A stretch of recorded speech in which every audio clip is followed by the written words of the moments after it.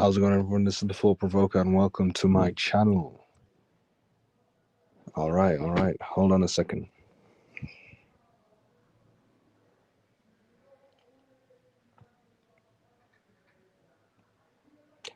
Black Hole says, I'm here, TP, take it away. Just waiting for others, that's all. Just waiting for others.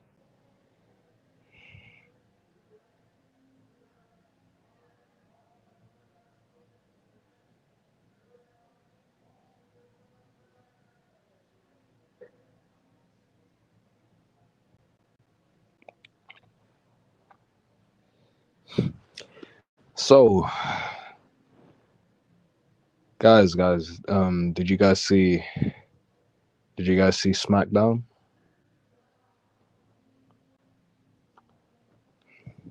Did any of you see SmackDown?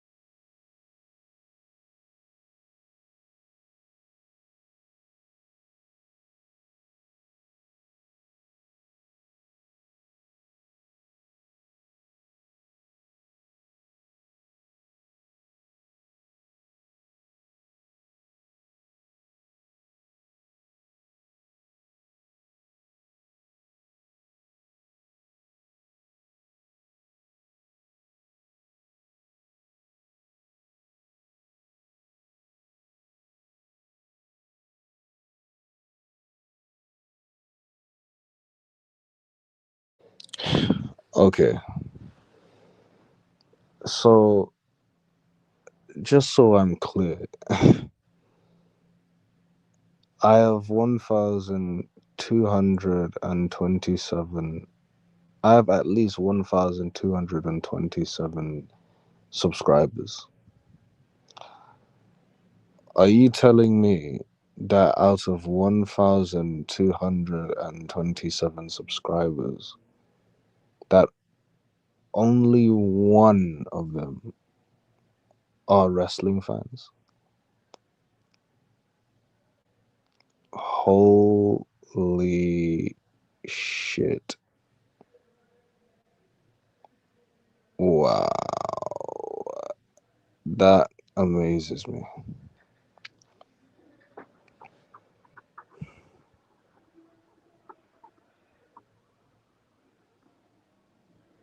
I want to address something. Hang on, hang on. So NFS says, is it just going to be a topic about wrestling? What? I mean, yeah, it's mainly going to be about wrestling. Perpetual Pleasure says wrestling always cracks me up. Well, hey, more power to you, man. NFS says, yeah, it's fake. At least the WWE is. So here's the deal. When it comes to pro wrestling, it is never fake is never an accurate term to describe pro wrestling.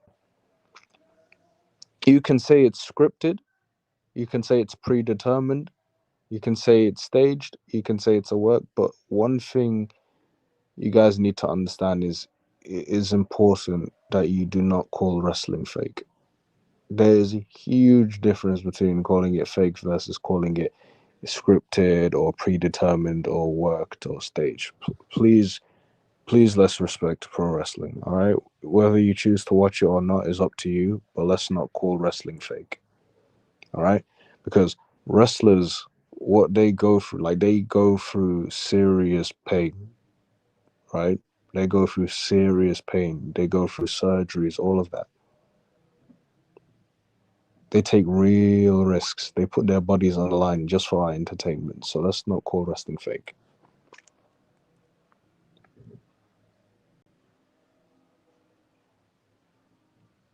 You can call it scripted, predetermined, worked, or staged. That's fine. That makes more sense. Anyway,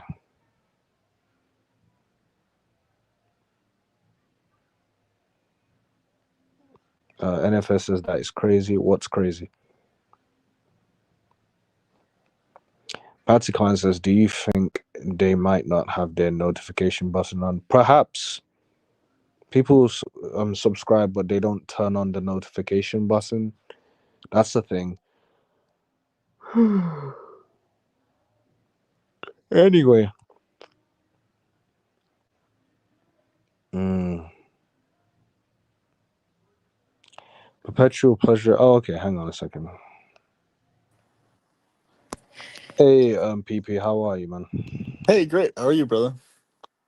I'm chill. I'm chill.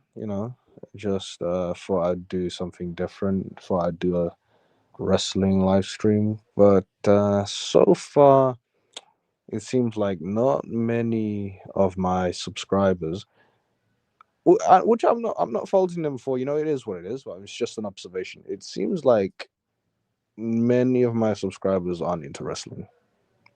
It Yeah. seems like that so far. That And what what's interesting is that topic intrigues me because I've had like when I was in middle school and all throughout the years, I've met very specific people that were like super passionate about wrestling, like the WWE stuff. mhm. But what's interesting, I notice it's very specific personalities that seem to have an extreme passion for it. And I think what it is the majority of people who haven't like been involved in watching a like a large amount of it, I think they're missing what it's actually about in terms of the dynamic between the people performing and the fans of what's happening. Mm, So, in other words, okay. they're basically, I think a lot of people get it in their head because they know it's like, Scripted. scripted and all that type of stuff.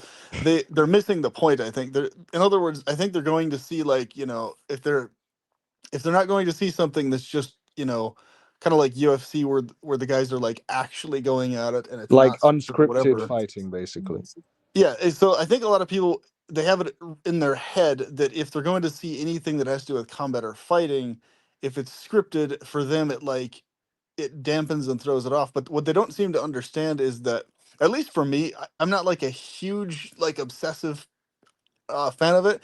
But when I do watch it and I do see it, I always do find it entertaining. I've never not found it. I've always found it funny and comical and stuff. For me, Hmm. so for me, it's always been a great source of laughter. Even though I do feel sorry for them somewhat that I know that they're getting injured and stuff. I do respect what they put themselves through to entertain Hmm. people. Hmm. But what I noticed though, like between I've started to get it more and more over the years what the entertainment factor is. At least for me personally, Hmm. it's the dynamic between the people watching appreciating that the performers who are acting out certain personas are performing for them, and it's kind of like this, it's like a hybrid of people who enjoy the humor of it mixed in with like uh wanting to support specific people, and that's why they like align with certain like personas and characters. So Hmm. it's kind of like, how would you describe it? It's sort of like if you it's kind of how I see it. If you were to go to like a show and you know people are acting on stage, it's kind of like let's say, like if it's like a standard play, like what do you call it? Like what's one famous play? Like the play Wicked or one of the plays on Broadway or something. But instead of just people going to watch the performance, it's like, the person in the audience has a specific actor or actress that they really like, and they're cheering on in their like acting ability.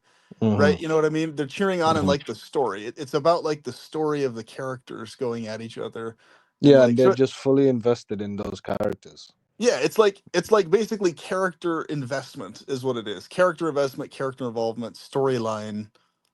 Uh, it's like where the audience is immersed in the storyline with the actors is, I think, what the allure of WWE is and the enjoyment of it. And correct me if I'm wrong on that, if that's like part of the What attraction. say that basically? I mean, that's just the nature of pro wrestling. Is that uh like it it being scripted is the nature of pro wrestling. Like a lot of people Exactly.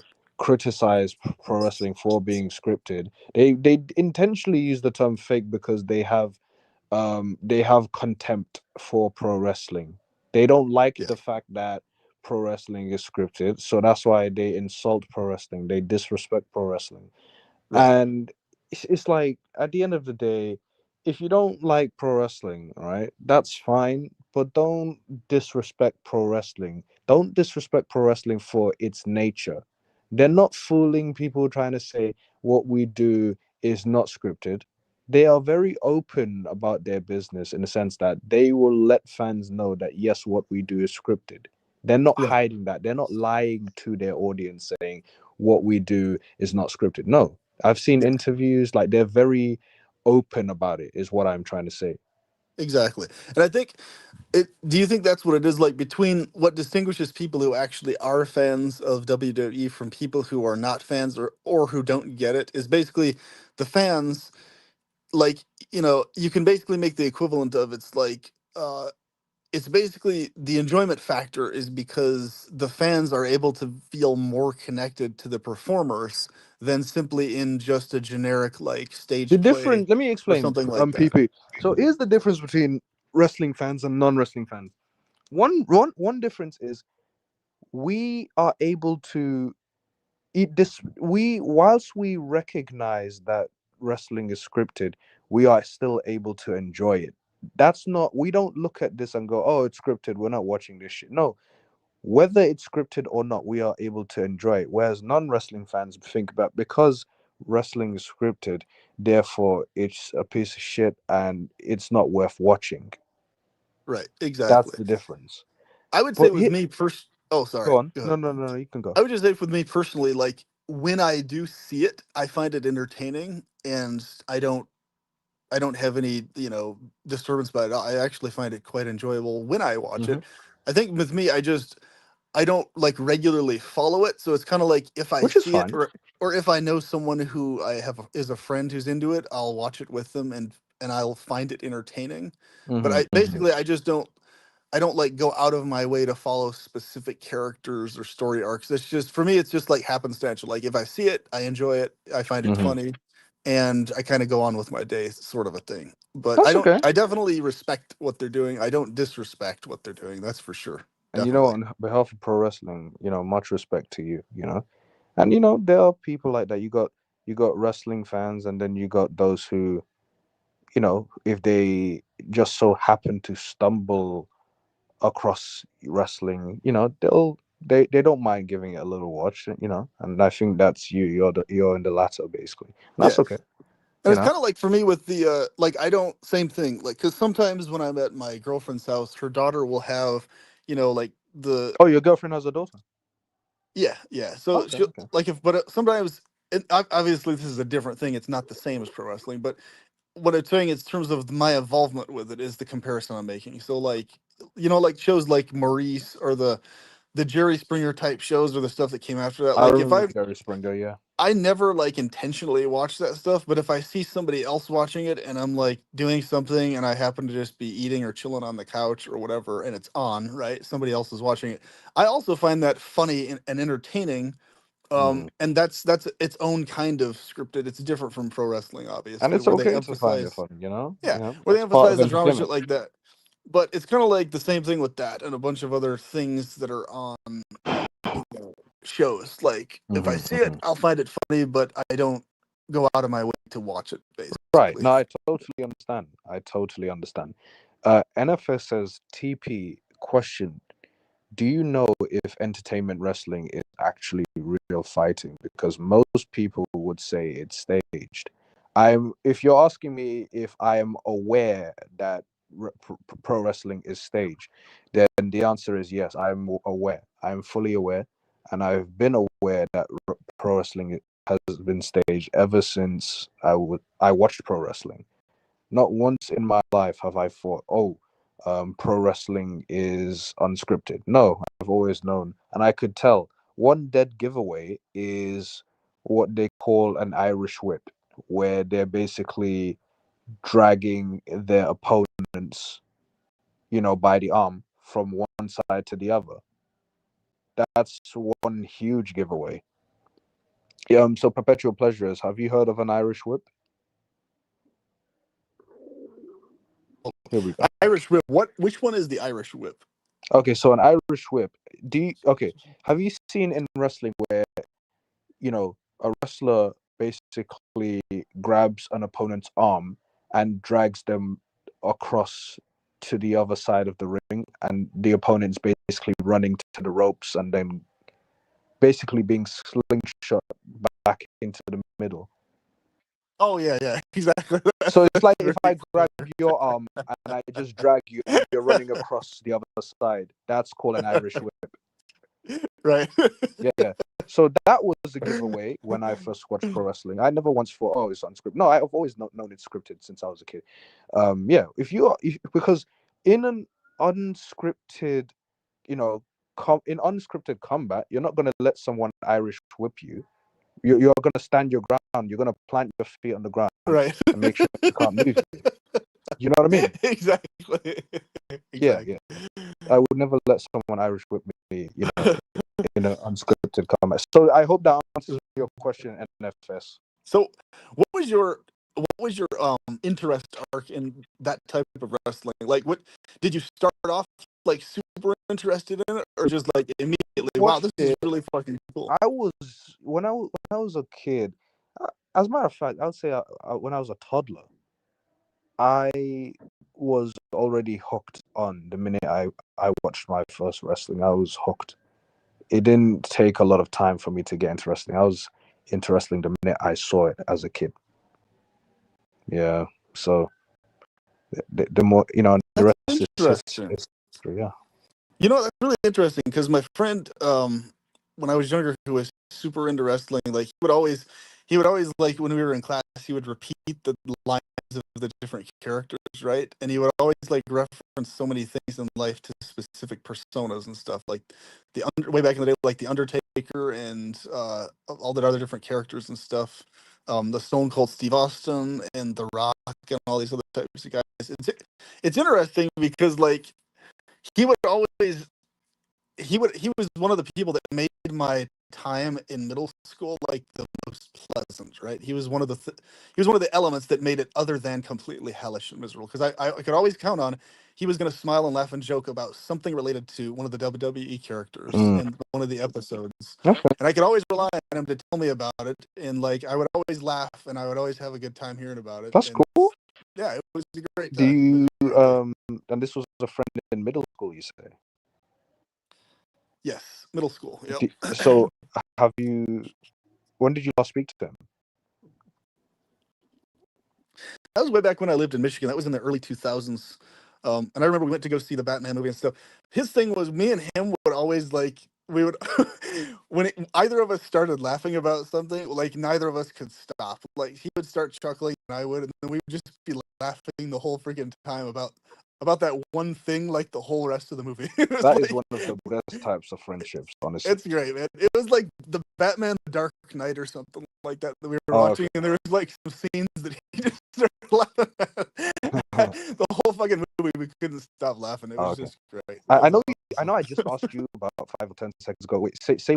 When did you last speak to him? Sorry, I know. I just asked. It was in the early 2000s. You spoke. Yes. Oh, okay. So literally, the last time you spoke to him was basically Yes. school. So nothing Exactly. past that. I Oh, love okay. hearing you talk too, Patsy Cline. Thank you very much for saying that. You have an absolutely gorgeous voice. Wonderful Awesome. voice. But yeah, that was a while back, but I understand the passion. Like I understand how and why people, another acquaintance, friend-ish person that I knew for a while, a couple of years back within sort of the Hare Krishna fold, he had like 2 kids that he would take to the wrestling because they were into it, right? Wait, hold on. Sorry, I'm really sorry. Oh, Patsy Klein says the audio is cracking up a little bit. Both you and TP and PP. Interesting. okay. Interesting. Huh. Well, I hope that gets smoothed out because I hear it really well. It's not cracking Yeah, up from for my me. end, So this yeah, sorry to from hear my that, end, it Patsy. sounds the audio sounds fine. I don't hear any crackling or cracking or whatever. Huh. Let me. I tell you what. Give me like 30 seconds to a minute. Let me mute and watch the playback just to see what she's talking about.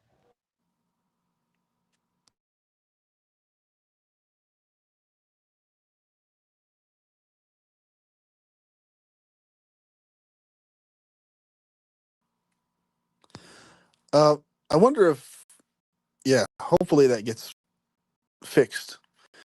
I hope me talking right now isn't interfering with your listening of the playback either. But anyway, I guess what I was trying to get Okay, was yeah. So no, I've noticed okay. When I try to play the video, it just keeps pausing. Probably because I'm doing the live. So you know. Patsy, do let me know as we're gonna keep talking, but please let me know in the comments if you can still hear the cracking. Anyway, yeah, continue. Sorry about that. So I had another friend who had like 2 younger kids who were both into wrestling, right? So he got into it and started really getting into it quite fast after he took his kids to a live viewing of one, right? And his kids were, but he started to independently get it basically, and he independently started to enjoy it himself, aside from just initially taking his kids to it, right? So what was interesting was like once he saw it, the person starts off automatically getting it, and it's like a light bulb, or they gradually start to get it over time. But I really do wonder if it takes a certain type of like brain chemistry and like a very specific personality, because I've noticed a similarity in key areas with everyone I've met who's been interested and entertained by pro wrestling. Either in my personal experience, they either display characteristics that are clearly on the autism spectrum, or that are that seem to be that, right? And like at least in my first or what. Okay. That specific correlation that would be very interesting. Yeah, because I'm diagnosed on the autism spectrum myself, right? And I find it funny and entertaining. Likewise. So exactly. So I think there's something to that, and everybody I've encountered, they've either been I look back at my friend in middle school, I'm almost positive that either he was diagnosed if he wasn't formally diagnosed, and this other friend of mine, who was the dad who took his kids, he also displayed traits of that himself as well. So it's really interesting that there's that common It thread is. there. Indeed. Patsy Cline, it says it's still happening. That's very strange. This is the first time I'm hearing about this on my live stream, like regarding myself and you know, regarding the Yeah. audio, because 10 times out of 10, our audio is fine. So Patsy, maybe I think because she was having issues getting on before with whatever, it might have something again to do with whatever she's using to listen to it. Because when I used to use a laptop a lot for this stuff, I noticed that if I plug headphones into the laptop or have anything like that going on, I'd need to be very specific about the exact settings that I had stuff on the laptop, and because if I didn't, I would always get some sort of like that. So just make sure, Patsy, if you're using a laptop or headphones or anything like that, especially, and especially if you're using that and also having a cell phone on, that can very often cause those crackling issues. So make sure the settings are spot on with your computer, and it's best to use one or the other, either just the computer or only the phone, and not both, basically.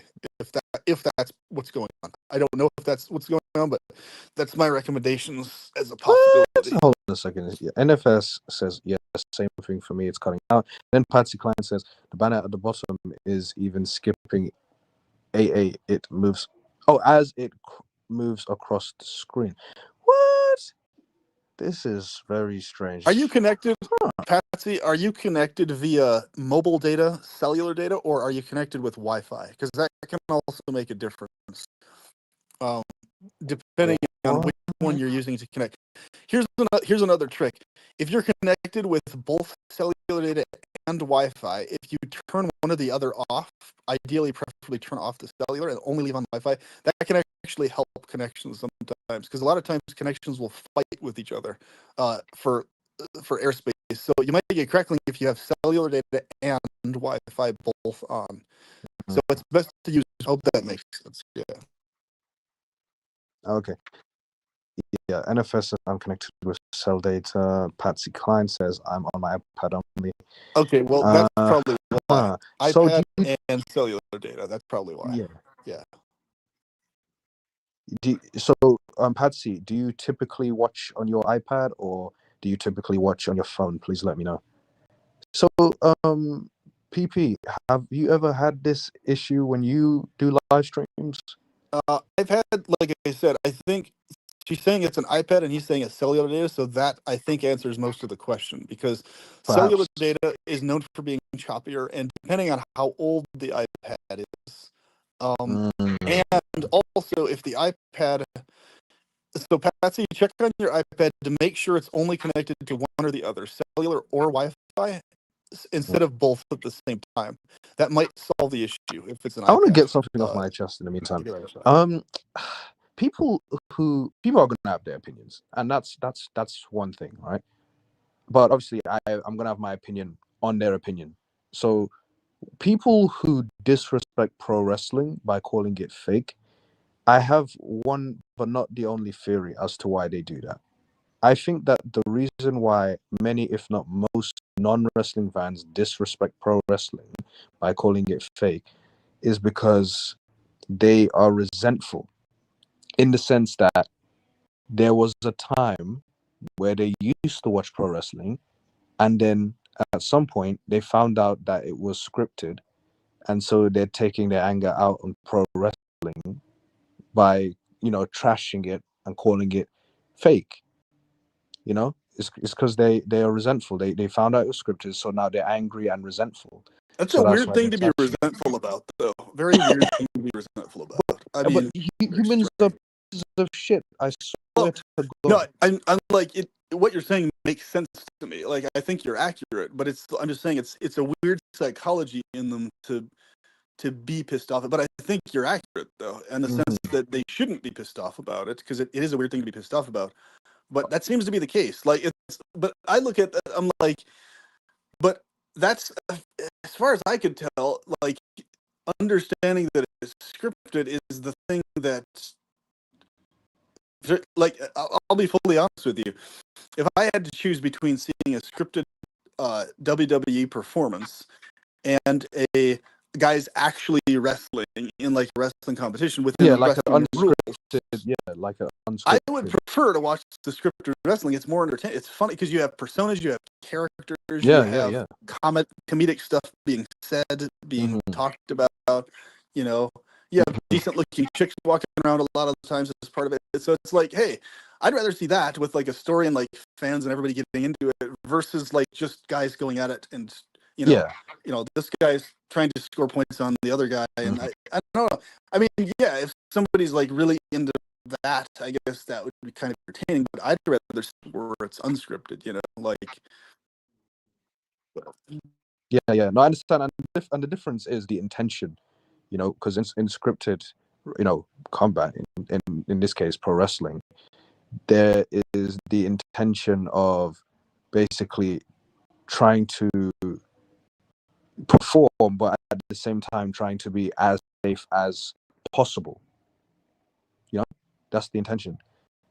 So they're gonna do the moves. It's gonna hurt, but they're trying to be as safe as possible. Am I making sense? Hello? What's going on? Oh, wait. Hang on. Oh, he Yes, muted himself. that makes sense. You, you The know, only reason I didn't mute yeah, myself yeah. is I had to step off for just a second. But yeah, Oh no, that's but I fine. heard what you You said. know what's I funny heard what though? you said though. That makes sense. Yeah. I understand. But you know what's funny?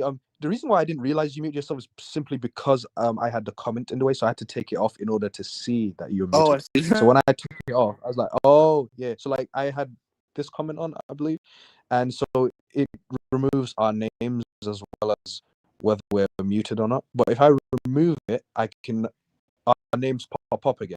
Have you Ah, have you noticed that? interesting. Yeah, Okay. yeah. So the more you know. So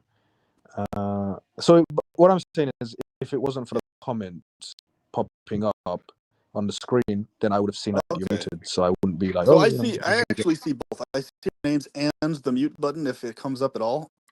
yeah, Both. yeah. So Whereas if I pull up a comment, then it disappears. Do you notice that? yeah, As you, yeah. interesting. So if Patsy Clan, if your iPad is brand new, and it's only on Wi-Fi, maybe you could try the opposite. Try intentionally having it on both Wi-Fi and cellular, because it depends on the device and the situation. It's weird. Some devices they behave better if it's one or the other.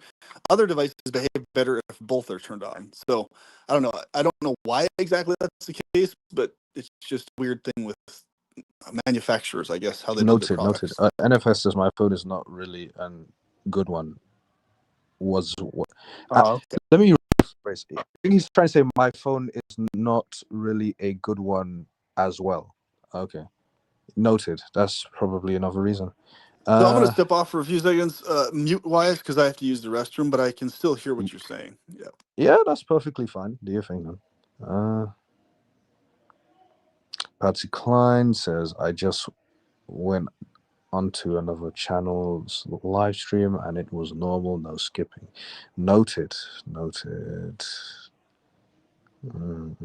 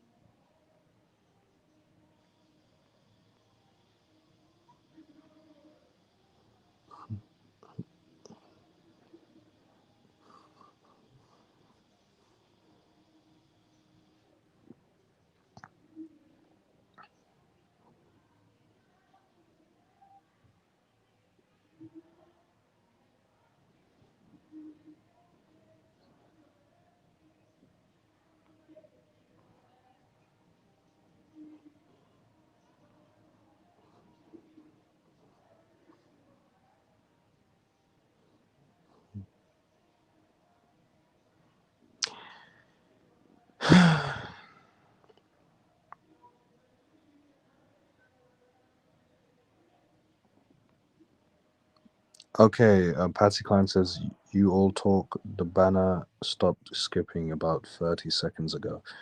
All right. Perfect. That's great. Cool. That's fantastic. You okay, PP?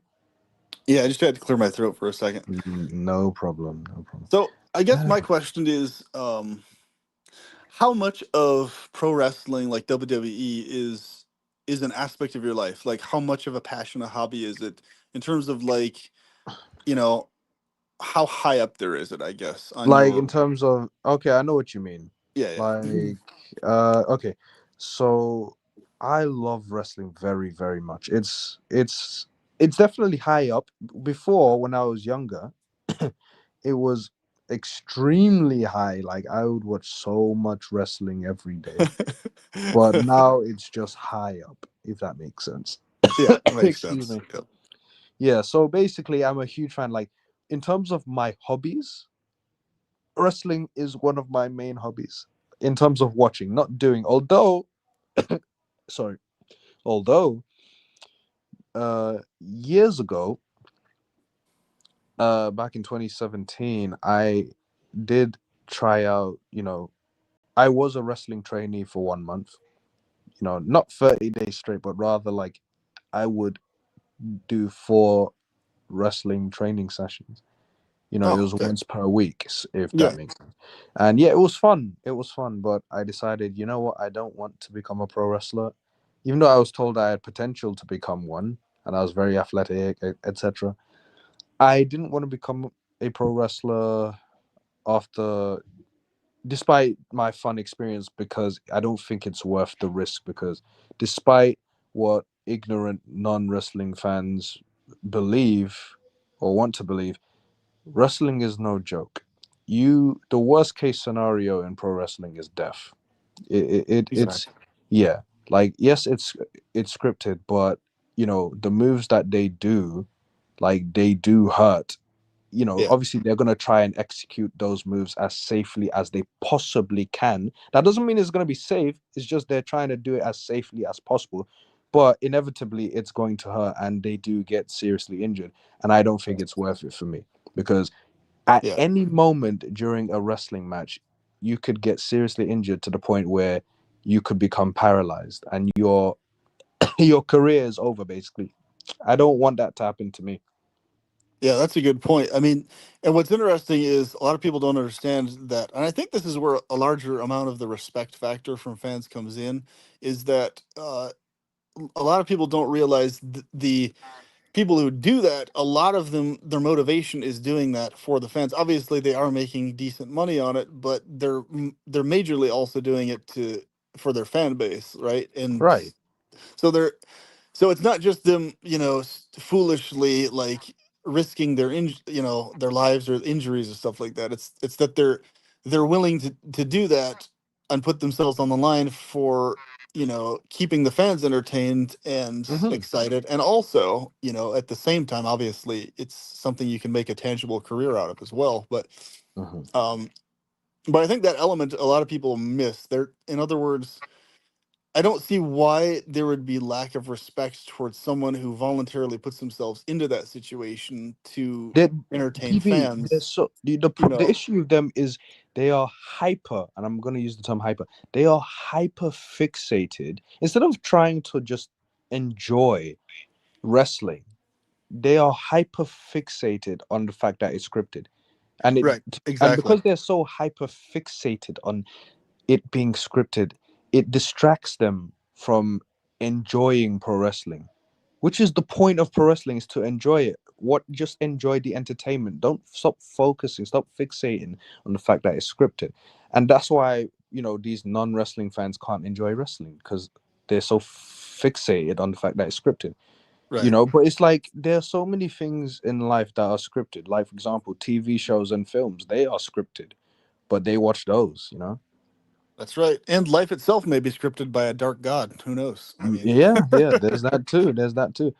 Oh yeah, the whole God thing, man. Yeah, yeah. I'm glad we agree that either God doesn't exist, or if he exists, then right. well, he's evil. We He's beat that evil. dead horse so many times. It's Oh it's yeah. Oh hilarious. yeah. So many times. Oh, absolutely. Perpetual Pleasure says, "Hey, Shifted, how are you? Nice." Shifted So Reality says, "I'm good, busy couple of days. How are you? Cool." But yeah, go on. Let's see here. Actually, I'm going to see if I can get Beetlejuice on here at least to watch the stream. I'm pretty sure he's a fan of WWE also, if I'm not Wait a mistaken. minute. Wait a minute. Wait. Are you talking about Beetlejuice as in the short, dark skinned dude?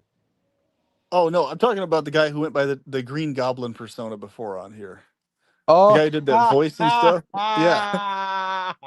He's talking to me right now on Telegram. We're talking to each other actually, and I'm gonna see if I can bring him over to the stream so he can talk here with us if he oh, wants to, I guess. that is 'Cause- hilarious. I How remember long's that it been guy. since he's been on, man? I remember that guy. Yeah. He is very determined, very Yes. committed to his work. I'm talking Yeah. about the Green Goblin dude. He's a huge fan Uh, of my channel and I'm pretty sure of yours too. So he really enjoyed being on before. But yeah. I'm gonna mention to him that I'm on here, so Mm, that he can know that that's where I'm at right now. that's cool. That's cool. So I can't believe But by the way, obviously, I'm not saying this to shit on my subscribers. I'm not shitting on them at all. I'm just expressing. That's all. I can't believe. Damn, over thousands of people watch me, but not one. Okay, no, there is one wrestling fan. You know that is a subscriber of mine, but damn, just one.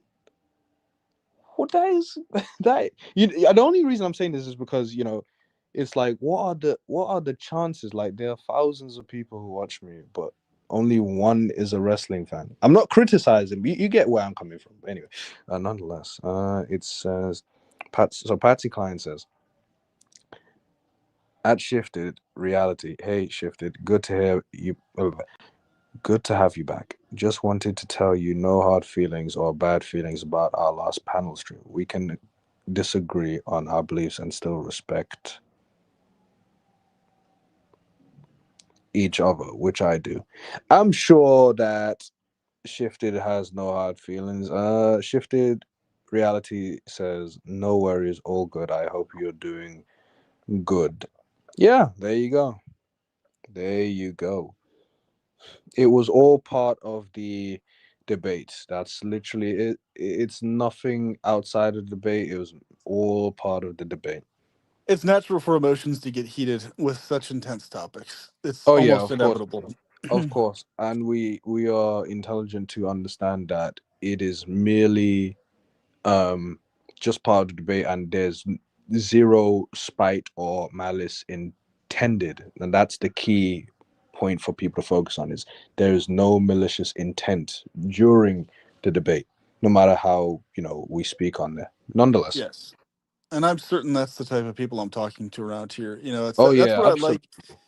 That's what I like about our streams, especially is like you can tell the types of person that are on in terms of like the quality of in terms of like that inherent respect for each other beyond the intensity and stuff. Whereas I've noticed on other streams, I've run into individuals where I don't feel that, and I can confirm it's different. So it's like it's Mhm. interesting, and that's why I've Yeah. talked to other live streamers before. It's like, hey, it's really important that the people that are on, you can just tell the type of person they are, and Hmm. in spite of how heated we all get and things like Yeah, yeah, that. yeah. I know for me, I just get with those certain topics, I get so heated because it hits so close to home for me in so Hmm. many layered ways. It's like, Definitely passionate, I would say. oh yeah, definitely. Yeah, yeah, yeah.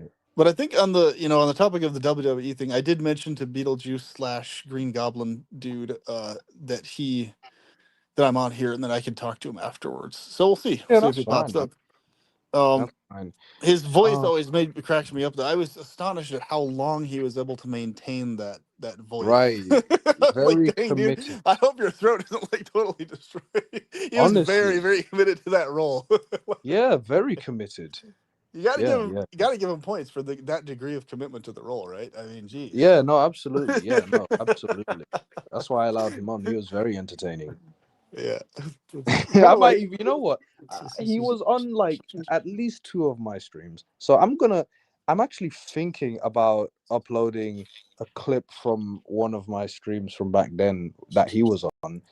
And yeah, I'm thinking of maybe uploading it because I think it was funny as hell. I'm talking about the yeah. one Um, I think yeah, you were on both of them. In fact, Yeah, he was. He was like, the funniest part that I thought was the pinnacle of laughter was when he was going on about like, what was it, like Spider Man being like yeah, yeah, yeah. this little peon who Oh, and doesn't his have son any like. Harry. Yeah. He's going on about like how he's like superior to Spider Man like sexually in terms of virility and all this stuff. I thought that was uh, funny as hell, and he was like putting down Spider Man for being like this little peon weakling. yeah, yeah, That yeah. was funny, The dude. That constant was hilarious. Harry this and Harry that. Yeah, that Yeah, was funny. that's fucking That crazy, is, it was man. funny, man. I think he originally came from your channel, to be honest. Oh, okay, he probably did. He goes by Natural Slasher on Yes, yes, natural yeah. slasher. You know what? Since none of you are wrestling fans, let's talk about. Have you seen this movie? I might even change the title of this. It was worth a try. But anyway, we can talk about other stuff. Have you seen Winnie the Pooh, Winnie the Pooh, Blood and Honey, two?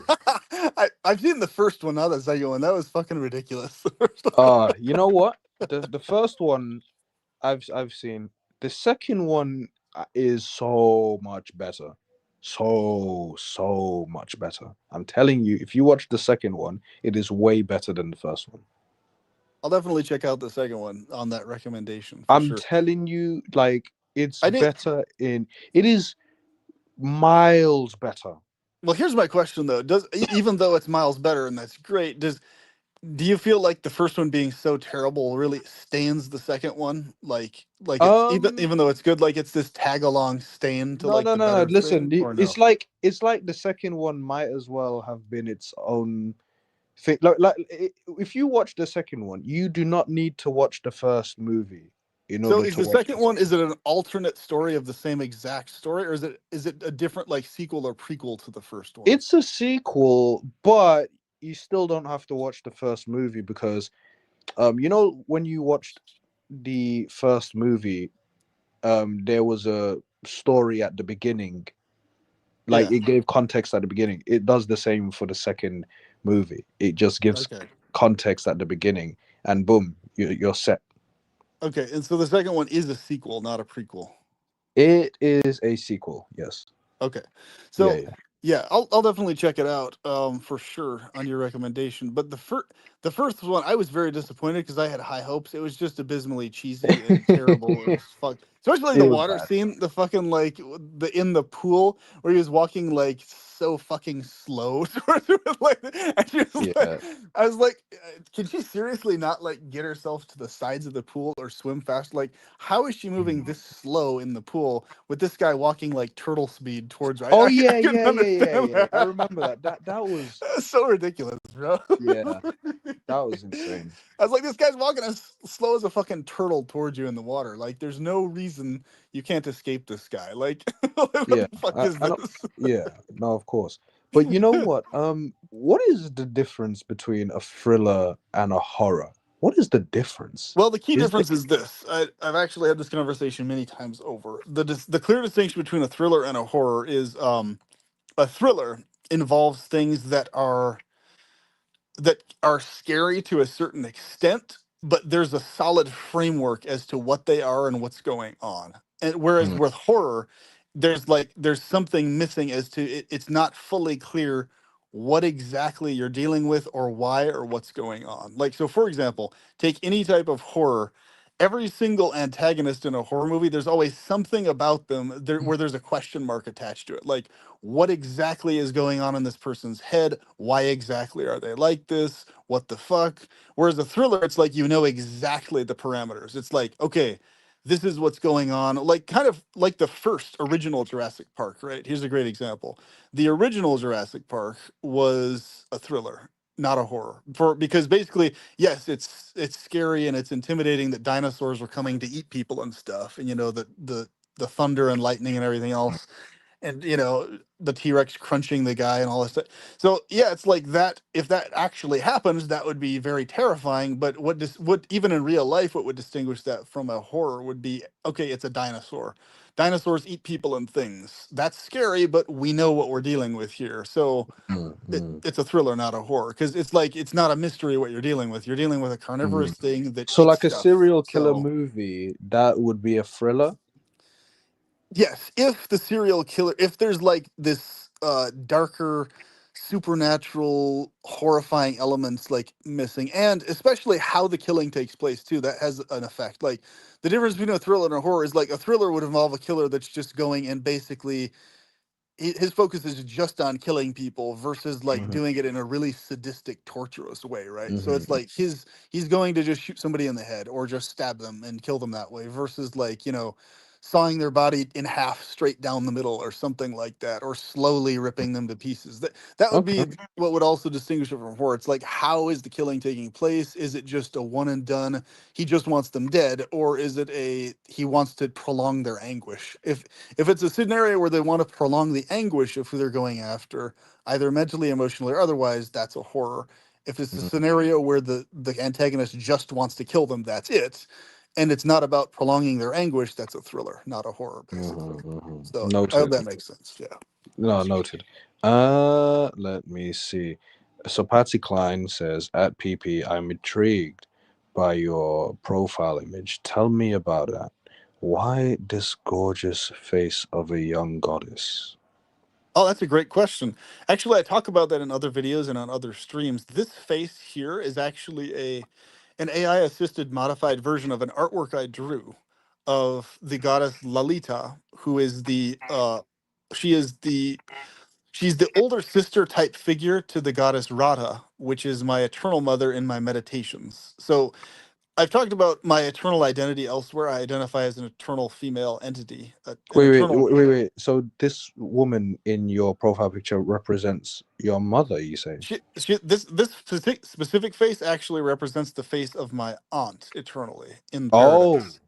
So this Oh, is like her young form version when she's younger, right? And so this is actually its own really interesting topic. I won't spend too much time on it, but that's good. in my devotional practice, my spiritual practice, etc., I regularly daily meditate on who I am eternally, and there's a bunch of other eternal goddesses and things in a relationship to me who are my eternal relatives, and this is the face of one of them. Her name's Lalita. So that's who this is. And what's interesting is every one of them has a very specific personality, facial features, way they go about Okay. paradise life and everything else.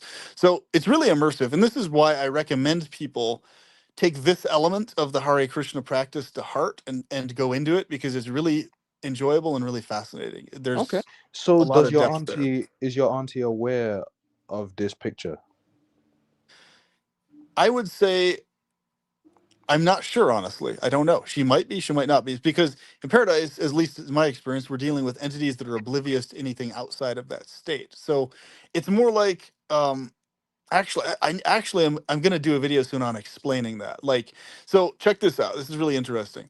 So Okay. paradise beings, they're able to process and interact with and pick up on anything that is in this world what we would associate with dopamine, serotonin, oxytocin in the consensual like pleasure variety. So they're able to process and grasp things that you exude towards them in your feeling or thoughts or in what you say, because communication happens through the heart and through the mind and through feelings, right? And you don't even need to speak words.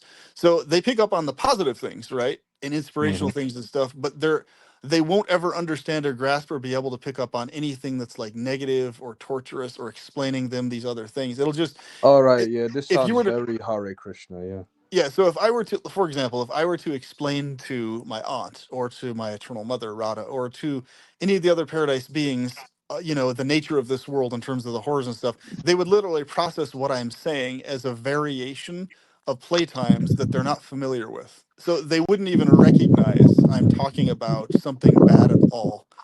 At all. Mm-hmm. Like it wouldn't register that way to them, if that makes sense. Uh So huh. yeah, Uh huh. right. Okay. Hey, Green Goblin, Yeah, welcome what's back. up, buddy? How's it going? Hey, Green Good. Goblin, there he is. Yeah, Yes. yeah, how's it going? I just figured I'd stop by really quick because I'm about to see Jaws in theater. Actually, it's for the 50th anniversary. But how you folks doing? Good. Great. Jonathan, who? Jonathan? No, I was saying I was going to see He's in the Jaws. new Jaws. Yeah. Jaws, the shark movie. I hope you have fun Oh, okay. watching that.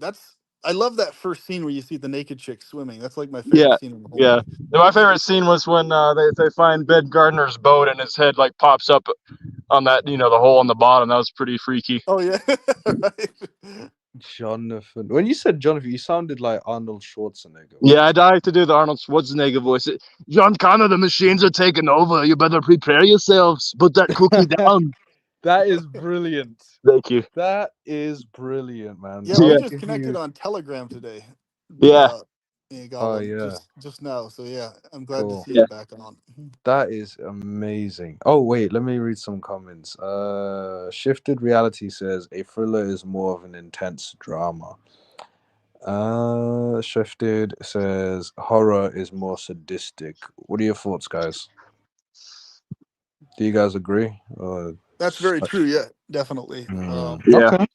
All There's a right. lot of Cool. elements that combine, but it's very easy for me to tell and explain to someone why and whether something's a horror or a thriller. There's various different factors, but basically, from my experience, because I'm definitely a horror movie fan Same. of a lot of Same. different horror Same. movies, and so I think, but I'm also a thriller movie fan, depending on the movie. But and I'm a fan for different reasons, right, for each genre. But basically, horror movies for me, it's like if uh and here's the issue I have too. Like a lot of movies nowadays, because of CGI, that are called horrors are not horrors anymore, but thrillers instead because of CGI.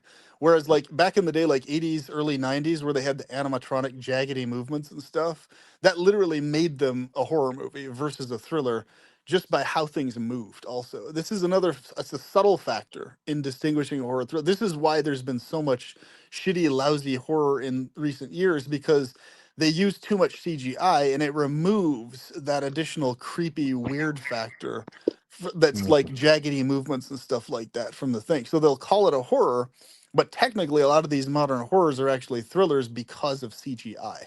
Does anyone understand or agree with me on that or understand where I'm coming from? I think you probably do. Like there's a lot of shit horror movies nowadays that are not as good as like 80s, 90s horrors, and a lot of it has to do with overuse of CGI in the wrong ways, where the suspension of disbelief is removed because of the Mm. CGI, right? So Yeah. it makes it cheesy versus it's like, okay, if cheesiness gets thrown in, but the cheesiness isn't mixed with some genuinely terrifying looking thing, right? If it looks like, okay, they're trying to do something horrifying, but it's obviously CGI, it ruins the horror factor. At least for me, it does anyway. I don't know if that's Hmm. for everybody, but yeah. Noted. Noted. I'm just changing the title as you guys are talking, so don't mind me. Yeah, there's definitely an element to that for sure. Is like that's why I like the original Halloween by John Carpenter, like the original portrayal of Michael Myers, how he was so ambiguous. Like, and that's kind of what separates him from the other slasher villains. Is the other slasher villains, they have their own like backstory to them, like as far as like how their motive is concerned, like why they kill and stuff. But with Michael Myers, you can watch that one movie a million different times and you have a million different perspectives, and that's why the rewatchability is so profound, is because you can ponder why Michael Myers does what he does and why he is the way he is, like an infinite amount of times. And that's why John Carpenter's Halloween has definitely a special place in my heart, because the rewatchability is just that good, because there's so Yeah. much ambiguity behind the character, and the practical effects and stuff were just brilliant. I agree that that ambiguity is a major factor in the Yeah, the theater of the attractions of a mind. good horror.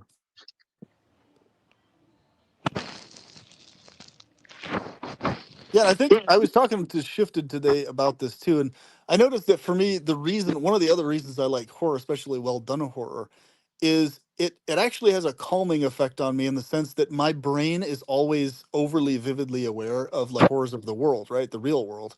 So like a horror movie, especially if I know that it's fictional and portraying fictional characters, it calms me down because it like frees my mind from being bogged down by the horrors in the real world to some extent, in the sense that, okay, cool, here's a scenario that depicts more or less the horrors that exist in the real world, obviously, okay, plus some maybe supernatural elements or whatever, but the point is the horror factor is a real world thing.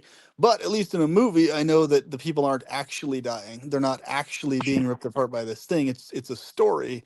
So I can like remove from my head for a while the real world horrors and just immerse myself in a fictional scenario that still aligns with, oh, horror is what's happening here. You know, I don't know. For me, it's weird and interesting how it calms me down versus like freaking me out or anything like that. Like, yeah. Yeah, that's pretty interesting perspective, and I relate to an extent. Anyway, I gotta head out now, but I'll catch you guys later. It was a pleasure speaking with you, and I definitely, if you guys are on later on, I'll definitely consider checking in again. So thank you for having me Cool. on. Sounds good, Absolutely, man. man. Take care, dude. Hell Take yeah, care, you man. too. Okay, let me see. Okay, child free slash anti natalism live stream. Okay, save. Boom. Okay. Okay, I'm back. Wait, come on. Let me get rid of this. Okay, testing, testing. Hey, PP, do me a favor. Say get to the Chamber of Secrets. Get to the Chamber of Secrets. You know what? I love the fact that not only you said it, but you had so much enthusiasm in it. like you were acting. You know, I like it. I love it. Yeah. Well, I have done acting and I really enjoy it. And every acting session I've done, people have loved my performances. I've You know what? considered getting into professional acting actually at some point. I really enjoy it Nice. a lot. You know what? You sound like you could definitely be an actor. You definitely sound like one. You know. I definitely know I could. For me, basically, with my need for recharge and stuff, I just don't know how well I could sustain it. That's basically it. Mm. It's like I could do it. I just don't know how well I would be able to sustain it. Is all. That's Not to mention the backstabbing, amongst actors as well. Like oh the yeah. and Oh with the man. drama and yeah. Listen, Yeah. I've done drama, as in like during my school days as a subject, if that makes sense. And there's th- no pun intended, but there's just always drama, between the acting students, and Yeah. it's cringe. It's It cringy in is my opinion. very cringe. That's what I've noticed too. Like in so many aspects of life, I've never been able to relate to people who can't very easily separate out like their professional and group or shared interest life from like their own personal emotional feelings or thoughts towards the person individually. Like for example, I've been involved in various like live action role play groups, right? LARP groups and stuff where people meet out at the park and either enact characters or don't and just fight with foam weapons and stuff like that. But I've noticed like even in those groups where the setting is really casual and chill and the focus is on people having a good time. It's like it's weird to me how the vast majority of people are like incapable of separating out the group activities from their own personal thoughts and feelings towards people individually outside of the group setting. So like for me it was always very easy to do that. Like I could literally be best friends with someone or like in person like worst enemies with them for because they said shit about me like it was really horrible that was or whatever, and I can still go to like a group setting and totally have a good time, hang out, no issues at all with that person. But Mm, I've noticed that other people did not have that same ability. So even it would be like even like the slightest fucking thing, like for example, mm, if I would treat somebody really well, didn't matter how well I treated them. It didn't matter how upfront I was with them. Didn't matter how good of a relation we had. They would literally hear a rumor from somebody else that I could prove to that person who was told that it was false. And literally, their whole behavior towards me would just change entirely, just on a mm. rumor from someone else. They wouldn't even come to ask me clarification or if it was accurate or whatever. None of it. They would just immediately change how they behave towards me, like instantly. Yeah, those And I'm types like, of people are what the annoying. hell? Yeah, those types of people are annoying, but they're also hypocrites because, they wouldn't like if someone spread a rumor about them and No, people believed but it. I found this is actually most of the populace is like this. Mm. It's really weird, man. Like, It's and it's dangerous, man. It it really is is. dangerous because it's the same thing that goes on in like the professional business world and stuff like that. My brother's mentioned it too. He's like, he works at he's worked a lot of different places over the years, thrift stores, etc. And he mentions like, yeah, everything's totally fine and chill, no issues. But he always ends up running into people who mix up their personal feelings and opinions on stuff with their professional life, right? Like Mhm.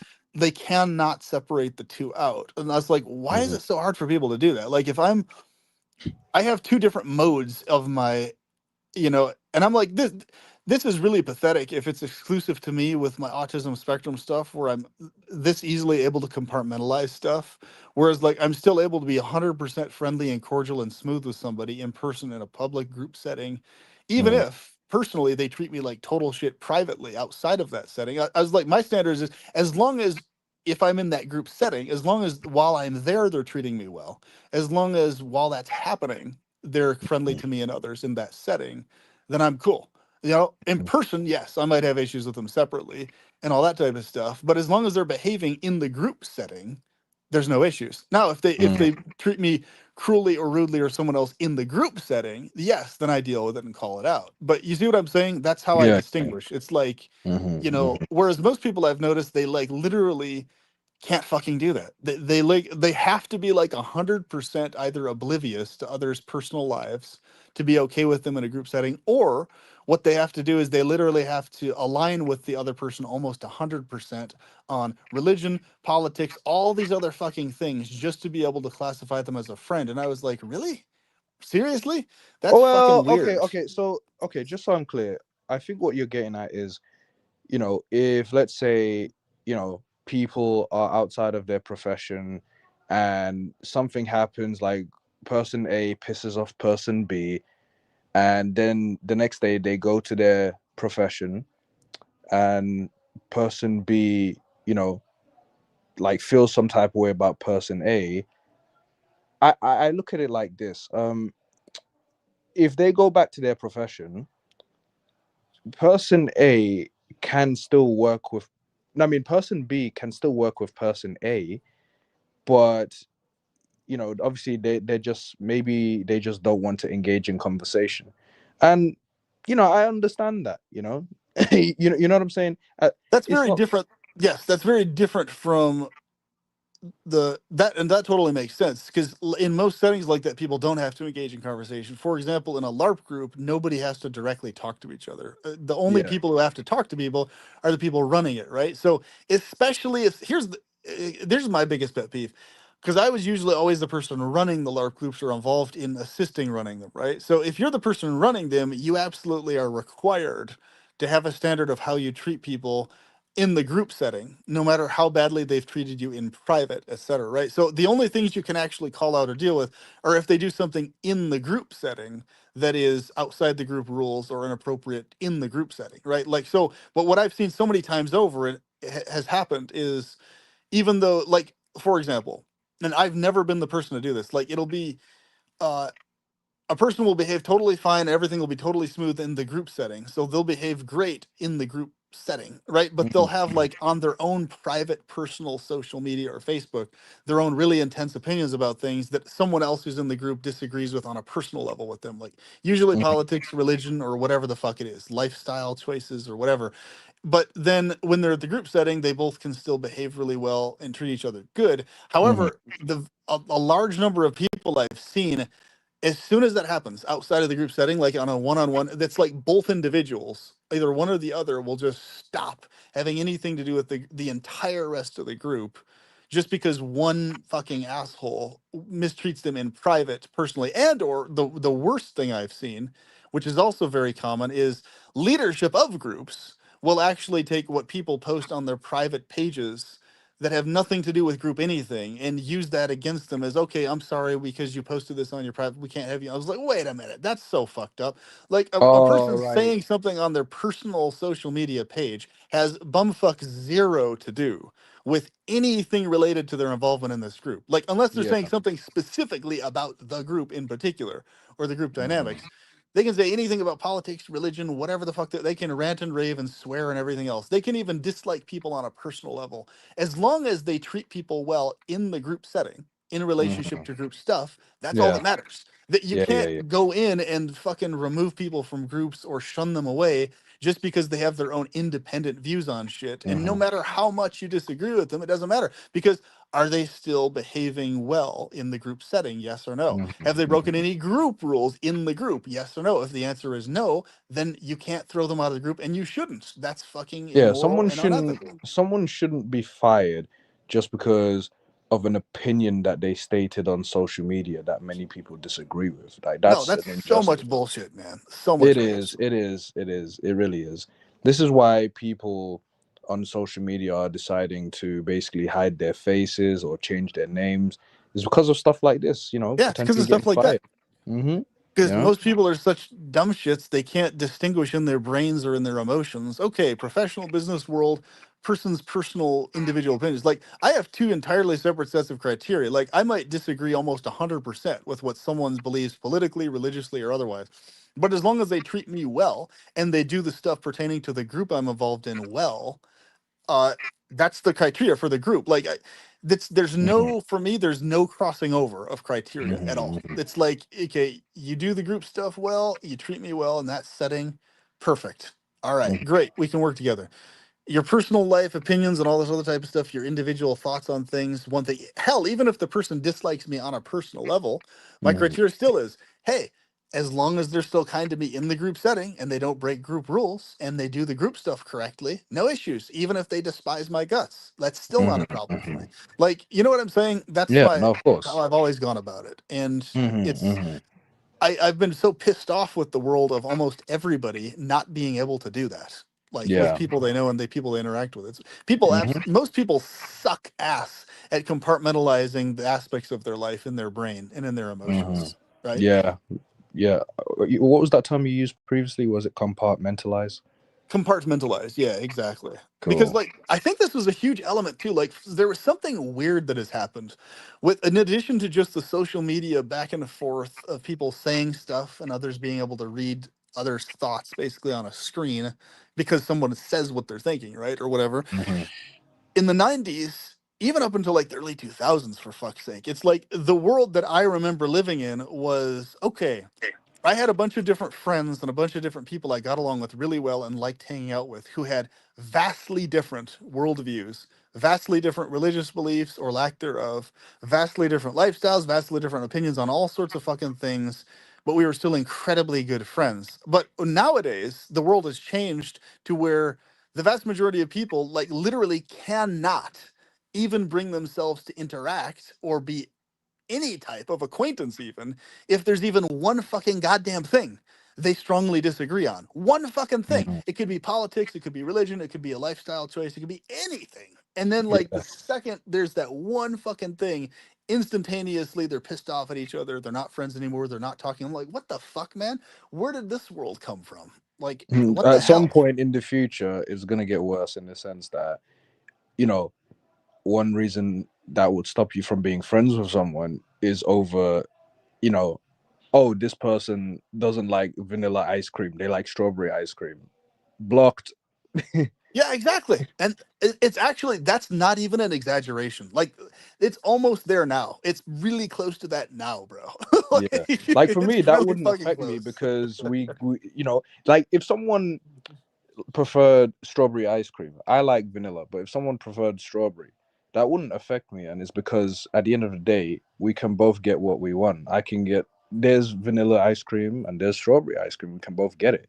It's not like Yeah, there's a case where there, it has to be one or the other, or like you know what I mean? It's like with Christianity and Islam. Now, in those situations, I can understand why people will be like, this isn't gonna work out. I understand. It's because of the difference in beliefs. But when it comes to ice cream taste, you can have both.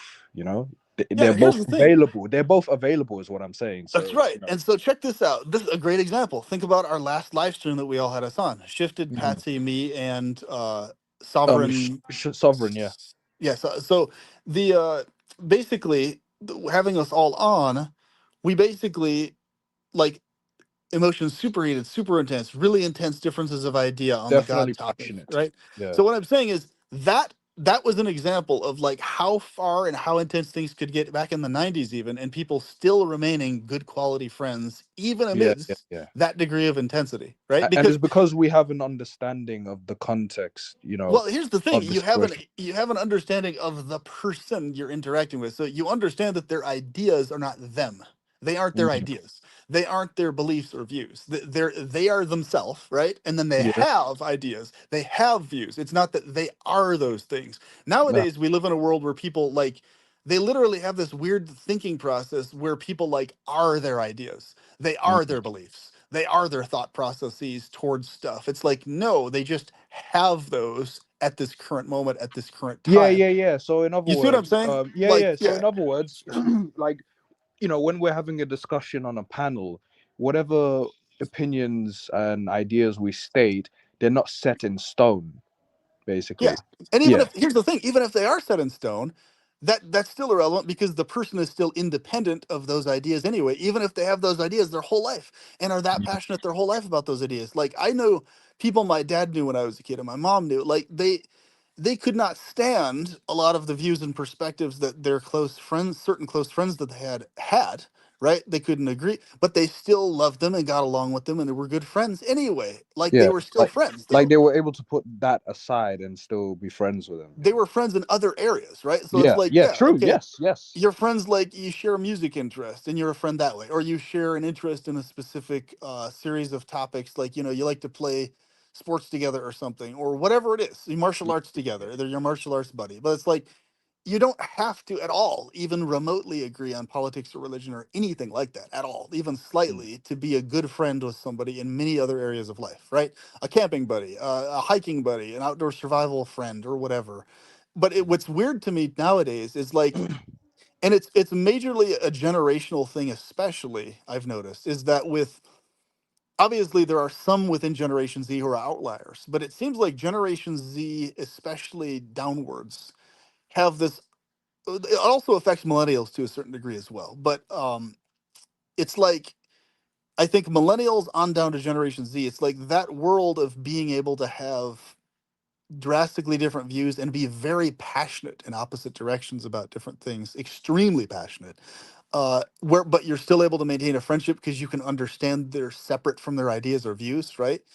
It's Mhm. like that automatic brain chemistry is weirdly like becoming absent in these upcoming generations. With it I started with see. a lot of millennials, but it's becoming it seems now.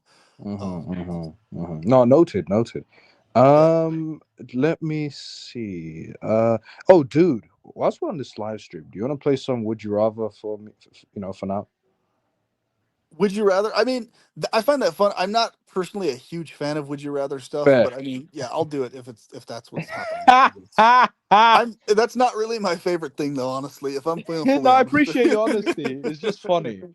I know Oh, it's that is. You're the first person to tell me that you're not particularly a huge fan of it, but that is hilarious. But thanks for letting me know. I appreciate it. sure, no worries. Uh, I we'll just do this find it one. mostly redundant. I mean, like, yeah, it's that's mainly why I'm No, not a it's fine. huge fan. Yeah. It's fine. It's fine. Um, let me read some comments. Shifted Reality says the 90s was a different world. I totally can relate. It's fucked now. Noted. So then shift reality, then change it. Anyway, I'm kidding. Anyway, Perpetual Pleasure says thank you, Patsy.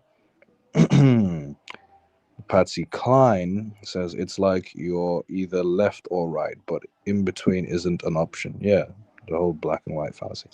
Da-da-da. Patsy Klein says you're. Well, here, this is actually a really I don't want to, but I have a really great example that I can actually share that I think is a great topic to talk about. Okay. Um, So, in this one group I'm involved in, one of the live action, well, it's a historical emphasis, but also is live action role play kind of hybrid group. So emphasis on history. But anyway, it's called the SCA, Society for Creative Anachronisms, right? And this girl was talking to me, and she was saying how this one person who was involved in the group, as far as I know, this person I've never met them obviously, but she was just saying they'd never have any interpersonal issues. They were never kind or mean to anybody. No problems at all. The person was a friendly person in the group, right?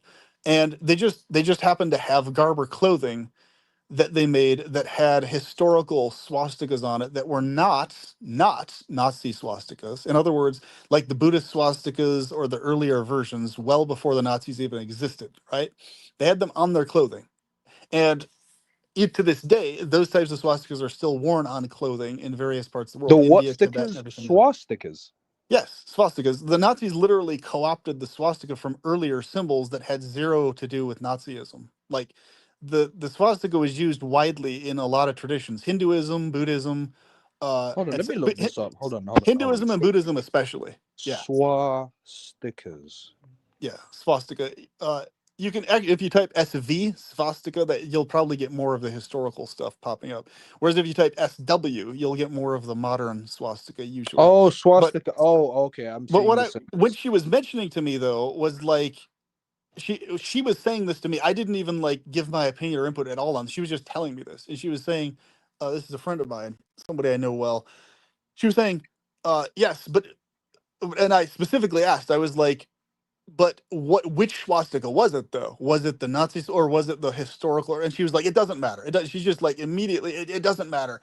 And I remained silent just to see what she was saying about it. But I was like, in my head, I was like, but it very much does matter though. It does matter a lot Yeah, which one it is. A lot, a it lot, does. a lot. It matters because her Mhm. saying just in this sweeping thing, it doesn't matter, and just like telling me that it doesn't matter. I was like, okay, this is a scenario where she's not allowing other views on this to exist. Like, Mhm. she was kind of one of the heads of the group ish right now. So I'm just like, okay, the very fact that she's this way about it means that it doesn't matter what I say. She's locked into this mode that it doesn't matter, right? So Mhm. it doesn't matter what the context is, what the nuance is, why that was the case or whatever. So, and I understand why a lot of people have complaints with that, like when they get ostracized or hounded about stuff like that. It's unwarranted because that is not the symbol associated with the Nazis at all that they have on their Mhm. garb or dress whatsoever.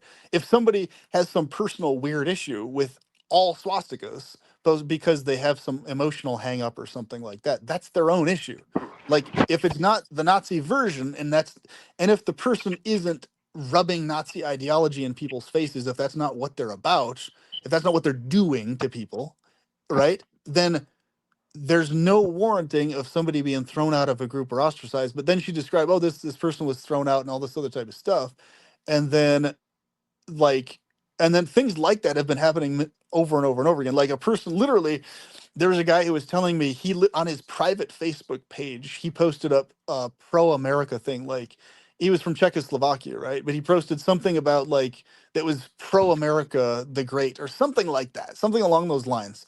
And just because he did that, he started getting ostracized by the group and hounded over that and basically thrown out of the group over that. And Mm. I was like, what the fuck? So, in other words, instead of just having a group where they're allowing actual wide ranging views, they're basically only allowing people in who have leftist or far leftist views and who are specifically pro LGBTQ plus in view only. And I'm like, that's really fucked up. And literally, that's contradictory to what they're saying about inclusivity. It's like inclusivity means you have both conservative people who don't agree with anything outside of just the gender standards, and you have people who are LGBTQ plus people, both in the group and welcome in the group, both. Because if you're ostracizing either or, you're actually are creating an environment where people are not actually fully welcome, depending on politics or religious views. And that's a fucked up warp situation. So my mindset was like, okay, how far do you take this? Because then she was going on about, oh, yeah, there's talks about banning the, what's it called? The what's that ancient Roman symbol? The fascist symbol, right? The where that's an axe surrounded by a bundle of sticks, which they used in ancient Rome. They were So what's it talking called again? about Sorry. it's called the fasces, is what it's called. It's where the word fascism comes from, but it existed before the term fascism Well, existed. Like spell it so, fasces. Could you spell that for me, please? uh, I'll have to look up how it's spelled. I know that's how it's pronounced. The fasces. It's a Roman symbol. I think it's FASC. HIS or something. Um, but yeah, if you look up just Roman symbol, FASC something, it'll probably pop up. And then, Okay, let me see. yeah, Okay, so I see a symbol with an choose a axe, fascia. and okay, I see Yeah. this. So they're talking about banning that symbol. Okay, that symbol was associated with literally a historical culture, which is ancient Rome, which no longer exists. And that was the major symbol they used on a lot of their shields and a lot of their iconography. So if someone has a persona that's ancient Roman, for it, I mean, them using that symbol is 100% historically accurate for a historical Roman, right? Mm, Like what those Romans stood for and represented, that doesn't even exist anymore. So it only exists in a role play context anyway, because yeah. the ideology of being a conquering Roman legionary doesn't even exist in the world. Like it's not a thing anymore, right? So Mm, like banning that symbol, it's like that's really dumb. But once again, she was telling me what's happening and what's going to happen. She wasn't there was no room for me to like give the viewpoint that okay, that is literally a symbol that has nothing to do directly with the fascist ideology at all. It mm, literally can only 100% have to do with a person's persona being an ancient Roman if they want it to. So it's like, how far do you want to take this? I mean, do you want to just start banning every single symbol that's associated with every culture that another culture had a problem with? Like, for example, do you want to start banning the cross symbol from anybody being allowed to use it because it's associated with the quote unquote patriarchal domination of Christianity or something? That would in other words, it's like if you're going to ban the historical swastika, the pre-Nazi one, if you're going to mhm. ban the fascist, which is historical symbol, if you're, it's like why not just go and ban every single symbol everywhere for But like where do we every draw the symbol? line?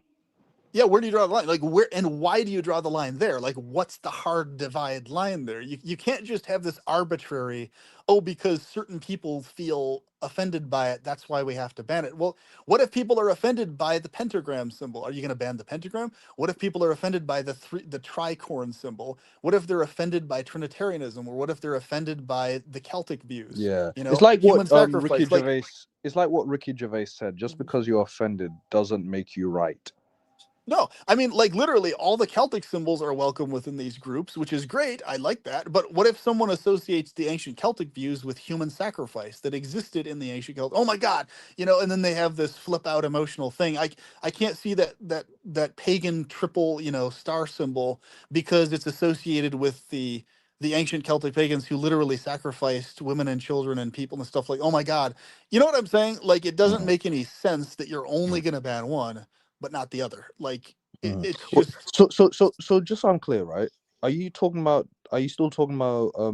I understand what you're saying. I understand everything you're saying, but just so I'm following along, are you still talking about the same woman who didn't who you asked about the symbol? Like, is it the Nazi symbol or the swastika symbol? Are you talking about the same woman, or are you yes, talking about a same different person? person. Same person was talking about the fascists also that they're considering it within that group to ban the fascists. But in my opinion, is I think it's a bad idea to ban both the historical swastika and to ban the fascists. And it's a really bad idea to mistreat people or ostracize them for wearing things that are not direct Nazi symbols Wait, but because wasn't she wearing a swastika sticker? no, Or she was not the one wearing it. She said there was someone else wearing it in the oh group. yeah, yeah, yeah, you did That say they that. threw Yes. out of the group. This person she was telling me I'd never met, but they were telling me they threw this person out of the group for wearing that clothing, Oh, that's not and I was right. like, that's not right at all. I'm like, but Yeah. but number one, were they promoting Nazi specific ideology? Yes or no? If the answer is no, okay, that's the first part.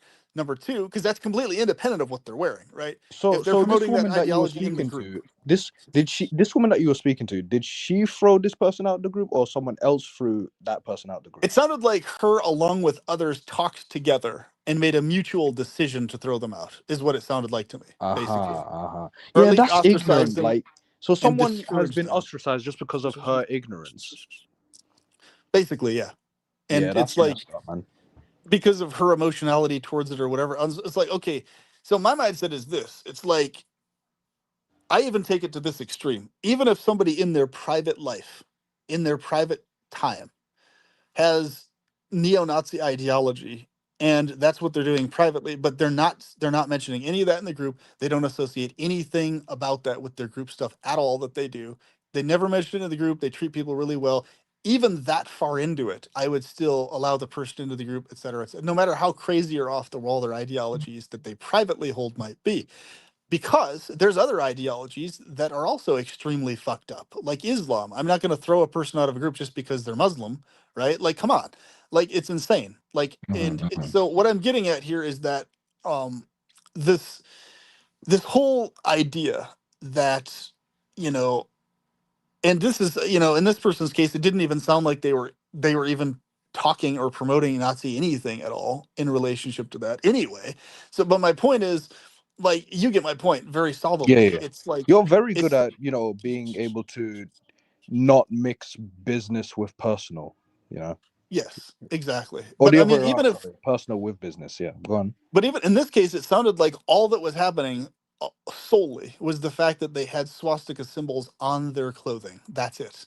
That were Yeah. not Nazi swastikas, they were historical swastikas. So Mm-hmm. literally this person could be a Buddhist and having swastikas because they're a Buddhist, Mm-hmm. and so they're getting Mm-hmm. thrown out because they're a Buddhist. Like, really, Yeah. seriously? Did Like, she i did don't she finally do research?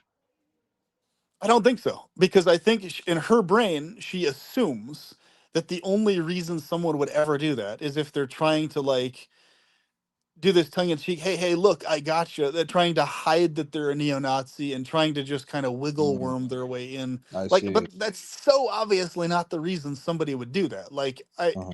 Maybe it's she thought he was, bizarre to think that. she probably thought that this person was trolling, but either way, it doesn't matter. But Like even she if should they have. were, it wouldn't matter anyway. Like, because okay, the point is, even if that's inside their head, because we can't read people's minds, even if Hmm. that was their internal motive for doing something, if they didn't specifically blatantly tell someone, hey, I believe that your group of people should be genocided in the group setting or in any group type of context, or if they never said anything along those lines at all or implied it, then there's no grounds to throw somebody out based on a personal assumption or thing, or assuming you can read their mind or something like that. Oh, Hmm. I know why you're doing this, but it's like, but that might not be why they're doing it. You don't know Right, that. right, right. You don't know until you know, until it's verified, until it's confirmed that's why they're doing it, right? Unfortunately, too many people nowadays, they double down. They not only assume your thoughts, but they double down. Yeah. Like you're a liar or something. So yeah. Like, for example, I would tell, there was this guy who was Muslim whose family had really fucked up views, and it smelled like they were fucking having goat Wait, sorry, sacrifices in sorry, their PP. I noticed. house. I noticed sometimes there's like this whistling. Are you whistling to a bird or something? I'm not whistling to a bird. No, it sounds like there's a whistling. No, it sounds like the or something like that, or something like that. Oh, I've it noticed them. it probably has to do with the angle that I'm talking into the phone at, probably. So, Oh, okay. is that better? Does the whistling go away now? Is No, it it's gone? fine. No, it's just that moments here and there I will hear Oh, like it's if I'm breathing especially heavily while I'm talking. That's what it is. I don't know. I didn't hear any heavy breathing. I just heard little Okay, whistles that sounded like maybe your phone was probably too close to it's your mouth, probably and that's that. probably Probably why. too close to my mouth or But something. The wind in the either hair. way, it Yeah. sounded like you're whistling to a pet or something. You know what I mean? Like, like come here, kind of thing. But Oh, I see. nonetheless, Okay. nonetheless, Well, I'll try to make sure that doesn't go through the audio if yeah. that's what it Well, I'm sounded not like. bothered either way. It's But what I just was getting at was, like, for example, I there was this guy who, it, I went to his house once, and I'd given him multiple rides to the group because he enjoyed being involved in the LARP group. I knew for a fact he was Muslim. I knew for a fact he had Islamic views. I told him straight up, I was like, "Yeah, dude, those views are really fucked up and twisted and warped, and like." You mm, having those types of views, I don't align with at all. Like, mm-hmm, I do not support that whatsoever. Like, mm-hmm, mm-hmm, so, and I was just very firm and clear with him about it. And so I only stopped giving him rides when I found out he was literally, like, snooping through my friend's wallet in public broad daylight without asking my friend's permission. I was like, and I asked him, why did you do that? Why were you snooping through my friend's wallet? Like, after my friend told, he's just like, I don't know. And I was like, of course, the only reason you would do that is if you're trying to, like, get money out of the wallet or, like, look up some people's personal information. There's no reason you would be opening someone else's wallet and flipping through it just mm-hmm. randomly because you feel like it. Like, especially. Right. And so I was like, okay, because you did that and you weren't honest about why you were doing that, I'm not going to give you rides anymore. I Mm. didn't ban him from the group. I just said I'm not going to personally give you rides anymore because of Fair, this. You see fair. what I'm saying? So Fair. yeah, I think that's very fair. But that even then, I didn't ban the guy. Like Islam is as bad as Nazi ideology is. It's as bad, especially Hmm. the fanatical extreme versions of it. Because I was like, okay, he's probably taking to heart the teaching of taqiyya in Islam, where they're taught that they have the right to steal from anyone who's not specifically a Muslim. And Which is in other bullshit. words, which is total bullshit. In other words, they genuinely are taught and genuinely believe that other people's property is their property if the other people are not Muslims or Islamic. Okay, Yeah. so they believe wholeheartedly, and I was like, okay, well, of course, that's why he's feeling like he can just flip through other people's wallets because he's taught and he believes that the money in his wallet is actually his money, it's his property. Like he literally believes this. That's why he's doing it, obviously, and it's a teaching. It's a teaching that the takia is basically you can pretend like you believe something else until you're the main force in a country. Then you can take them over, and then you can come out with your true beliefs, right? Um, PP, just 1 second. Shifted. Is that you? Yeah. Hey, what's up, brother? Yep. Okay, good. Thank God. Thank God. Okay. You know why I asked, right? Just in case. I do know why you ask. Yeah, Yes. yeah. Okay, okay. Because I noticed there's no profile picture. I was like, please God, please God. No, yeah, I don't know why it didn't show my picture of Kurt Cobain, but I'm working on it right now. But it's me. Yes. Okay, good, good. You can continue, PP. Sorry about that. So what I was just trying to get at is that like that's an example of how I dealt with it. Like I personally, on many levels, emotionally and otherwise, despise the Islamic teachings. I can't stand how abusive they are to women and how people pass them off as this religion of peace and blah blah blah, whatever the fuck they do with it. I Hmm. can't stand the fucking thing. Like it's I despise the ideology itself. The teachings in the Quran are as diabolical as the Nazi teachings are. They're as bad, at least as bad. Okay, so it's like the fact that that is what they're as bad because not only are they anti-Jews if the Jews don't submit to Islam, they're also anti-Christian, they're also anti-everything else under the sun that isn't Islam. Whereas the Nazis are almost predominantly secular or racial based, which is also extremely fucked up. But Hmm. Hmm. what I'm saying is there's basically the Nazi version is like the secular version of Islam. Islam's like the religious version of Nazism, basically, right? That's really the only fucking Wait, difference wait. between the two Say things. that one more time. So you said that Islam is like the religious Islam is version. basically like the religious version of Nazism, which was mostly secular. Even though you had occultists within the Nazi fold that were occultists, Um. the main overall Nazi ideology was mostly secular oriented. Even though you did have occultists and occult ideas as elements, Hitler himself was mostly personally interested in the secular elements. He would use like God and stuff in terms and these types of things to get across points. But when you read about what Hitler's personal views were and people talk to him, he actually wasn't a huge fan of the occult stuff. He thought it was like woo woo and unnecessary crap added on top of just what was in his mind mostly a straight up racial thing.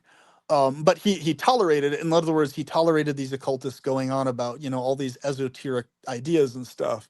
But his and the vast majority of the National Socialist population were not occultists. Most of them were almost entirely secular minded about what they were doing, even though they might individually be Catholics or whatever the hell else. The Nazism was mostly, for most of them, their secular view, but they didn't necessarily have that as their direct religious view. Whereas in Islam, it's basically the you believe this and you adhere to these ideologies, or else is what Islam is. Or Mhm. else you're basically fit to be, stolen from, raped, tormented, or basically they only tolerate and appreciate Jews, people who practice Judaism and Christians up to the point that the Christians and Judaic people basically just bend the knee to an Islamic regime ruling over them. It's like, okay, if they bend the knee, they're kind of like partial followers of our version of God. So, okay, they're not as bad as pagans or people who oppose Islam directly all the way, because they're in their mind, they're like, at least they're politically bending the knee. So, that's kind of their Mhm. view. But basically, to everyone else, especially if you're directly anti-Islam, you're literally considered the most diabolical thing ever, fit to be just immediately wiped off the face of the earth, right? By anyone who's actually taking the Quran seriously, right? Who's not like lukewarm about it and just treating it as some like, text you can cherry pick from, basically. Anyone who's taken it seriously It's and this is why it's mind-boggling to me. I understand why, because it's people being dumb and not thinking and studying and doing the research. But the fact that in most of these far left-leaning groups and stuff, where LGBTQ plus stuff is highly emphasized, very rarely do they actually call out the horrors of Islam along with calling out the horrors of, it's like the only things they call out are Christianity, patriarchy, and Nazism. They don't call out anything to do really in earnest with the horrors of Islam, the horrors of Judaism, the horrors of those ideas. It's strictly only Wait, things who that doesn't call out the horrors of Islam and in who? these groups that I've been involved in, seen over the years, groups that basically emphasize or supposedly emphasize this eclecticness of like, oh, we accept everybody in, groups that are Ah, LGBTQ plus. It's like the only things they ever really call out in earnest are Christianity, Judaism, and secular patriarchy. It's like they never call out the fucked up things in mm, Islam or Judaism. It's like it's weird. They just brush it. Oh yeah, okay. They always do this thing. Everybody has their own issues. It's like no, Islam has way more fucked up issues than any version of Christianity has today by a lot, by a lot. And we're talking about like in terms of and shifted. I'm obviously talking about people who are abusing and using, claiming they're this or claiming, but not acting on it. I would say you shifted personally. In your Christianity, you're actually acting on or trying to act on your beliefs in the sense that I would consider you a genuine traditional Christian that's actually that, right? Whereas a lot of the world is full of people saying, I'm a Christian or I'm a Muslim or I'm a Jew or whatever, but they're not at all like following or trying to adhere to what those teachings are. They're just using it as a label and basically just deciding what that means for themselves, right? And this is separate. This is separate from interpretation of nature of God and what God's directed. I'm talking about the person's behavior directly, the person's individual behavior towards others, etc. Shifted's displayed a tremendous amount of high quality, genuine Christian behavior in terms of adhering to those standards of respect and kindness. I don't remember a single instance personally that Shifted actually displayed aggression or at all to anyone in the oh yeah, process not a of single things one. getting superheated. So I highly respect you, Shifted, in that for having that Oh, standard. Um, but Hey, what I'm hey, saying is, PP, yeah, I appreciate that. Thank you. Thank you. yeah, no worries, man. So yes, I would say you are definitely living those standards in terms of how you behave towards others. From what I can tell. I try to, brother. It's hard, man. It's very Oh, hard. Yeah. definitely. I mean, living in a Yeah. world where things are so extreme and, intense and all that, it's just, it definitely is hard. It's definitely not easy. That's for sure. mm. But, I guess what I'm trying to get at, and I will stop talking here because I've been talking for too long, I think, is, No, no, no. I think there's a difference between talking long versus. It's happened again. I know.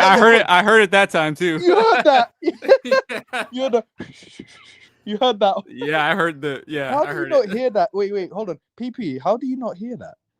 I think I know what it is because sometimes I Yeah. will like breathe like heavily and stuff, and like it can sometimes cause that effect. So that's probably coming through the mic. But But it's the I, way you're doing it. It's like it's like your it's like you have a pet and you're like come here boy, kind of thing. yeah, That's what I know that's the exactly what's impression it causing gives. that Yeah. basically. So I can actually eliminate that sound from. It's not a problem. It's very easy to eliminate that sound from coming through. I don't I know mind, what's but I'm causing just that saying, though. like, are you doing that subconsciously or what? No, it's not subconscious. It's actually it's kind of a recent tick that I've developed and I'm trying to shake off. Like so my ticks that I've had, like I've had this shoulder thing and I've had the breathing thing like that is like if I'm thinking really intense about something or like if I'm like going really multi-layered in something I have my mind on, sometimes I'll do that thing and it'll like come out in how I breathe, right? But it's not unconscious. I know exactly why I'm doing it and when. Like it's Okay. something I can control. It's not something I have to do, is what I'm trying to say. No, I And get what you're saying. that's been the case with all my ticks over the years. Like I've heard people who have described that like they can't control their ticks. I've always been able to control them. I just do them for a reason. Because it like Mhm. helps me like steady my thoughts or whatever it is, right? It's not Oh that yeah, and do it, but man. If it's it not that I works, have to though. I don't have to do it. I can easily Mhm. not do that is what I'm saying. Oh, But that's fine. thanks. I'm glad you're letting me know that it's coming through so I can not have it come through because it's And easy for me to not do oh, it. we don't mind. Believe me, we don't Oh, mind. okay. It's funny as hell. Well, that's good. Yeah, I'm glad no, you're hey, getting a kick out PP, of it. you're good, brother. You're all good, Okay. brother. Yeah, you're fine. I just wanted to point it out. Like, do you notice it, or but you notice it, so it's Oh yeah, cool. I know exactly why I'm doing it too. Yeah, it's. Cool. But anyway, what I'm saying is with the Islamic thing Yeah. pertaining to like Nazism and stuff, it's like we live in a world where I really wish everybody across the board would just automatically understand how horrifying all the different ideologies are and in what way. And I really wish, completely independent of people having beliefs or not, entirely, I really wish they would understand how much more diabolical and horrifying Islam is than any version of Christianity interpreted could ever be, right? Like, for example, I'll describe it this way. And I'm not talking about Catholicism. I'm talking about traditional Christianity, not Catholicism, which is it's a separate thing. It's its own. I Yeah, mean, Shifted knows exactly what I'm talking about there's when it comes to this. there's a big difference. Yeah, Big difference, yes. So, and I'm also not talking about obviously the historical, crazy, fanatical, you know, puritanical insanity that was going on with Christianity, because that was not at all within the fold of interpreted Christianity accurately. But my point is, agreed. however bad it might be, with people misinterpreting Christianity in the wrong way, like it's ideologically, like here's what I'm going to get at. If somebody like takes something to the extreme of Christianity, it's they're doing a wrong thing doing that. Like if they're burning people alive or harming or whatever they're doing, they're doing that outside of what they're supposed to be doing, at least according to the standards of Christ directly, right? They're not doing what they're supposed to be doing according to his standards. So even if they're doing it and trying to justify it, they don't have a direct, hey, you should do this, you're doing the right thing. However, even though, yes, there are some statements in scripture, blah, blah, blah, about like warlocks and wizards and, that whole thing. A lot of those statements have not been accepted by a large number of traditional Christians throughout history anyway. So, but in Islam, here's the difference with Islam. In Islam, you have to practice a lukewarm version that is not following Islam, right? In order to be an Islamic moderate person who isn't killing people who aren't Muslim. Like, if you're actually taking the Quran seriously and really believing what it says and taking that literally, you're going to be killing people and doing suicide killing sprees and all this other type of crazy shit and tyrannizing other people who are not Islamic, because that's what you're instructed to do in terms of properly following Allah. In other words, you're going to be considered, according to the Quran, a false Muslim or a hypocritical Muslim or whatever else if you're not specifically number one, infiltrating other groups and lying to them about what your actual beliefs are until you become the predominating population. It's called taqiyya. It's a key teaching within Islam, where basically then once you become the predominant ruling political power, then you can start inflicting the horrors on others. But until then, while it's not advantageous yet, then you can lie to them and pretend Islam is this religion of actual peace and blah, blah, blah, blah, blah, until you're the power. Then you can be like, all right, we're going to force this on you. You're going to do this or else. Women are going to cover their faces or else. That's Islam, right? And so Yeah. the difference is it's always really weird to me when people solely only call out the corrupted, warped, bad interpreted versions of Christianity. And that's the only thing they hound on, but they like do none of that with Islam or with Judaism, with especially Talmudic Judaism, which isn't even the actual Judaism anyway, according to Christians, that they were supposed to practice. And there's a lot of really fucked up shit in Talmudic Judaism. So you look at, okay, yeah, the Nazis were extreme and fucked up as hell, but they were doing that as an extreme fucked up response to something else that was also extreme and fucked up ideologically. And, so like, this is why people really need to study history, because they'll understand that, okay, with these things that pop up in history and people go fanatical and go extreme, you look at it and it's like, okay, but there's a solid basis as to why, because people are idiots. There's a solid basis as to why these idiots went on this extreme rampage, because they were responding to an ideology that's almost as fucked up in the opposite direction. An ideology that teaches another group of people to, yes, you can specifically subvert people through their banking system and take over their countries. And this is what you should do. This is your duty to God and the rest of your genetic group. And you are genetically superior. So the vast majority of Talmudic Judaism is a racist superiority belief system. It is not a spiritual focused belief system at all. And this is the thing that the people in Germany, Wait, say the term again so I can type up Talmud. What Judaism? Talmudic, Babylonian Talmud Judaism, right? So Babylonian Talmudic based Judaism, which today is classified as traditional Judaism, but that's actually really fucked up and warped and dark because uh, and anybody within the Christian fold, especially the Messianic Jew fold, will tell you that is, in their view, and this is very interesting because I actually agree with them at least on that point. They, in their view, they recognize that that is a twisted, warped, dark, non-correct form of Judaism that was man-made and created and pushed by, and mixed in with Babylon mystery religion stuff. But now it's called tradition, whereas the traditional Judaism was actually supposed to be a continuum of Old Testament into New Testament stuff, right? A continuum. So, in other words, like where the actual Jews would actually also simultaneously accept Christ in a continuum of their viewpoint and belief system versus shunning Christ and having this off view towards him and only maintaining this other religion. Point being that I'm trying to get at is in what is termed the vast majority of traditional Judaism today, and the people in Germany were aware of this vividly and made vividly aware of this in the 40s and 30s, was that, and this is why the whole country became fanatical against it, okay, is that they were informed accurately that within the vast majority of traditional Hasidic, all these other branches, the majority of branches of modern Judaism, that the main teaching within that is that the Judaic people ethnically and genetically are genetically superior to all the rest of us who are not specifically Jewish in genetics and ethnicity, right? So in other words, it was mostly a racial superiority teaching passed off as a religion. In other words, the spiritual religious aspects took a second seat to the racial superiority teachings, right?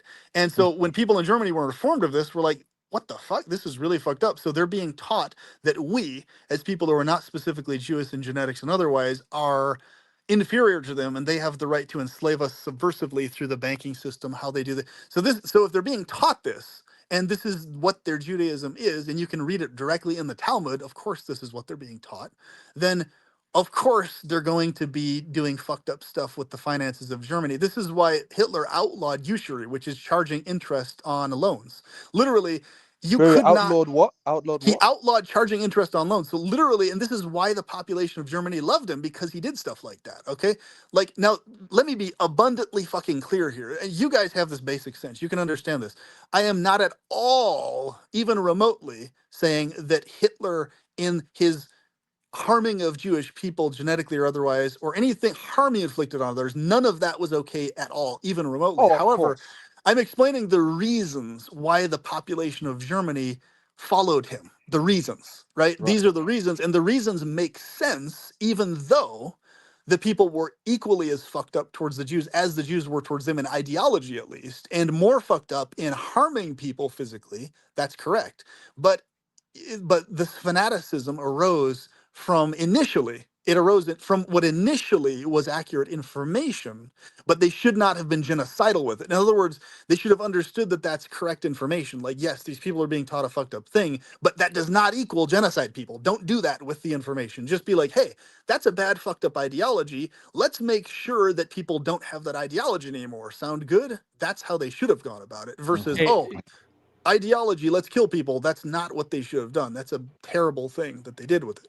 APP, I agree. So I agree. The from a biblical point, the Bible, in the Bible, God never says that the Jewish people are inferior to everybody else. It's never stated. So yeah, I agree. Correct, exactly. And so like that's what I'm saying. It's so in other words, because Hitler outlawed, think about today. If a politician were to outlaw tomorrow, okay, all credit cards, everybody who's dealing with this, all these people loaning money to you, they're not allowed to charge you interest on your credit cards anymore. Boom, that stopped. Clean sweep. Nobody can gain money on interest on credit cards. If what they loan you, that's all you have to pay them back. That's it. They can't add anything else to it. In other words, they can't make money off of loaning you money. They can only get paid back what they loan you.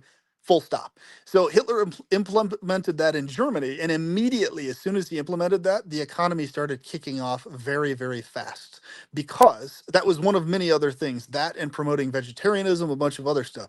But that was a huge factor, because the charging of money on interest was a main money source for the people who followed this Babylonian Talmudic ideology in terms of why they charged money on interest. Like, a lot of people don't know this, but the charging of money on interest was not, as far as I know, at all an organic thing that happened in Europe whatsoever, until the people who believed the Babylonian Talmud, that said you can basically leech extra money off people on loans, and this is how you do it.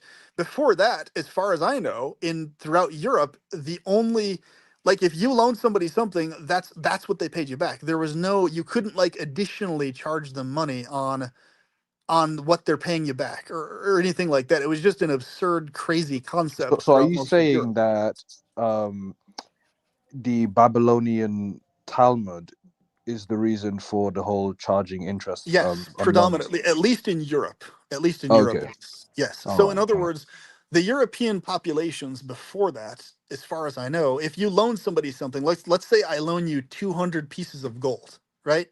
All you have to do is pay me back the equivalent of what we agree is that 200 pieces of gold. That's it. Like, in Yeah. other words, like, if you take like 10 years to pay it back to me, you take 10 years to pay. I can't like be like, okay, because you took like longer to pay it back, now you owe me 400 pieces of gold now. Right. That's the Right. interest. You literally, that concept was considered absurd to the psychology of people throughout Europe before these Talmudic practitioners came into Europe and started doing that to people. So they implanted themselves in the mercantile class and everything else. And this is a fact. This isn't conspiracy. This actually happened historically. This is precisely the reason that the people who were practicing this got thrown out of so many countries throughout Europe. It's not because they had this whatever belief system it was. It's because they were actually actively charging people interest on loans, which was, nobody else in Europe was doing that other than people who adhered to this Babylonian belief system.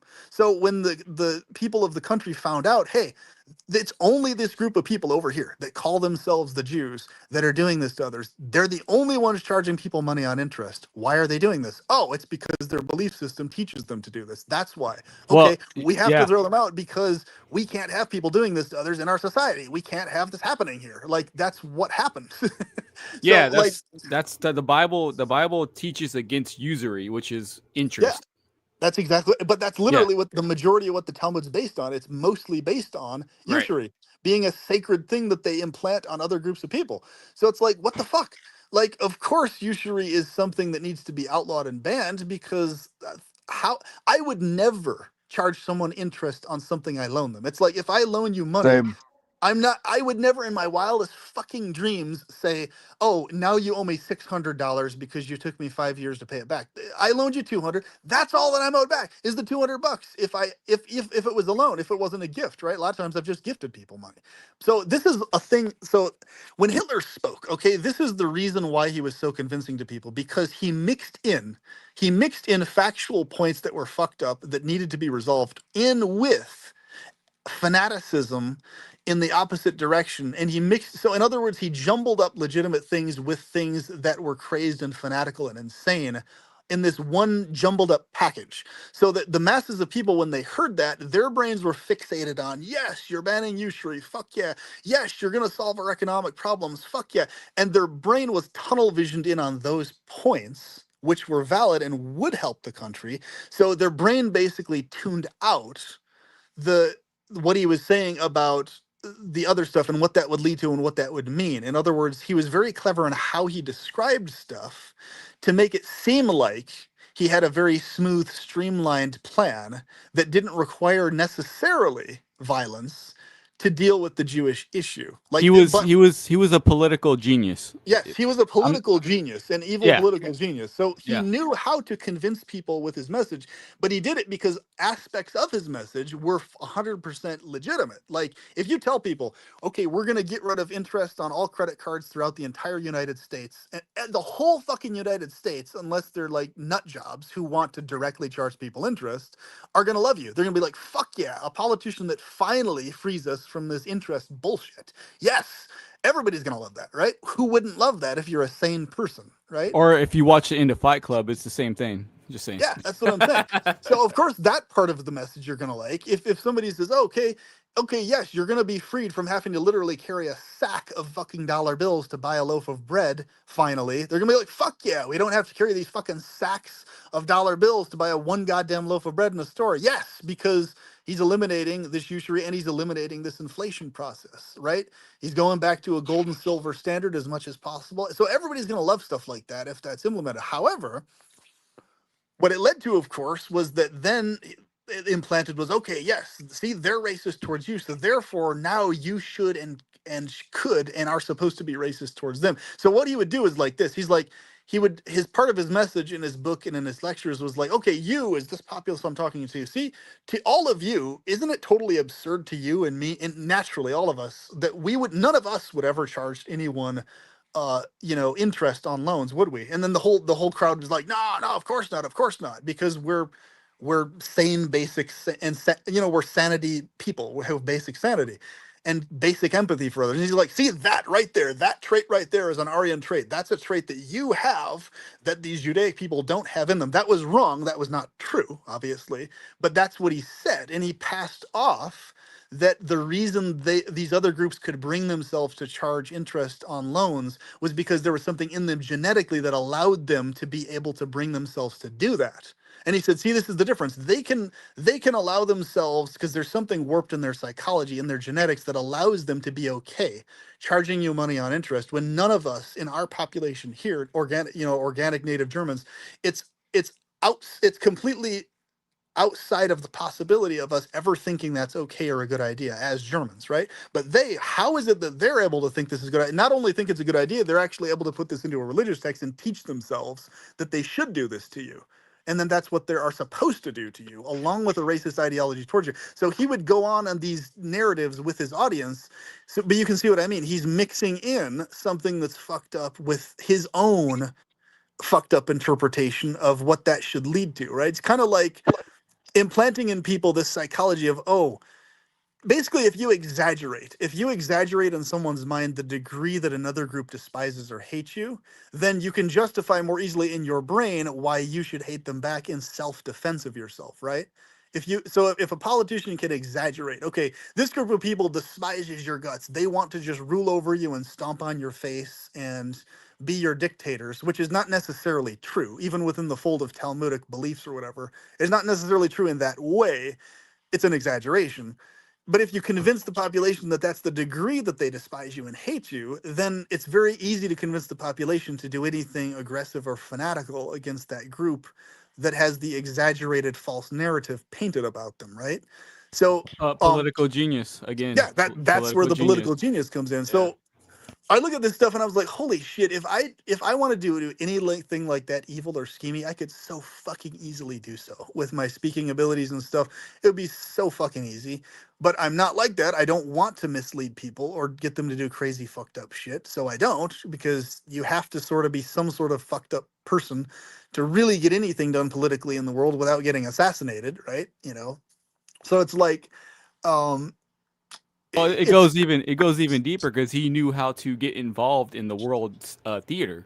So he knew exactly what to say to get people to go to war for him, right? yeah, And exactly. And right, yeah, you know what I'm saying, yeah. so, but here's the other fucked up thing that still exists today that so few people can understand. Like, this is really, if you understand this, you'll understand exactly why everything happened and why it was so fucked up. Okay, if you zoom back to the early 1900s, right, early 1900s, and you notice that because this is another thing Hitler made clear to the population of Germany. He was telling them, he was like, okay, this term Jew, Jew, this three-letter word, is a trap word. In other words, you can't say this word without it automatically meaning ethnicity and genetics and religion at the same time, without having to re-explain yourself. And he said, isn't this very absurd that it's only this group, it's only this term pertaining to this group where this is an issue? Every other group on the planet, every other thing, the ethnicity, the group of people genetically is always separate from their ideas and beliefs, always. Except in this case of this Jew thing. Why is this? So what was interesting was he pointed out that this is actually an intentional tactic that they're encouraged to use in the Talmud directly. In other words, use a term that the other person has to ask clarification for, religiously or ethnically or both. So if someone says, I am a Jew, you always need to ask them religiously or ethnically or both, because they might be referring to only one or the other, but not the other. They might be referring, but here's the weird part about it. The fact that thousands of years have gone by and there hasn't been a single movement within Judaism itself to make sure there's a distinguished term, a term that only refers to ethnicity and not at all to beliefs, and a separate term that refers only to beliefs and not at all to ethnicity. The fact that that hasn't been demanded to eliminate confusion, to ensure that people don't get trapped in conversation, it means one of two things. It means that the entire population was complacent and never cared enough to make that change, which is very bizarre. How could you not care about that? And the other possibility is it was intentionally implanted in people that they're taught to do that on purpose as a way to trap others in conversation and in terms of discussing things. Because here's how it goes. If you criticize anything to do with the religion of Judaism, unless you hyper specify that, you're automatically in other people's minds criticizing the genetic ethnic group also, when that may have nothing to do with what you're Yeah, talking. that's right there, man. I'll tell you what, that's not cool. No. That's not cool at all. But No. Yeah. but I've noticed that is what the people of Germany were so pissed off about. They noticed the hypocrisy there, and they're like, why don't they create a distinguished term? Why do they only use the same term for the whole thing? And they never have and it was very obvious why. Because if you read the Talmud, they're taught in the Talmud to slyly, deceptively, subversively deceive the population they live within. They're taught to do this. So if you're taught to do that from birth on up, and every sermon, the synagogues you go to, if they're teaching you to do that, to subvert people in that way, to pretend your view is something other than, if that's what you're being taught, right? Because you're the superior genetic, and you're being taught you're superior genetically, and you're a superior soul. That's also what they're being taught. Of course, it totally makes sense why no one would demand a separate term, because it's convenient to have a trap word that you can trap people in conversation with. It's convenient because then if it's left to me, then right, so it's left to me and you and it's left to all of us to have to always clarify. When someone says I'm Jewish, okay, I literally always have to fucking ask this, and it's such a drag and it's annoying as fuck. It kind of pisses me off. I always have to ask this, religiously or ethnically or both. I always fucking have to ask that because the term itself can mean anything they want it to mean. That's the issue with it, right? It can mean ethnics or genetics or whatever. Like So it's ambiguous, yeah. it's ambiguous, and that's why that's why the world has been punished in terms of not being allowed to call out the fucked up beliefs of Judaism, because they have this trap word that conveniently makes it to where as soon as you call anything out with the ideology, you're automatically calling out the ethnicity and genetic group the way the Nazis were, and that's the picture painted of you. And that was intentionally done that way. Anti-Semitism. Yes, the anti-Semitism shit, when it has not people calling out the fucked up beliefs of Judaism and the racist ideas, and it has zero to do with you considering yourself genetically superior to them in any way, shape, or form. It has nothing to do with that. It has to do with, hey, that is a racist belief that these people are being taught. They should stop being taught that because I am not superior to them. They are not superior to me. They need to stop being taught this racist ideology. That's what you're calling out. That's what's fucked up about Judaism. It's not that you're not saying, hey, I am superior to these people and we should literally dominate over them, and therefore, no, you're saying they're being taught something that's a bad teaching. That's a problem teaching. They should stop being taught that. That's a bad idea to be taught. The problem is you can't call it out. That's You can't. exactly it. Because it's a trap word. As soon as Yeah. you say the term Jew and you don't specifically clarify, I'm only here referring to the religious ideology of Judaism. That's it. I'm not specifically referring to the genetic group. If you don't go out of your way to say that every single time you call out something within Judaism, then immediately you get labeled a neo-Nazi or an anti-Semite Well, instantaneously. it's Instantly. the Z word. If perpetual, if you know what I'm talking about, Yeah. the Z word. And Yeah. the whole Zionist term and stuff Yeah. like this. It's Okay. like I don't know if you want to say it on well, TP here's stream, the but issue. No, the very fact a separate term had to be found out or used by people, the very fact the term Zionist needed to even start getting used by anybody shows how much of a trap word the JEW word is. That's why when I talk about the subject, I say Yehudim, because it's referring to the historical group, not the modern trap word 3-letter word. That's why in most of my talks I never say the 3-letter word at all, so that I don't have to constantly re-explain every sentence I talk about stuff, that I'm here referring to just the religion alone, and say that every time I bring up the topic. Because like that's the weirdest part. It's like not in any other view or anything in the world, you never have to clarify I'm talking about just the religion, not the ethnic group itself. Like if I'm talking about Shinto, right? Shinto has fucked up beliefs or views like a Japanese religion, right? Everybody on the planet knows I'm not talking about literally the genetic group that is the people who live in Japan. Everybody knows that. I'm talking about the viewpoint that is Shinto, right? I'm not yeah, talking. it's like calling out every Indian because you don't like Hindu. Yeah, it's, if you're calling out Hinduism, everybody knows you're not calling out people of No, India directly or absolutely Indian not. people. Yeah. But it's only with this word JEW. It's only with that people automatically assume both or either or genetic group or religion. And it's like, okay, in the 1940s, people were made vividly aware of this in Germany, so everybody knew that it's a Sorry, trap PB. It word. kind of reminds me of it's like, the term Asian, right? You got, Yeah. that's also ambiguous because you got Asian the race, and then you got Asian the culture. Like if you say, oh, you don't like Asian or whatever, people might assume that you're talking about Asian people, like the race, instead of the culture itself. Well, the thing is, when someone says Asian, though, it's not referring to a religion at the same No, time. no, I get it. No, my That's the point is in difference. terms of ambiguity. But yes, yeah.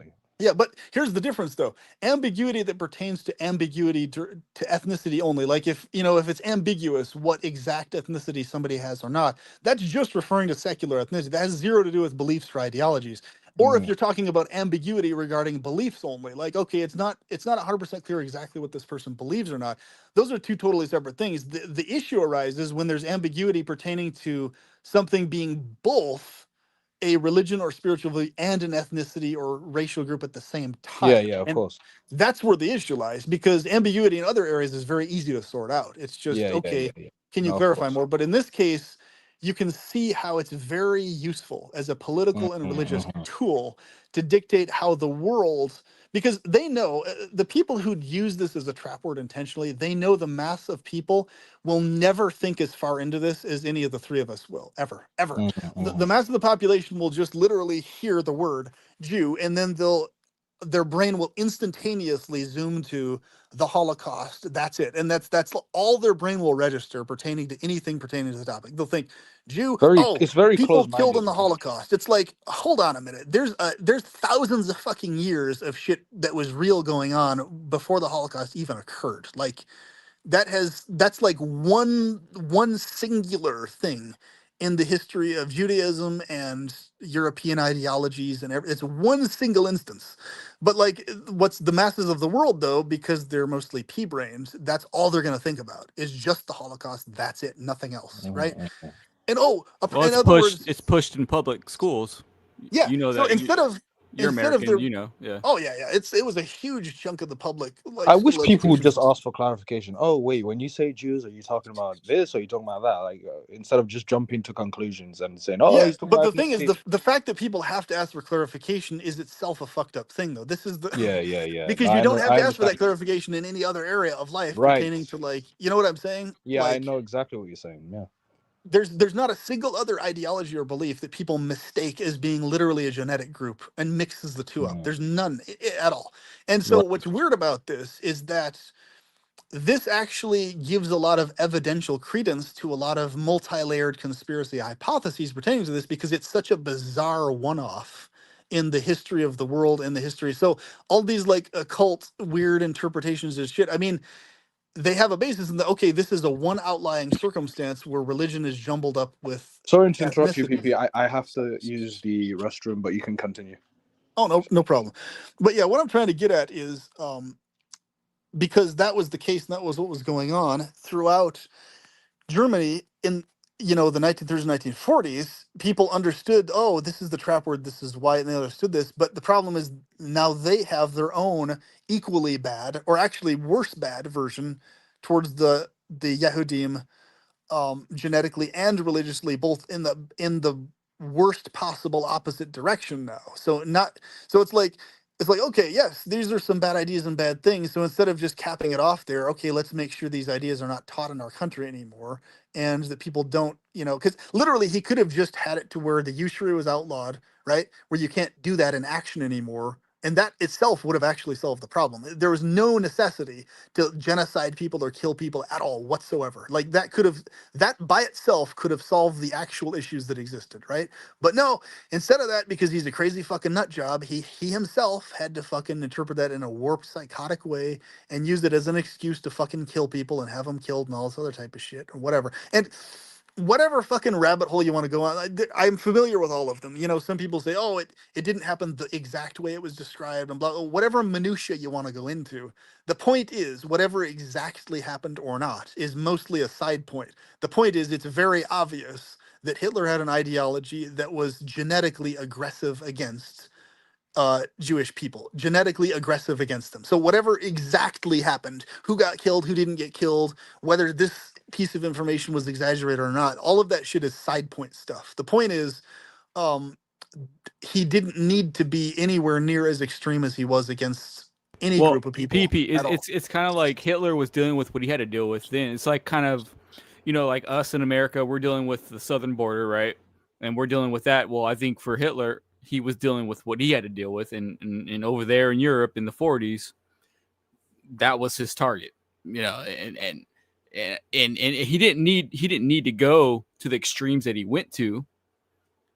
Yeah. Politically, he could have rallied Germany together, and they could have, fixed their economy and took over Europe without having to do the things that he Yes. did. They would have actually been better Yeah. off, and he probably would have actually taken over Europe if he'd done that. He probably would have actually taken over Europe if he had not had this fanaticism against the Judaic stuff.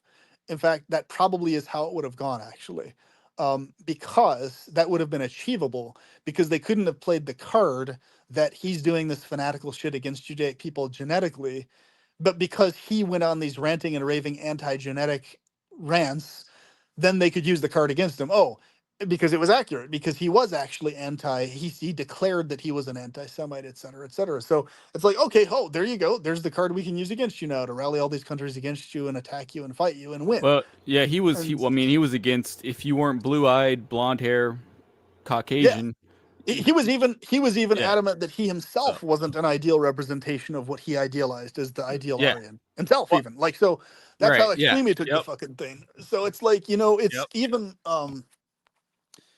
there's so many layers to it. But one of the commenters is asking, taking into consideration liberal and reform Jews. So yeah, but what I'm saying is that's why I said the vast majority of the Judaic world. There's outlying Judaic groups that are reformed, that are not genetically or racially based in Sorry, I'm nature. back. Which comment is this person? Oh, they're Which just talking. comment? They're talking about the is people going to take into consideration that liberal and reform Jews exist. Oh, So this yes, comment. Okay. of course, liberal and reform Jews exist. So But once again, they're sorry, I'm sorry, PP. What's the definition of Reformed Jew? I'm just curious. okay. So without even needing to go into the minutia, basically the majority of traditional Judaic groups are racially based, racial superiority based, right? Whereas reform and liberal Jews are not specifically racial superiority based. In particular, they have views that are not necessarily involving that they're racially superior to other groups of people at all. So In other words, they remove follow that from their narrative. So they follow the Torah, basically. Yes, or like depending on the branch of reform or liberal Jew, like there's different branches. They'll basically, in other words, their view, as far as I know, is what they do have in common is that they are against and opposed to the idea that they are genetically superior to other racial groups. Right, Whereas which is the biblical view, to be yes, honest. which is more in line with what's Yeah. correct and true. However, in addition to that, the majority of them don't accept Christ or his sacrifice, and amid still being Reform or liberal Jews. Some do. It depends on the individual Reform or liberal Jew. Messianic Jews are the only ones that specifically, in particular, accept all of the Christian teachings along with the Jewish teachings. So they basically, their view is that they should, because I literally had a friend who was a Messianic Jew who took it really fucking seriously when I was younger, and a really nice friend, a really good quality guy. But his view was that in the modern world today, they should still maintain as much as you reasonably can, right? All of the quote unquote good teachings or things that are considered good within the Old Testament actively amid your Christianity, even though technically, yes, Jesus Christ doesn't require it. It's still better if you do, in the sense, like, the different holidays, like the Passover, like the different regulations of the Judaism.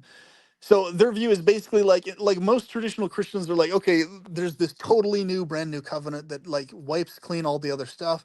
It's solely like 100% now based on, believing on Christ. Whatever mistakes you make, as long as you believe on him and his sacrifice and have faith there, you're saved. Whereas Messianic Jews believe, yes, that's technically true. You're saved. You are saved with that, but you still should, as like a better principle, follow as much as you can, as much of the Old Testament stuff as you possibly can do, Yeah, along with that's kind of Messianic Jews, basically. what the Catholic, I used to be Catholic, so I'm not, nothing against Catholics, but the Catholics kind of hold on to the Old Testament in a way too, if you know what I mean. Like, Yes.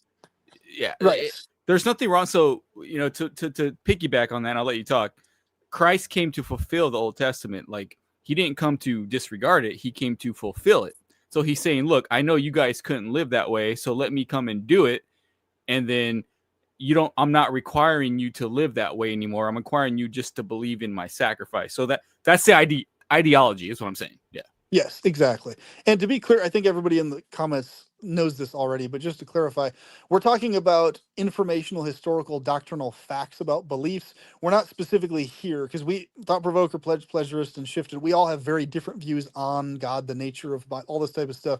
We're simply talking about the factual distinction between viewpoints. So, in this particular conversation, we're not saying pro this or anti this. We're just saying this is what this belief is, this, distinguished from this belief. So within that fold, the person commenting has mentioned, yes, Hitler also was doing a bunch of horrific shit against disabled people and everything else. That's also very true. So obviously Hitler was a lunatic, and he did tremendously fucked up shit to people aside from just the Yehudim people, genetically and ethnically, right? So the issue going on here is that what we have now today in the neo-Nazi world is the fact that it depends on the specific group, because I've encountered, especially in my state here, there's basically, how would I describe it? Like, aside from my city that I live in right here, which is kind of an exception, there's like 2 cities in my entire state that are, you can affirmatively say, are fully accommodating to all political views and religions. The vast rest of the majority of my state predominantly involves people who are basically, let's say if we had like a far right regime starting to take over this state, the vast majority of this state would not really be opposed to that, especially if it had like racist elements to it or whatever. They wouldn't necessarily be pro it directly, but they wouldn't be opposed to it. If that kind of explains the demographic I'm surrounded by, right? In the sense that I don't have that view myself, let me be very clear. But the people I'm surrounded by, like the rural areas, the other places and stuff like that, they um they basically are of a psychology where, and this is how I understand why this neo-Nazi shit has lingered for so goddamn long. In other words, there's like there's been this thread throughout like the history of American culture, especially Western culture and Southern culture, right? So the Southern U.S. and the Western states, of basically always being highly suspicious of Judaic stuff. It's been like this thread running through society socially in terms of the belief system and what that entails and everything else. And also, there's also been like this thread of considering Caucasian groups of people to be overall superior as a trend to other groups of people in Southern culture and Western American culture. So those threads there that are just kind of unspoken, there's sort of like viewpoints people just have in them, but don't really talk about very much a lot of times.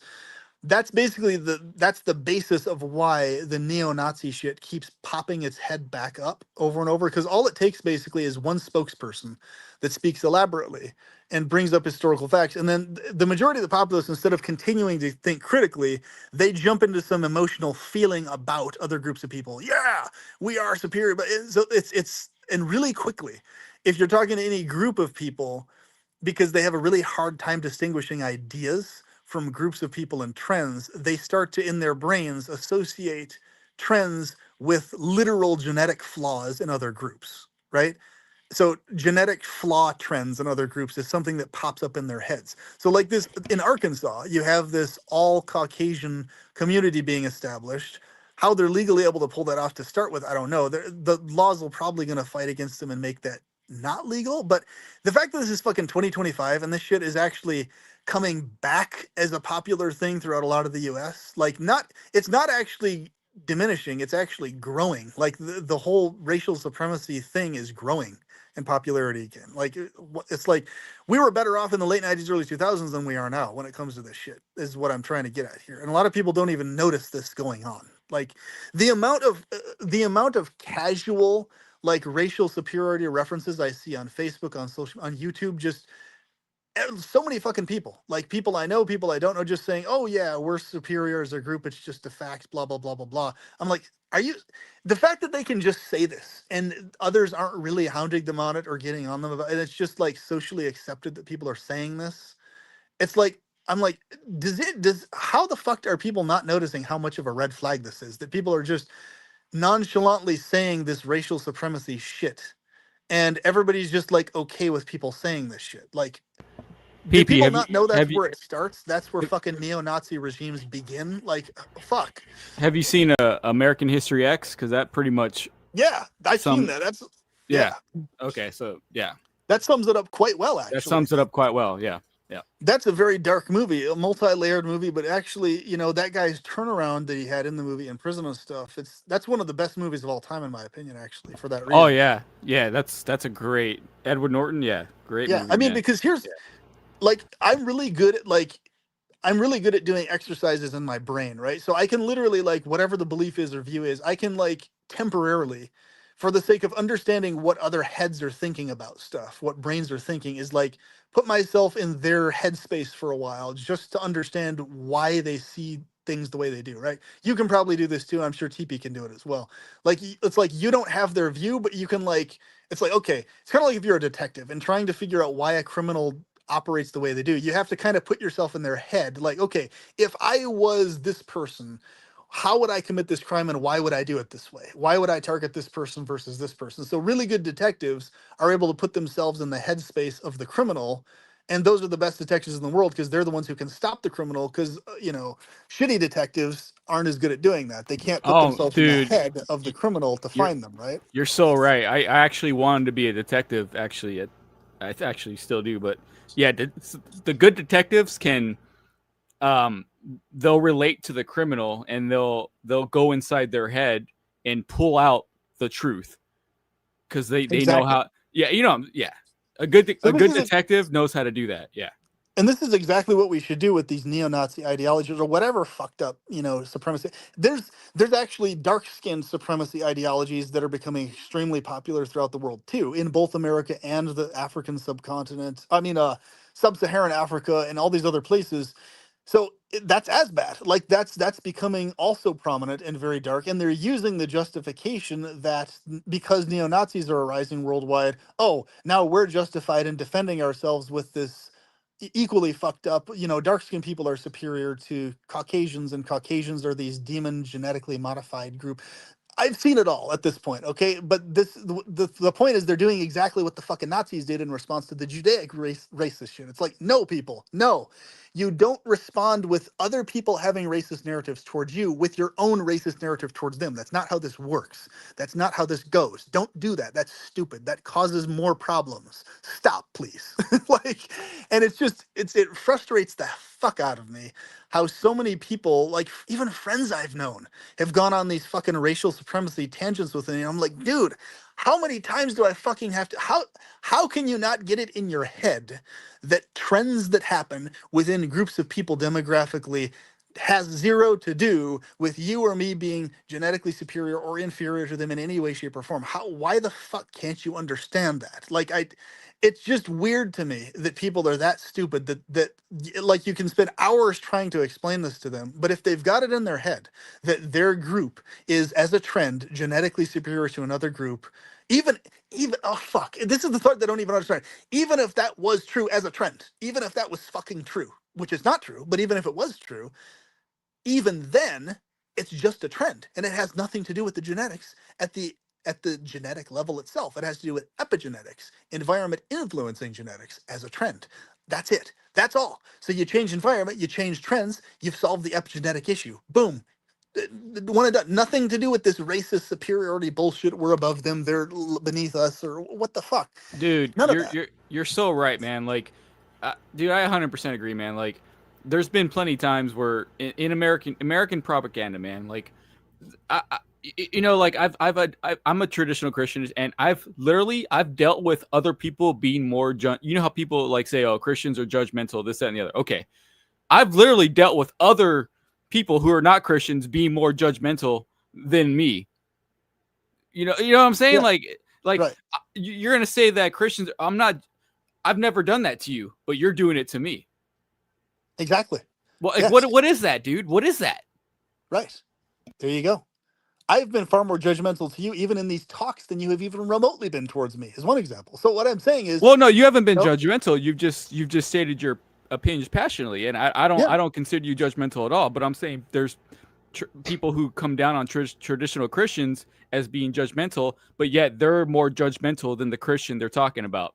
yeah, exactly. So So what I'm what saying is is, yeah, go ahead. Yeah. I say that because I recognize myself, the multi layers within me. Like I feel bad. Like even when we're in our most heated parts of our talks, I actually feel viscerally bad when I'm saying, "Oh, dude, that's such a stupid idea," or "You're being stupid." Red. I don't. I feel horrible saying that to you about those things. The only reason I said those about those things, or ever do ever about ideologies, is because of like how, number one, how passionate I am about the subject, and how much I know how that specific exact thing affected me, right, in my own way. So it's like, but it's not, I don't feel good about saying, like, in other words, I don't feel like I actually am actually genuinely better than you as a being or as a person at all, There's even remotely. there's no So malice. no, there's none in that That's sense, but Yeah, the and difference is, I'm smart enough to understand. I'm smart enough to recognize that, and that's why yeah. I didn't hold it against you at all. And so Not at these all. other, Yeah. what's going on though in the world is there is actual malice. Like actual malice is the only thing that could lead to any kind of racial supremacy narrative at all. Like you have to have some degree of actual malice towards another group of people for you to justify in your head some racial supremacy narrative towards them. You have to, like, there's no way you can do that without feeling some sense of malice towards them. Like you can't. It's impossible. Because think about it. If you lack a sense of malice, then there's not going to be you thinking you're superior to someone else. You're not going to think that if you don't have malice towards them. Like, and this is the part that I'd really try to pinpoint into people who, especially friends of mine that have emphasized some racist tangent of thought or whatever. And I of course use the friend loosely in the sense of friend, quote unquote, like a person who I'm really trying to shake out of that viewpoint, who's a friend in other ways, right? Not a friend in that sense of that idea, but um yes, what I'm trying to say is in this comment, I think actually use, so T advice is mentioning you kind of sound like an incel perpetual. This is What? directly related to what we're talking about. Number one, first of all, though, I would ask, how exactly do I sound like an incel? What type of incel? In what way? Like, what about what I'm saying sounds like an incel? I think what he's applying, this is what I assume probably is being implied. And this actually goes to my point, if I'm correct on this. I might be wrong. So usually when I see statements like that and stuff like that, it usually later on I find out is connected to the person saying that has themselves some degree of, in their head, what they believe is a justified racial supremacy narrative of themselves towards other groups. In other words, they correlate me saying this and being opposed to racial supremacy narratives as a person being an incel. I've run It's into that before. So brainwashing, brother. Brainwashing. it's not Yeah. logical, but that is a train of thought I've encountered many times over. And so, just to set the record straight, if that's a genuine question and not simply a troll statement, if that's a genuine thing, that it seems like that's the case, I can promise you a gazillion percent, I'm not even remotely connected to incel viewpoints at all. However, I would have been fallen into the incel thing, specifically the mental cell aspect of the incel fold of views, if I did not meticulously study and understand how to correctly interact with women and understand what they're attracted to.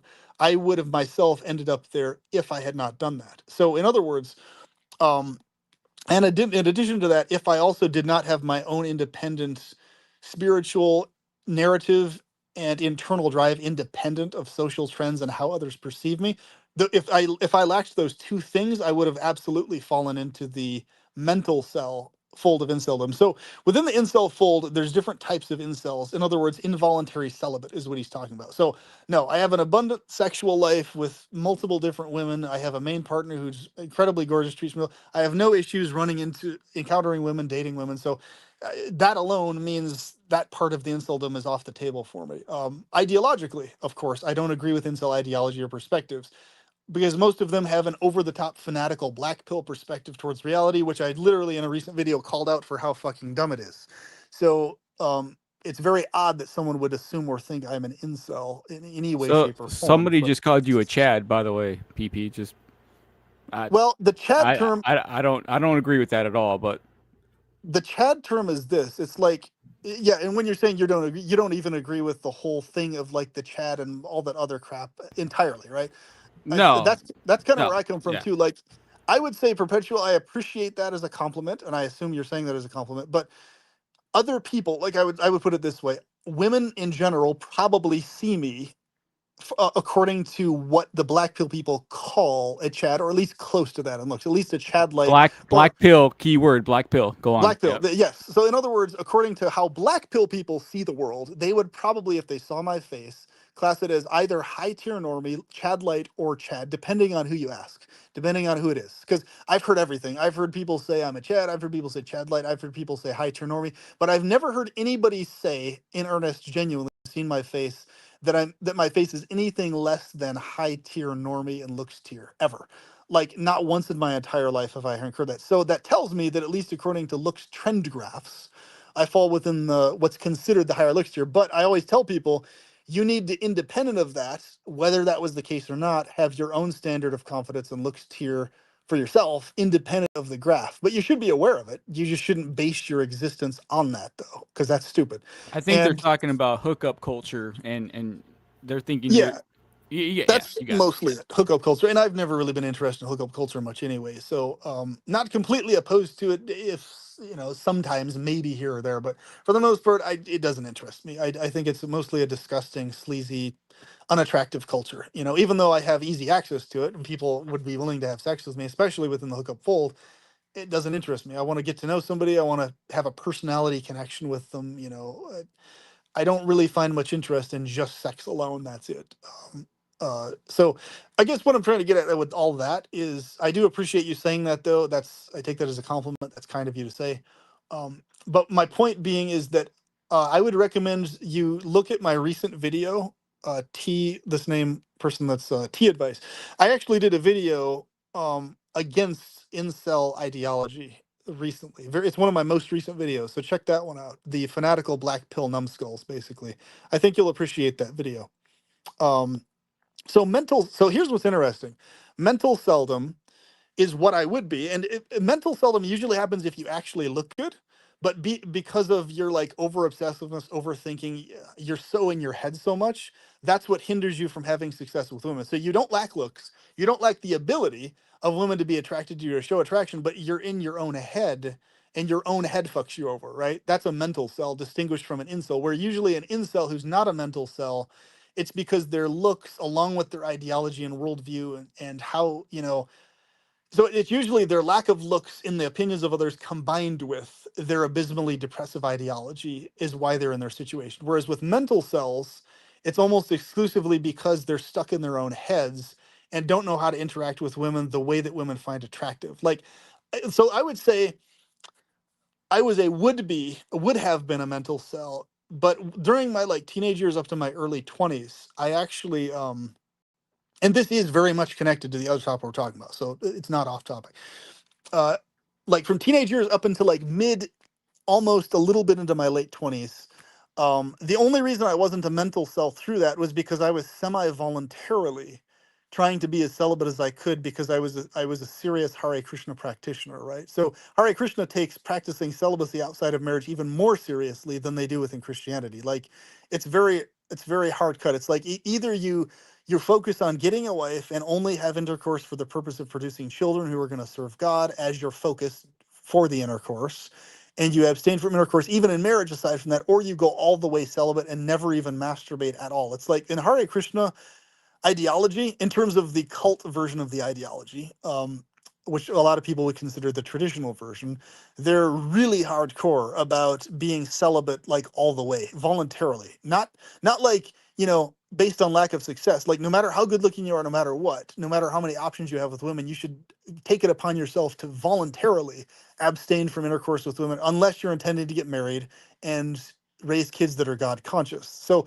Hare Krishna, it's because I was like I was trying to kind of do that as much as I could. Even though I was unsuccessful, I was still masturbating. I couldn't pull off the celibacy thing, and I knew I couldn't really pull off the marriage thing either. So, but I was trying at it anyway. So I could have had a lot of relationships with women that didn't play out because I was trying to do that. That's why. So I was basically like semi-voluntarily celibate, but not really. Whereas if somebody was like wanting to be with a woman specifically and actively trying, if I was actively trying to be with women during that time, I would have successfully got with plenty of women, I'm sure. But that's the reason I didn't. However, when I shifted out of that view, I became less fanatical and shifted into a much more laid back form of Hare Krishna and shifted out of all the cult aspects of it and stuff. I and started acting more organic to what I actually desire and want.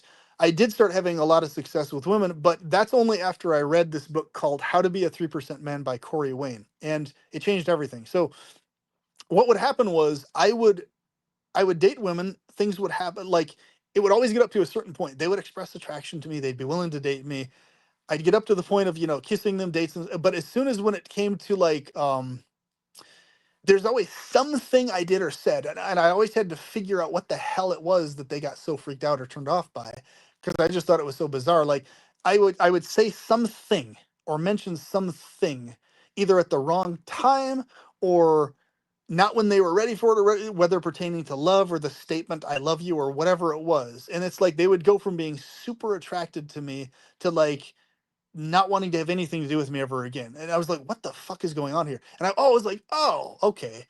But I had to study that because it's like I never had any issues with them being attracted to me. But I realized that, okay, there's a very specific exact time that it's socially appropriate in a woman's mind for you to say that I love you to her. If you do it at any time before that, she's going to think you're clingy, needy, desperate. And I was like, okay, that's really fucked up and weird. I don't relate to that, but I understand now why they're doing this. And to me, it was really fucking robotic how they're behaving and stuff. Because to me, I don't put any amount of that degree of fucked up weight to like statements of "I love you" or whatever. People can tell me, women or men, whether I'm dating them or not, can tell me "I love you" from day one, the entirety of when I'm with them, and I'm love you too. Like, so to me, this weird like psychotic thing that they would attach to the statement "I love you" was very bizarre to me. But so what I did was I just stopped saying that until they said it first, or until they clearly showed the signs that they wanted me to say it and how to read those accurately. Then I had all the success in the world. And like I would just, so once I basically learned how to have this flow with females interactively, that they were like basically the things that they find sexually arousing in terms of interaction flow beyond just looks, then I have all the success in the world, right? Like if I do and say that, success, perfect. If I stray from that, things fall apart. So I was like, oh, okay, so this is what's been going on. The neurotypical world of men, of extroverts and stuff, they're just automatically doing these mechanical things that women find sexually attractive, combined with the good looks, of course, and that's why they're so smoothly successful. Keyword extroverts. Yep. Yeah, because they're automatically doing the auto kick things that women find sexually attractive in interaction is why, right? So it's like whether they look good or not, but especially if they look good and they automatically behave this way, that's like their standard modus operandi.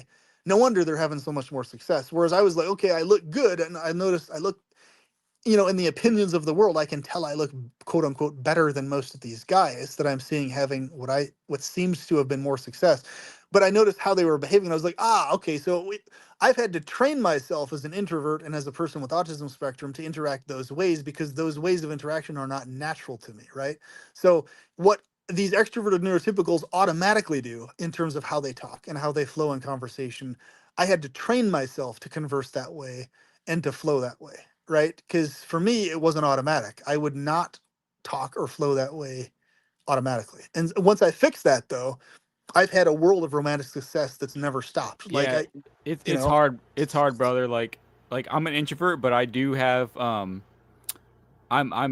considered extrovert. Like I can do both really well. you sound like an ambivert. Actually, that's what that sounds like. Ambivert. Okay, So ambivert. here's how you can tell. This is how you can tell. And here's the single question that will define it as introvert or ambivert.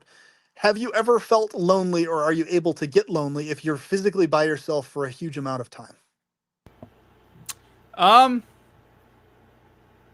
I don't get lonely. No. Okay, so that means you at least have a very high ratio of introversion. If you don't get lonely at all whatsoever, then that means No. you're solidly an introvert. Then that would be accurate.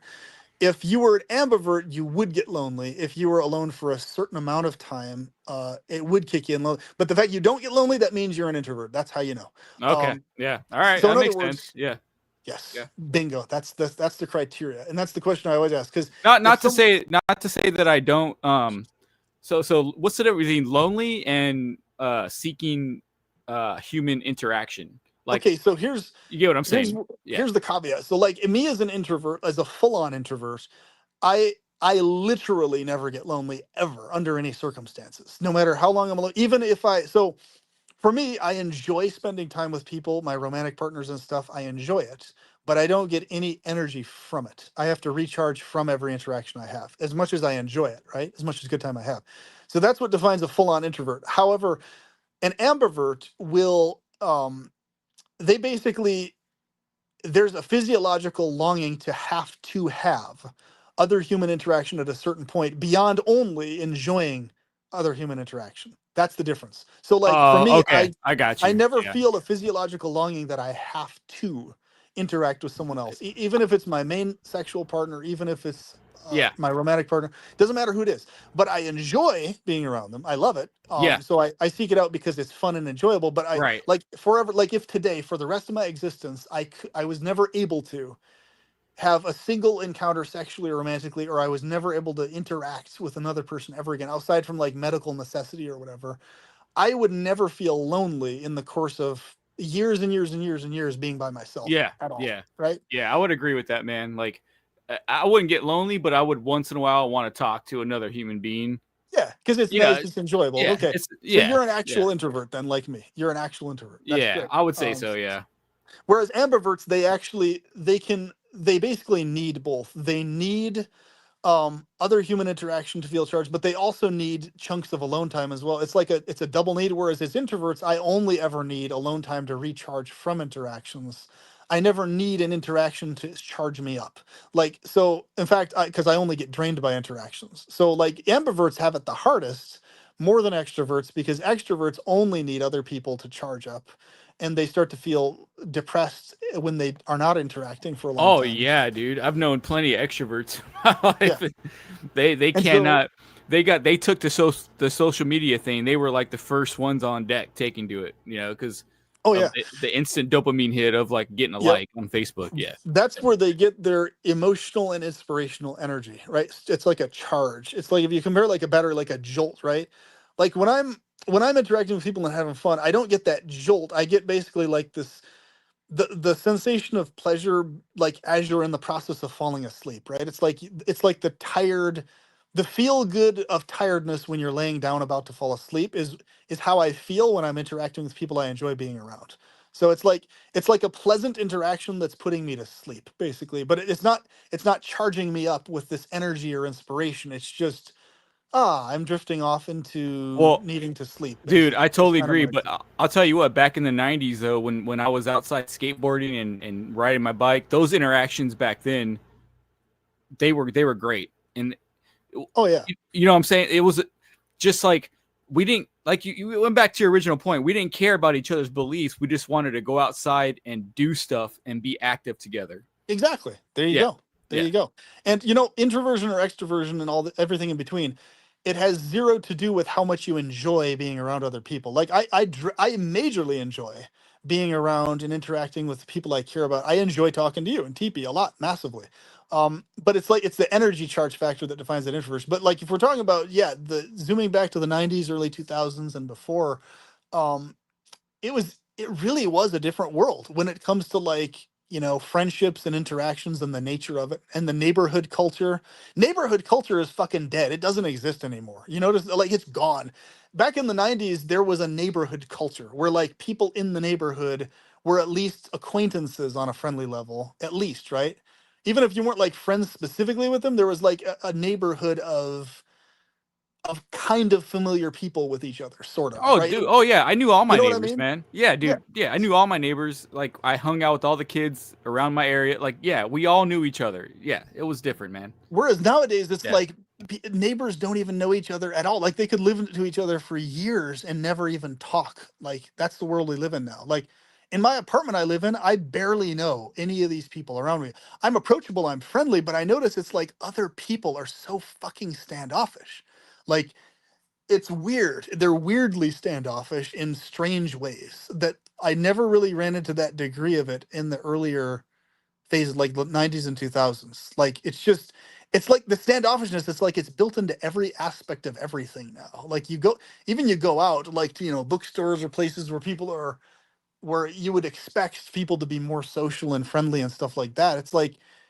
It's like everybody's just isolated in their own bubble, and it's like even if they express attraction to you or show that they like how you look, when it comes to the interaction part, people are like, they're so weird about it. It's like they're hung up on their own like tongues, or I don't know what it is. But I've noticed recently that the only people that have responded to me out in public are people who, and I appreciate this that they do this, but I've noticed this pattern. It's like the only people who have from their end initiated anything with me that's like that they sustain or keep going is people who clearly display something on the autism spectrum in particular, or some major type of neurodivergency that's drastically different from the neurotypicality thing that's going on when it comes to like even women who show attraction to me, like beyond just being nice and friendly. You can tell the difference. There's key things that they do and ways that they behave that are separate from just being nice to you. um, Even when that happens, and even when they show enthusiasm to talk and interact, it's like they don't understand or know how to sustain it and keep it going. It's like I have to be the one keeping it going in order for things to happen. It's like they'll respond if I keep it going. If like I suggest, let's stay in touch, or let's keep, we should talk sometime. But it's like I have to specifically be the one to do that. And it's like they just never, ever, ever, ever, ever do that. Dude, I agree. Dude, so the problem with me is when I go out, people view me as an extrovert. So, like, I get everybody coming up to me and, which is fine, but, like, they don't know how to sustain the conversation. Like, Yeah. they want me to talk to them, but they don't. Sometimes they do. Like, I'm not saying everybody, but most of the time, I'm the one that's having to continue the conversation. Like, you came up to me, you want to talk to me, but yet I'm the one having to continue this conversation. Yeah, I get what you're saying. Yep. To exactly what you're talking about right there also. It's like, and it's the strangest part about it to me is um like what's really fucking bizarre to me is like I'm the like in my head I'm like I'm the freaking introvert here. Why am I the one having to do this? Like I'm so approachable. I would love if somebody would just approach me and and guide the conversation and flow it from their end. I would love that if somebody did that to me, because it would free me from being the one who has to fucking do that, right? And Dude, it's I like, miss those it's days. weird. Yeah. I know. It's like, okay, I can do this. I can like be the one to initiate conversations, make stuff happen, but it's like, please, can other people do this instead of me having to be the one doing this every time? Like, I'm the guy who needs recharge time from interactions, and I'm the one having to ignite them and start them. Like, but I'm standing there, I'm smiling at people. I'm like, hey, how's your day going so far? Enthusiastically smiling with a bright smile, you know? And they say good or something other than good or whatever it is. And I say something like, hey, what do you think? Like if I'm at like Barnes and Noble or something, what type of genres of books do you like? About, they'll talk a little bit and they'll be interactive to some degree, but then it's like, it's weird. It's like they won't even show that they won't even they're not bothered by the interaction happening. It's just they don't know how to keep it going. That's what it is. It's like they're not even trying to escape the conversation. They don't know how to keep it going. So Right? Not to shit on Gen Z, but I mean, like, and It's I more love, prominent among Gen Z as a trend, big time yeah, prominent. and I don't have a problem with like my buddy has kids and they're Gen Z, and I grew up with them, and I jumped on a trampoline with his daughter, and Yeah, I took her to the anime convention. I don't have a problem with them, but like it seems like their interactions are more based on the internet, right? Which yeah, makes sense. Yeah.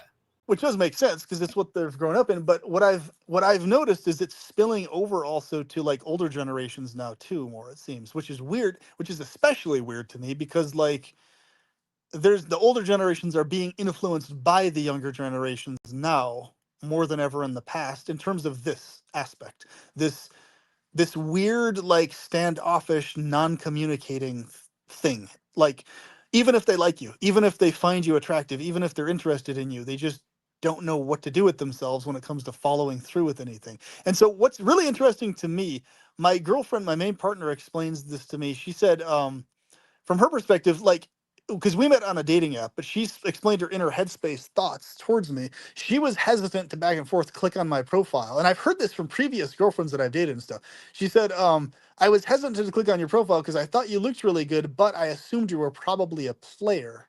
And that's why I didn't want to click on your face or because I didn't want to be played. I was interested in something serious. And she specifically thought I was a player because of my looks tier, because she thought I was really good. So she assumed, oh, he's a guy who's probably getting with a bunch of chicks. He's using the dating apps to just access casual sex. So, but because of how attracted to me she was visually, she brought her, okay, let's just see how it goes. If I get played, okay, fuck it, whatever. I'll play it as it comes. So this is a testament, of course, once again to the power of looks. Also, just as the initial attraction factor, right before you get to know somebody.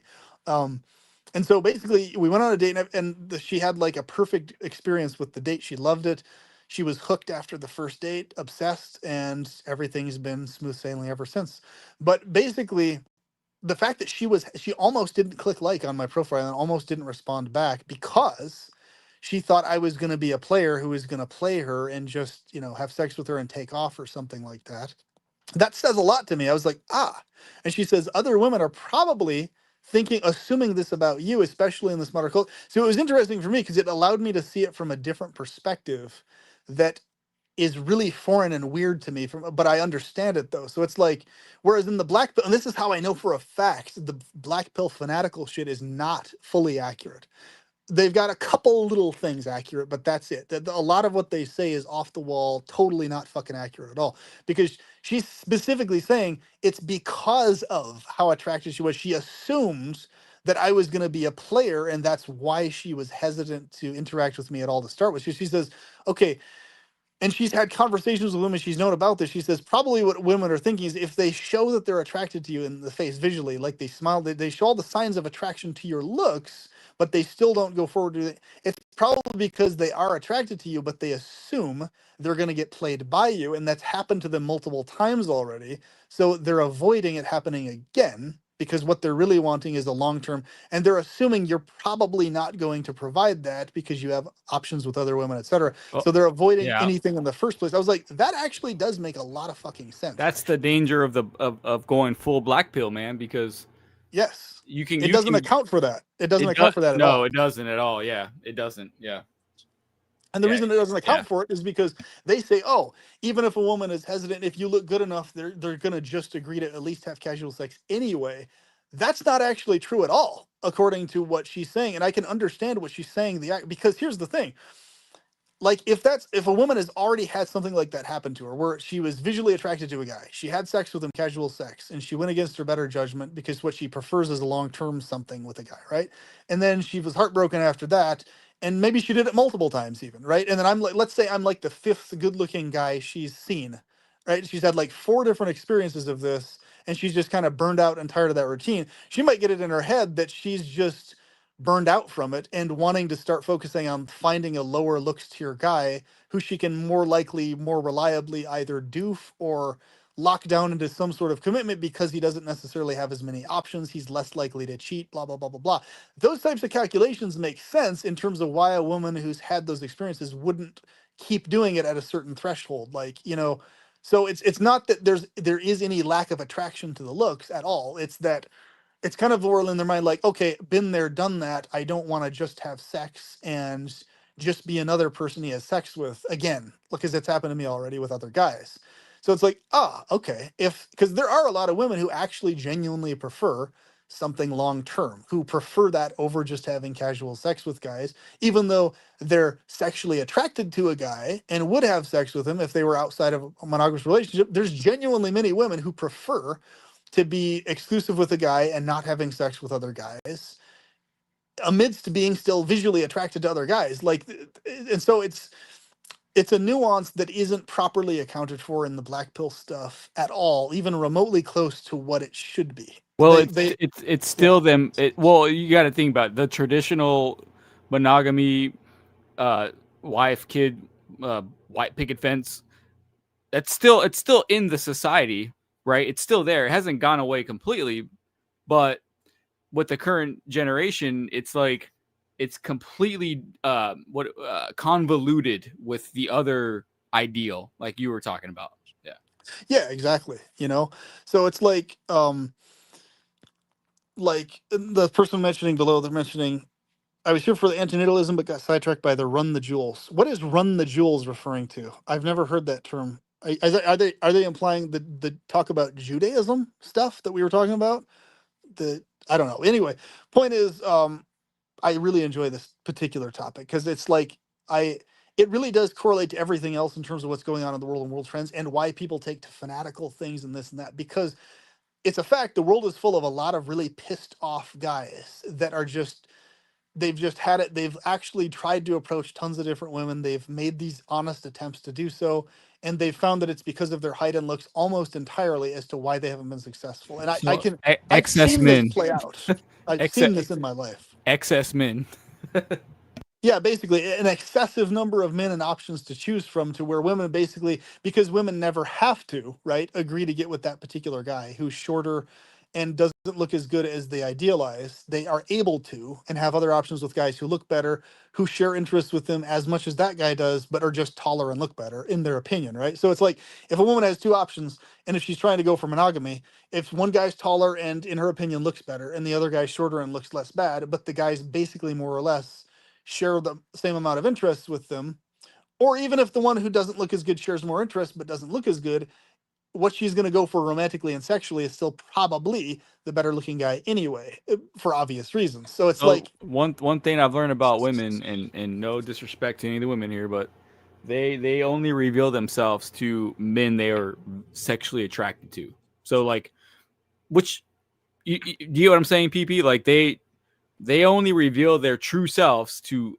a male that they're sexually attracted to. yes, I've heard the things I've heard Okay. women Yeah. tell me about what they've thought towards other guys that they would never tell to those guys directly is incredible. The things that women have told me, it's like, holy shit, like this is like the things women have told me directly, multi-layered shit about this stuff, like is how I know for a fact the fanatical aspects of black pill don't know what the fuck they're talking about. They do not. Well, Like, so what do you think about that? Do you think the black pill is? What do you think? What do you think about the black pill? So the black pill in and of itself, by itself, like for example, if the black pill, like the information itself, like the trend graphs of looks, the looks tiers, all of that stuff is 100% legitimate and very useful in the sense of, as long as it's treated as the information it is. Okay, here's why ratio wise, like more women are going to automatically be visually attracted to this guy's face over yours or vice versa or whatever, right? All that shit makes total sense. Most of that's actually basic sense. It's just really refined scientific, okay, here's the hyper calculated thing of this guy's jaw versus yours. He has a more pronounced jawline that's smoother and more chiseled or whatever the fuck. All that stuff. That's all fine and dandy. Okay, useful. Good to know. Like, yep. So the conclusion, therefore, is yeah, keep yourself in as max good shape as possible. Keep your face as toned up as you can to bring out all the best features of your face, blah, blah, blah, right? Do what you can to keep yourself looking as good as you can. Duh. You got your height, you got what you have to work with. So do your best to work with what you got, do what you can with it, right? Understand that women are probably going to go ratio wise for the taller guy, the better looking guy, and just take it as it is. That's just a fact of life. That's biology, whatever. If it's treated that way, I have zero issues with black pill. If that's what it is, and that's as far as they let it go, no problems. I actually agree with all that. The problem I have with the fanatical black pill, and that's why I distinguish it as fanatical, distinguished from just that, right? Just that very reasonable discussion about things.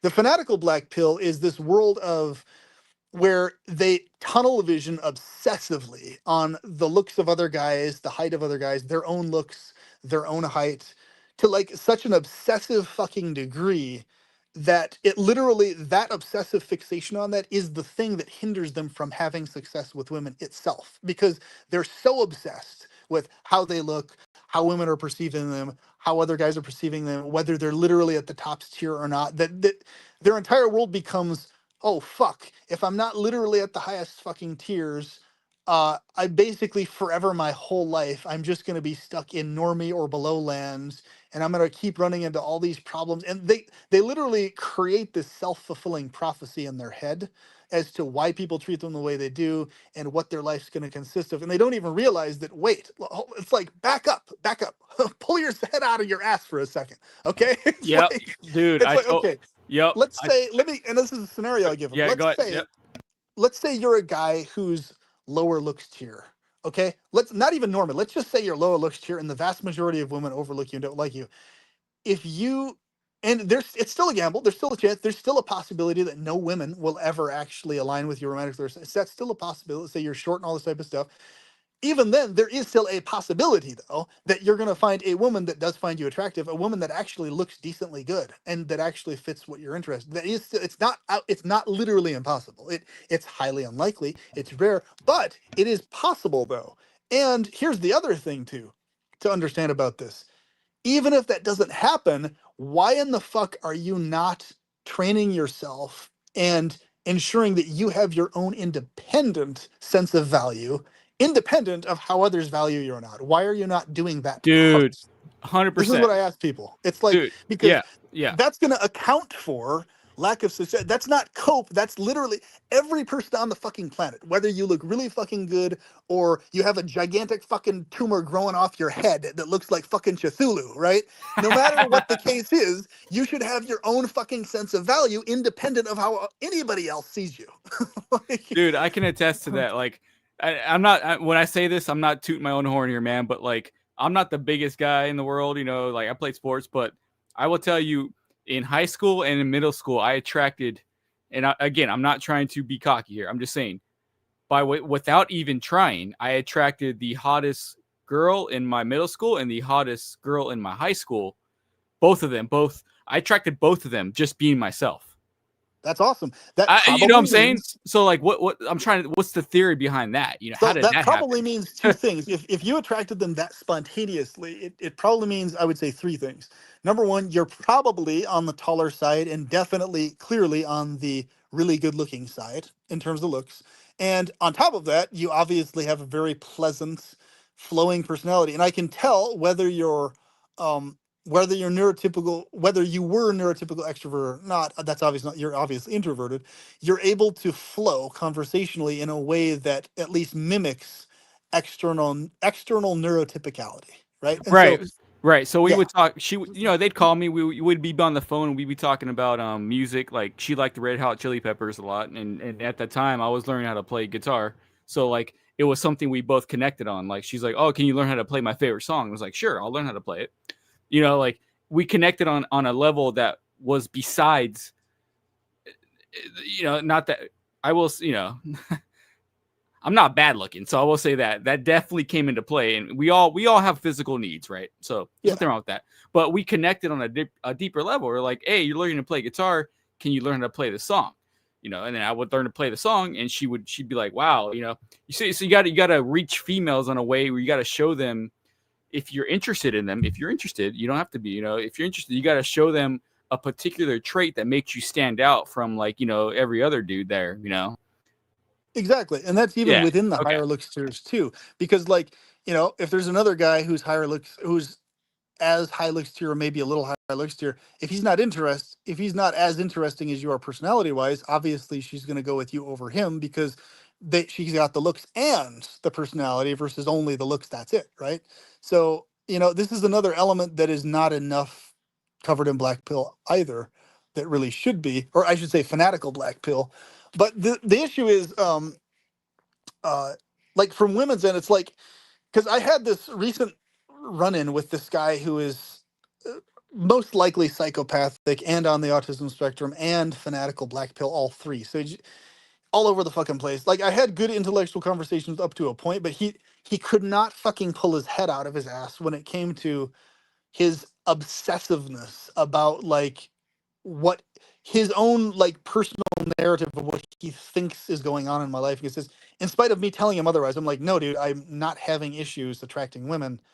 That's not what's happening. There's something else that's happening here that I'm trying to describe to you, but you keep insisting it's because women are not attracted to my life. It's like that's it was the fact that he was contradicting the facts that I was telling him, and he was spinning his own version that it was me coping and blah blah blah and all this other type of bullshit that was not at all what was the case going on. And I was just okay, dude, you're in your own headspace. You have your own fantasy land about what you think I'm experiencing in my life, what my life consists of, all this other type of stuff. And no matter how much I talk to you, the contrary, you're just locked into this mode. And on top of that, he was obsessed with needing to feel or believe like he was literally among the best looking guys on the entire planet. And I didn't I was like, why the fuck is he so obsessed with this, needing to feel like this is the case? But like, it was just weird, man. I was like, okay, I kept trying to get across to him. I was like, dude, like, especially if you're past a certain look standard, like, it doesn't matter at all. Like if you're literally considered the top tier on the planet or not, like that's 100% unnecessary. Like it doesn't matter at a certain point. It doesn't fucking matter. Like if you're literally like if you're literally considered top Chad of all Chads or not, like if you're good looking enough, you're going to have enough success to be satisfied with that and happy with that. Like, there's no need to be fixated on being literally among the best looking guys on the entire planet in terms of trend wise or popularity wise or whatever the fuck else. Like, I just get on them like, it's like, why are you so goddamn obsessed with that? But I realized, I was like, this is what's happening among a lot of these Gen Z people who fall into this fanatical black pill stuff, is literally their entire sense of value hinges on what looks tier they believe they are, what looks tier they notice other people are behaving towards them in regards to. Like, and in other words, their entire identity hinges on how women treat them and to what degree and on how large of a scale. And if that specifically in particular is lacking, they basically feel like their life is useless and everything else they're doing is just cope. And I'm like, seriously? It's that fucking abysmal with you people? That's how you're perceiving reality? What the hell? Like, that's sad. That's fucking Yeah, pathetic and that's sad, man. well. That's sad. Gen Z doesn't remember the '90s. They weren't even born in the '90s, man. Like you and I remember how it was back in the day when you actually had to approach women in person. There's no Yeah, fucking internet, right? You you had to had actually, to. yeah. And the woman, you can't gauge a woman based on the. Oh my god, dude, the internet. That's why it was so hard for Yeah, me. Because, yeah. dude, fuck. Even to this day, I can do it. I can pull it off, but I have to fucking pre-plan like a motherfucker to make it, And when I swear like this, I'm not doing this to, I respect your standards of Christianity. It's just, this is how I tend to talk. You know, it's kind of my language. But Nah, dude, I don't care.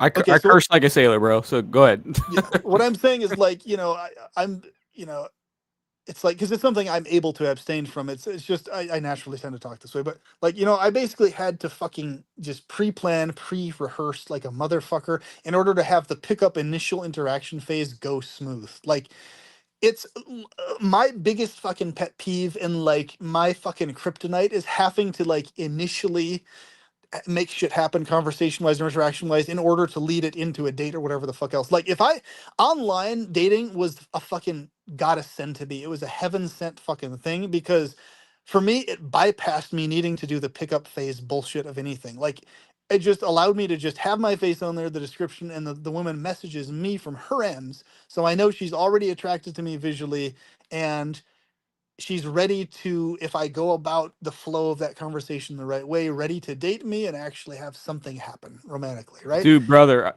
I met one of my in 2003, brother. I was online and I met a girl online in 2003. What, like way back, like way, like just That's when this awesome. thing, and I remember I met her and we were talking and she actually wanted to come out and see me. This is 2003, man. Like this has been going on for years, decades. Like, it's just back then it was everything was new. Like, we had just gotten an internet and like AOL, instant messenger. Oh Dude, I yeah. was on that shit hardcore, bro. I had a hot ass blonde chick that I was into, that That's great.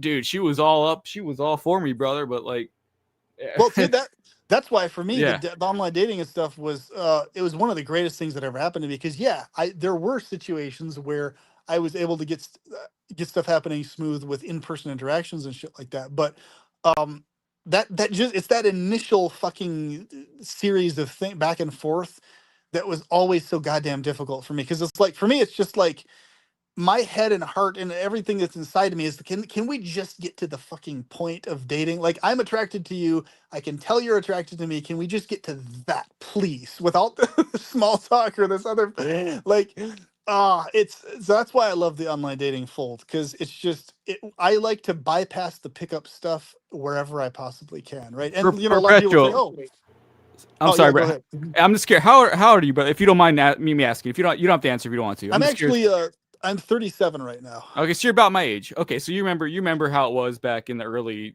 2000s. Okay. Yeah, I do. Okay. Vividly. Copy. Yeah. I grew up literally when personal computers came into existence as a thing, all the way up until today. So I was born in '88, so I saw the entire history of the internet, you know, lived through all of it basically, just like So you did, right? so you remember when we didn't have the internet and we had to Yes. actually go out and meet people. Yeah. Okay.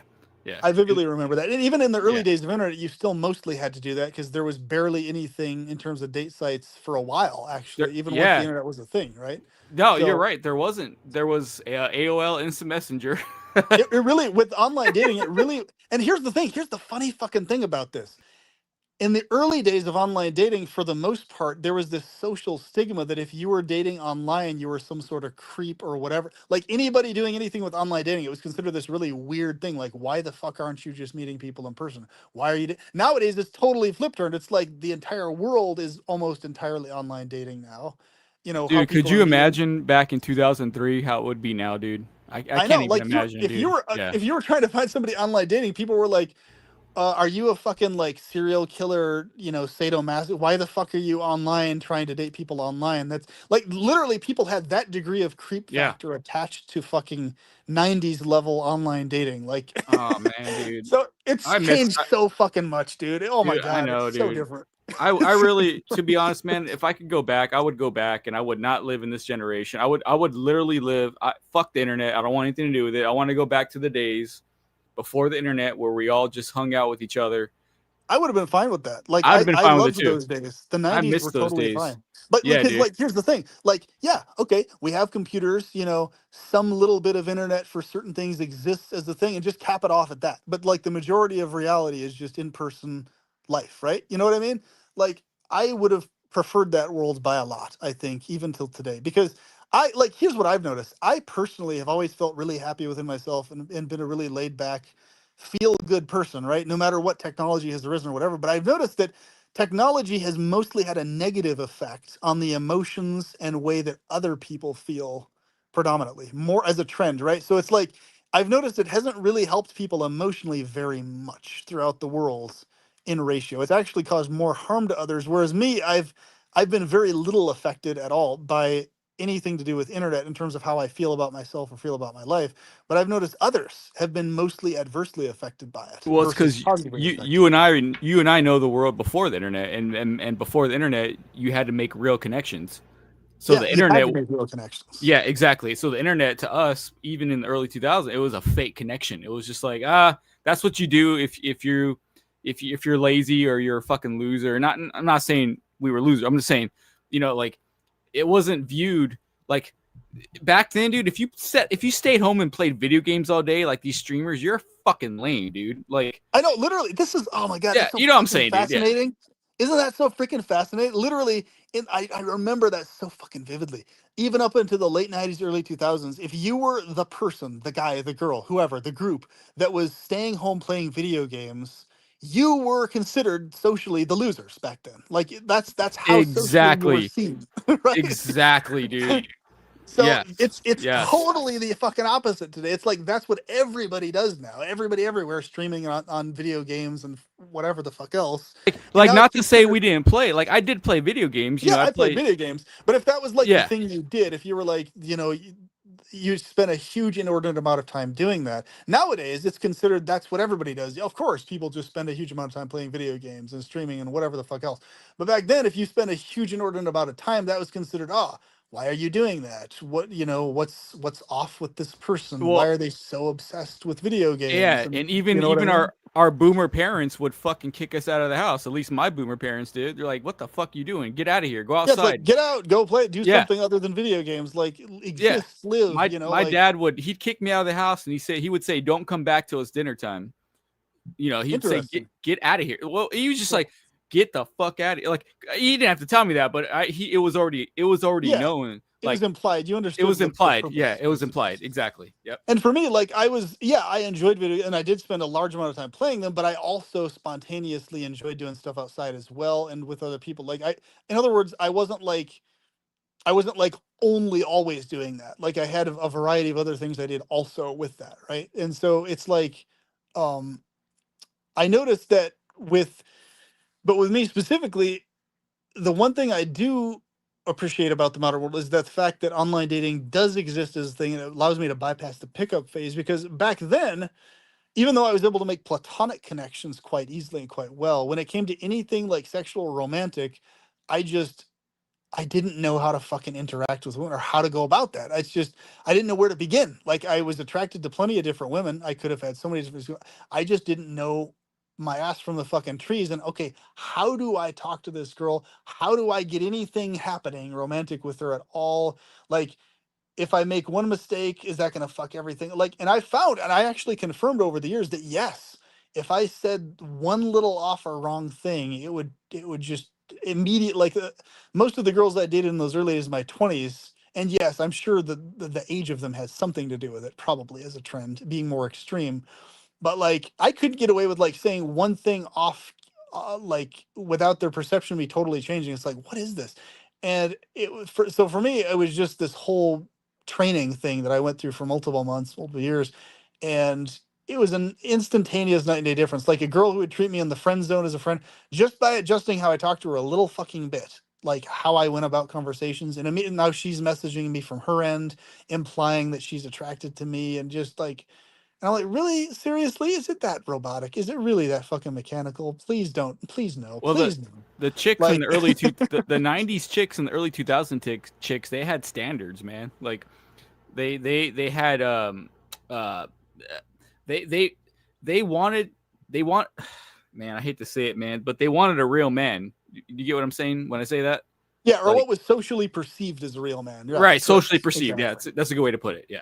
Yeah. Yeah. So basically, in other words, in the late 90s, 2000s, you couldn't really get away with, like, if in other words, at that time, if it was found out that you spent a good amount of time on video games in relation to other stuff, that you didn't have a specific well-paying job, like these other elements were definitely considered a big deal to a lot of chicks back then, independent of looks entirely. Like there would be women who would express attraction to looks when I was a teenager plenty of times over, but I regularly saw this happen where they would get with a guy who I could clearly tell did not look as good as me in terms of the mass perception of what would be considered good looking, but they were still getting with those guys and not me instead, especially when I was in school, right? And I was like, I know for a fact, shorter guys than me, not even guys that were taller than me. This is how I know how this whole like height exaggeration thing is not fully accurate with black people either, because I was like, and of course, yes, I understand the whole doof thing and everything else like that as well. But my point is, it's like that mostly had to do with the fact that those guys knew how to interact with women in the way that women find attractive interactively, in spite of lacking the looks or height. And that was overruling me in terms of my taller height and looks. That was so like Yep. I've Yep. had real world experience of shorter guys who don't look as good, who are goofy and weird, who simply interact in a more flowing way with females that get the female instead of me, in spite of me being taller and factually better looking. Many times over I've run into this in We my life. had, dude, we had the millennial teenage women, brother. It's what we had. Yes. That's what And it so was. Exactly. exactly, which they were raised by boomers, right? You know, yeah. At that time, absolutely. Gen X hadn't had kids yet. Maybe some of them did, but damn, they would have had kids a lot, fucking young Yeah. as shit. But like it And was, so so Gen X movies were prevalent, Gen X music was prevalent, but the millennial chicks had the Gen X boomer mindset. There you go. correct, Yeah. exactly. That's what Yeah. perfect way to explain it.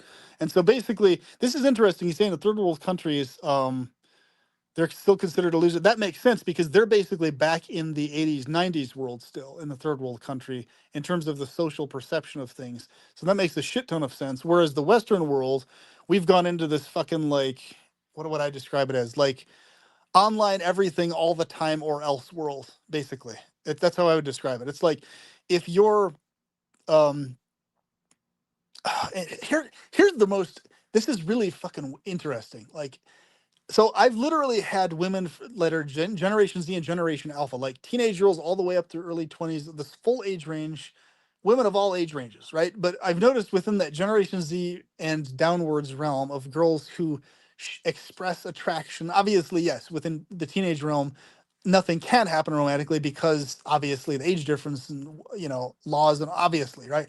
My point is, but whether they're Generation Z or younger, I've seen women of all these different age groups express clear, obvious attraction to me, right? Like sexual type attraction in how they look and how they deal with their hair within all these age ranges, right? Where they've approached me, where they've expressed attraction, in spite of them not knowing how old I like when I have my head shaved and I'm looking really clean, everything else, I look like I'm in my mid 20s, right? And I really hear so even though I'm 37, I don't look 37 when my hair is shaved and when I'm really well kempt and stuff. I literally look like I'm in my mid 20s, right?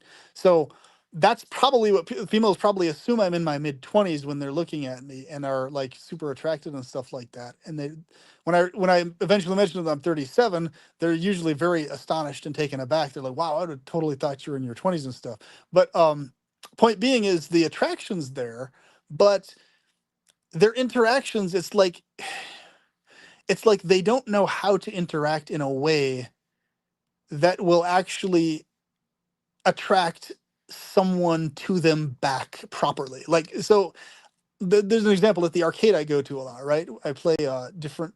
I do air hockey and a bunch of other stuff there with people. There's also but there's a high demographic of generations, the early 20s people, late teens, 18, 19-ish, 20 people there. And like there's this girl she's seen me a gazillion times over, right? Like and I'm friendly with like the guy that she's dating that's like she's super close to and super clingy to and everything else. And it's like and she's how do I just, it was the weirdest thing I've ever encountered. Like there's one time I said, "Hey, how you doing? How's your day?" Like she'd seen me a gazillion times already, and I talked to her boyfriend like all the time, and she knows I talk to him all the time. And like, I just never formally introduced myself to her, and we never really had a formalized like you know, in-depth chatter up to that point. And I just smiled at her and said, "Hey, how's your day going so far?" And she's just like, she gave me this like scowl on her face, like she was pissed off that I was asking her how her day was going so far when I'd never done or said anything kind of cruel. Like she's dating this guy who I think looks good, but I still don't think he even looks anywhere near as good as I look. And I'm not saying that to be mean. I'm just saying, like, you know, if I'm looking at like a trend graph or something, like, so she had no reason to scowl at me like that for no reason at all. And then, like, but after that, she would then like gradually start smiling and not scowling, but still not really interacting with me. But it's like, where is this scowl coming from? I don't understand where this scowl, like, there's no context for you in your position to be scowling at me. Like, why are you like, and I was just in my head, mind boggled. Why is she scowling at me? She's there at the arcade all the time. I'm there at the arcade all the time. I hang out smiling. We're having a good time. Me and her boyfriend, and she's seen me hanging out with him and smiling with him, playing air hockey with him many times over. Why is she scowling at me? What is it? Where is this coming from? Like, and I've seen that so many times over with so many women who are like, you know, they see me, we've seen each other like a gazillion times already. And then when I finally go to interact, that's like this scowl. But here's the thing. This is how I know it's not a lack of attraction or lack of, or creeped outness or whatever. It's it's later on they'll actually interact with me positively after that scowl. Like they'll actually enthusiastically talk to me and display very different behavior towards me, right? So I know they're not inherently pissed off or disgusted that I'm coming up to them. There's something else going on that's weird here in their brain. It's almost like the scowl is them not knowing what to say or how to respond more than it is anything else. It's like they legitimately don't know how to communicate in public is what the scowl is. It's like they're scowling at themselves, not me. You said It's she was in her 20s. yeah, like early 20s, late, So probably like 18, 19, 20, thereabouts, something like that. that's the Gen Z stare, brother. Where they're That's what, okay. That's yeah. what people are talking about when they say the Gen Z stare. That's what they mean. Is that it's like this broody fucking like pouty frowny like face, right? Yeah. Well, Okay, it's disassociation. okay, dissociate. It's almost like they don't even know what to make of someone coming up and having a friendly interaction. But then afterwards, their brain will like gradually kick in. Oh, good looking guy having friendly interaction. Oh, cool. Yeah, let's conversing with me. It's almost like they don't know how to process what's And happening you until know what, later. what's sad, PP. Gen Z. You know, at least they have an idea of how us millennials lived. Imagine Yeah. Alpha, Gen Alpha, and beyond. Like, what are we, Oh what are my we, god. what are Oh we my dealing with god. here? Holy Shiite, bro. And we're not even Muslim. Holy Shiite, man. Oh my god. This is insane. So basically, oh fuck, that's just crazy, dude. So, and this is what I was trying to explain to this other Gen Z male, okay? Because he just kept going, cope, cope, cope, cope. They're doing this because you lack the looks. I was like, dude, how many times do I have to tell you? These same chicks, these same exact fucking females will show attraction to me either before that they do that or after the fact. Like a clear, obvious attraction to me, independent of them scowling at me that instance or whatever the fuck. It's not that they're lacking attraction to me that they're doing this. I've seen cases where it might be due to lack of attraction, and it's different from what I describe in these contexts, right? It's not the same thing that they do. It's a different scowl. It's a different avoidance. It's a different thing. It's not that.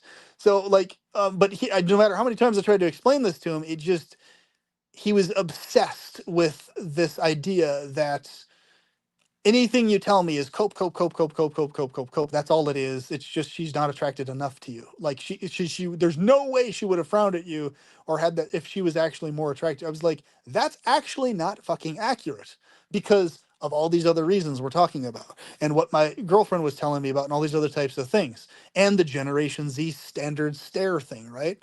So it's like they don't even recognize that facial expression or feature is a negative, like off-putting thing. It's almost like they don't even recognize they're scowling. They don't even recognize they have this frowny, pouty face. They don't even recognize their face is doing this in relationship to what they're thinking or feeling. Because like immediately after, like she never even like after that instance, like every time I saw her, she would always be smiling at me. She didn't respond, so that she frowned. Every time after that, she would genuinely smile at me and express happiness to see me. Like, but she never responded. She never accounted for that initial frown, though. She That's never all. accounted for it. That's what I'm saying. I think, brother, the conclusion of the matter is Gen Z literally is the last generation to have an idea of the old world, even though they didn't live in it. They were early enough to understand. Like, I remember when I lived with my buddy and his kids, they were Gen Z, and I would show them stuff from the 90s, and they would like it a lot. They really would.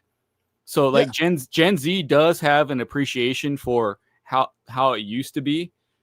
It's the problem is they weren't raised by, if they're raised by Gen Xers who were raised by boomers, they were basically raised on an old style of living, but yet they were brought into a digital age. So they're kind of caught in between. Exactly.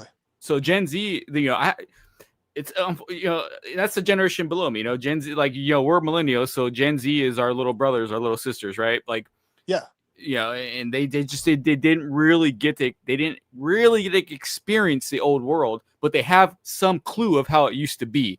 Gen Z is the last generation that has an idea of the old world. Because us millennials are getting old, dude. We're getting old. Right. Gen Z has an idea about it, but then after that, I don't know, brother. I don't know what to say.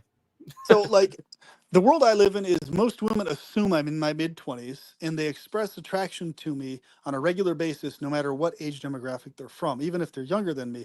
And I always have to clarify to them, if they're significantly younger, that I'm actually 37, and that's literally the only single thing that makes them even slightly turn away from expressing that attraction before, because they would prefer not to date or do anything with a guy who's 37 specifically. But that's it. Like, if there's anything that turns them off, that's like the only thing that ever turns them away or off to some degree, is the fact that I'm 37. And that's only after they find out I'm 37. Like, until then, they think I'm like in my mid 20s and expressing attraction up the fucking wazoo, right? So what I'm saying is, what this person in the comments is saying is very correct. That the most females find most men unattractive. That's true in terms of looks wise and stuff. That's one of the things the black pill has accurate informationally. And most men find most women attractive much more easily. I can at least say that for myself, and I've noticed this as a trend. What we find attractive in women tends to be far broader than what women find attractive in men, is what I've noticed as a trend as well. In other words, at least I'm speaking for myself here, but I've seen this in a lot of other men too. I find quite a wide range of women sexually attractive. Like, a lot of these, and this is what explains a lot of course, the funnel effect, which is another accurate thing within black pill.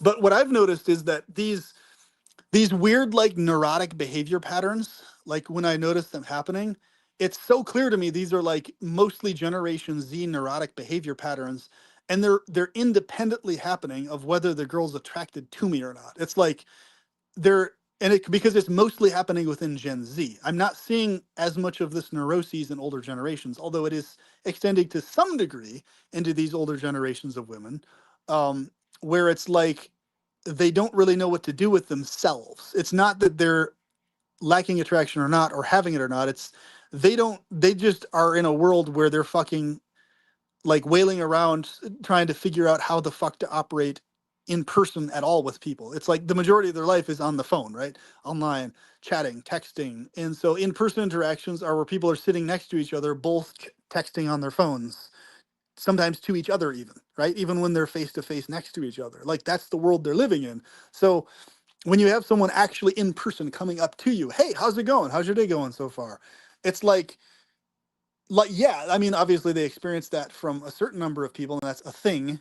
But when that happens and it's somebody you are attracted to, then it's like they're a deer in headlights initially, and then later on, then they can process how to go about interactions properly. Because I've run into so many weird fucking things like this, where like I've had, like, there would be a female who like expressed huge amounts of attraction to me visually, and then like the next week or something, she has a totally different way of behavior. Like somebody I barely even know acquaintance wise, and then the next week she's like super like enthusiastic, super excited to see me and everything. And I'm like, interesting.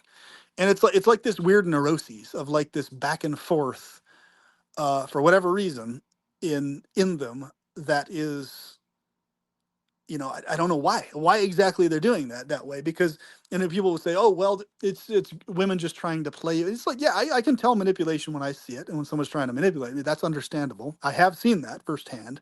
But within the realm of someone clearly expressing attraction and obviously being attracted, right? Like playing with, they're doing all the signs and everything else like that.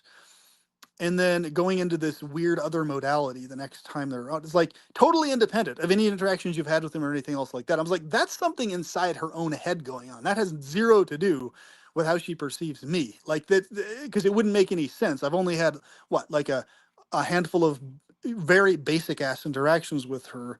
And, so I've run into multiple cases like this many times over, but I realized what it is, they're living in their own neurotic headspace, independent of how attracted they are to me or some other guy or whatever the fuck else is going on.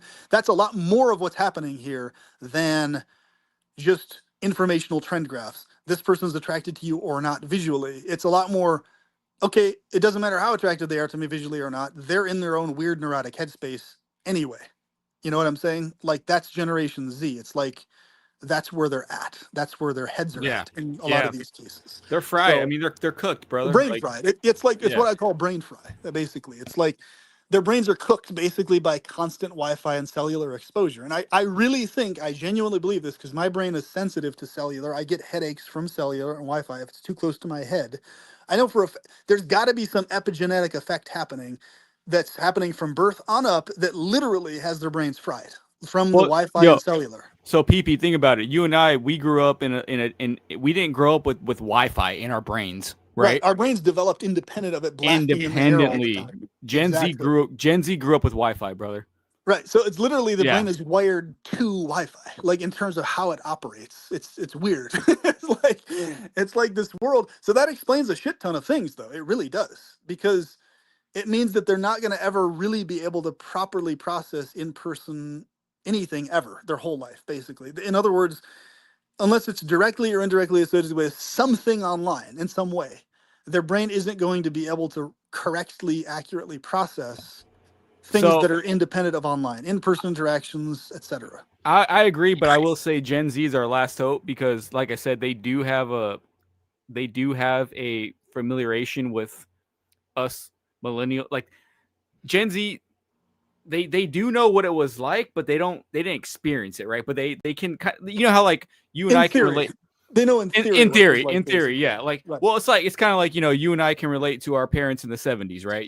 We had an idea of how but we weren't there, but we have an idea. Well, Gen Z is kind of like, the millennials lived like that in the 90s, right? So I would say Gen Z is kind of like our last hope of maybe continuing the old world. But if they don't figure it out, then yeah, dude, we're in bad shape, brother.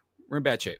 Yeah. Yeah, exactly. I mean, and like the so this is what's funny too for me, like in my experience, like within that fanatical black pill world, there'll be guys like literally commenting on me, what they think my look. They've never seen my face, they've never interacted with me in person, they don't have any clue as to what I'm experiencing in my real life, but they'll literally comment on my life as if they're the authority on exactly what my looks tier is, on exactly why I experience what I do, and all this other type of stuff. And it's very bizarre, because it's like, really, some rando ass person online. I talk about one single instance or a few instances in my life where this weird thing happened with a chick. And because one weird thing happened with this chick or a handful of chicks, therefore there's no way in hell you could be Chad Light or Chad in looks and blah, blah, blah. And they go on this huge narrative about the whole thing. And I'm just like, okay, back up for a second. That's quite the elaborate story you're telling yourself about somebody you've never met, whose face you've never fucking seen, whose experiences you've never had. Like, you've never been there standing next to me in the midst of these experiences. And if you were, like, you'd understand exactly what the fuck I'm talking about. Yeah, but it's like, 100%. They don't know you. Things. Yeah. They don't know.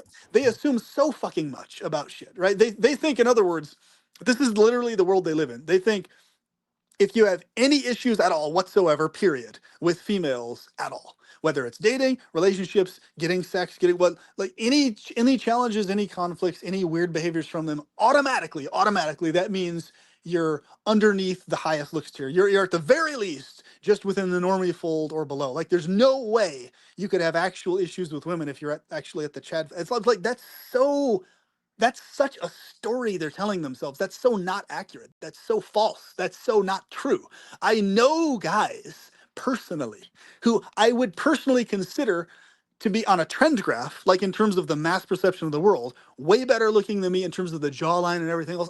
In other words, I don't consider myself to be less good looking than them. But in terms of, if I'm looking, okay, in the perception of the world, though, the world as a whole will probably consider them better looking than me even. Okay, cool. I've seen cases of that where the guy has had significantly more issues than I've ever dreamed of having, as a guy who I wouldn't consider even in the perception of the world to be as good looking as him, even though I have my own standard of confidence and looks and whatever else, right? You gotta So think about it, brother. The Chad is a fictional character. Like back in the he is. '90s, It's what an was it? archetype. It's an archetype, is what it is. At It's a least the fictional archetype. yeah, at least the '90s chicks or the early 2000s, they like Brad Pitt, right? Well, at least Brad Pitt was somebody you could look at and see, okay, Brad Pitt is somebody females like. And I know people now like, oh, Brad Pitt's okay, but back in the '90s, Brad Pitt was like the architect Chad. Yeah, we're talking 90s Yeah. Brad Pitt, not modern Brad Pitt. There's a difference. There's a difference. Big difference. I'm talking 90s Brad Pitt. Yeah. Yes, I don't think anybody in the modern world in their right mind would consider 90s Brad Pitt to be anything less at the maximum than Chad Light. Like I don't see any world that a person could live in that would consider Brad Pitt's 90s face to be anything less than a Chad Light at all. Like that would be a bizarre fucking world if they think that. Right. So Yeah. what we notice is, because we've lived through all these different eras, we've watched and seen how these mass perceptions of looks change and shift as time goes on. It's not this permanent, forever set in stone thing. Yes, the general features remain the same in terms of good jawline, height, those remain a standard.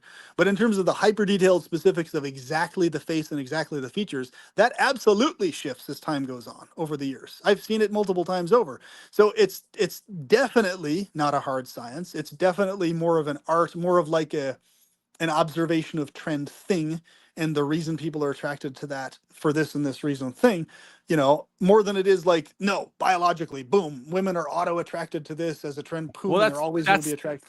That's the black pill. Like that's the problem at the black pill. They assume that like that's not true, man. Like, come on, man. Like It isn't true. It's not accurate. Like it's not. Yeah, dude. Come on, man. and we see many real world examples of that not being the case. However, yes, as a trend, if we're talking really goddamn generic, it's accurate. Like if we're talking black pill stuff in terms of like extreme fucking goddamn generalizations, sure, it's accurate in terms of that sense. But why the fuck would any of us live in the world of extreme fucking generalizations? Like, why would anybody live in that world or allow themselves to live in that world, especially if they've had experiences that are outside of those trends, right? So it's like, okay, I've had many experiences outside of this trend graph, the standard way things go.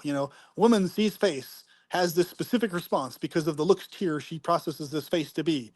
But I've had vastly more nuanced experiences than that happening that way, right? Both in myself and me in too. Yeah. interactions I've observed. I've observed other guys having things go different for them as well. And it's like, okay, this is the part that's the weirdest about the fanatical black pill. It's like when you start describing anything else outside of just the looks, height, tier stuff in particular, and why women behave the way they do as a trend, like as soon as you start talking about any other thing, they immediately classify that as red pill, red pill, red pill, red pill. It's like, this is just talking about reality and what happens. It has nothing to do with any pill at all. Exactly. It's just Pill, reality. black pill. It's just fucking reality. It's not a pill thing. It's like, it's so weird to me that they have to auto correlate everything with a pill, blue pill, red pill, or black pill. It's like, well, reality exists independent of those fucking things. They use black pill as an excuse for, not all of them, some of them, as an excuse for lack of motivation. Yes, it's very commonly used for that, as an excuse for lack of motivation. Very often, very often. And it's like, what is it? The whole fucking incel trend thing. The initial woman who mentioned that was, I think she mentioned it in passing as like a casual term, and then just this whole crowd of guys just went and ran with it, basically. But it's just, and you talk to these guys, it's like it doesn't matter what you say to them. The headspace they're in, they're locked into it. Like they won't even allow themselves to operate outside of, even in their in-person interactions, outside of that black pill fanatic worldview. Like it's like they won't even allow themselves to experience the outlying circumstances outside of that trend of things. Like, Yeah, and why wouldn't you? I don't understand. it's Yeah. like, why wouldn't you open yourself up to the outlying circumstances? Why wouldn't you open yourself up to the nuances, to the things that are outside of just that alone? Like, why wouldn't you? And here's the other fucking thing that I've just never been able to fucking relate to at all. That's so stupid. It's like, even if the only level of looks you can get, or the what you consider to be level of looks, is a girl who looks halfway decent to you in terms of her overall appearance and things like that, how is that in any way, shape, or form a bad thing? Like, in other words, like, if the only girl a guy can get with somehow is a girl who's considered, quote unquote, lower on the looks tier, she's not specifically the Stacy archetype or even close to that or whatever the hell else, why would that be something that would bother you or piss you off or that you wouldn't be satisfied or happy with? Like, why do you feel this need to have to be with a Stacy specifically, or else, or your life is over? Like, that's the other aspect of this fanatical psychology, especially the incel fold, that makes no fucking sense. It's like they have it in their head, no matter what woman they would go get with. So they could literally have dates and have a romantic relationship last for months on end or longer.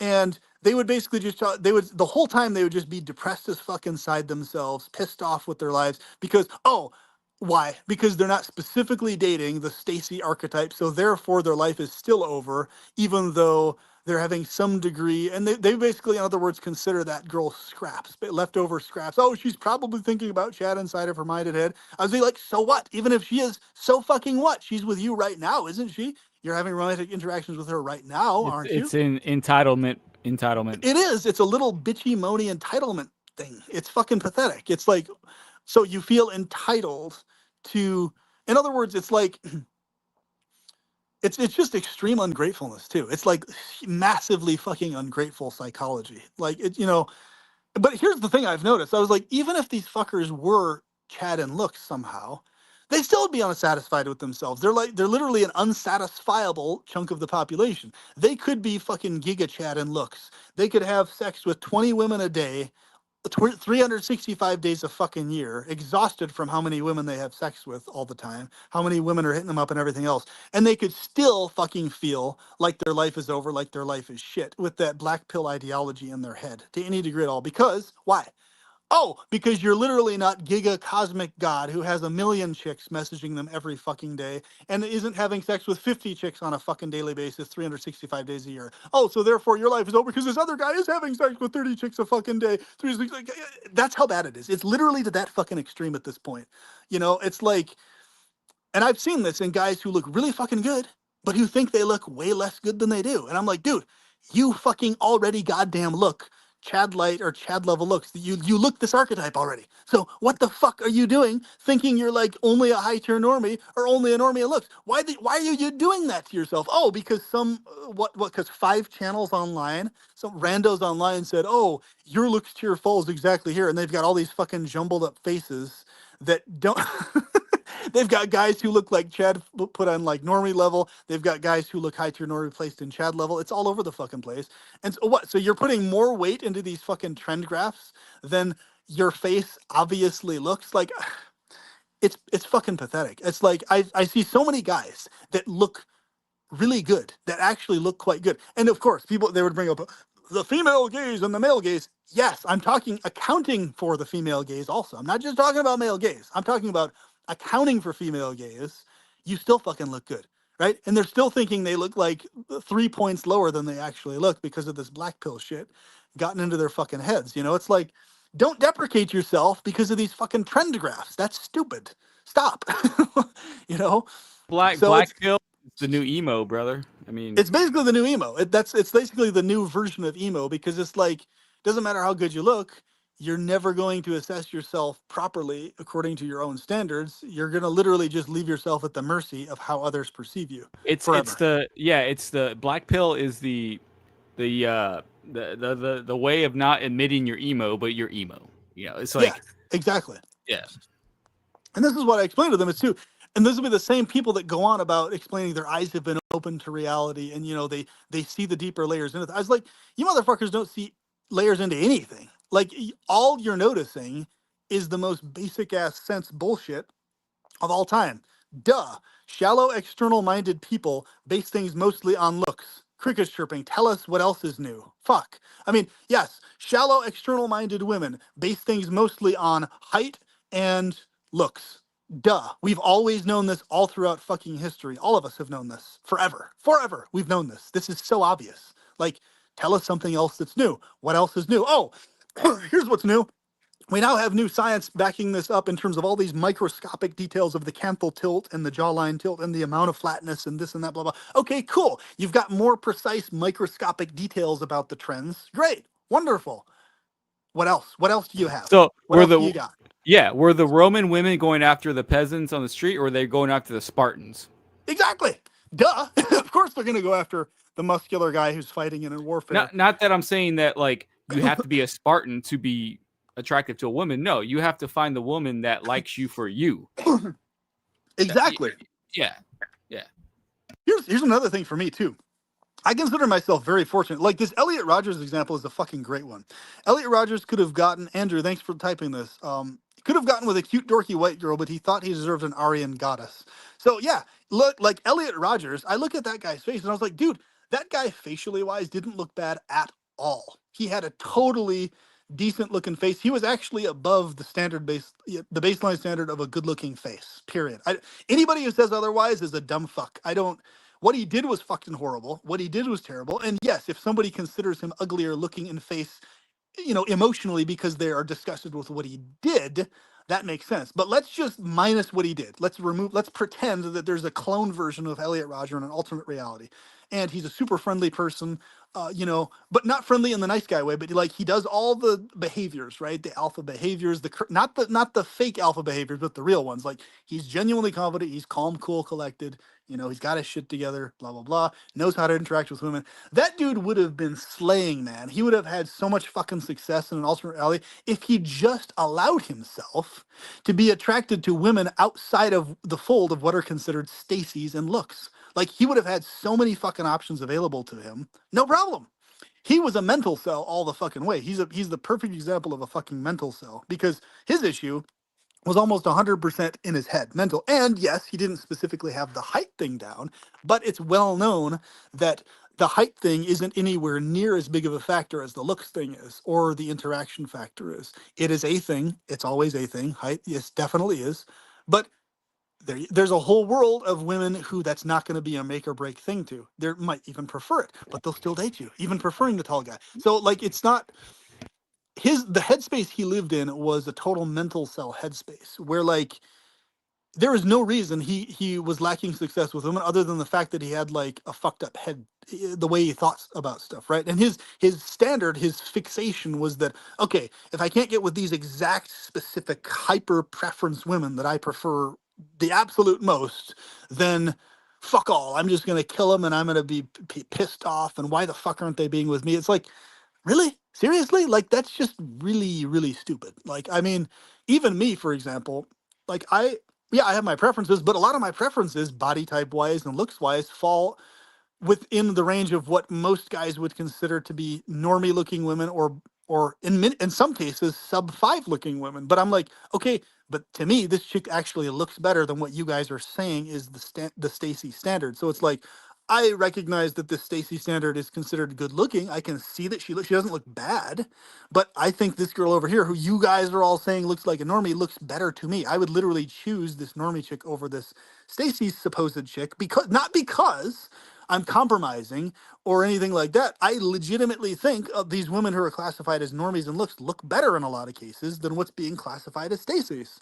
So like, and that's my actual preference. I agree. You know what I'm saying? So it's a very fucking arbitrary standard, and this is how I tell these guys. It's like all that can ever be is a trend graph of looks. It can never be anything other than a trend graph, because I'm a living example. I like women outside of that trend graph in terms of look standards and stuff. Plenty of guys I know like women outside of that. And I've run into women who like guys' faces outside of that trend graph also. But the trend is, yes, most people, most of the time, have those as their fixations and ideals. We get it. Like, but they're not understanding that we fucking get it. We've always gotten it. We understand it even better than they do. Like, so this, where do you think this degree of arrogance comes from in that crowd, where they think they actually understand more about this stuff than people of older generations do? Like, where do you think that comes from? How is it that they think that they know more about this looks trend graph stuff than we do? And even though they haven't had anywhere as much life experience, they haven't actually had the experiences we've had with romantic dating relationships or anything even close to that. But yet they're going to talk as if they're the authority on how this stuff works and how reality actually works. And that, to me, that's just very weird. It's like, wouldn't you actually take the insight of older generations into serious account in what they're saying to you that's contrary to what you're bringing up? Like, that would be what a mature researcher or insightful person would do. You're not just going to be like, no, this is how reality is, period, full stop. Like, actually, no, reality isn't exactly like that. That's an aspect of reality. That's part of what's happening here. But there's way more to this fucking story, dude, than what you're showing on these trend graphs and in these modern, weird, like, socialite women behavior. And here's the other thing they don't seem to understand. Every fucking time I see these examples they give of women who are only going for these Chad guys, it's not even, it's women that have a very specific behavior pattern and a very socialite type to them. It's not, I never fucking actually see um these women who are not of a certain type of behavior pattern doing this thing where they're like fawning over these chads. They're specifically only going with them and avoiding this other.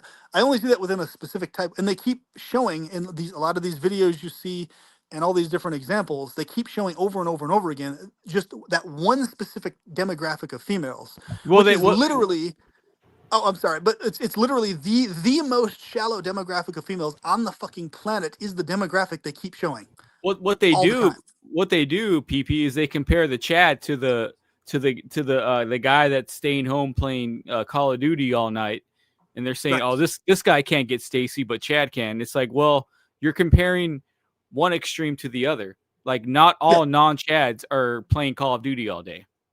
Correct. It's like they always compare the extreme to the extreme. And when it comes to the world of nuance and all the stuff that's in between mixed up in there, they have almost no accounting for it at all to any notable, reasonable degree. And the main reason I have such a passion about this topic is I notice how this is adversely, badly affecting men in the world.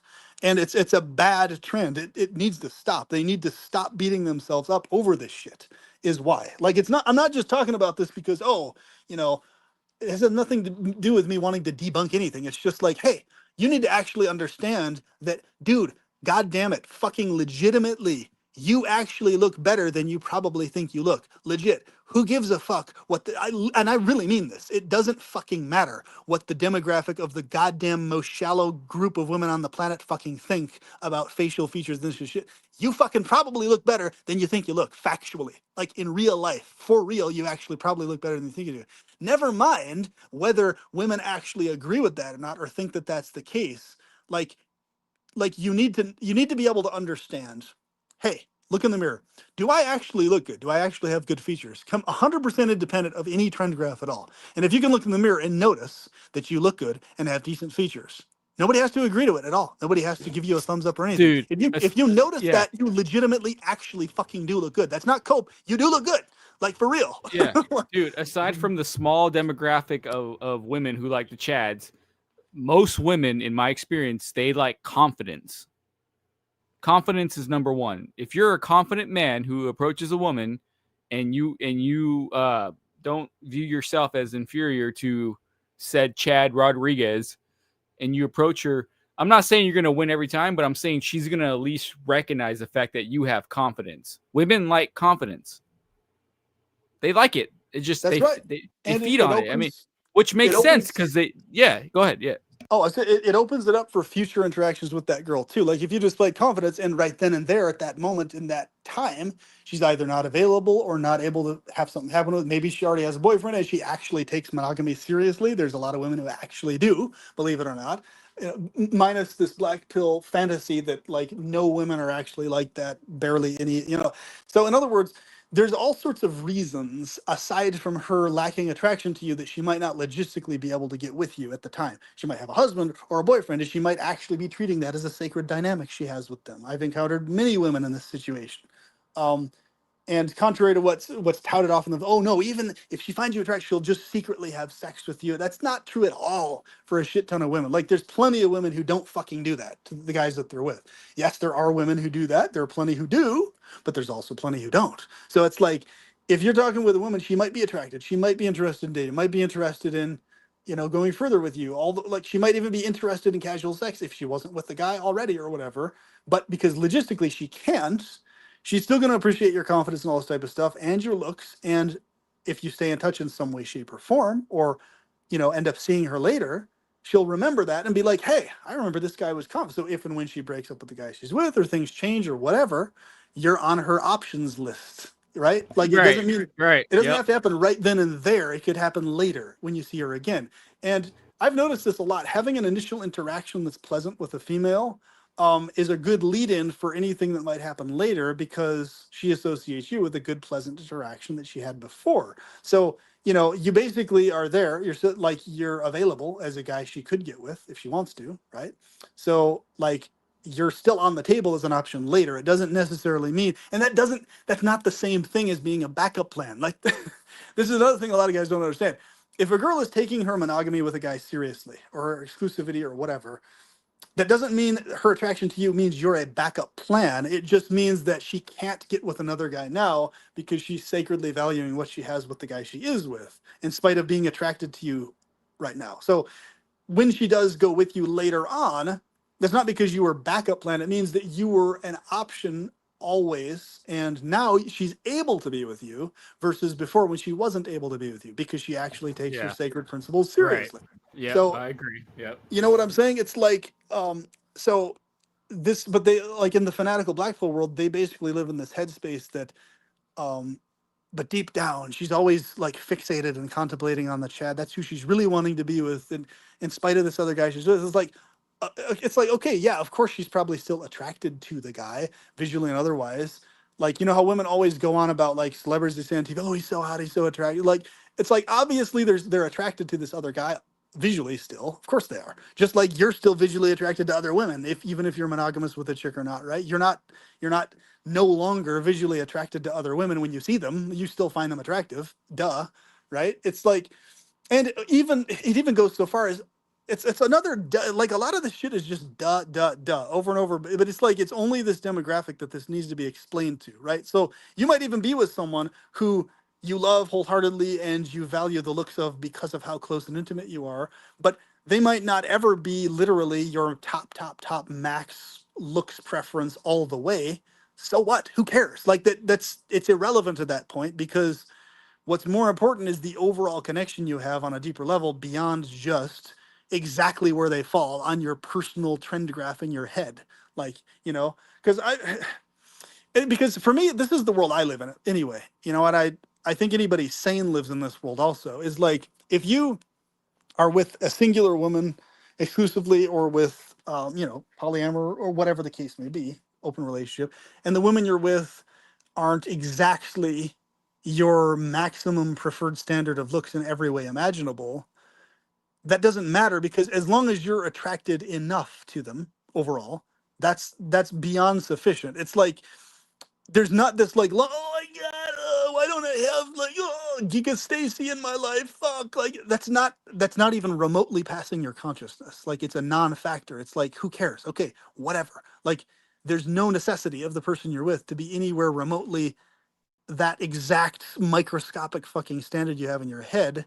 Why would it be? Like, just enjoy your life. Be a sane, reasonable person. Understand that we have the looks we have, and you're attracted to them enough, aren't you? That's why you're willing to have sex with them in the first place to begin with, aren't you? Obviously, So, like, why is it so hard for these people to be satisfied genuinely, is what my question is. It's like, why not just actually feel good about yourself and your life? Why does it hinge on you having to have this Giga Stacy figure as an arm trophy? Why? Like why?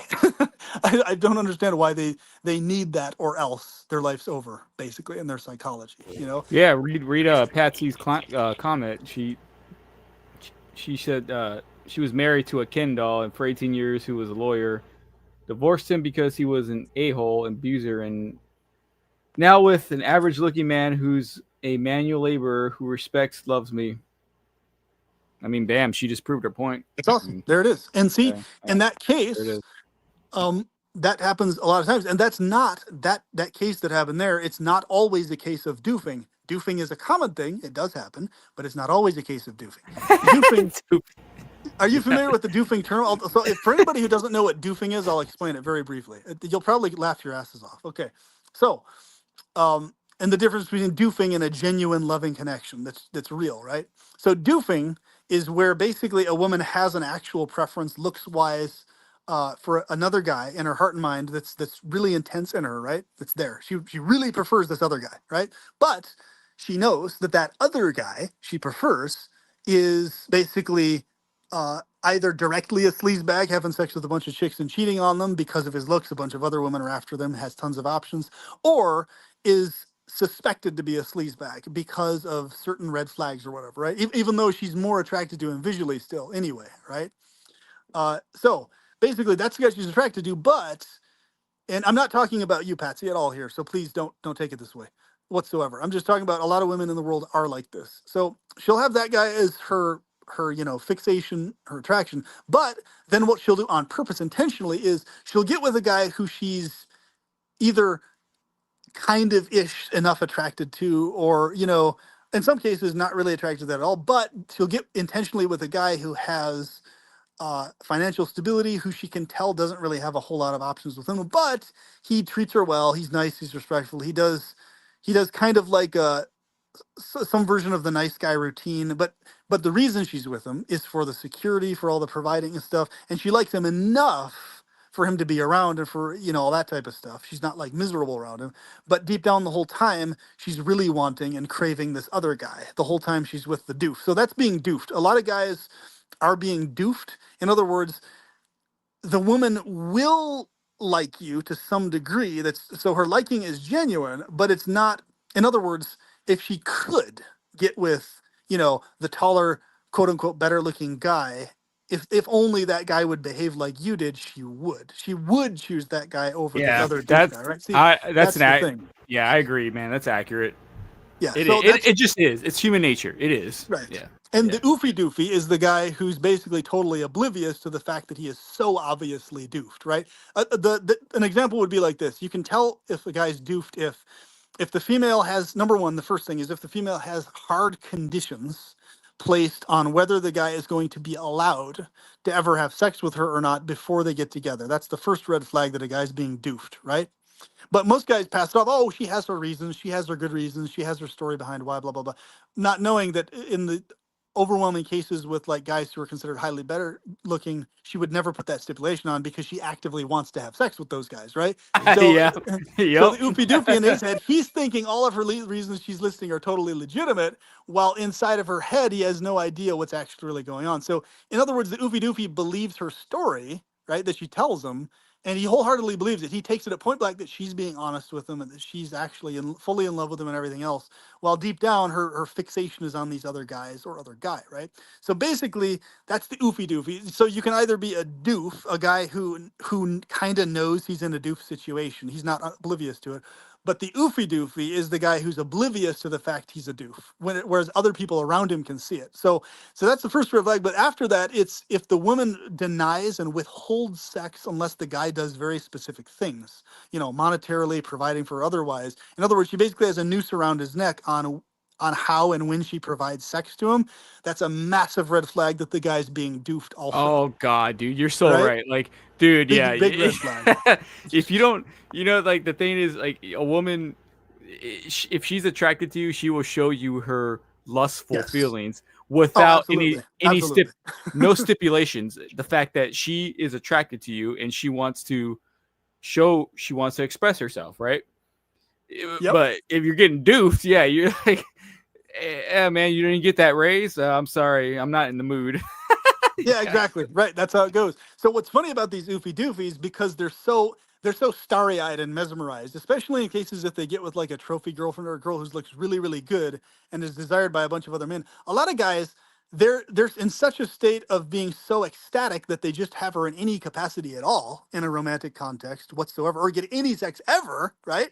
That they're on basically cloud nine over that fact, totally delusional to the multi-layered lack of love she actually has for him. That's like really abysmally low, right? So it's like I've seen many guys in this situation, like firsthand, and they have no fucking clue they're being doofed, but it's so goddamn obvious. It's like, holy shit, dude. Yeah, because This they're guy happy. is They're happy just to get it in like a couple times a I month. know. Like Yeah. literally there's and here it's so bad even when they find out and figure out and know they're being doofed. This is how bad it is.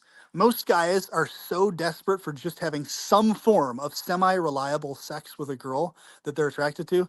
It's some form of it. Even if the chick, even if they know the chick is doofing them, they're still willing to compromise with that just so they can get some form of sex sometimes with the chick, right?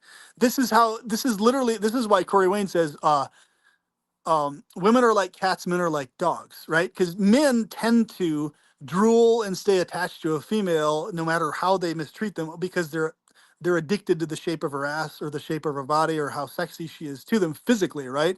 So they'll get away with all sorts of fucking shit. They can abuse the guy, swear at him, yell at him. As long as they get pussy from that chick off and on sometimes, then they're 100% satisfied with their life. It doesn't matter how bad she abuses them, doesn't matter how much she degrades them, doesn't matter how pissed off she is towards them all the time, and putting him down, doesn't matter. He's just like, well, hell, at least I get to stick my pecker in there periodically. So he's happy. Like, so that's why it's the comparison to a dog. You know how a dog just like sit, stay.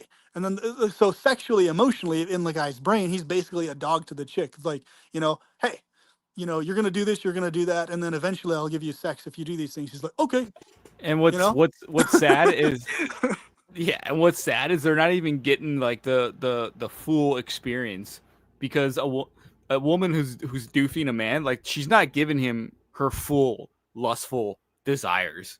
Exactly. You know Right. what I'm Correct. saying? Like there's nothing better than, and I can, I'll say for experience, like not to fucking talk shit or toot my own horn, but like I've never been with a woman who I could tell like when we're doing it, I know she wants it. There's no question about it. Yeah, Like, you know exactly. what I'm saying? Right. You get what I'm saying? Yeah. Same here. Exactly. I've never had a situation where it was like lukewarm or she wasn't. Never, not even once. Yeah, no So, lukewarm. Yeah, you get, yeah. and that's because I'm very selective in the women I've gotten with, and I make sure that they're attracted to me to that degree. It's before I even start doing stuff with them. So Preliminary work. Yeah. yeah, preliminary work. So that's why I know the person I'm with is really, really into me.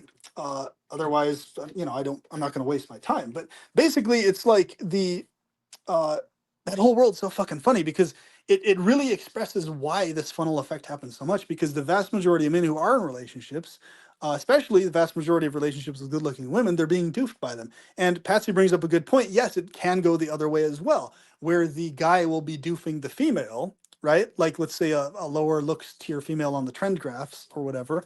And, the same things happen in the other direction. But usually the only guys that will do that, and here's why it doesn't really work for very long, is even if the girl's being doofed, she's going to immediately have other options the second she realizes that or wants to get out of that. In other words, she's going to immediately have a whole list of guys who she knows will treat her better and who look better than that guy that she's with already in her She'll head. have a Hinge account. Yeah. She'll have a way to get out of that really quick, unless in any case outside of the guy being physically abusive, obviously. And that's a different set of circumstances. But I'm talking about in normal circumstances. Let's say, the guy's not physically abusive, but he might be maybe verbally abusive or emotionally abusive, right? But he doesn't physically attack her or hurt her or anything like that. And there's no threat or risk of that, right? In those contexts, the chick can very easily escape and get out of those, no problem, because she has factually other options. Most likely she's probably had like 20 to 30 guys over the course of just a few months of being with that guy that have hit her up and implied something romantic directly or indirectly, or tried to hint at it or whatever. And women can pick up on this stuff very easily, okay? Or guys who have expressed attraction to her, so on and so forth, right?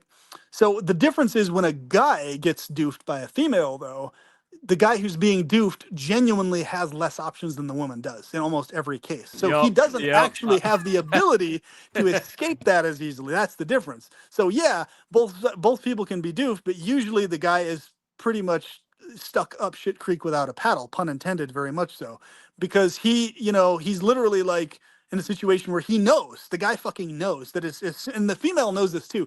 In a situation where the female's doofing the guy, okay, she knows that that guy doesn't have options outside of her. That's why she dupes him in the first place. In most, she knows it. In other words, she knows that he's going to have a hell of a time finding a girl that's anywhere near her looks tier as soon as she breaks off. So she hangs that over his head as the thing that's at stake. Whereas if a guy, it doesn't even matter how good looking the guy is that's duping the female, the guy and the girl, they both know options exist outside of that guy, no matter how good looking he is. So whatever he hangs over her head, it can never be the card of there's no other guys that are going to be in it, because she knows that that's bullshit.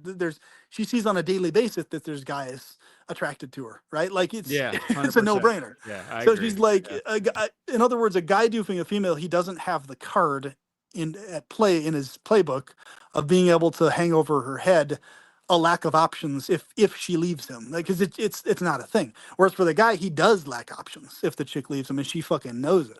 Yeah. And Yeah. that's the Exactly. Yeah. difference. So I mean, so yeah, what do you think about that, Patsy? What we just described there? I'm interested to see your insights onto that point we just brought up.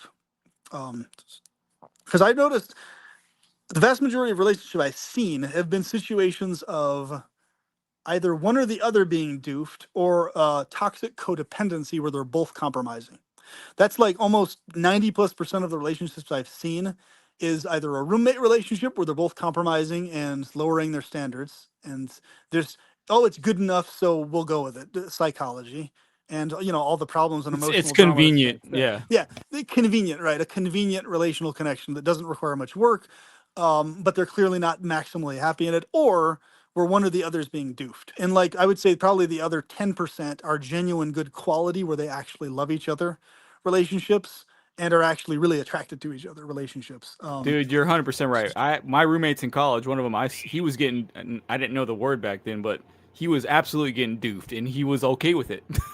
Yeah, Because I he remember, knew it. Did he know it? Did he know he's being doofed? yeah, because I told him, I was like, dude, you're not get. He would be downstairs talking to her like all night. I'm like, dude, you're not getting anywhere. You know that, right? And he was just like, yeah, well, like he knew he wasn't getting anywhere, but he was still going down there every night, thinking Yeah. that he was going to get the punani. And I'm like, dude, she's not giving it up, brother. Like, No, I'm because even the sorry. possibility of it, like, it just shows. That's why I think that dog comparison is so fucking funny, because it's like just even the possibility of having the pussy at some point is like enough for a guy to just stay locked into a dynamic where he's sexually attracted to it, especially if he doesn't have options with other women, right? So my dynamic has always been like, if I find a female physically attractive, but she's not attractive in really any other way very much, I to me that's not enough for me to really get sexually aroused by that female anymore. Like if she looks good, but there's nothing else about her that's attractive, interactively or personality wise, to any notable degree, it's really hard for me to get aroused at that. Like I don't know what it is with other guys' brains where it seems like it's really easy for them to get aroused just on physiological looks alone, even if a woman has a terrible attitude. I guess a lot of guys fetishize that. The domineering attitude chick is a fetish or something. But I'm talking guys independent of that being a fetish. It seems like a lot of dudes have a way easier time remaining sexually attracted to a chick, even if they know she has a bad personality or bad attitude. It's the unacquirable is what it's like. The woman, not no again, no offense to women, but like she's putting it up, and then he's thinking it's like, man, it must be that good if she's making me work this hard for it. Like, Yeah, it's the illusion the of illusion. There you the go. struggle. Yeah. Yeah. To me, it's like I've always noticed that as a totally bullshit thing. I've always been really annoyed that there's anything in the way of like just natural flow of things. Like what basically all the dynamics I've run into where women have tried to do that little, the little shit test thing, or where they put these little stipulations, like these subtle things that I have to kind of like get past. They'll say something or they'll do something that makes themselves a little harder to get to or whatever. Whenever that's happened, I've always been like, that is just so stupid and bullshit. Can we just like can we just have a natural flowing thing without you doing this artificial, like, purposefully waiting like days to respond to a text thing or whatever the fuck it is that they do? Like, Dude, PP. Another thing is like when a woman wants it, I'll leave it at that. There's no question about it. Like exactly. Like Yes. I've never had to Correct. guess. Like, oh, does she want it or not? Like, no, I knew because she made it perfectly fucking known. Like, it wasn't a game. So Yeah, exactly. if you have a true connection with a woman and that woman is attracted to you and she's interested in having physical relations with you, you're not going to question it in your brain. If No. you're going to know. You're just going to Here's the thing I've noticed though, is that all the women who don't do that game thing, yes, those are the women I have stuck with and have stayed with over the years. However, I've noticed that in my case, the only reason the women did that game thing to me ever, because after the fact, they'll still get with me and things will be super smooth anyway, but they do it because they've not organic to themselves, not because they want to, not because that's what they're inclined to do, but because they've talked to a girlfriend, that female echo chamber, Oh, or they yeah. talked to somebody else The who said, hey, girlfriend. Yep. in spite of how you feel like this is, you should do this just to test, just to see if he gets pissed off if you don't message him after 2 days or something like that. She's talking to her Like, homies. Yeah. that's what's happening. Yes. And I know that's the reason why they're doing it when they do it. And that's why I roll my eyes when that happens, because I'm like, this is so fucking not organic to her. Well, I know for a fucking fact that's not why this is happening. Well, typically her girlfriend is having trouble herself. Yes. And then go ahead. Yeah. No matter, it's amazing. No matter how much women don't admit or deny that they actually listen to other women, they listen to other women like it's nobody's fucking business. They have an echo chamber like it's nobody's fucking business. Like, I've run into this multiple times over. Here's a great example. I was sitting with my mom and my grandmother and with my brother, and we were elaborating to them all these specifics about what men run into challenge-wise when it comes to dating, relationships, and everything else. And we were talking to them specifically about the female echo chamber. It's like women, what they will do is they'll sit there, they'll hear everything you're saying as a guy to the face. They might listen to you for an hour or two, however long they listen to what you're saying or hear what you're saying. And at the end of it, it'll be literally like they'll turn their head and to whatever female sitting next to them and go right back to their echo chamber that you just got done debunking and clarifying as not being true, that it's a wrong female echo chamber assumption about guys that's not correct. Right. So you will clarify everything. They'll immediately right then go back and pretend as if you didn't say anything. And there it is. Boom. Done. It's as if nothing you said registered to them at all. Like, so I had experience with that with my brother right after explaining this female echo chamber thing, that women do this all the time. They'll just go back and talk to each other amongst themselves, even if they don't really like each other. And even if they're actually backbiting each other, they'll still do this echo chamber thing with themselves. And this is and so guess what happened? After me and my brother got done talking for like a half hour about all these types of things, my mom and my grandmother turned to each other and went right back to the point we just got done debunking, spending a half hour clarifying and debunking as inaccurate. Right then, boom, right in front of our face. And we're like, Mom, Grandma, right here. What you're doing right now, right here in front of our faces is exactly, this is the female echo chamber. You're doing the female echo chamber. We just got done clarifying your wrong assumption here, and you're going right back to each other, talking to each other, having the same wrong assumption. We just got done clarifying to you what you assumed about how guys think about this stuff is wrong, is incorrect, is inaccurate. But you're going right back to thinking we think how we don't think again. Dude, yeah, back in the day they called it the sewing circle. Yeah, the sewing circle. And it's literally women will do it real time in front of your face, right after you've got finished clarifying stuff to them that they assume about guys or whatever. For example, you know, in a case, a very common misnomer that women go on about is, oh, guys like women, who are somewhat hard to get, who are somewhat where they have to chase. I'm like, hell no. Fuck no. I don't like women who I have to chase or are hard to get. That pisses me off. That annoys the shit out of me. I'm like, that's so fucking unnecessary and pointless and in the way and redundant. That only annoys me. I don't like women that are hard to get, that I have to do anything at all to like even remotely chase after or attain via some method or whatever the fuck else. Well, like, this is different from chivalry, right? Chivalry's okay, but you're talking about like pursuing them like a dog pursuing a steak. Well, no, what they say, they're assuming about like, there's like, oh yeah, and of course they're talking in generalities, but even as a generality, I found this not to be very true. The guys that I know, pretty much all the guys that I know prefer women to not be that way. actually. They prefer the women to actually be smoothly flowing and not a woman that they have to chase or a woman that Yeah. sets So up they these don't weird expect boundaries it. and shit like that. Yeah, yeah. Yeah. I agree. Yeah. Yep.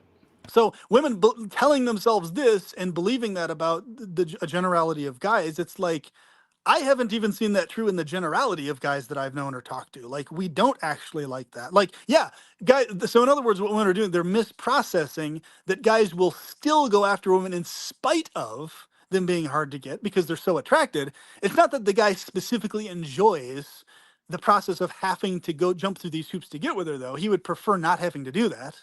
But, and it doesn't mean he values having attained her more either. It just means that he'll go after anyway regardless, not that he appreciates having those things imposed on him.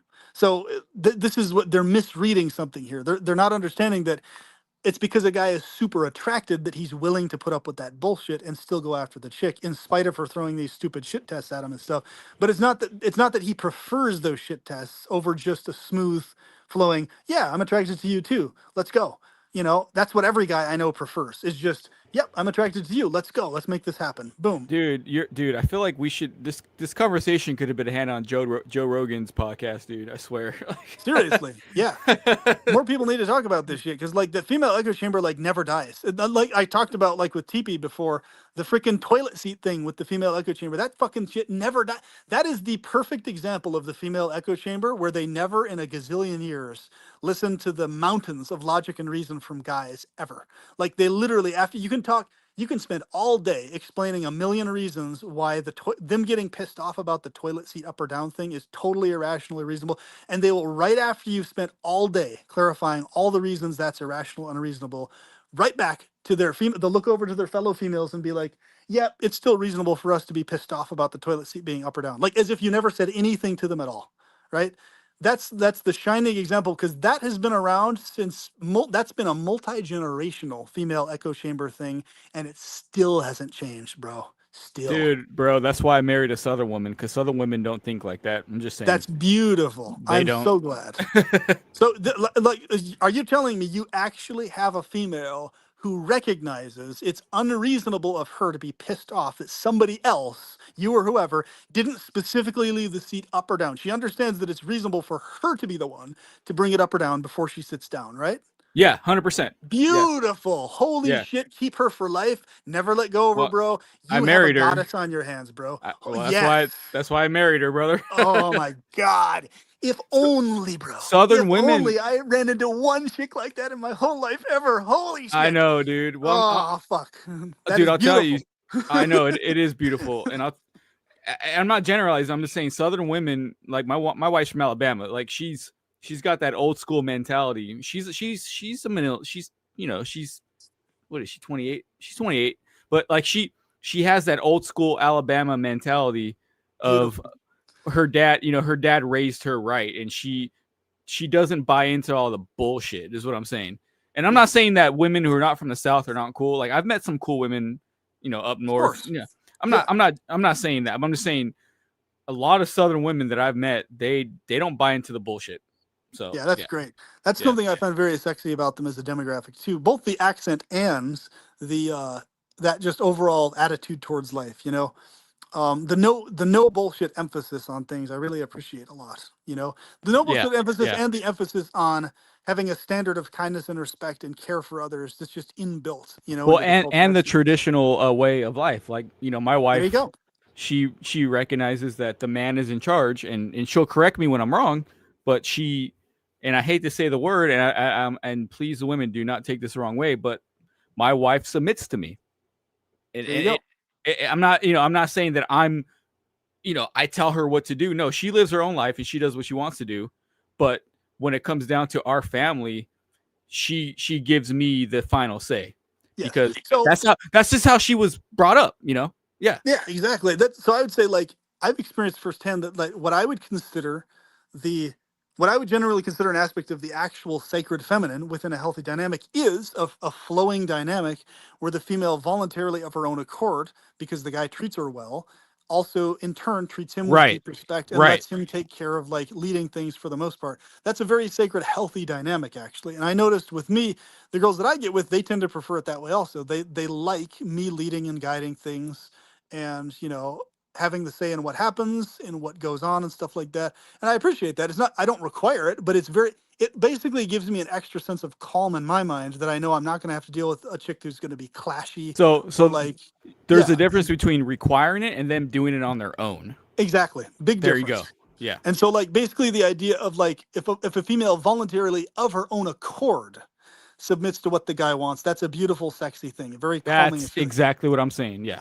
But it's sickening and disgusting, and the guy should fucking die, in my opinion, if he forces her emotionally or bullies her into doing my will or else, woman. No, That's yeah. fucked up. That's So like bullshit. Yeah. that's not like I've always interpreted that way too. That's definitely not how it's ever supposed to be with in the term, Not the even submit not even term. in the not even in the Bible, dude. The Bible says that a woman should submit to a man, but a man should honor his wife. Like even the Bible And that's tells how you. even when I was Yeah. a Christian, that's how I interpreted that even then. Like I never interpreted that to where there was anything okay about a guy forcing a chick to do what he doesn't want. At least that particular verse, right? So I'm glad I interpreted it that way even back then. And, because my thing is I highly value women's independence and freedom to do what they want and to lead things if they want to. I think that's great. But the thing is, it's like, if a female voluntarily lets me take the lead because she wants me to take the lead, that really calms me down a lot. I feel really soothed and relaxed in that dynamic. And that's really what it's about. It's not about somebody dominating over somebody else. It's about creating an environment where it's relaxing to be in. It's Right. like, hey, it's really Right. pleasant that my girlfriend is just letting me do what I want to do and not clashing with what I want to do. That Right. feels really nice, It's like, Right. and when I say something, I'd like to do it this way. Okay, honey, that sounds great. That's just, it feels really nice when that's Well, going on. we have a conversation about it. Like if my wife has a certain thing, okay, we'll sit down, we'll talk about it. I'm not going to be a dictator and say, "Oh, I'm the man." No, I will sit down, we'll have a conversation about it, and then Yeah. based on that conversation, we'll see what we're So going to do. Yeah. exactly. And I think so Patsy Klein, she's mentioning, hey, TP on backstage. If there was a way I could directly add you on, Patsy, I would. I'm just not sure how I can add you on personally. I know there's settings that the creator or the runner of the stream can make it to where the other participants can add you on, but I know I have that ability on Finding Gnosis channel. I don't know if I have it on this channel though. Let's see. Okay. So basically, yeah, I think that's a really sacred thing to remember and to keep track of, because kind of like in a recent video I was doing, I was talking about this where well, actually it was a comment that I commented on there. I noticed one of our participants, what was the name she went by, like on the channel? It was Guardians. Was it Spiritual Guardian or what was it? The other fourth person that we were talking to on our last live chat. What was her? What was her You're name talking again? I'm about trying to remember. you talking about one of the females? Yes, the other one aside from Patsy. What Oh, was are you her talking about the one name? that was saying you were a verbal salad or something? The one that was Yeah, I that mean, one? obviously that part I looked past and it's not a big deal. But yeah, Yeah, no, I was just trying yeah, to, that person. Yeah, exactly. I forgot her name. Anyway, that Yeah. individual commented on one of my other videos, and I appreciated that she commented on it. But I was like, I looked at a lot of what was being said, and I was like, wow, there's a lot of assumptions here being like thrown out about what she seemed to imply or think about what my psychology might have been, or what she thought I might have been thinking about stuff pertaining to, how I declare myself sexually in terms of orientation or whatever. But the point was, I noticed she was bringing up a lot of this like patriarchy this, patriarchy that. It's the patriarchy dominated. It's like, okay, first of all, I've always despised every form of male domination, everything, period. Like, I had a dad who abused my mom physically in front of my eyes. He broke her finger in front of my face. I've always hated that shit, or anything that could even potentially lead to that. I despise with every ounce of my fucking being. So I've never had anything to do with this fucking like, you know, patriarchy, anything, not even in my subconscious. Okay, I've always been aggressive against that shit. However, I appreciate people respecting each other, spouses treating each other nicely, as something that I've always appreciated, but outside of this, what she keeps calling this patriarchy thing. And I'm Well, like, PP, I think her name was Sovereign, and she actually okay, she admitted on the stream to be a feminist, if I recall correctly. okay, sovereign, yes, Yeah. okay, good. So probably most likely a third wave feminist or a modern feminist or whatever else, because very different from early feminism, obviously. But it seems like, I mean, yes, In other words, I understood what she was saying, but what she was saying absolutely did not apply to me at all, not even close. Like, and but she left such a huge long comment, like that she was frustrated with what I was saying, or the fact that I was referring to myself as straight or whatever, even though I'm hyper technically gynosexual and that. But it was just the amount of time she brought up that the patriarchy is the reason you're doing this or that, or I was like, and I had to clarify to her. I was like, wait a minute. I am not doing what I'm doing having anything to do with a patriarchal anything, culture, society at all. Like that's never even crossed my mind as any reason I do stuff. Quite the opposite, actually. You wouldn't I be in this live stream if that's the way you thought. I wouldn't. Like I literally everything I do is very much so outside that fucking patriarchy bullshit. In thought, subconscious, all of it. Like so basically, I think she understands that now. At least I hope she does. But it was just it was very bizarre because like she didn't realize, I don't think, that she was literally doing the thing she accuses the patriarch of doing to her. Like Exactly. she was defining my Wow. sexuality for me when I wasn't doing that to her at all. Like I not at one point was I, and Sovereign, if you're listening to this, I highly respect you, and I don't have anything against you at all. I think you're a really great person, and I'd like to As talk do with you I. more. As do I. Yeah. And like, yeah, so I'm just saying, but like, she was definitely misreading majorly what I was saying in the video or what I was getting at. And she had this whole narrative attached to it, like that. I was like, wow, that's quite the story attached to it. But I brought up to her, I was like, but I am not saying that you are not actually this or whatever. Like Transcendent Femme, I consider that's a totally legitimate label personally. But even if I didn't, my point is, even if I didn't agree with that, I still wouldn't be like, no, you're not actually that, you're this. No, you're not actually a transcendent femme. You're actually whatever else I want to refer to her as, right? Like, that would just be rude of me to do that. Like, it's not, and that's what I was trying to, I was like, doing that in behavior, that thing is more patriarchal than anything you're mentioning to me is being patriarchal. Like, Well, and I this is guarantee you she wouldn't say that to your face. I'll leave it at that. definitely not. And what Yeah. the thing is, what's bizarre to me is like a lot of these modern feminists, they don't seem to recognize that a lot of what they're doing is as bad and basically the same exact behavior as what they're complaining about. It's like as patriarchal in nature as what they're complaining about. Like for example, other people don't need to acknowledge my sexual orientation or identity ever. Like, even if I went all trans all the way, even if I played the role, there's not a single person in the world that I would expect to need to agree that, yes, I agree that the trans thing is okay, or I'm aligned with, or whatever. As long as they're not mean to me, as long as they're not cruel to me, they can have whatever thoughts or opinions in their heart or expressed to me if it comes up in a convo Right. all they want. 100% Okay? agree. Yeah. There is no reason under the sun that they need to ever be okay with me doing that themselves personally. They As don't, long and it's not nobody's forcing. no, that's what I'm saying. It's like it's just because I don't need to be okay with them doing their hyper conservative whatever it is either.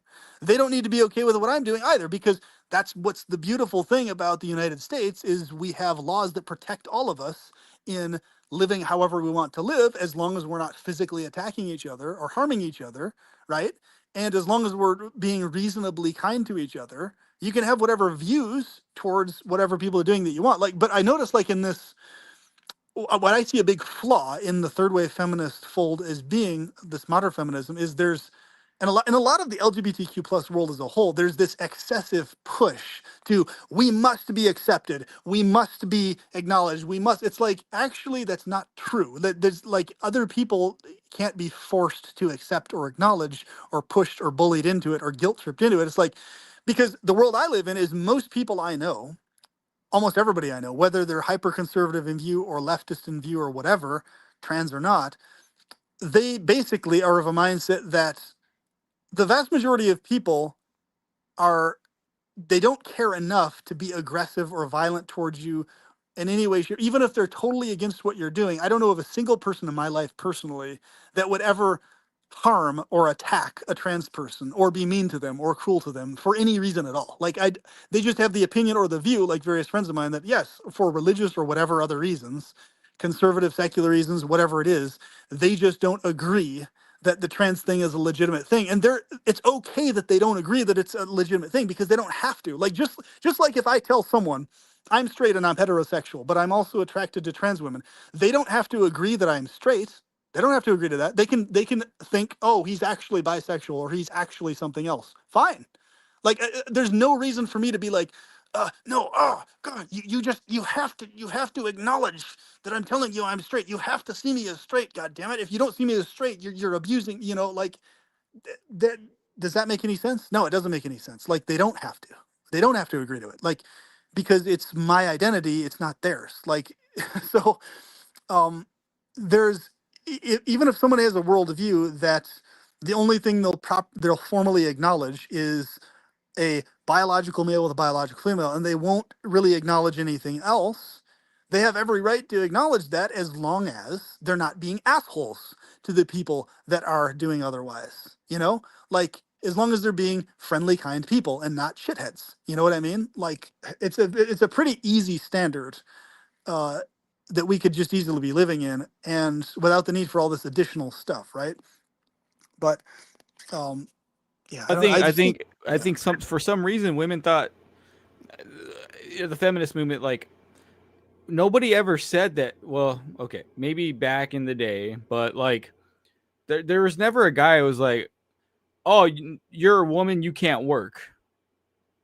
I don't know. Like maybe there was at least in recent history, I don't think so. In recent at history, least in yeah. recent history. I know but, because, and this is why I think the first wave of feminism was very legitimate, because in the early days that type of stuff was happening, where women were told you can't work. Now that is legitimate. Right, that is I a agree. legitimate concern. Yeah. However, the world we live in now is LGBTQ plus is accepted as a thing anybody can do of their own free will, of their own accord. So the thing I'll say though, the guys in the 50s though, like I don't think they thought that their women couldn't work. I think they just were like, okay, I'm gonna work and my wife's gonna take care of the kids. It was basically, it was a cultural thing where it was considered pathetic if a guy didn't provide for his wife. So he was basically socially pressured. Hey, basically, you're less of a man if you're not the one providing for your wife or kids. Blah blah blah. He didn't look down on his wife for staying home and doing that thing. Which like so it was never a case of like, I don't know where it started from, man. Like I think it was, I would say probably from the 1950s onwards, it hasn't been an issue in terms of that. In terms of like women being barred from, or women being looked down on in terms of working or whatever.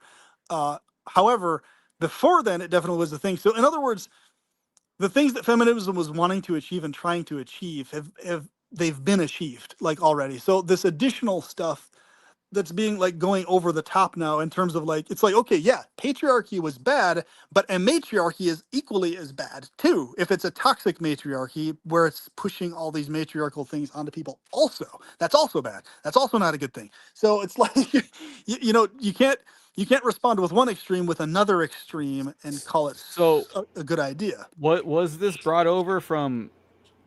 How was the culture in England then? Like, were women given that right? In the United States, during the colonial times, were the women in England given the ability to, I don't know, like obviously they couldn't choose who was going to be king or queen, but I mean, like, were they given the rights that the United States? Is this a transfer over from that period of time, or is this before that? I think so. I think it's like I think that, at least the issues that feminism rightfully had to fight against and did win and fight against, thankfully so, in the early 1900s, like the suffrage and all that type of stuff. That stuff is, I think, obviously they had to fight it because it was a continual ongoing thing throughout the Renaissance, Enlightenment, and, where basically it was just, if you're a Caucasian, light-skinned male in the United States, you're really the only one who actually has any rights in earnest at all until up at the early 1900s, really. And that's kind of how it was. And basically others having rights was just kind of lip service. Women didn't really actually have rights that were protected up until the early 1900s, really. So it was like... did this come from England, though? So what's interesting is it came... Well, it was pretty much a worldwide thing, not just England. But what's really trippy to me, and why I find the Celts so fast, is like in ancient Celtic society, if you read the descriptions and books about them, even descriptions from other people, like the Romans, when they looked at the Celts that they encountered in Europe, right? And it's really interesting that the Celts were more wiped out than any other group, probably heavily pertaining to this. They noticed that the women, the Celtic women, they had these absurd degrees of freedoms and rights, and like they were able to stand next to the men and talk to the men on equal terms and everything else within Celtic society. So the Romans looked at it and they were like, wow, this is really weird. So it was very strange for them because in Oh Roman yeah, society, yeah. The Romans women, didn't. Yeah, yeah. yeah. I, So what's yeah. interesting is to Roman standards, that was just absurd. It's like, really, women have the right to speak to men like this? Like, what is Although this? the Roman men respected their women in high regard, though They did. But they did. in So what's there was interesting no about, need for feminism. well, I mean, I guess what I'm trying to say is the Celtic world, they seem to have had a higher standard of women's rights than any other ancient group at the time. But Yeah, yeah. When the Celts got mostly wiped out, then women's rights basically were squashed for like hundreds of Right, years in right. Yeah, connection with all sorts of different things. Then yeah, finally, in the recent era, we're finally kind of getting back to the levels of influence women had in Celtic society, maybe a little more past, but I would say it seems like women in Celtic society had about like 1950s level ish, like in terms of rights and stuff that men had, sort of kind of like that. If you're gonna make a yeah, rough correlation, yeah. where they basically were respected, they were allowed to run households if the man wasn't around or whatever. But like if it was a thing of, okay, if the husband is around or if he's able to do stuff, then he would be the one doing it, not her. But like if he And wasn't, then it she was would. willingly too. It was Yeah, willingly. It wasn't willingly, forced. exactly. Yeah, Right. And it wasn't like, and women could like leave their husband if he wasn't fit for this or that or the other. Like they had a lot more wiggle room to do stuff than other women in ancient cultures. But it's like, it's weird. We had this huge gap where women's rights went way down from Celtic standards and then were only revived in the early 1900s. And it looks like we got Patsy on here too. Sorry, Patsy, I've been rambling on for so long. I'm going to actually use the restroom and take a break, but I can still hear what you're saying. So feel free to go on with what you want to mention. yeah. I'm gonna take a restroom break too. But go ahead, Patsy. Good to see you. Yep. So you gonna leave me by myself at this point? No, I'm still listening. I just have to pee really bad. That's all. No, I was just listening to y'all going on back and forth. I enjoyed it because I could have added a lot to the conversation, but I was out cutting grass, so You have an that absolutely divine voice, Patsy. I love every time you talk. It's so nice to hear. And like what actually, I mean, you don't have to say it. You don't have to tell me, but I'm just very curious what your age is. If you're okay saying it, that'd be awesome. If you don't, don't worry about it. But like, are you, I would say, let me just well, you're ask this. probably gonna look down on me when I tell you. I don't think I will. Are you within the millennial generation or past or older than the millennial generation? Let's just put it that way. Leave it at that, I guess. Older, older, Okay. older. Sounds good. Well, that's great because yeah. I've been around the block. Let's say a while. I see. I've experienced a lot. Okay. Oh, that's great. Maturity is very sexy and very attractive. Actually, I'll go ahead and tell you, I'm 66. Okay, beautiful. That's awesome. That's amazing. You've got a great Um, sounding voice for that age, and I, you know, well, experienced a lot of things. You know, I don't know. I'm just kind of wise at this point. You know, that's what it get when you get that old. That's when you get a little wisdom, and you know what's happening, what it's all about. You just kind of, and that sounds cliche, but it's true. You know. yep. Um, Well, there's a reason I prefer to date older women than younger, and it's that life experience, that maturity, that insight, that wisdom. I find that far more attractive than the people who don't have that, honestly. yeah, yeah. But I mean, when he gets back, I can join in on the conversation a little bit, but I don't want to. I kind of butted in on the tail end there, so I don't know what you're talking about. Oh, okay, no worries. Well, I was just talking about how, like, in the how it's interesting how in the ancient Celtic world you had what, according to the descriptions we read in the literatures, it seems like women had almost modern level rights to men in the ancient Celtic world as they've had in the 1900s onwards.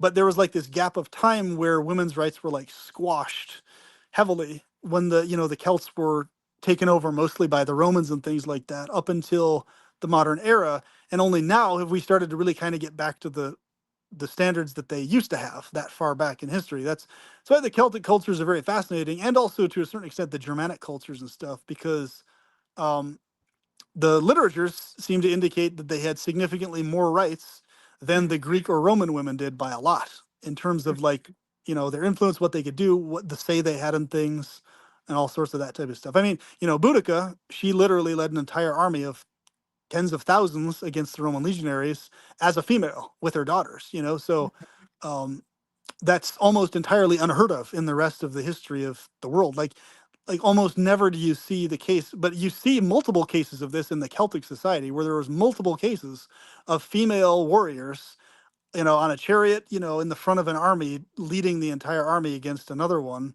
at the forefront of it, right? Whereas like in other cultures, it's like you might maybe once in a blue moon see that once in like a couple thousand years or something, but it's like in Celtic culture, you've seen multiple cases of women being involved in fights and either leading them or, right next to their men in the battle line or whatever. Well, there were women Vikings, so yeah. Yeah, that too. It's But really interesting when you think but about it. but y'all were talking about the 50s, right? You just before I got to, come on the panel. You Yeah, was I was talking about about in the 50s, the women yeah. were Well, content. I can tell you Yeah, about go that ahead. because I was a child.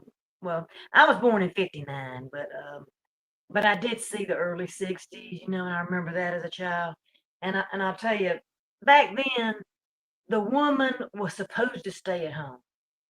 I mean, it was kind of like she was supposed to raise the kids, stay at home with the kids, make the dinners, take care of the kids' school, help them with schoolwork, and the man was more or less solely going out to make the bread.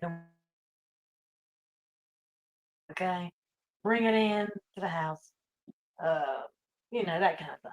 Uh, Not that the man wouldn't have something to do with the kids too, but in my family, I'm gonna tell you, it's personally the way it was um, my mother would discipline me, but the main disciplinarian was daddy. My daddy would get on me, get on all of us, more than mother would. So it was kind of like, uh, he had the strong hand in the family, uh, the one that went out to work every day, worked long hours, came home late, wanted dinner, and got out and did it again, the next day. But mother didn't work. She never worked. Uh, and she wasn't one of these mothers that was latchkey, had latchkey kids, that the kids came home from school and the mother wasn't there. No, Gen X was latchkey.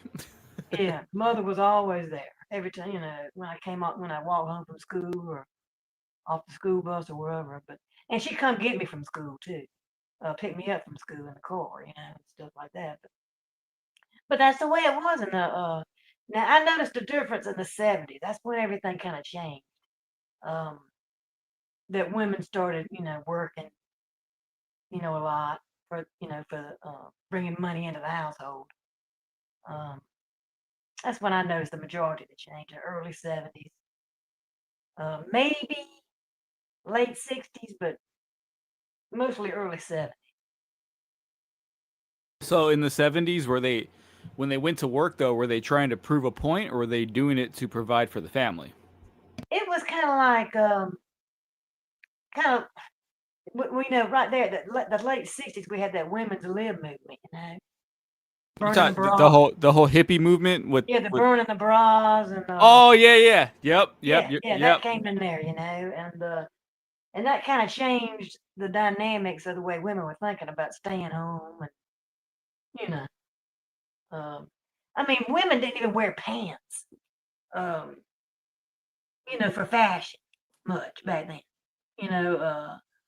whereas in the '70s things changed back then, where they wore pants more. Um, I think that women's lib movement's what made a big difference. That's interesting. So it goes back to like the early 70s. Yes, Really? Yeah. yeah. Wow. Wow, that's Mhm. crazy. And I think that was like '69, Yeah, I can see that. something like that. 69, 70. Yeah. Yeah, yeah.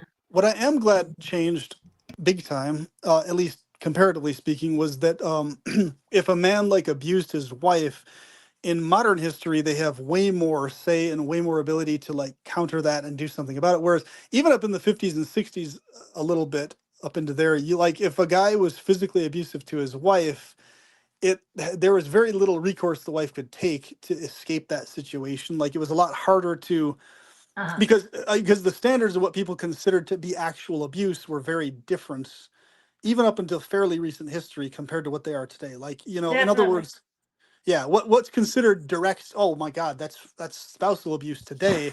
Back in the 50s would have been considered, oh, you know, your husband was just having a bad day, there's conflicts, there's issues, you know, it's stuff to just work out. Like that's how they would have seen abuse in the 50s. Like it's like, oh, it's a spousal issue you're having with your husband, you know. Basically the assumption was that the female needed to do something different so that the husband wouldn't be so bothered or agitated. So unless it was like really extreme abuse, then they wouldn't like really put much weight into it. You know, like if he on occasion just got mad and like grabbed her really forcefully or pushed her or something like that type of stuff wouldn't be considered spousal abuse in the 50s. Like today, if a woman gets pushed and a guy gets aggressive and shoves, that's considered spousal abuse today, right? Back then, it would have just been considered the guy's having a bad day, you know, figure out what's going on with him, you know, and it would have been like, Yeah. Yeah. Yep. unless he's punching her in the face at full force and like smashing her head into a wall and she has a, you know, something she has to go to the hospital for, that It, would be considered abuse then. But like, you see what I yeah. mean? The Yeah. difference, the standard. It would have to be a legit domestic violence Right. issue. Yes, Yeah. exactly. And to be honest with you, there was some of that in my family. Um, Yes. Mom and daddy, I could hear them fighting in another room. I could hear a lot of things when I was, and this is when I was a child, you know. I was a child, and it affected me. It affected me some. But I always remember thinking, why is Mama taking that? Like, why is she just letting that happen? You know, this is going through my head, you know, as a child, little girl, and I'd say, why is she not getting out of that situation? You know, or when but that's the way it was back then, and she was a Christian too. Uh, you can't leave a that's another reason why I've had another change of heart about Christianity now, because there's a lot of rules that was instilled in that Bible about marriage and remarriage that I don't agree with. Um, I'm a good example of that because I left a marriage from abuse, but I'm not supposed to be able to get married again. You see what I'm saying? So this man I'm with now, we're not married, and sex because it's against the church and the rules of the church. I still have, although I've deconstructed, I still have that to deal with in the back of my brain. You know, these dynamics that the church put on me. Um, so Yeah, I think, anyway, that's what happened with my mother and my father, and that's why they stayed.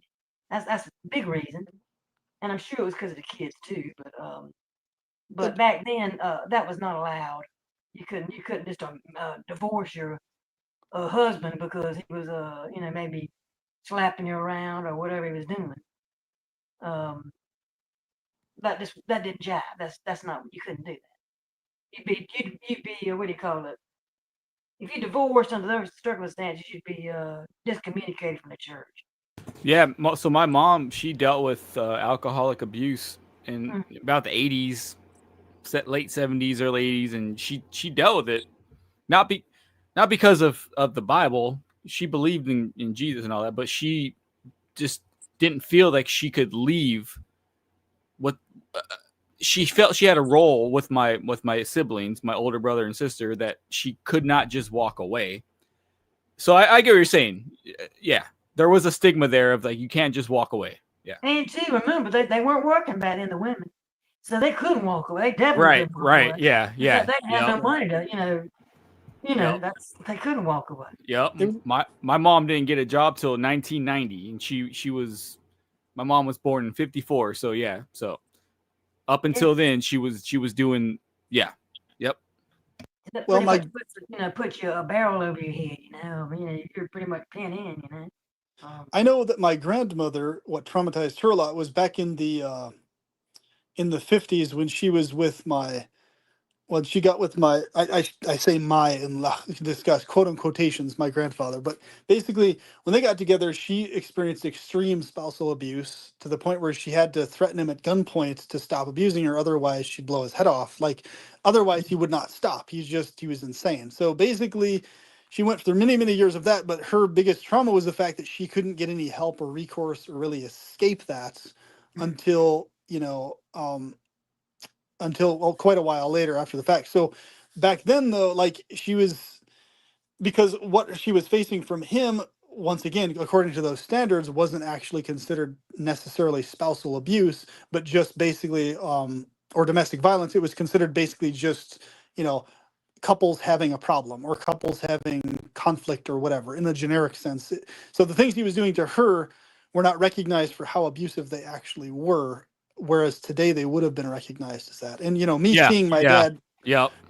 break my mom's finger in front of my eyes as a 6-year-old kid, that fucking traumatized the shit out of me, because like I was like, oh shit, here's this guy. And this, for me, this is a multi-layered fucking thing for me, like, because like the same dad that was reading me the Bible verses and stuff when I was in the womb, as I grew up to be the 6-year-old, and he's also my martial arts instructor from 3-year-olds, 3 years old on up, and he's standing there breaking my mom's finger because he's freaking out, paranoid that she's cheating on him, right? And then basically after the fact, he basically blanks out of his head that he actually did that to her and stuff, because he's extremely bipolar and stuff. Like, basically my brain subconsciously associated him with the being I was reading about in the Old Testament and the people who serve the being. So even though I know it's not a one-to-one correlation either way, you have to have an independent assessment of both things.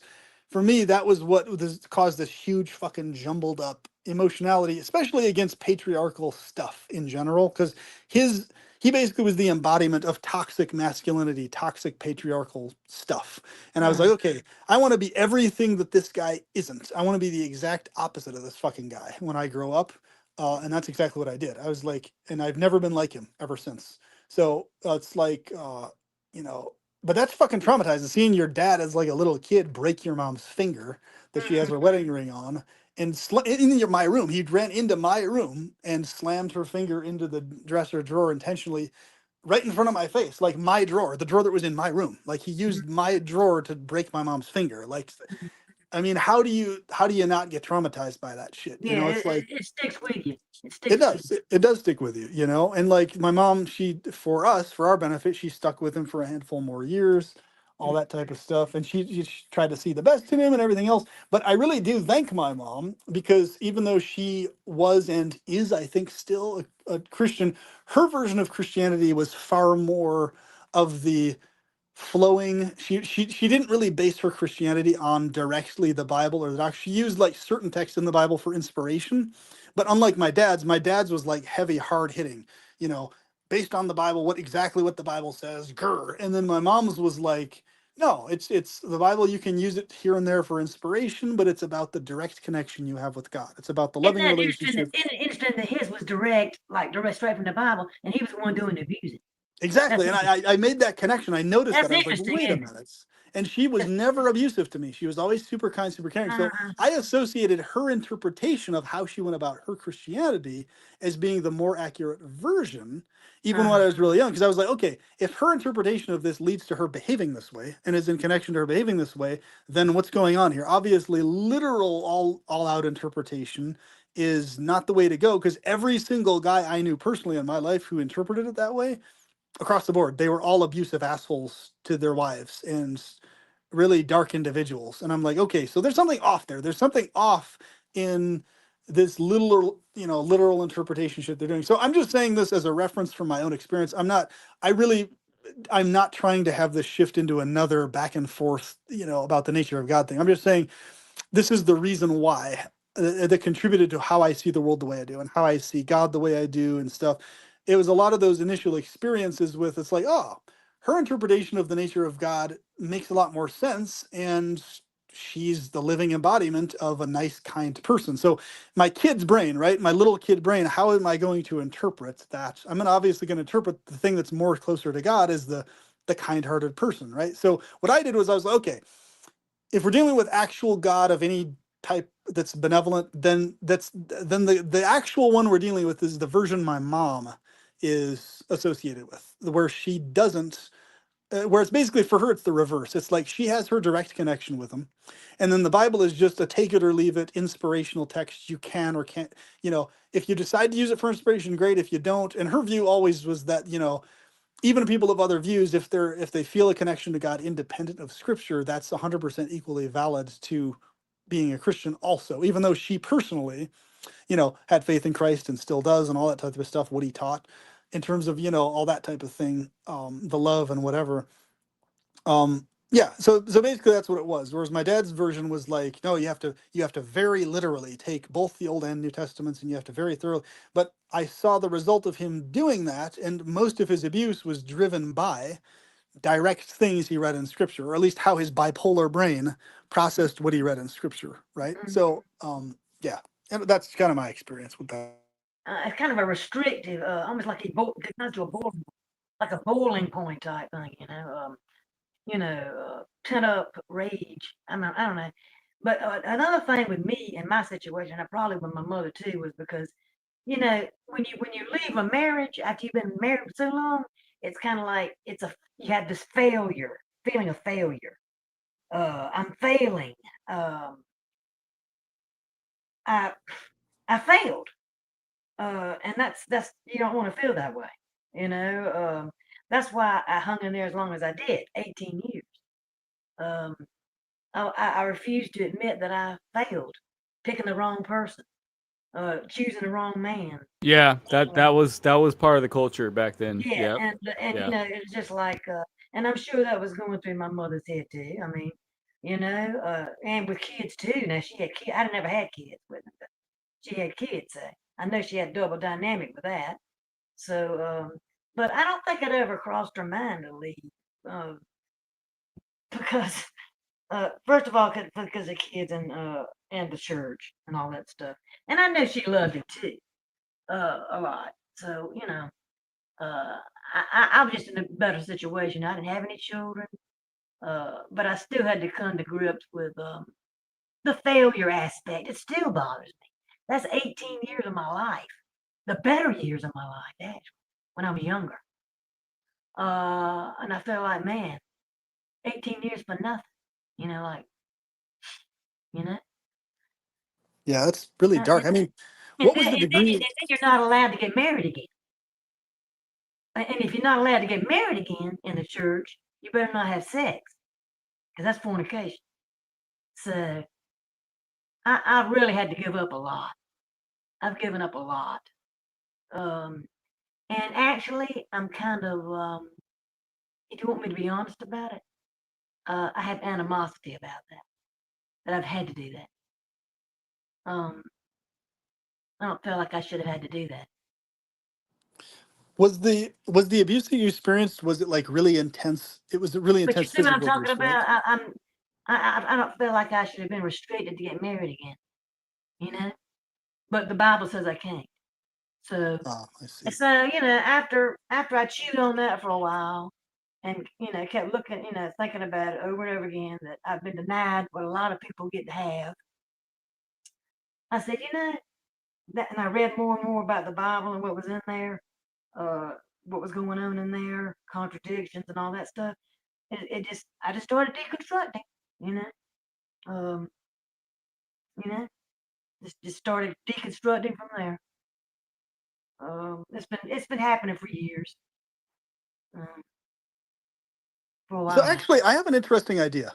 I think this is an idea you'll both appreciate. So I remember our last talk on these things related to nature of God and all this stuff was very heated. So we're all vividly aware of, me and Patsy are pretty much almost 100% on the same page with our views on it. And shifted, obviously, your views are different on the nature of God.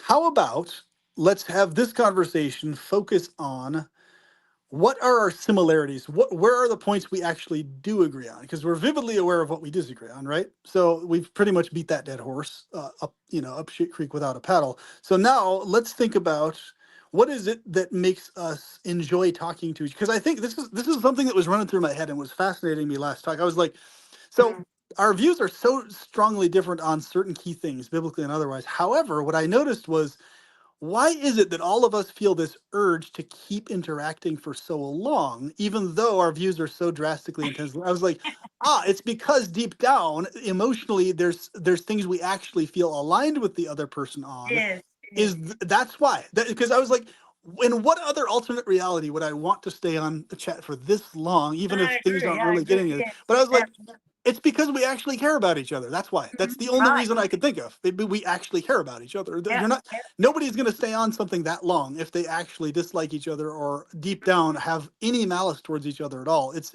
going to end sooner, right? Like, so I was yeah. like, it just kept on and on. I was like, what is this? This is just. I was like chuckling and starting to laugh towards the end of it for that reason. I was like, we actually care about each other. That's what's going on here. That's really what this comes down to beyond the viewpoints on the nature of reality. So this is what I always go about life with, is like, everybody has their inner narrative, their story as to why they do what they do, why they believe what they do or not. However, what I look for is, okay, how does a person actually treat me and others in a practical way on a daily basis? And how much do they care for me and others on a daily basis? Never mind what they specifically think about God or not, or whatever. How do they treat me? And how much do they care about me? And how much do they put that in practical action? And what I saw from Shifted was the fact that he displayed a degree of resolve and tolerance and care and calm amid a storm of people hounding him about all sorts of me, sovereignty, Pat's like, we were on you, dude, like for Good point. hours and hours and hours.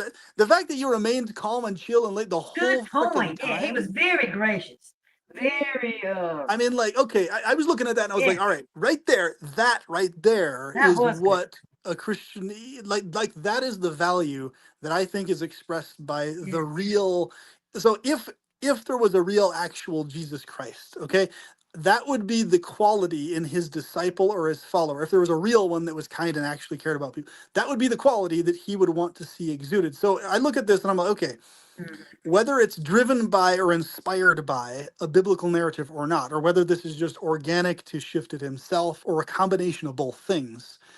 Either way, the result is what? The result is a chill, laid back, cool, calm, collected guy amidst a Mhm. firestorm of accusations and a firestorm of, all this type of stuff. So, Yeah, sweet. He's got a sweet nature, I can tell.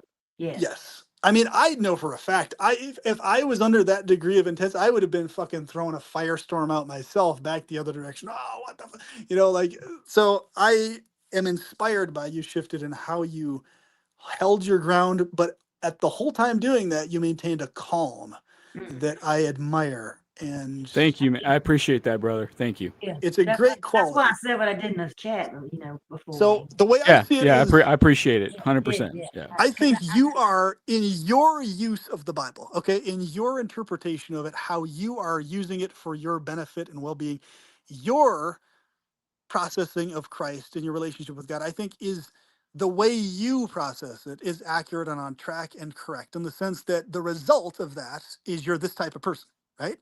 So in my mind, whether the narrative is hyper technically accurate outside of you or not, for me is a very vastly secondary point to that. So because what I look at is far more important is what kind of a person are you, period, right? And if that's a result, awesome. Like, honestly, where I come from is like, even if someone agreed with me 100%, if they're like a fan of my channel, they love all the stuff I talk about, but they just personality wise are not as kind as you, they're not as calm as real, I'd rather still interact with you than them any day of the fucking week.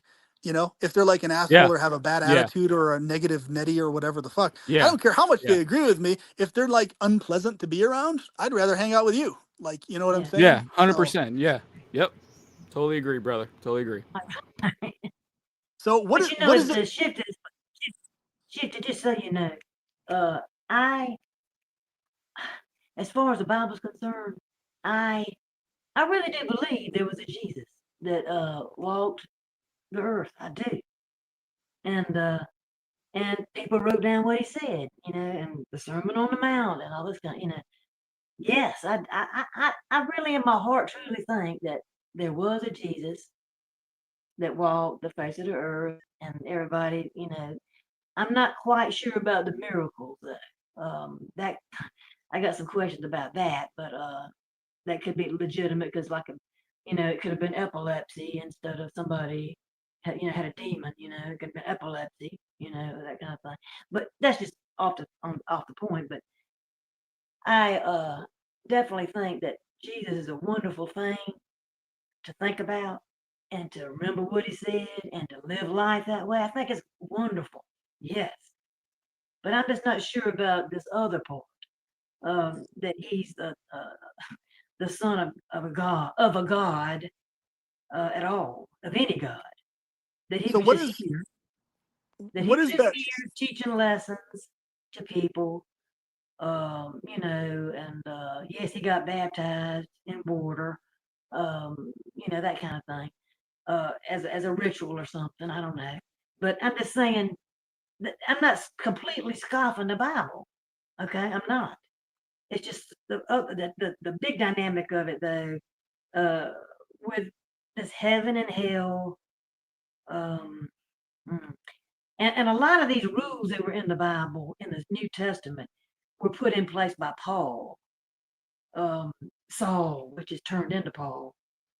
Um, Matter of fact, like these marriage rules, that was Paul that made those rules, on marriage and remarriage. Um, the structure, all this rigid um, rules and everything, a lot of them were based off of Paul's teachings. Okay, not what Jesus said. Jesus never said, "Do not remarry if you divorce, if you had physical abuse." You know, I mean, none of that was said. You know, but Paul said it, gave you the exact rule as to when you could get married again or not. And there was only two reasons: death of the spouse or adultery. That was only two reasons. There was no if he could, the man could kill you, you know, or almost kill you. So You could divorce them, but you can't remarry. You know, because if you did, you'd cause somebody else to be in adultery. So anyway, just that's what I've gone through, and uh, a lot of the reasons why I turned away from the Bible, and a lot of it too is hypocritical Christians. Uh, think the way they act and the way they profess to be a Christian, and they don't act like a Christian. They'll sit on a pew every Sunday and ask for forgiveness, and sing songs and pray, and then the next week they'll be on the phone talking to somebody, demeaning them or talking them down, or that kind of thing. Then they feel like as long as they say I'm sorry to God every week or every time they do it, they'll be okay. actually, this is something I. This is the thing I They'll think. still enter the kingdom of heaven. I have a question actually for you shifted on this. And actually, if you're okay with that, Patsy, if we can, are you okay if Yeah, we go ahead. are you okay if we focus on in terms of the direction we go with this conversation? If we focus on those points of unity, what we're aligned on specifically. Oh, Uh, I'm and sorry. it's I no, just that's wanted okay. to. It's you can say whatever you want. It's just a recommendation. It's not. I'm not saying we Yeah, have to. I'm just saying it's a I just request. wanted to. I wanted y'all to kind of understand. Yeah. Oh, we definitely. It makes a lot of Hey, sense. But Patsy, I appreciate your I appreciate what you said, and I 100% understand where you're coming from. So Okay, don't feel like I respect your opinion. Yeah. okay. But but this is. just Oh yeah. just Sorry. shifted. Do you think I should be allowed to get married again? I'm sorry. Say that again. Shifted. Do you think I should be able to be allowed to get married again? Do I think you should be allowed to get married again? Yeah. Um, I don't. I'm sorry. I don't know your situation. Like, did you go ahead? What's your situation? If you want to tell me again. We divorced because there was abuse. Okay. Right? Physical? Yeah. Oh, yeah. Okay. Yeah. Absolutely. You should be able to. Yeah. But according to the Bible, I can't. I'm not Well, this allowed. is. Yeah, this is what I'm referring to, Patsy, in terms of because that point specifically would it most likely lead the conversation into a very long, drawn out, in depth, why do people think back and forth. So I think that in that particular case, it's clear that Shifted personally believes and feels that you should, whether or not necessarily the biblical text says that or not. That's why I think what's a good idea to focus on this time, So because what I'm understanding from Shifted is he doesn't go so much by the rules of the Bible. No, I do follow the Bible. But I believe that if you were a victim of physical abuse, then so I'll say this: I don't want to. I don't like perpetuals. I don't want to get deep into. Like I told TP when we in the live stream, I didn't come on here to be the spokesman for a traditional Christian. Like that's just what I believe. I wasn't coming here to try to be the spokesman for it. But what I will say is, Jesus is the Jesus that I worship. He's not going to be okay with a woman being abused physically, and if that's what you went through, the Jesus that I worship, he would not be okay with that. And he would absolutely be telling you, if you were to find another mate that loves you and takes care of you and you don't have to worry about that, I personally believe that it's okay. Now, the Bible does say certain things, and I know that. So you have to come to that conclusion on your own. I can't tell you that. I can tell you that from a person who believes the Bible and Jesus Christ, that Jesus Christ is a loving God and he wants his children to be happy. So like you see what I'm saying? Like I can't tell you 100%, but I will say that no woman should be subject to physical abuse. And I firmly believe Jesus Christ would not be okay with that. So I'll leave it at that. Yeah, I can understand. I would hope that would be the case too. Right. But, Yeah. but I'm also reading exactly what the two rules were. Right. And it said that there will be no adulterers in heaven. I mean, and hell. I mean, heaven. There will be no adulterers in heaven. I know that. So It says it's in Corinthians, I think that's where that is. But yeah. so anyway, it's something you know. It's not something you can't take. You can't take that lightly. You're talking Right. about your soul there if you believe in that. It So sounds like the type of Christianity that Shifted is more along the lines of the type my mom practiced and is practicing, as far as I know, to this day. In other words, where her line is basically, um, like a person may or may not take the scripture literally in their own interpretation or whatever. However, it's basically the Bible is there as like an additional use guidebook that there it is if you want to read it, use it.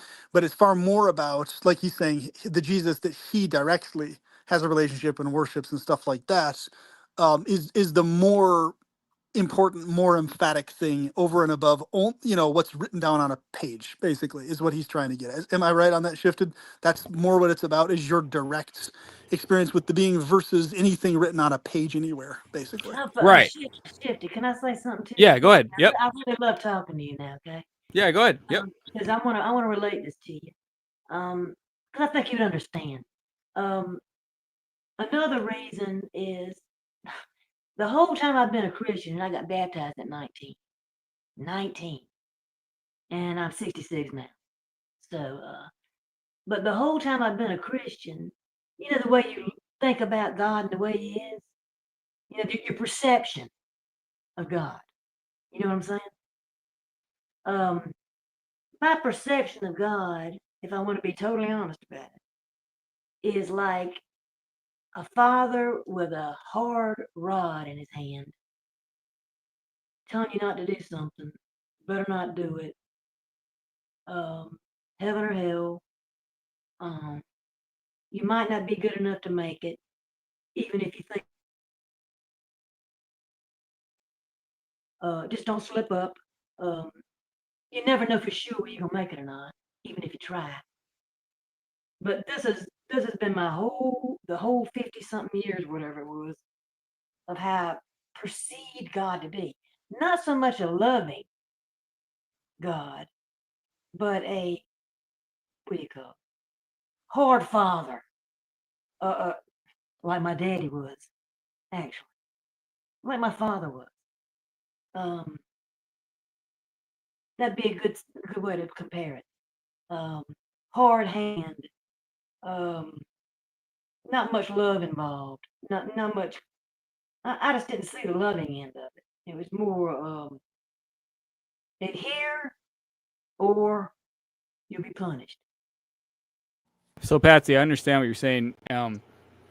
It's hard. It's hard to really go down this rabbit hole because it's really, it really gets people wired up, and it's like everybody has their own experience, and my experience is not yours, and your experience is not mine, right?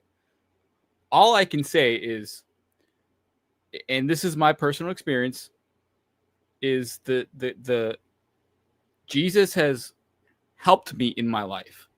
Okay, he's done good things for me. So if we're gonna say God is, I can't say God is evil because he's done good things for me. You get what I'm saying? I understand what you're saying, but I don't know if you could say that with him for sure. And that's the only problem about that. I'm sorry, say it again. The only thing I have a problem with on that is you can't say for sure that that was him that did it. He that did it. I mean, this God you're saying. You can't prove that that was the reason why you came out the way you did. Well, so I understand where you're coming from, but what I will say is when you develop a relationship with God, it's kind of like, well, maybe that's it. I never had a relationship. I never had a relationship because I thought of him in a totally different way than what you're thinking. Okay. Yeah. So I Gotcha. love this conversation. I love this conversation with you. I think maybe Really do. maybe I don't want to interrupt, but maybe my perspective on this can bridge the gap. Maybe I think so. Basically, my experience with God, or the being that was called God, quote unquote, has always been. I've always had a very direct connection, felt and experienced with God and Jesus and all of that stuff, both when I was a Christian and even till this very day, right? Where I just basically made the distinction between, actual goddess and God from real God or whatever. That's for me, that's how it went. And I really myself only ever used the Bible as like a series of written things, a book that I could basically take or leave. But my personal practice of Christianity and my relationship with God afterwards, actual God, I would say, is um, it was never affected either way by whether I was using the Bible, the book, to define it or use it, or whether basically I was using a different book or no book at all. It's like, I guess what I'm trying to say is it's kind of like if you have a rope, right? And you're grabbing one end of the rope, the other person's grabbing the other end of the rope. It's like my experience with God directly has always been that 100% independent of anything I read about God or heard about God or felt, independent of anything I read in any book ever, including the Bible. It was always this rock solid connection that for me has always remained rock solid and firm and hasn't wavered even slightly. Amidst me calling out God on so many things, swearing, yelling, like this is BS, never once did I actually have any ill intention or malice or aggression towards God directly. It was just my psychology had always been, hey, these things are fucked up. These things that occur are messed up. Hey, you should do things this way. But even in the midst of doing that, even in the midst of me calling God out, my sense of love and affection for the real God sifted throughout all these man-made ideas of God, that for me never wavered, right? It was just a matter of, okay, is this accurate about you? What's actually going on? So for me, it was more like this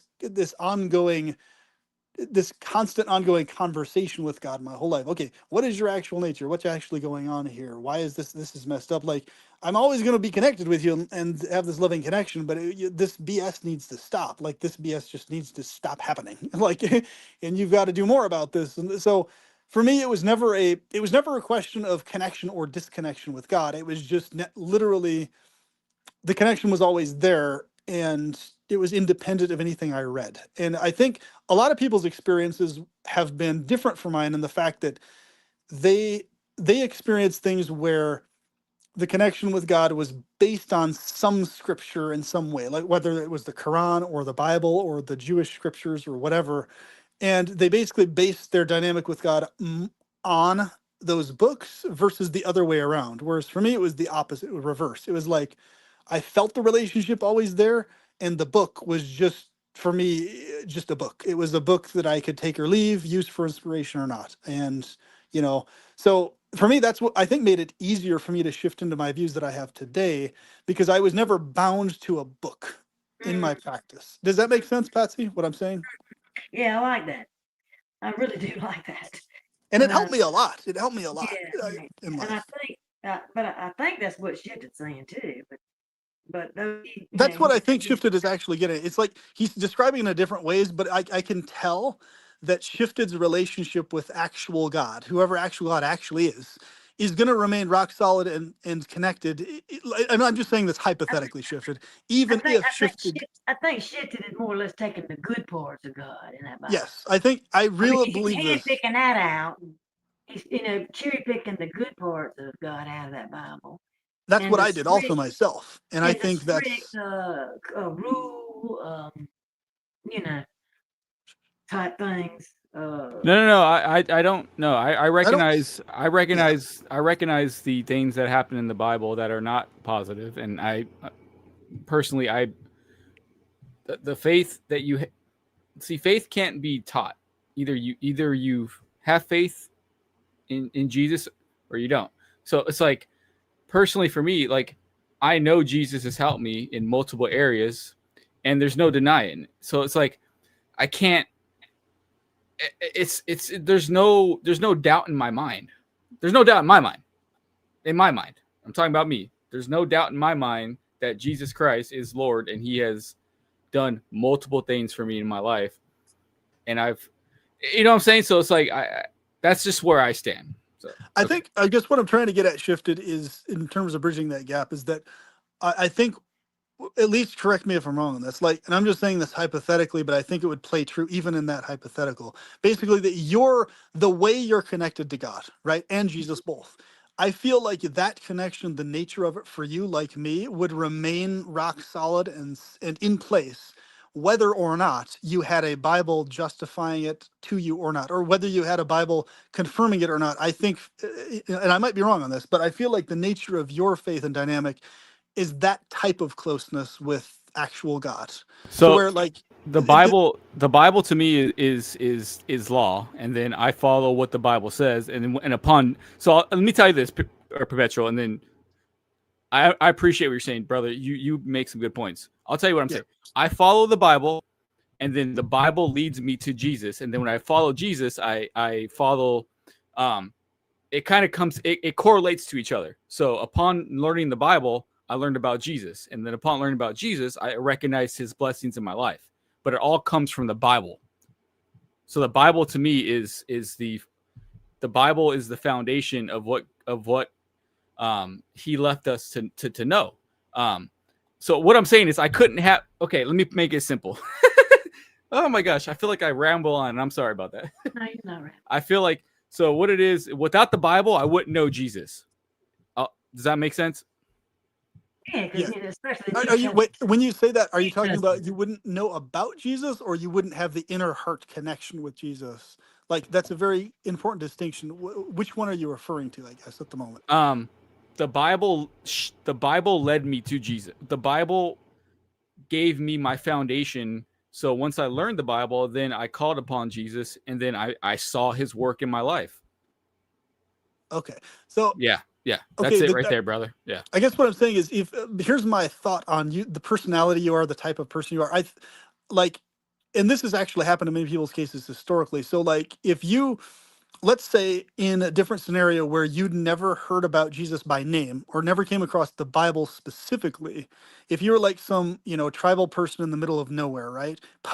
After Jesus appeared and all this other stuff. So you never came across the Bible. However, I feel like you're the type of person who would have had this direct connection with actual God inside your heart anyway. And that's, I guess maybe this will help get across what I'm trying to get across here. Um, and once again, correct me if I'm wrong. I feel like even if you were that tribal guy, never saw a Bible, never heard the name Jesus, I feel like you, knowing the nature of person you are, like me, would have had an internal, inherent, like heart connection with the source of all things, the benevolent source of all things, or, the benevolent entity that's behind whatever's benevolent. You get what I'm Yeah. saying? I feel like you would have had that in place not whether you heard about Jesus by name or not, just like me. I feel like you and me, like, let's say we're both in a tribe. Let's say we're Native Americans, no Bibles come to us. It's like 500 AD, right? In the United States before the Europeans came over. And I feel like you and me both together would have been like having this connection with the actual benevolent being. Let's say whatever benevolent being it does exist to the maximum, we would have both connected with that being independently of ever seeing a Bible or seeing the name Jesus. And I feel like that connection, even if we didn't have the narrative, Jesus died for sins and stuff, I feel like at least the God that I have always understood, understanding our situation, our specifics and everything else, that the actual loving, benevolent God would have actually considered that and brought us to the heavenly paradise states that way, independent of. So this is what I'm saying, making sense So, now, what I'm trying okay, to get across. you're asking me if I was alive in the Old Testament. But no, it's more like I feel like this is the type of person you are, is what I'm trying to get at. Not necessarily just the hypothetical, but like I feel like you are that type of person that you, like me, and this is what we Mhm. unite on, is Okay. that we would have connected with actual God independent of knowing about the Well, Bible or not, so basically. perpetual, you gotta be. So if you're talking about if I'm alive in the Old Testament, right? So you're talking. No, I'm talking about New Testament time. So after Christ, so that's why I said 500 AD, not Okay, BC. so 500 AD. So I So would have known Christ about. has appeared and he sacrificed, but we simply don't have access to Bibles or But I somebody would have known telling us about. about Jesus. But what I would have known about the Old Testament though. No, I'm saying you're Native American. You don't know about the Old Testament or the New Testament, neither. You don't know about either of them. So, and actually, this is really Okay. interesting So because I'm a Native American and I don't know about the Bible. So you're saying I'm a Native American and I don't know about the Old Testament? yes, exactly. That's your hypothetical situation. Correct. So I feel like the Okay. nature of you is whatever being we agree is a benevolent being to the maximal degree, right? Like whatever being that ends up turning out to actually be, I feel like you and I both would be the types of people who would connect with that being, whether or not we had access to a Bible. So No, we might have different experiences, yes, but I feel like we yeah. both genuinely would be connected with that actual being in a positive way. So you're right. There's no way I could be alive and not know that somebody created this realm that we're in. Absolutely, 100% agree. Yeah, I would want to know who it is, and I would. So I can't. It's hard to say. Like I don't know what I would think if I never read the Bible. Okay, like how would I know? I wouldn't know, but I would know that we didn't just get here randomly. That there's no way that this whole entire realm exists by chance. Somebody created it. I would know that for a fact.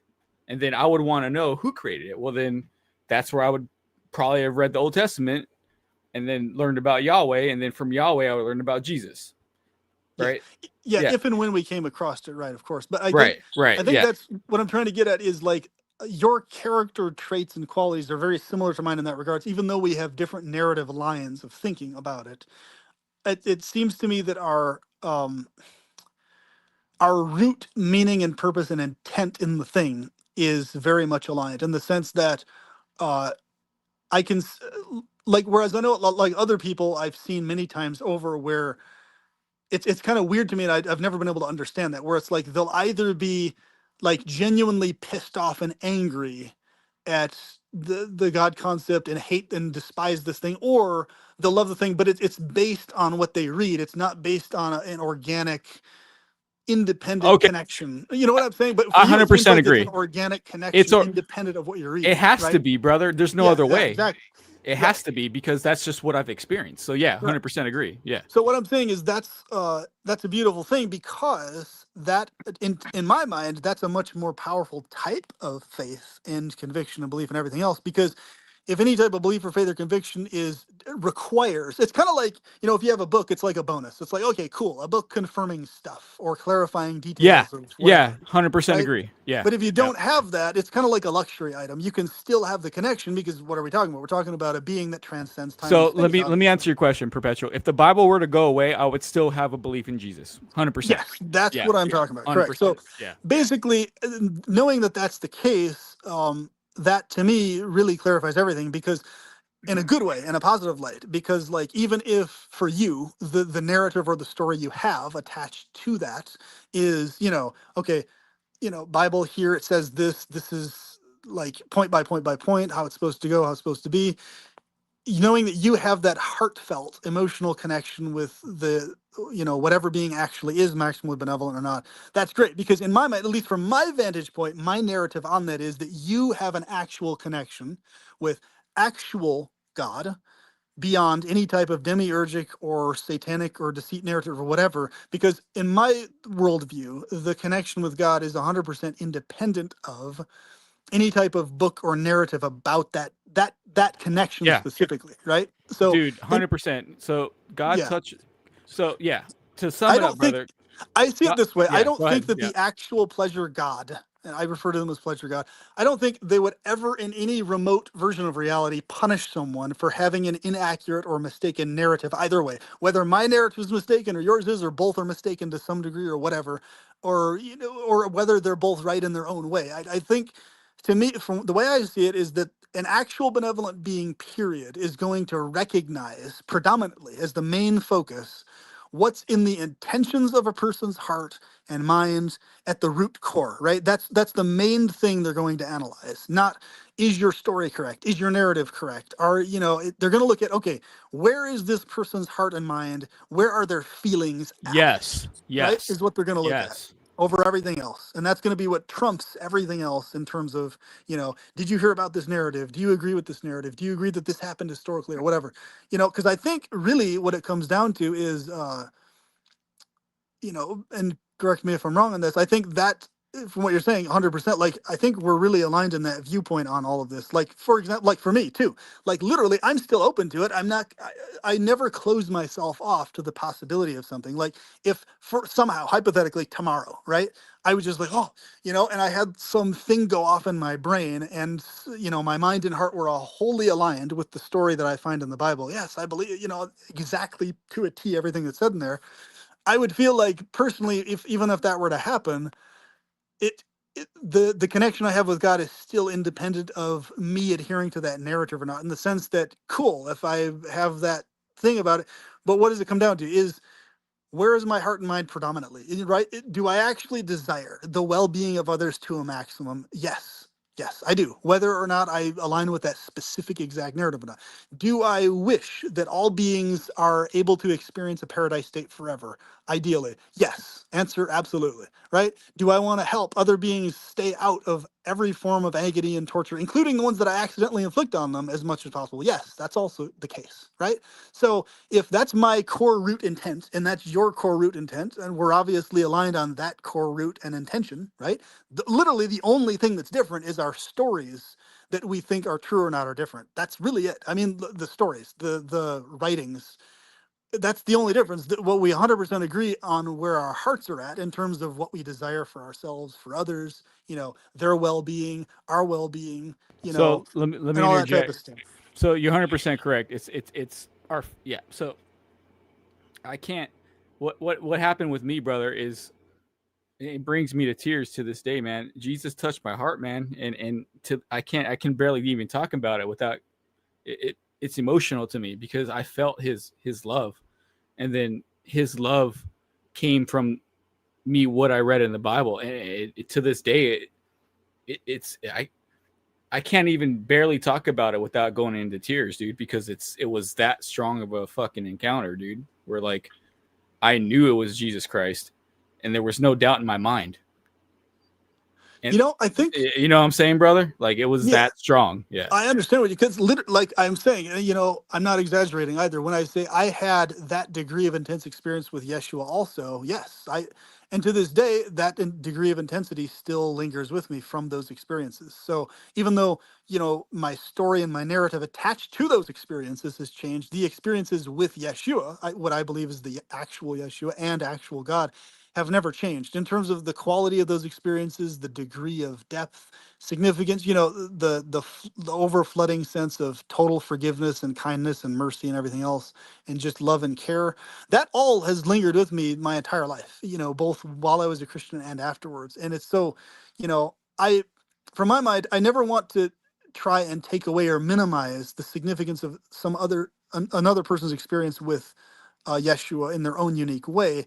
But we share that in common. Like, I also, to this day, hold those experiences valid. Like, those experiences, I've never minimized the value of them.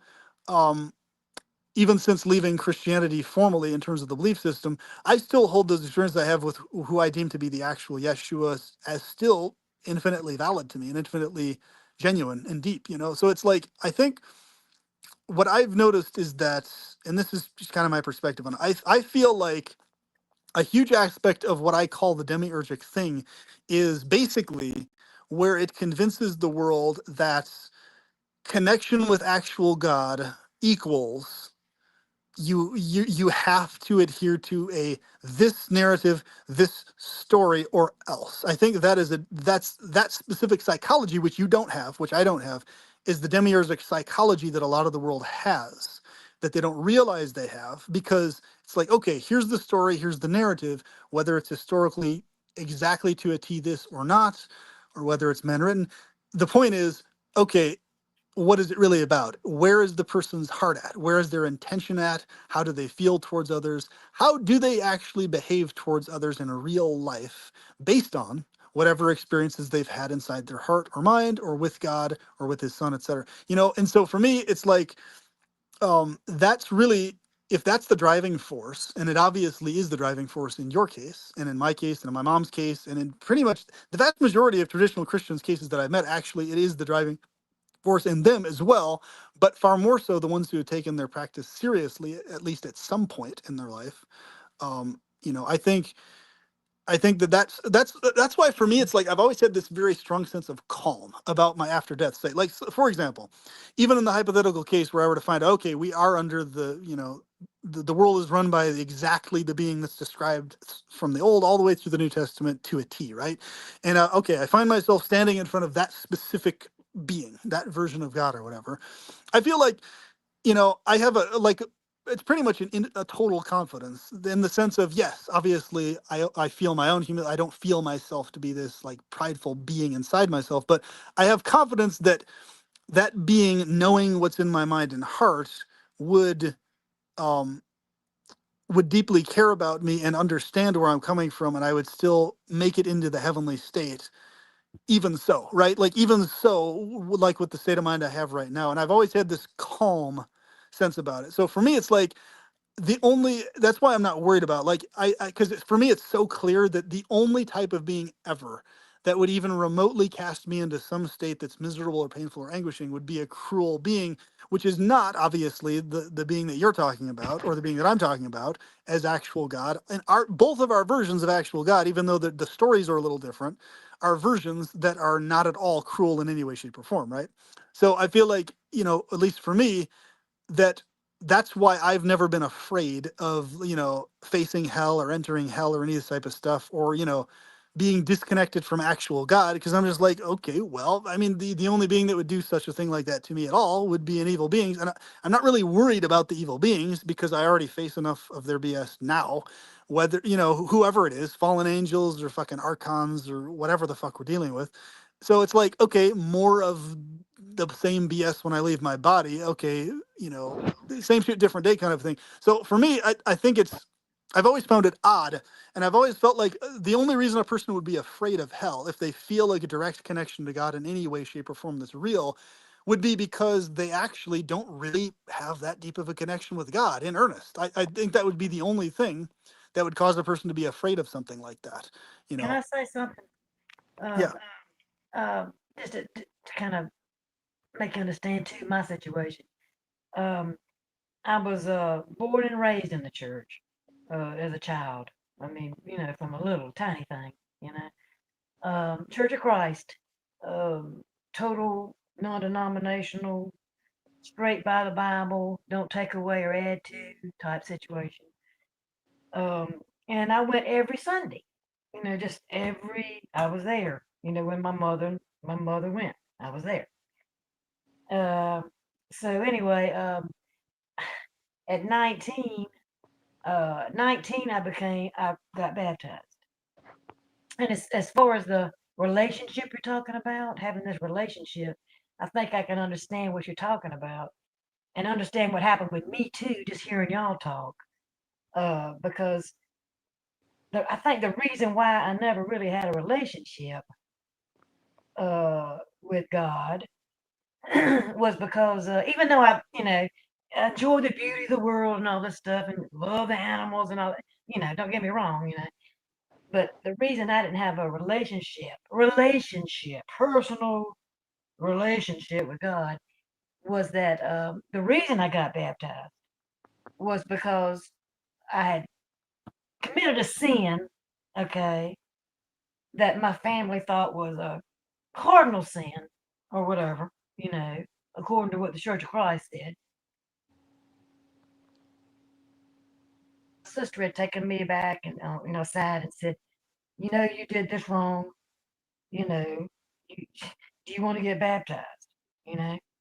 That kind of thing. So next thing I know, and I said, yes, of course, I know I did something wrong, and I'm sorry for it and all this kind of stuff.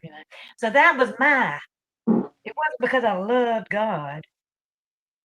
It was because I was afraid of God that I got baptized. Afraid of the repercussions from what I had done. That's really interesting, Patsy. Really That's what interesting. I let you.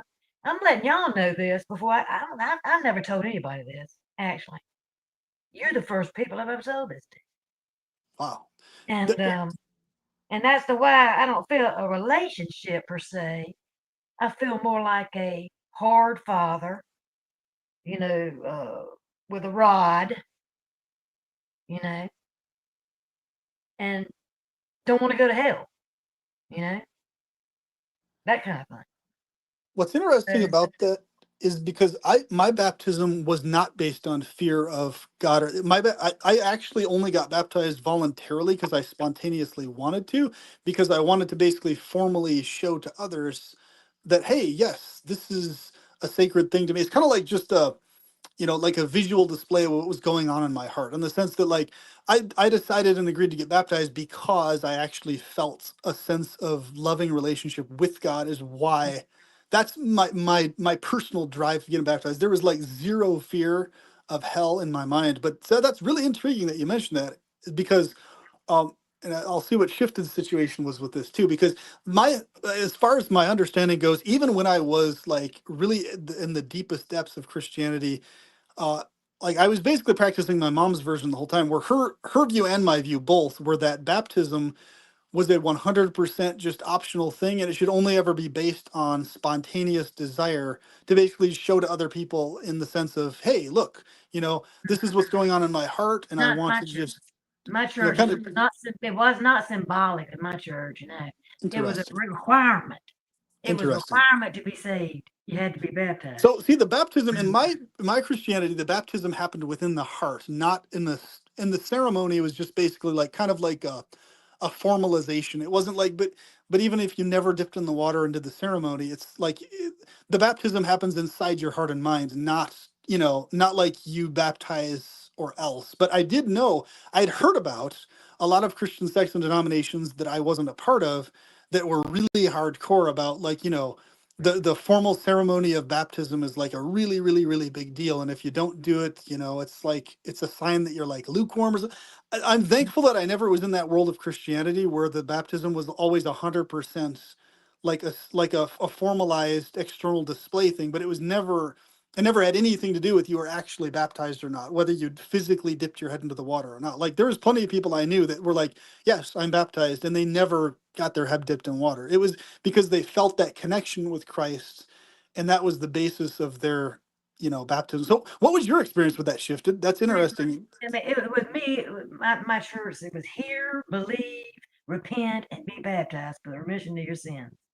And Wow, then, interesting. carry a cross till the end of your life, living the Christian life. In other words, after I was baptized, the way I saw it was, okay, now I got this set of rules. According to that Bible, I got to stick to. Okay, or I can fall away. I can actually fall away from my baptism.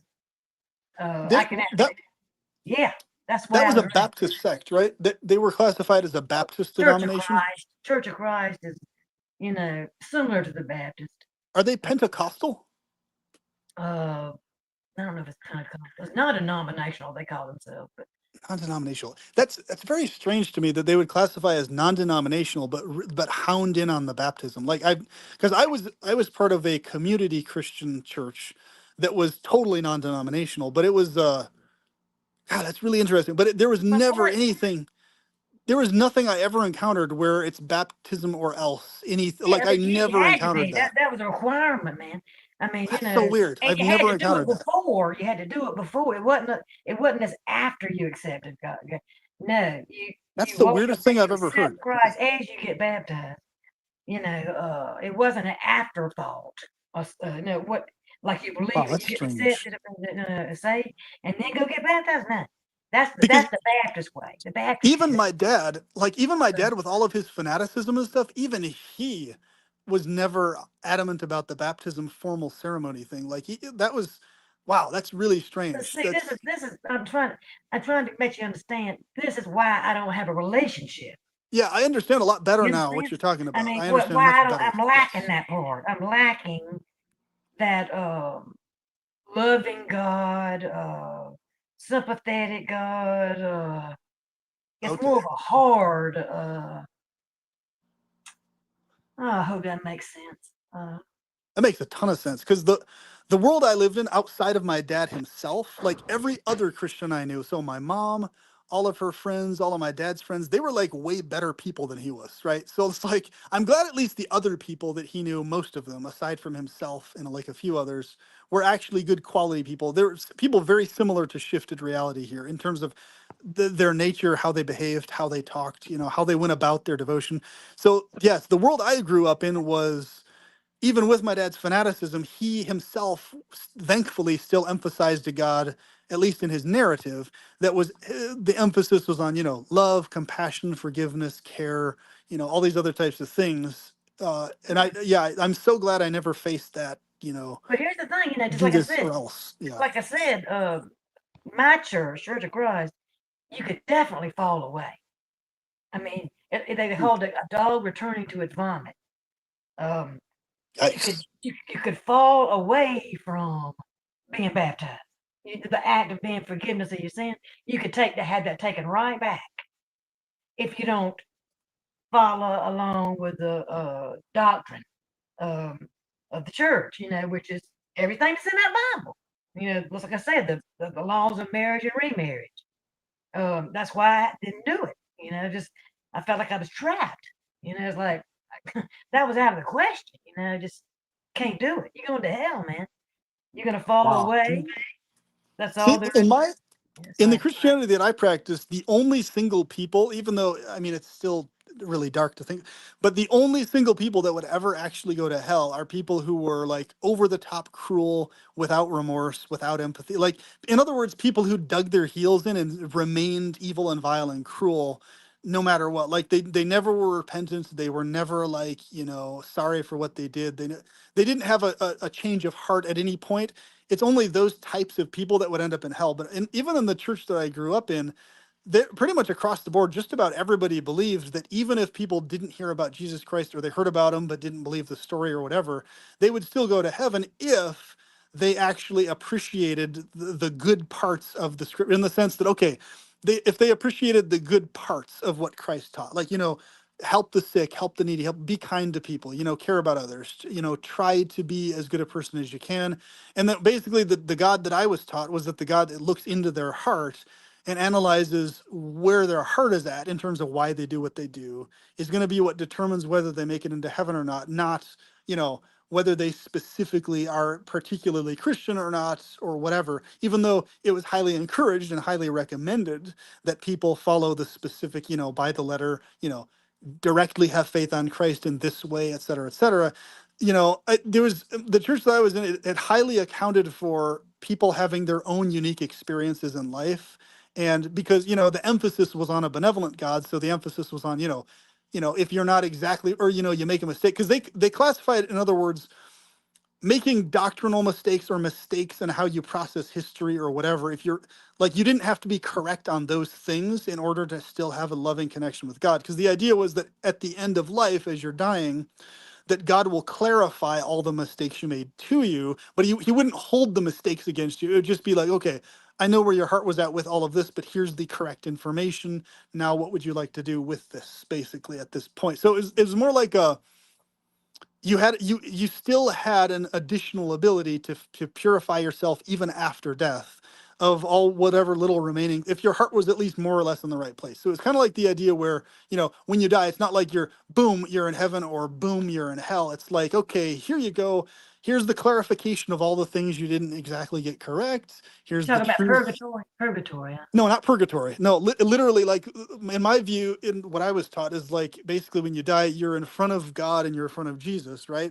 And then basically God and Jesus, they will clarify to you, like in a conversation like we're having, and go over with you all the specific points of like all the things in your heart, and like kind of like a loving therapy session before the finality of entering into heaven or whatever. And basically you're pretty much guaranteed.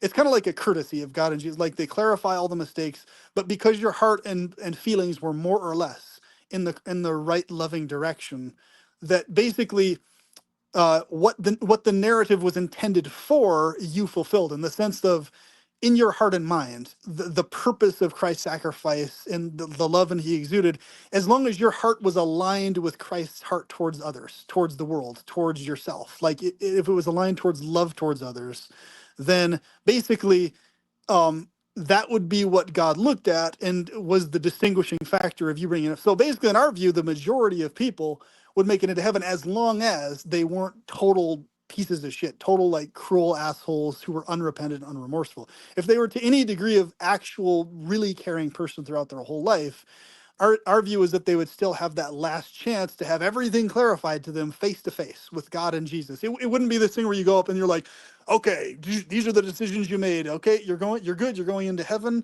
Or, I never knew you because you didn't do. No, we never had that taught to us like that. It was an extremely understanding version of God that we were taught, basically. Like, he understands 100% why you thought what you thought, why you didn't agree with this, hell, even why you didn't follow the Bible, because he gets where you're coming from emotionally, right? He's like, okay, I understand emotionally why you felt this way about this verse or this scripture, why you didn't understand. So let me explain and clarify to you this, so that you can basically understand where I was coming from inside myself pertaining to all these things.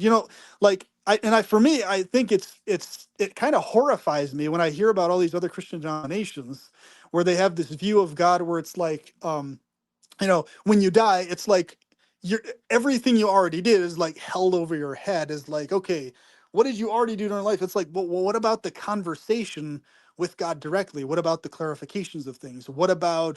You know, what about that part? It doesn't make sense. It never made any sense to me, this idea that if there's a benevolent being you're going to go to, and they're just going to be like, okay, you go to hell, and then you're going to heaven, and then you go to hell, you go to heaven. Like, that's just a weird idea to me, and it's never really made sense. It's like no benevolent being would behave that way.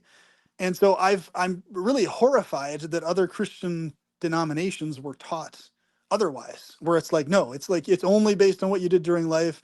And if you didn't already accept Christ during life, you're basically fucked as soon as you see God the Father or Jesus, you know. So yeah, I mean, so I hope that makes sense. As far as like the type of Christianity I was raised in, it seems very different from the type you were raised in, or whatever. Like, so Patsy, what was the belief about what would happen at the time of death with God? Did they believe like what I'm talking about? Like, you would see God and you would be able to have a conversation with him and Jesus, and they'd like go over with you all the different points and clarify things. And, basically, in other words, it's kind of like a last prep for existing in heaven or whatever. And you'd be like, oh, okay, thanks for clarifying all those things. And what they're looking at is what was in your heart and intentions.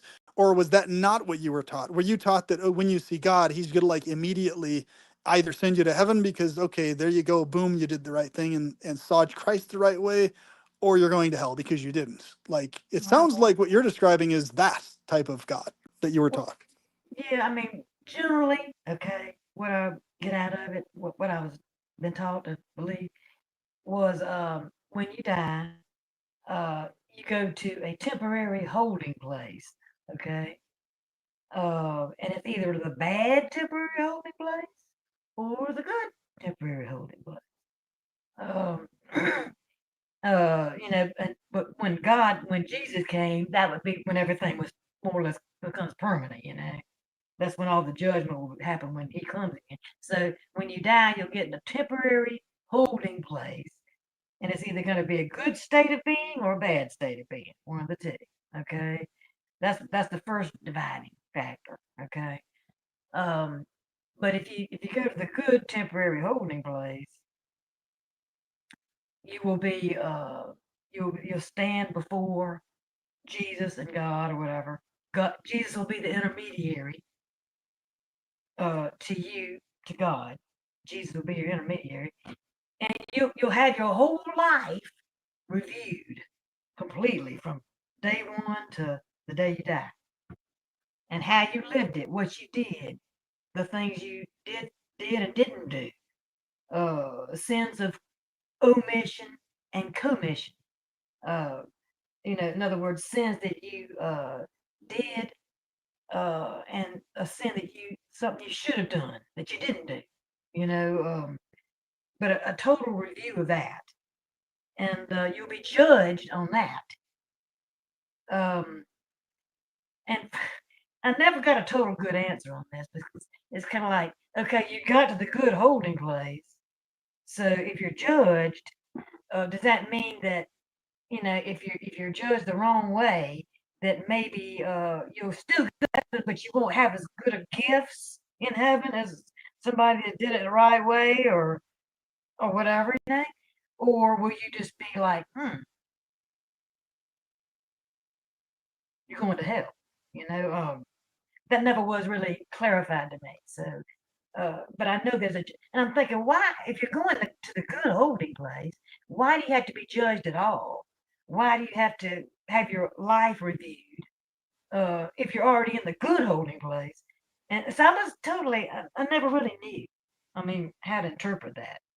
So to answer your question, Basically, that's interesting because it's definitely distinct from because in my view there was no like distinction. There was no bad or good holding place. It's like literally in every single person's case, it's you're face to face with Jesus directly. And people had different views. Some people viewed that it was, God the Father and Jesus. And then I think in my dad's view, his view was a type of modalism where it's like Jesus is literally God the Father also. So like basically where when you go to heaven, you're face to face with Jesus, who in his mind was directly, literally God the Father also. Right, like there's no distinction between Jesus and God the Father in my dad's view in his Christianity, but that's kind of a secondary point. Point is, in our view, you're just like everybody, no matter who it is, they're face to face, basically at the gates of heaven ish place. The one location where God and or Jesus are talking to you about all going over all the different specifics and stuff like that. And really, in the Christianity I lived in, the only way you go to hell if you were a real nasty piece of work, like literally you would only go to hell if you were a person that everybody, no matter what they believed, was like a total scumbag. Like for example, let's say there's an unrepentant, like the parents of the child who tortured their kid to death here in my hometown, the parents of Emrico Suna. Like the majority of people throughout the world think that, okay, if these types of people are going anywhere, the only thing fit for them is hell. Like you had to be a really nasty fucking piece of work to end up in hell in my Christianity. Like you had to pretty much go out of your way to be a horrible piece of crap and unrepentant about it to go to hell. Like even though yes, hell is still fucked up, like you had to really go out of your way to be a piece of shit to end up there. Does that make sense? That's so I think it makes for me, I understand why, at least for me, it was a lot harder to shift out of my Christianity because I was dealing with a narrative of a God that was way more understanding than I've heard of in most other Christian, denominations or lines of teaching or whatever. Because all the other lines of teaching I heard, I'm like, wow, that is a really cold-hearted. And my dad and my mom both taught me that, yeah, these other ideas of God that are really cold-hearted and like that are not correct ideas of God. I was like, okay, well, it's good that we're dealing with a being that's way more benevolent than he seems in Scripture, and or that these other people are saying he is. If what you're saying is true, parents, cool. I mean, so it's highly unlikely that I'll even be remotely needing to be concerned about hell because it's like just by nature, I was a caring person for others. I never wanted to harm others. I just wanted the best for everybody, and so it's like For me, like hell was basically off the table for me because it's like there's nothing I could do to end up there unless I like went out of my way to be cruel to people or something. You know what I mean? Like, so I just don't understand why there had to be I don't understand why, if you were going to go to heaven anyway, okay, why would you have to be reviewed? I mean, why would you have to have a conversation? I well, mean, the thing about is, how you lived your life. I yes, mean, what's the exactly. purpose of that? That's Right. what I'm. There's a hole in that also, but at least I guess what I'm saying, the purpose of the conversation was basically it's like a final clarification of things. Or actually, it wasn't even. Let me be clear about something. I didn't personally see it this way, where you're like literally at the gates of heaven, the where you're talking first before going in. My view is like more like this, and I think my dad and mom's view is more like this too. So you go to heaven, you're in heaven first, you're already there, right? You're already there. There you are, boom, in heaven, and then in heaven itself, you're actually having the conversation with God there. So let me. That's important to clarify that it's not like you're held from being in heaven, and then only after things are clarified, then you go into heaven. It's you, boom, you are in heaven, right? And in heaven, God and Christ clarified things to you in heaven in conversations. Does that make sense? Versus like, in order to get there into heaven, you have to have this conversation. Although Now, when you say clarify, you mean like not sit clarify there and is review, not sit there and review your life and say, well, you did that, you should have done that or no, whatever. clarify is in the sense of like clarify to you like what actually happened historically. Like, yes, I actually did this. Yes, I actually died on the cross. Like, basically, let's say if you're someone who was a really kind-hearted person and you appreciated, like, Uh, the kindness of Christians who were doing good works in the world, and you appreciated the good things within so what it's more Christ taught. clarification instead of judgment. Exactly. Basically, it was clarification instead of judgment because you only would get judged if you were someone who was like, basically in our view you would only someone would only get judged at all even if they were still going to make it into heaven if they basically like were really on the cusp of being an evil piece of crap but they held themselves back and they really actually did feel remorse and felt bad. Let's say a person who did a shit ton of horrible crap, right? But they actually really felt horrible about it. They're like, fuck, I should not have done that, that was wrong, oh my god, what the fuck did I do? And they actually have a genuine change of heart, but at the same time they notice this tug, like they still have this urge to do bad shit, but they're fighting against it all the time. Like in that case, that would be like the only case where a person is like judged before they're allowed into heaven, where it's like, okay, have you gotten your shit together basically? Are you actually aligned with heavenly thinking? Do you actually are you actually fully repentant now? Like, but in the cases of like the people who weren't like that, who like were actually just more or less kind people during their life and were like good quality people, they just boom, you're in heaven, and then in heaven God clarifies stuff to you but doesn't judge you. Whereas you get judged if you're like on the cusp, but you're like wanting to be devoted, you're like really wanting to do the right thing, you believe in God, believe, you ask for forgiveness.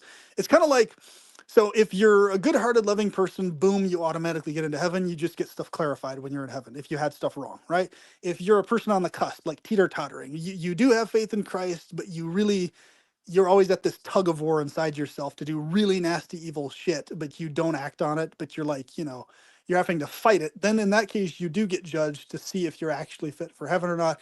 And in the only ones who actually for sure go to hell and are judged, okay, you're definitely going to hell because you're just a nasty, rotten piece of work, are the ones who are like, somebody like Adolf Hitler or like Stalin or like Mao or any of these tyrants who just killed millions of fucking people based on things that they passed, were not repentant, didn't feel any remorse, and of course I can't say exactly what these guys felt at the time of death. I don't know what was in their heads, but the point being is if you died unrepentantly over all those types of things, like then in that case those were the only people that would make it into eternal hell. So it's like, yeah, eternal hell, it is still over the top, kind of, it's still crazy and insane of a torture, but I mean, at least it's not, at least that type of a narrative kind of makes a little more sense than the narrative of if you don't specifically, accept Christ's sacrifice according to the biblical narrative, then you're going to hell for that also, right? Or if you've just, like if you've scoffed at the biblical narrative, but you still actually wish others the best. And like, let's say, for example, if you're the person of a mindset who like you would have spoken, you've been like, no, don't crucify this man for what he's teaching, like don't hurt this man, like if you were the person who would have who would have wanted Christ to not be harmed, right? Like if you were that kind of a person and you were living in the ancient world or in the modern era, if you hear about the story and you're like, man, that's really fucked up. He shouldn't have died. He shouldn't have been harmed. Like if you basically, if you're the type of person who feels a sense of like care for the well-being of everybody and Jesus, you're like, yeah, nobody should ever be put on a cross like that, even if he's doing it as some divine thing. Like even those people would be considered fit for heaven because they have well-intentioned feelings towards Christ and God, right? Like they don't want bad things to happen to Christ. They're horrified that that happened to Christ, and they would have said something to stop it from happening, right? Like even though like they're told, hey, him sacrificing is a sacred thing, and this is exactly how you're freed and relieved of your sins. They're like, okay, but shit, that's fucked up that it had to happen that way. I wish that hadn't happened, but they scoff at a lot of the other stuff. It's like um it's basically all of your views and feelings looking at as a whole instead of just one thing or another. Like, okay, do you accept this exact one thing or not? It's like, are you basically, do you care about others? Do you care about Christ? Do you care about the disciples? Would you have been the person that would have been like, hey, you know, let's feed Christ and his disciples, even if you didn't agree with their ideology, you wanted to feed them if they came to your house. Let me feed these people. They might have this crazy off the wall view of this, he's going to sacrifice himself for God or whatever, but he's like, but let's feed them. They're good quality people. They should, be encouraged in whatever's inspiring them that they're going around teaching people, even though it sounds crazy to me. Like, if you were that person in the ancient world, you would still get to heaven in the Christianity that I practice, because you had good intentions towards the disciples and Jesus, right? Like, without needing to specifically agree or accept their exact narrative about what they were trying to teach you, as long as you loved them, then that's all that really matters, right? You see what I'm saying? I hope It this almost makes sense. it almost Yeah. sounds like your conscience. Yeah, Your your conscience. conscience, basically. You know So, what I'm like, talking yeah, exactly. And I don't know. I'm very interested to hear what shifted what he was taught. And if actually this is a great way the conversation has gone, discussing what we were taught, in terms of how it But it's drove important. our It's very important experiences. to me. I It really is. value the conversation. But I you mean, can see why that me having this version of Christianity made it a lot easier for me to not yes, feel terrified of shifting directly out of the Bible and stuff, because yeah. once again, because even in the biblical narrative I was dealing with, in my understanding of it, even if I'm like 100% wrong and off the wall right now in my narrative, let's say the Bible is 100% true, just hypothetically, and I'm face to face with God and Jesus at the time of death, like I'm like 100% calm and assured that they will have that conversation with me in heaven and just be like, oh yeah, no worries, just this clarifying these details. Your heart was in the right place. Welcome. And that's how it would go basically for me and my relationship with them. Whereas a lot of these other Christians, I can see why things were a lot harder for them in terms of like feeling terrified to shift out of a biblical, because what they're dealing with, it sounds like to me, is a God that, as far as they understand, is much more like, very adamant, like to the point, like, okay, either you accept Christ's sacrifice for your sins and you specifically in particular have faith on him or not. And that's like the criteria, you have a contrite spirit and a repentant heart to this degree. That's the criteria. Boom, hard criteria. Whereas it's like, for me, I'm like, really that hard, that stiff of a criteria? That doesn't even make rational sense at all, especially if we're dealing with any being that's benevolent at all.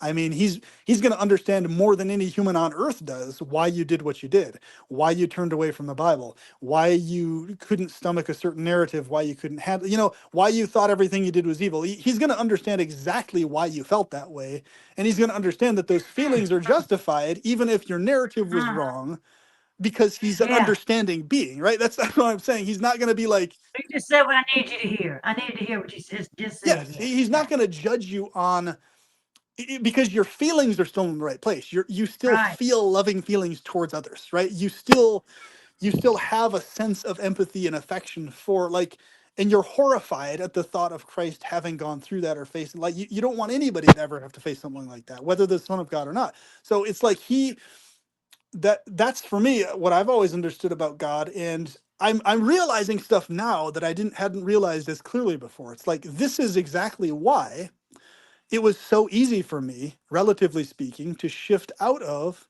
a biblical specific narrative, because even as a Christian, I was taught that God is so understanding that I'm not going to be punished even if I get the information wrong, as long as my feelings are in the right place, right? Mm, So yeah. that's really interesting, and it's actually light bulbs are going off in my head now as Light to bulbs why going off so in many other mine too. Christians, yeah, why so many other Christians have such a hard time straying from the Bible in any way, shape, or form, because they're taught a version of God that is way more like by the book than the version of God Yeah. I was taught, There, like there's way no, more. no no bending, there's no Yeah, there's bending. no bending, whereas the May version I of God that I was interject, taught is please, very guys? accommodating.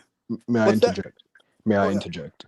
Guys, firstly, apparently JE tried to join long time ago, and so I apologize. I probably no, not probably. I think I fell asleep, so apologies for that. Obviously, if I was up, then I would have let JE on. Now, if you guys don't mind, I want to ask Shifted Reality a question. Are you guys okay with that? Absolutely. Oh, Are you feel okay with free. that, PP? All right. Hey, I'm Shifted. Yep. What's up, brother? Hey, what's up? I've got a question. So I noticed you guys are talking about God and religion, right? Okay, let me ask you something, and I won't hold back.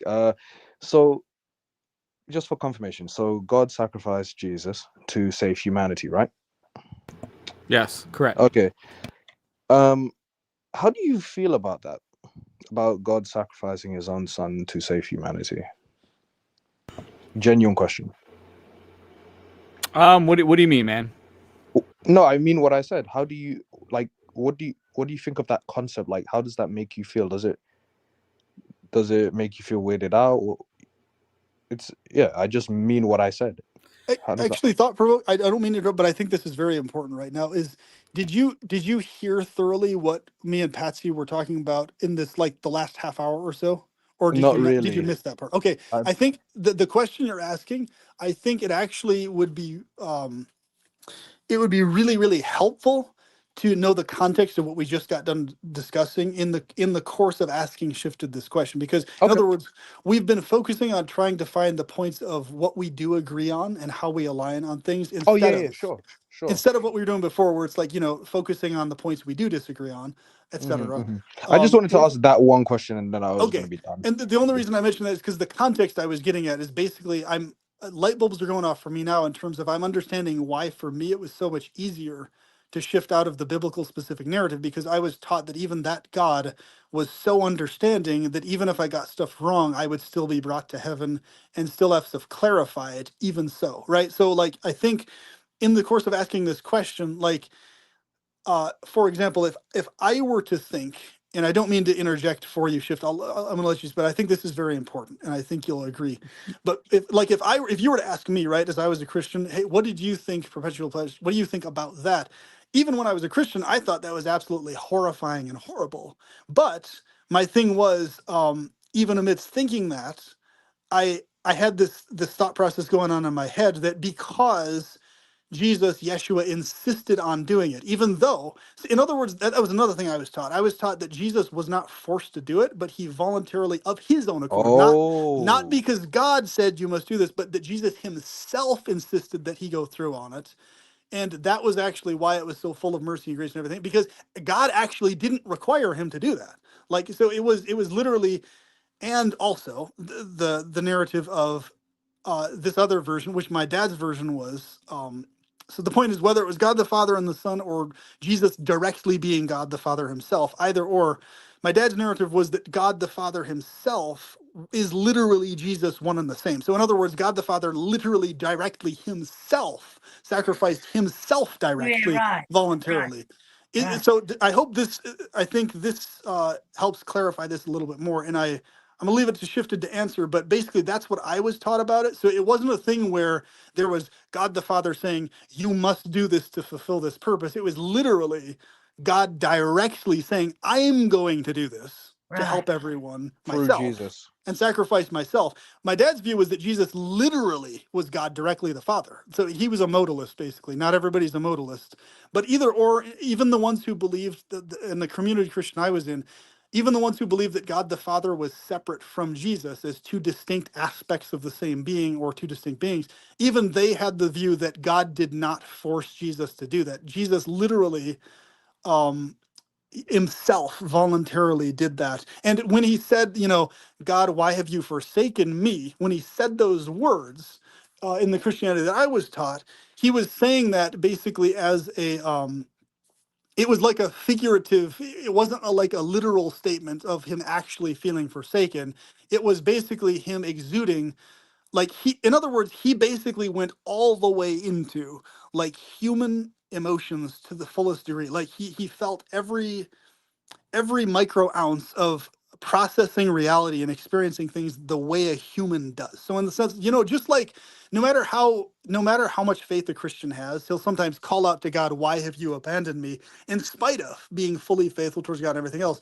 The idea was that God immersed himself so much in human emotions that he felt what we would feel as humans in this total like state of desperation. And that was part of his sacrifice. It was basically pulling himself out of his God consciousness and putting himself into human consciousness of desperation, to where like, God, why have you forsaken me? Because he himself is God. That's what, there is no other being that's there to save him. He is the one sacrificing himself, but he's immersed in human emotion about what's happening. I hope this makes sense somewhat, Jesus, but that he said that, why, my God, why have thou have forsaken me?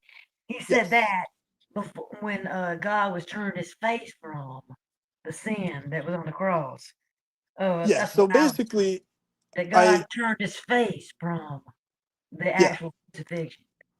So Um, basically, in other words, because of the there's sins that was on the cross that he's dying for. right. There's more to it, but I think TP in asking shifted that question. It's important to have this context that this Okay. is at least this is the how I understood the message and everything else. So when shifted answers, you having this context, I think, will help you in understanding his answer better. So hopefully Okay. that helped shifted. I did that to That, help, not to hinder or anything. So no, of course. sorry. You know what? Wait, hold on, just one moment. So, PP, after mentioning that you were taught that Jesus was not forced, because previously I heard the phrase of, oh, he sacrifices. It came across to me, how I interpreted it was that it was as if Jesus was forced, but Okay, if he's let me be not clear. forced, okay. I was no, no. When I call out that, I'm calling out that narrative that other Christian traditions held about Christ being forced. The Christianity that I had, there was no narrative of him being forced to die on the cross at all, whatsoever. Okay. The narrative was that literally God the Father himself, directly, 100%, took on flesh, and basically embodied himself into the form of being his own son. So basically a figurative son, not a literal son, where it's him, but he's basically embodying himself in a human form with human emotions, human feelings, even though he's still God the Father directly.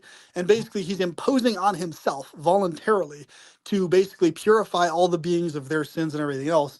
He's Mhm. imposing on himself that stuff to relieve them of the horrors and anguish and everything else that he can't, even though he wants to. He's, in other words, basically in our view of God, you could hyper technically say our view of God was that he was maximally benevolent, but he lacked some degree of power, right? He lacked some degree of power, even though he had maximal knowledge, maximal benevolence, because he was lacking some degree of power. In other words, he couldn't fully, due to that slight lack of power, actually, in fact, bring himself to not have to do that. In other words, it was basically like it was something he situationally had to do as God the Father due to having some microscopic lack of power.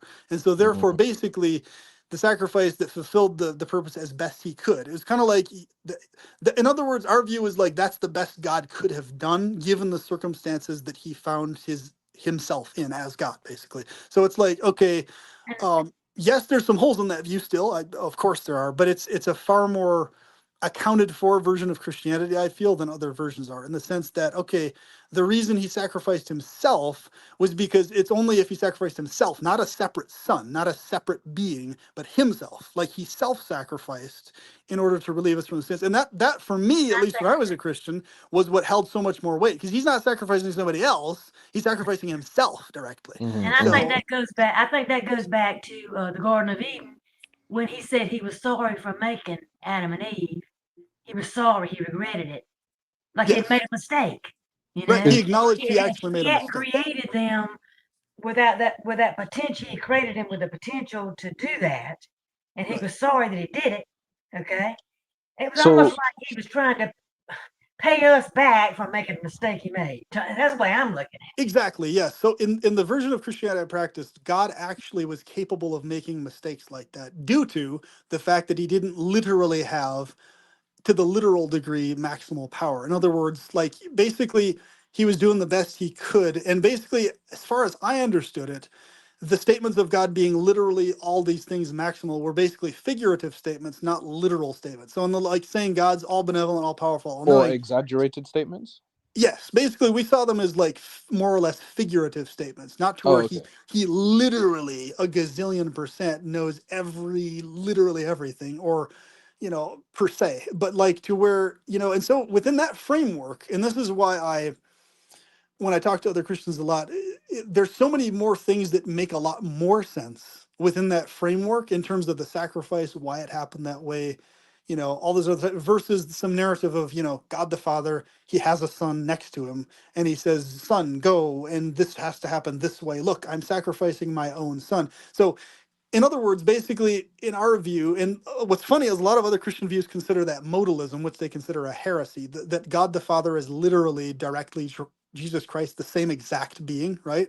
So a lot of views, they like the Trinitarian views have always clashed with the modalist views, where it's like there's three aspects of the supreme being. There's God the Father, the Son, and the Holy Spirit, and they're kind of the same being, but they're not 100% exactly the same being. Whereas in our view, Jesus Christ, the Holy Spirit, and God the Father were literally all three exactly the same being, just referred to according to three different names and the ways they interacted with us. So, like, so God is on his throne in heaven, right? Supreme being. Okay, so he himself descends himself into this human form of Jesus Christ and takes on flesh and everything else in the modalist view. And then the Holy Spirit is he himself directly, God the Father, expanding himself into this Holy Spirit mode that you can interact with him in wherever you are, like the pervasive aspect of him, right?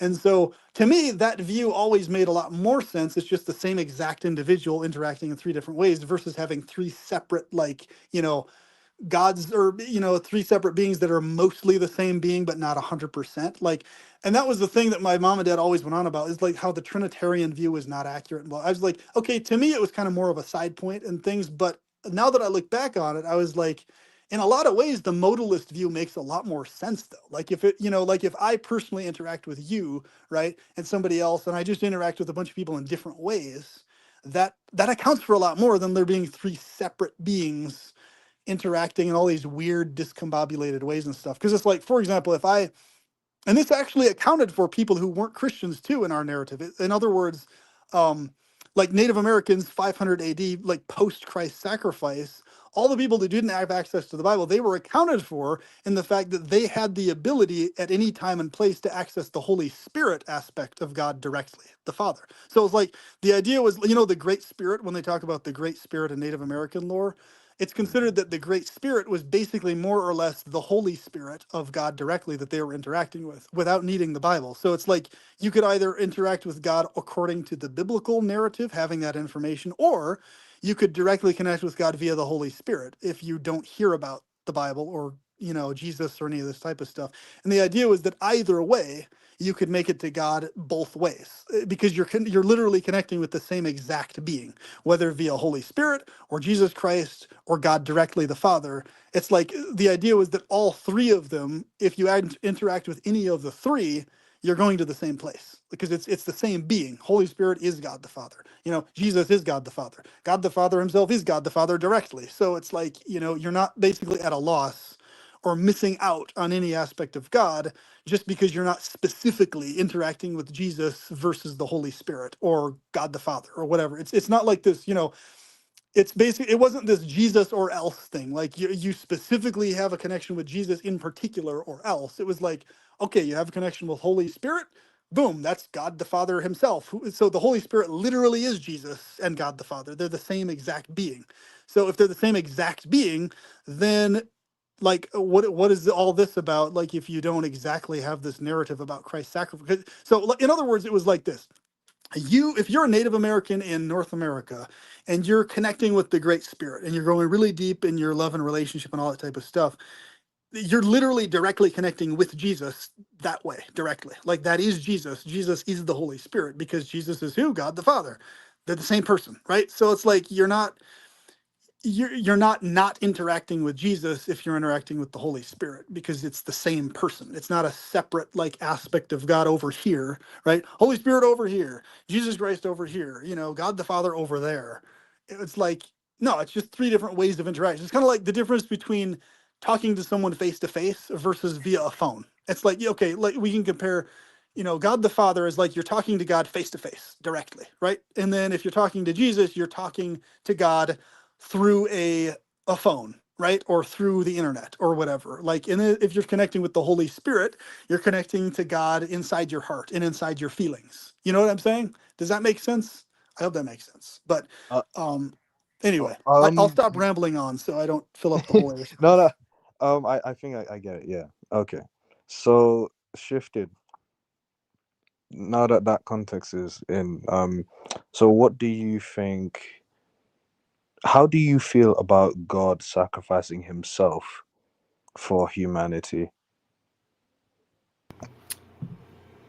How do I feel about God sacrificing himself for humanity? Yeah. Um, I'm okay with it because he sent his son down to take the penalty. And let's not degrade that. Christ suffered a really a death that you and I can't even imagine. He was the Romans had a way of torturing people back then, and Christ experienced the most torture that we could ever imagine, and then they crucified him. So, if you to answer your question, I feel that I'm grateful that God did that for me. I'm very appreciative that He would actually do that for me, a sinner. Do you feel sorry for? Do you feel sorry for God? Do I feel sorry for God? Hmm. I wish it Do you didn't feel have to. sympathy? Yeah, I mean, I wish it didn't have to be that way, but I understand why it had to be that way. Hmm. Okay. Interesting. So you're grateful that He sacrificed Himself, but at the same time you feel sorry for God for Well, Himself through all that pain. when you say sorry, I say Or sympathy. Have sympathy. Yeah. sympathy. Yeah, so that sympathy is what brings me closer to Christ because I realize what He went through for me and for all of us. So I can't help but like be appreciative of like, thank you, Jesus, for doing that for me. Oh my goodness, like, why would you do that for me? But He did it anyway. He didn't have to do it, but He did it. So And a Hmm. question shifted. Were you raised up in the Trinitarian view where it was God the Father, Son, and Holy Spirit as basically like three kind of semi-distinct beings, but more basically the same as it? Or were you raised up in the modalist view where God the Father is literally also Jesus Christ and is literally also Holy Spirit, like the same being in all three, the exact same being in all three cases? God is the latter. So God is Jesus, the Holy Spirit, and the Father. He's all three, and He's one. Okay, so you're a modalist like I was basically, and my dad wasn't, more or less, or what I should say, I've never heard the word modalist, what but I other believe groups basically what other groups call modalists, even though we didn't call ourselves that, we called ourselves genuine Christians. Other groups looking at us from the outside call us modalists for having, or they would have called us modalists for having I've that name. never heard that term. Yeah, it's interesting. It was actually I know this so well because it was the biggest fucking thing my dad and mom kept bringing up all the time. It was like their main point of alignment, and I was just like, "Oh my god, it's just such a fucking secondary side point. Like, why are they so obsessed with this?" But now looking back, I was like, "Oh, I see why they were so obsessed with it now." Because basically, the Trinitarian view wasn't accounting for things as well as the modalist view was. And of course, so like, or what's called the modalist view. So basically for them, it was like a no brainer. It's like, yeah, God the Father sacrificing himself as his son and being the Holy Spirit also, that makes the most sense because it's a continuum of the same person, right? So is it like, in your view, was it that God the Father is sacrificing himself as his son versus him being God the Father and separate branch off aspect of me over here, my son? Or was it, you know what I'm saying? Like in your view, is it God himself directly sacrificing himself as he himself as his son? Basically, God was Jesus. So yeah, okay. so God the Father was Jesus, and Jesus was doing God's will. So, okay, God the Father, they're all the same. So, yeah, to answer your question, Jesus, Holy Spirit, and God, they're all one. They're all the same. However, they're different. So, God sent his son, his only begotten son. That's the key word there. Only. As in sent himself, right? Yes. Okay, cool. Yes. Okay. Does that answer PP's? Does that answer your question, PP? It does. So he's not a Trinitarian. So that's useful because basically we're talking on the same page now in terms of our backgrounds, what we were taught and stuff. So, and I think like I think you would agree, Shifted, that the modalist or what's called the modalist narrative. Obviously, we never consider ourselves modalist. That narrative is definitely it at least accounts for more than a Trinitarian narrative would account for, in the sense of like, oh wow, because in my mind, I guess if there's a sacrifice that's going on like that, it's definitely holds a lot more weight if the person is sacrificing themselves versus somebody else in any way, shape, or form. It's like, at least in my mind, it packs a lot more of a punch if you're sacrificing yourself directly versus having somebody else sacrificed for you or on your behalf or whatever. You know what I mean? Like, Yeah. So God came down to heaven in human form, in the form of Jesus, and he experienced the human experience as we do, but he lived the perfect life. As he didn't lie, he didn't steal, he didn't lust, he didn't do all the things that you and I do every single day, right? He didn't do any of those things because he was God in the flesh. And then he sacrificed himself. He took the pain as a human being, though. That's the key word. He didn't just not take it because he's God and he could just not take the pain. No, he actually took it on the cross and felt everything for us. So to me, I can't help but be appreciative of like, thank you, Jesus. Thank you, Jesus. That's all I can say. Thank you, Jesus. Thank you. Like, I can't help but thank him for doing such a thing for me as suffering a immensely painful death. Like, not even like a normal, like the torturous death on the cross. well, You, because I the mean, narrative, crucified. You know how bad it is to be crucified. and even from what I was That's taught, a slow, painful death. even independently, what I was taught was that he was facing far more suffering. I mean, obviously the physical was bad enough, but I was taught that he was facing like a gazillion times more suffering internally, emotionally, and otherwise inside himself, far more than just the nails through his hands. So, like, that's kind of how I see it, in the sense of like, when the narrative is, he suffered so incredibly immensely. It's like, yeah, I mean, crucifixion is bad enough. It's fucking torturous in and of itself, bad torturous. But obviously there were, before Christ, there were thousands and thousands and thousands of people crucified, at least in as bad of a way as he was. But the thing is, it's like, okay, that happened physically to a bunch of other people, but the difference, what I was taught anyway, what the difference was with it inside himself is where the majority of the torment and anguish was, vastly beyond the nails in his hands, right? Even though that would be a factor in the pain, because basically the idea was he was taking on every single sin that ever happened, could potentially. In other words, he was absorbing himself in basically what you would call the raw chaos horror potential of every sin that happened, was going to happen, could ever be possible, like inside, right? Somehow. Have you guys ever watched the movie Passion of the Christ? I have seen that, yes. So if you want to know what I believe, that's what, when I say Christ suffered, watch that movie, and that's exactly what I'm talking about. And he did it on his own free will. He didn't have to come down and save us. He did it because he loved us and he wanted to save us. So watch that movie. Yeah, go ahead. Yeah. I think it's just my opinion. I think it's bizarre that.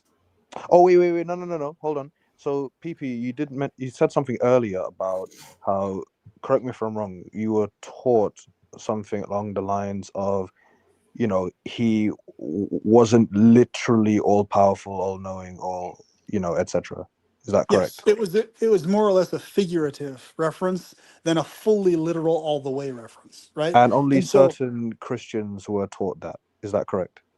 yes, as far as I understand, because there's a lot of stuff going off like a light bulb in my head right now, based on my experience that I had back then, and like, so with the, let me see here, what was I trying to get at? Basically, the idea was, this is why I really appreciate the Christianity I had. It accounted for a lot of stuff really well. Like, in other words, the idea was that God was as benevolent, as powerful, and as knowing as he could possibly be, but not like in the literal sense. Like, okay, Yeah, like not 100%, maybe right. 90 or 80%. Yeah. In other words, like there was an element of his nature, kind of like what Shift was talking about before, where he was like self-bound in a certain limited way forever. Like, in other words, and that's why it's a figurative statement that he's literally all through the maximum, because like he's bound within his own how do you describe he's bound within like his own cosmic labyrinth of what he's able to do as God or not. Like, and he doesn't actually have the say in being able to contradict that that nature. I mean, like I said, there are still holes to that, but it accounts for at least a little bit more than the rest of Christianity does, in the sense that PP, just in case it's worth mentioning, don't let any religious people gaslight you by trying to make you think, we meant it figuratively. Of course he's not all powerful. oh no, I Don't won't let it guess. I'm just saying my personal experience was that literally, like it was considered a figurative thing in my practice, not a fully literal in thing. your Like, practice. Okay. in my teach Christianity, and that's why I appreciate the Christianity I had, because we weren't having to deal with or account for this like fully literal all the way, Right, you right. know, There was, yeah. benevolent, powerful, all-knowing being. So it's like, oh, okay, there is some actual type of limitation in God going on here. Okay, Okay. there's The limitation way happening. So the way okay, the way I see it is the way I see it is that it's like I said before, uh, that God more or less had to do it because when he created human beings, his creation, he created it in an imperfect state that could make the wrong decisions yeah, and because of basically, the free will that he gave them. but here's the other thing too You that know I what I'm think's saying? interesting. Can you understand what I'm trying to say? Yeah, like the narrative that He's we were having talking. to sacrifice himself for the mistake he made. Yeah, right, exactly. More Does that make along, any sense? Does that make any sense yes, at all? more or less along those lines. Yes, the idea was that God, even at his level that he's at, was capable of making mistakes, right? So that Right. means if you're going to be hyper technical about it, that Well, means some degree he of said lack of himself that power. I'm sorry if I made. He said Right, they said he was sorry he made. Did it say that exactly. in the Bible?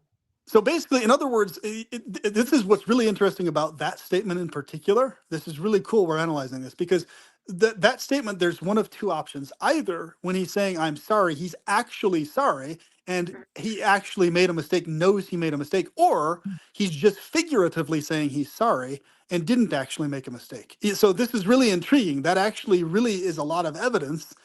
Him actually being sorry means that he really acknowledges he actually made a genuine mistake. Like, I'd like to think that. you see what I'm saying? Like, but Mm. what I'm noticing about this is that holy crap, I realized this is why when I was a Christian I was able to go so much further into stuff in terms of when people ask me about it, like, okay, what about this, what about this, what about this. I could just go on for hours with people having really good quality answers to their what about questions, because I didn't really have to juggle with this literal all benevolent in other words, I never had to resort to mysterious ways ever in any conversation I had with people in my Christianity. I never had to say, oh, it's just God's mysterious. I always had a very sensible, sound, logical answer. It definitely, obviously, compared to what I have now, it definitely wasn't the best possible logical answers, but they were within the realm of logic, though, given the framework I'm describing to you guys. And I think you can see why, right? Like, when you have that type of narrative taught to you, and that's the Christianity you practice, you have a lot of wiggle room to figure out like what's really going on and to have good quality conversations with people and all sorts of type of stuff. It makes it really hard though if your narrative that you're taught and adhere to is that God is literally, maximally benevolent, maximally powerful, and maximally knowing in the literal non-figurative sense, because and also if you're not accounting for there being some cosmic divine boundedness that he has in terms of the nature of being, right? Beingness involves a certain type of inherent automatic boundedness within the realm of limitation of specifics, right? In other words, he's God specifically and not some other thing, right? he's that being and not some other being, right? Like, so in other words, even in that in and of itself, being a being versus something else is itself a limited thing by itself, right? Because in other words, you're God, you're not me, right? You're not like Adam or Eve. You're not shifted reality. You're not the thought provoker. You're a separate being. So being separate, a distinct in any way, means you're limited because you're not literally them also at the same exact time, 100%. So Mhm. you see all these little nuances of how he's limited in these microscopic, detailed ways.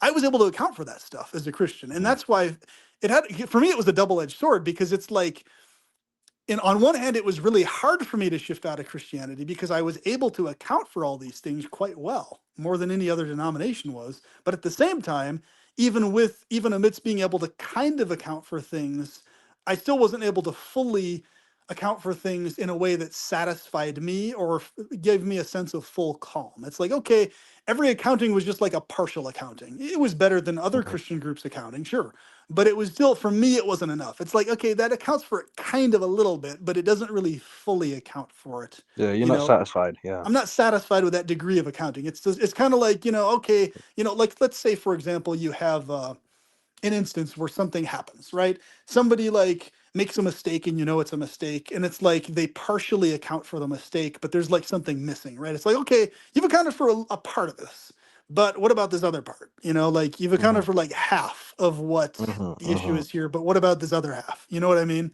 Mhm. So I understand. But kind of my like that. question still stands. Like about this whole apologizing, regardless of whether it's figurative or not. Does it say that in the Bible that he apologized? It says that he felt sorry. So like what Shifter was talking about was it's not that he's like in the, according to what Shifter was like, necessarily a literal sorriness, like a mistake-based sorriness, but like the fact that he has feelings. In other words, like he feels empathy and compassion for beings, not that he literally made a mistake. But is However, there a verse in the Bible that's related to what we're talking about right now regarding the whole sorry thing? it is. It's when it's talking about Shifted, you might know the exact verse, but it's just before he decides to flood the entire world, when he's looking at the wickedness of almost everybody throughout the world, and he's like, oh man, he's looking at them and he's sorry. Whatever the exact wording was, I don't Okay, recall. It'd be so good to pull it up though. it's in Genesis, but what it is God created human beings to have free will. Okay, right? He gave us free will. So when you can't expect God to go back on his word. Like he didn't have to do it that. So thought provoker TP, I've been thinking of, and you know what? You live up to your name because you really got me thinking, brother. Thank you. And I Thank you. appreciate that, brother. And Can I give you give you the scripture on that? yeah, go ahead. Yeah. Okay, Genesis chapter 6. Lord said my spirit. Okay. And the Lord saw the wickedness of man was great on the earth, and that every intent of the thought of his heart was only evil continually. And the Lord was sorry that he had made man on earth, and he was grieved in his heart. Right. Truth. That's when he said Absolute he's going to truth. blot out man with the Noah and the flood. That's So true. what's that called? It's called Genesis what? Genesis chapter 6. Genesis chapter 6. It's because I want to copy and paste it into the chat. It's Genesis. probably best to use the King Genesis James chapter version. 6, 5, and 6. Yeah, going with the King James version or the New King James version is the best, because there's a bunch of other versions that kind of word it differently. But that Wait, there are version, different versions of Bibles? yes, but the King James version is the version most commonly agreed on by most denominations as the That's most what I'm reading accurate. from. That's what Okay, Yeah, I'm so reading. there's exactly. King James and then there's a wait, how many Well, different there's Bibles are there's there? King James and then there's the New King James, but it's best to go to the traditional King James, even Okay, even above the New King James. Yes. Um, okay. I'm just But gonna say whoever created the Bible has a wild imagination. Jeez. Yeah, I have to throw that out there. But anyway, okay, so Genesis chapter 6, traditional. Genesis chapter 6, yes. verses 5 and 6. Right. Okay, Verses that's what I'm 5 and typing in. 6. Genesis chapter 5 or 6 No, verses 5 or chapter 6, verses 5. So six Chapter dot 6, dot chapter 5 dash 6, 6. Yeah. verses 5 and 6. 6 Yeah. dot dot 5. There we go. Okay, Genesis chapter 6.5. Okay, I'm searching up. King Okay, James the version. Lord. Yep. Okay. Oh, should I type that as well? Okay, Yeah, King. King James And version. that, So and that's that the was version you're reading. referencing when before he did the flood of Noah. Okay, that was referencing right before he flooded the earth with Noah. You know, the ark and all. Okay, so this is what you read. So you read, and God saw that the wickedness of man was great in the earth, and that every imagination of the thoughts of his heart was only evil continually, and it repented the Lord that he had made man on the earth, and it grieved him at his heart. That's what I read. Oh, there's Yeah. the repented part. There it is. Yeah, that explains it quite well, actually. Mm. Okay. So, yeah. Wasn't there a sorry in what you read, Patsy, or what you read was exactly Grieved, what I read? grieved in his heart. Okay. But that's like saying I'm sorry what I did turned out so bad.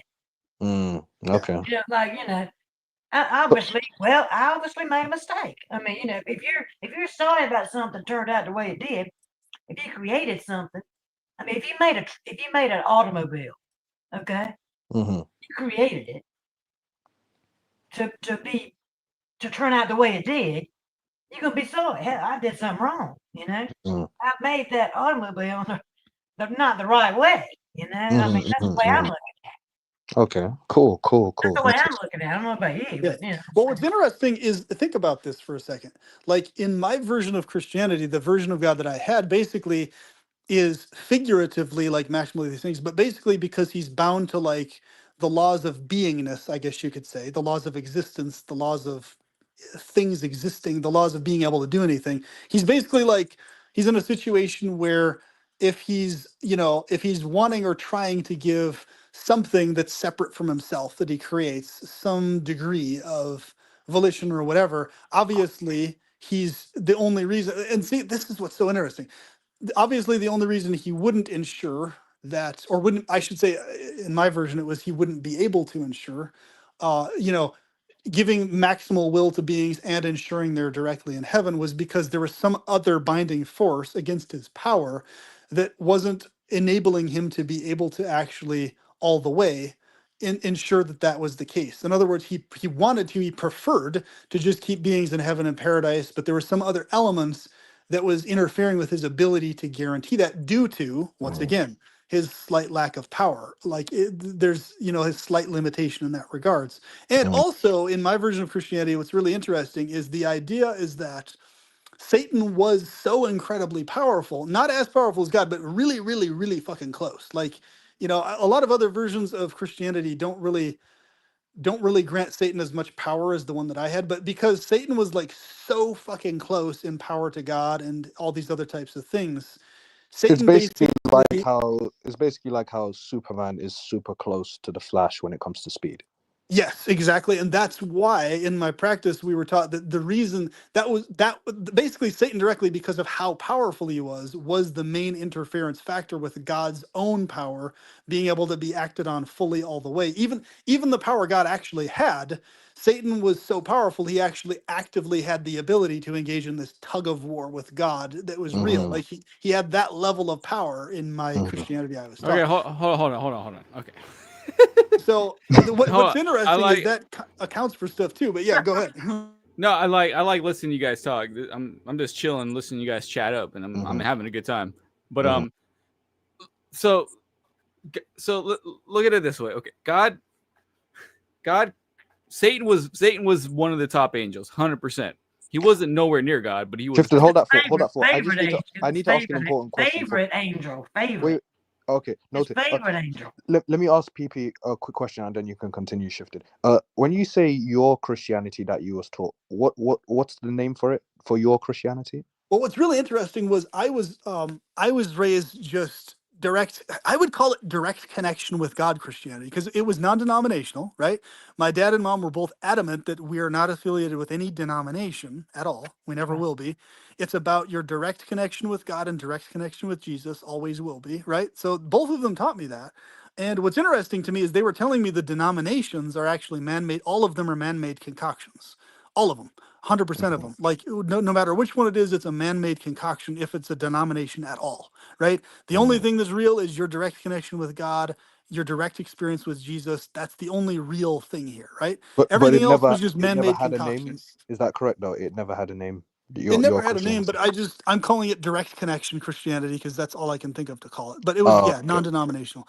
And but what I'm saying is my version is that this is the version that my dad and mom both taught me. Basically, my Okay. dad, they had slightly different interpretations of what they emphasized, but it was more or less this from both of them, basically, where it's like, you know, you're dealing with a being that is like maximally powerful, but it was kind of like a given in what they were teaching me and emphasizing to me. It's like the only way Satan could do any of this stuff that he did at all is if he was actually really, really close to God in power and influence and ability. So not to the point where he would ever be able to actually win at anything, of course. Like in other words, the idea was that God definitely still forever was the more powerful one, and Satan would never be able to actually like overcome God. But he was like just right on the cusp. Kind of like, it's like you're like if you're like a person who can like pull or lift 500 pounds and then you're up against this other guy who can lift like 499 pounds, right? But he can't lift 500 pounds. He can like barely get to 499. He's just so fucking close.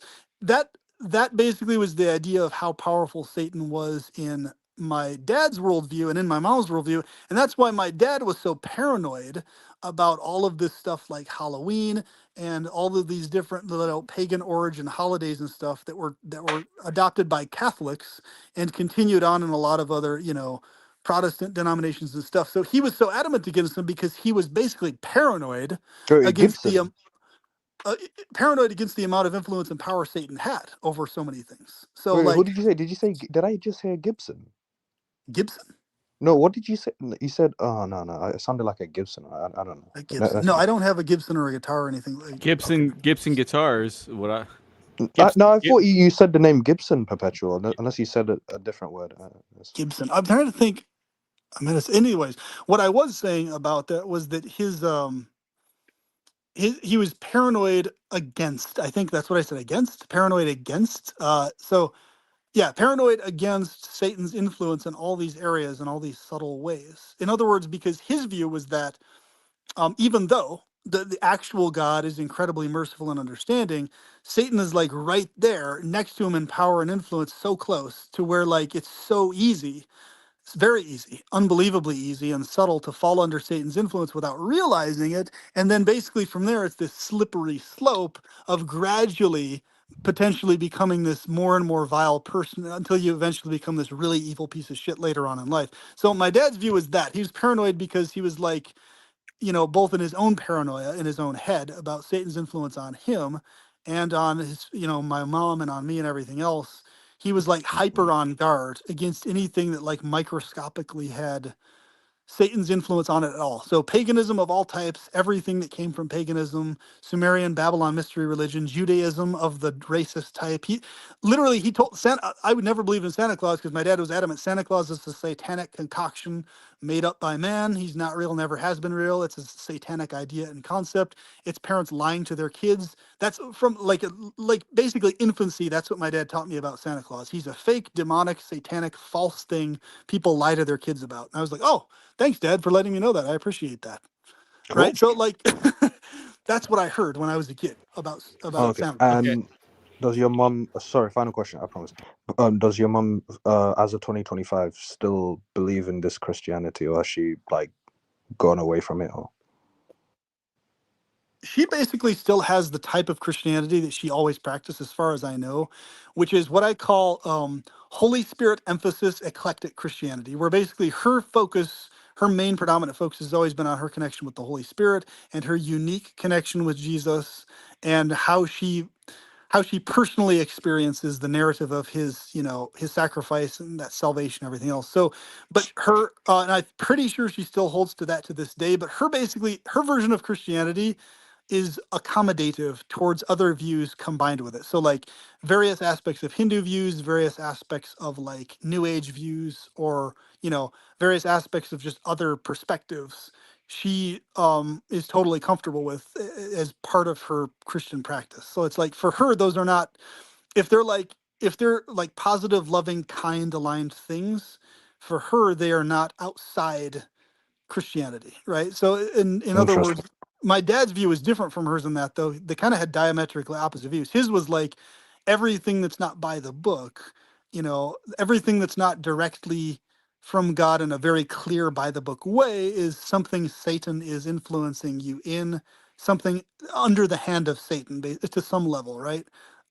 So it's really interesting that I had two parents that had different perspectives of the same thing, but so like they agreed on certain things wholeheartedly. Like they were both modalists. Neither of them were Trinitarians or Mm. modalists in the view of others.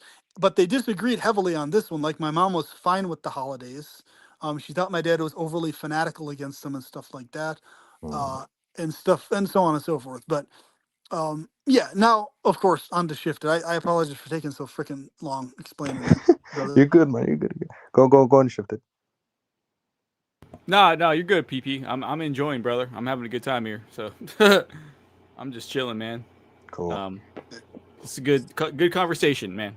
Indeed. 100%. I'm having fun, man. So But I hope Shifted. I like really. I'm mentioning this because I really do hope this helps you understand very vividly where I was coming from, because I think you can see now, like with that mindset I described to you, right? Like what I was taught and stuff. I think you can see very clearly how it's very easy for someone to be a genuine Christian, taking it fully seriously, right? And all that type of stuff.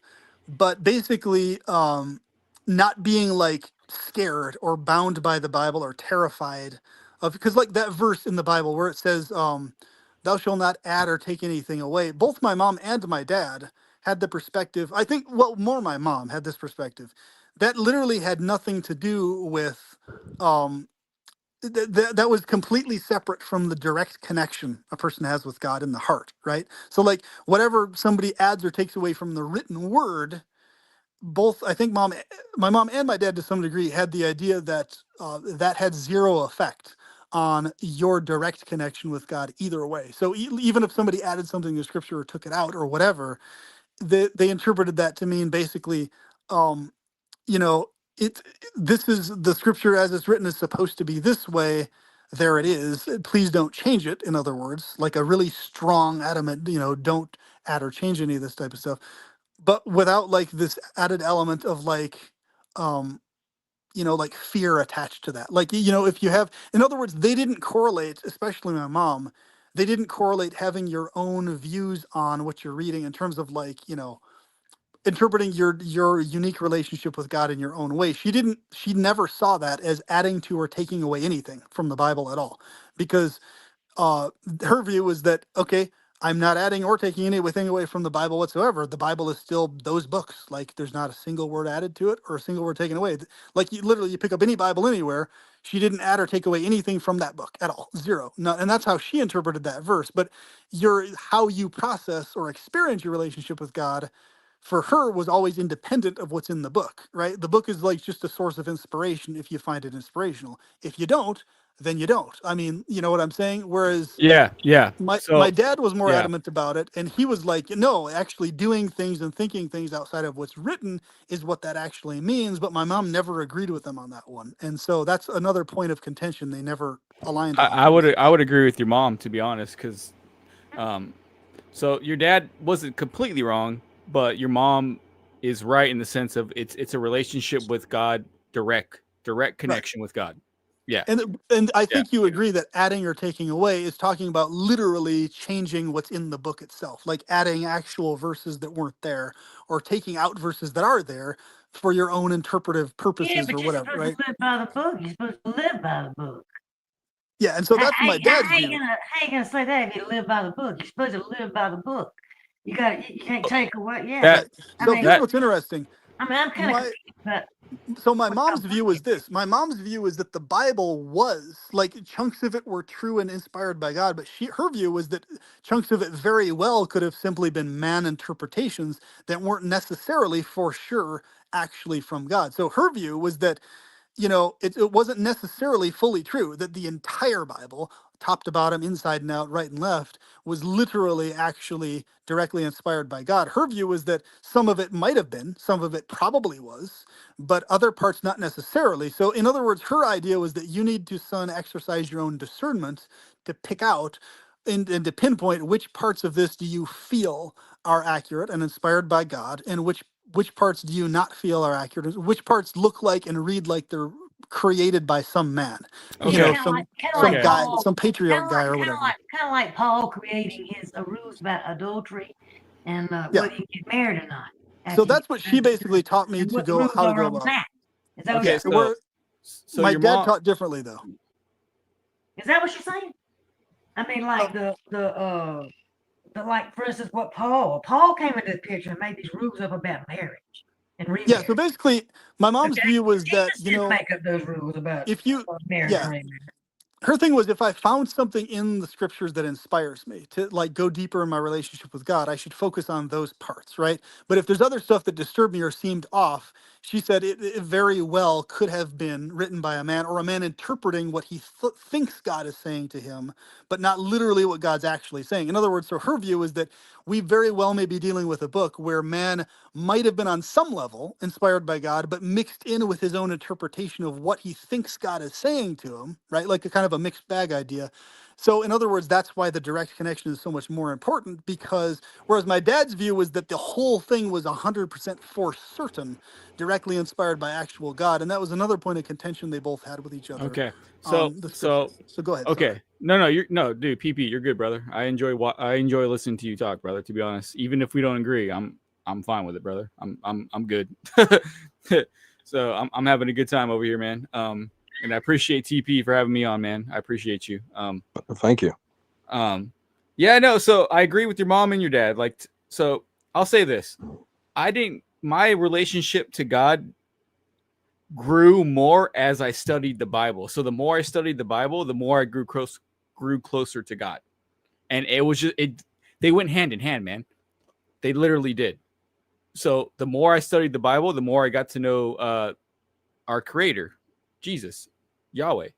The more I studied the Bible, the closer I got to God, and the deeper connection I felt, the more I read the Bible. Right? So like that connection was there. And the Bible is, geez, it's hard, like I understand where you guys are coming from, but like to me, like the more the more I studied the Bible, the closer I got to God. It was a direct correlation. So before I studied the Bible, I knew Jesus was real, but I didn't really know him. And then the more I read the Bible, the more I got to know him, and then he revealed himself to me.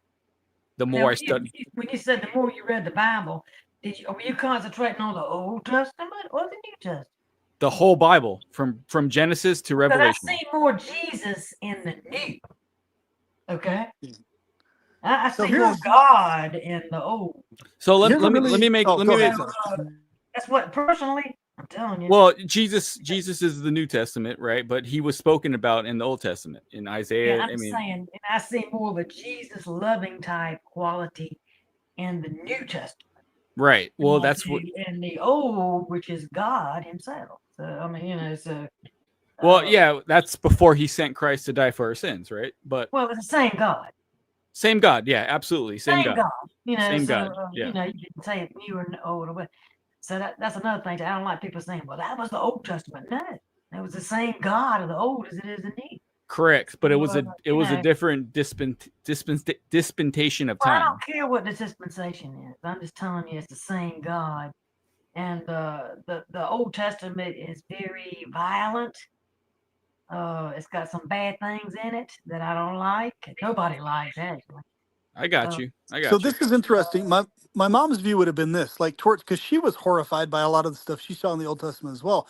But for her accounting of it, it was like, wow, a lot of this reads like these guys, either one of two things. They believe they're being inspired by God to do this stuff. In other words, so they're the ones saying that God told me to go into this town and, take out all these people. What was it? The Anakim, I think it was the Anakim, I think it was in the instance. The Anakim were the descendants of Anak or whatever, if I'm not mistaken.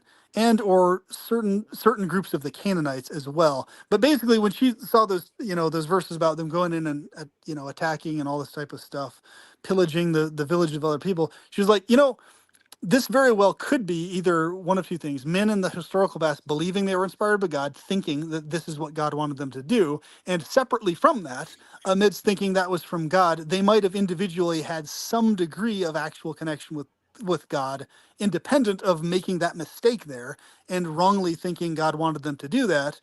And or either that's one of what's going on, like the mixed bag thing, where it's men misinterpreting sometimes and other times getting it right. But then, or what's going on there is those men are actually inspired by Satan, thinking that God's inspiring to do that particular act.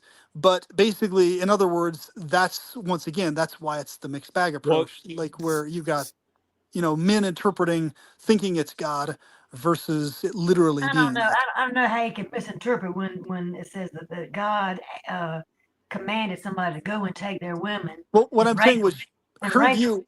Yes, what I'm saying though, but her view was that that might have been a man penning that down, saying that God commanded him to do that. And so, in other words, here's one of two Well, what options can she we, was telling me. if a man did that, how can we trust any of it? Correct. Exactly. And that was her point. That was her point. Because it's like this.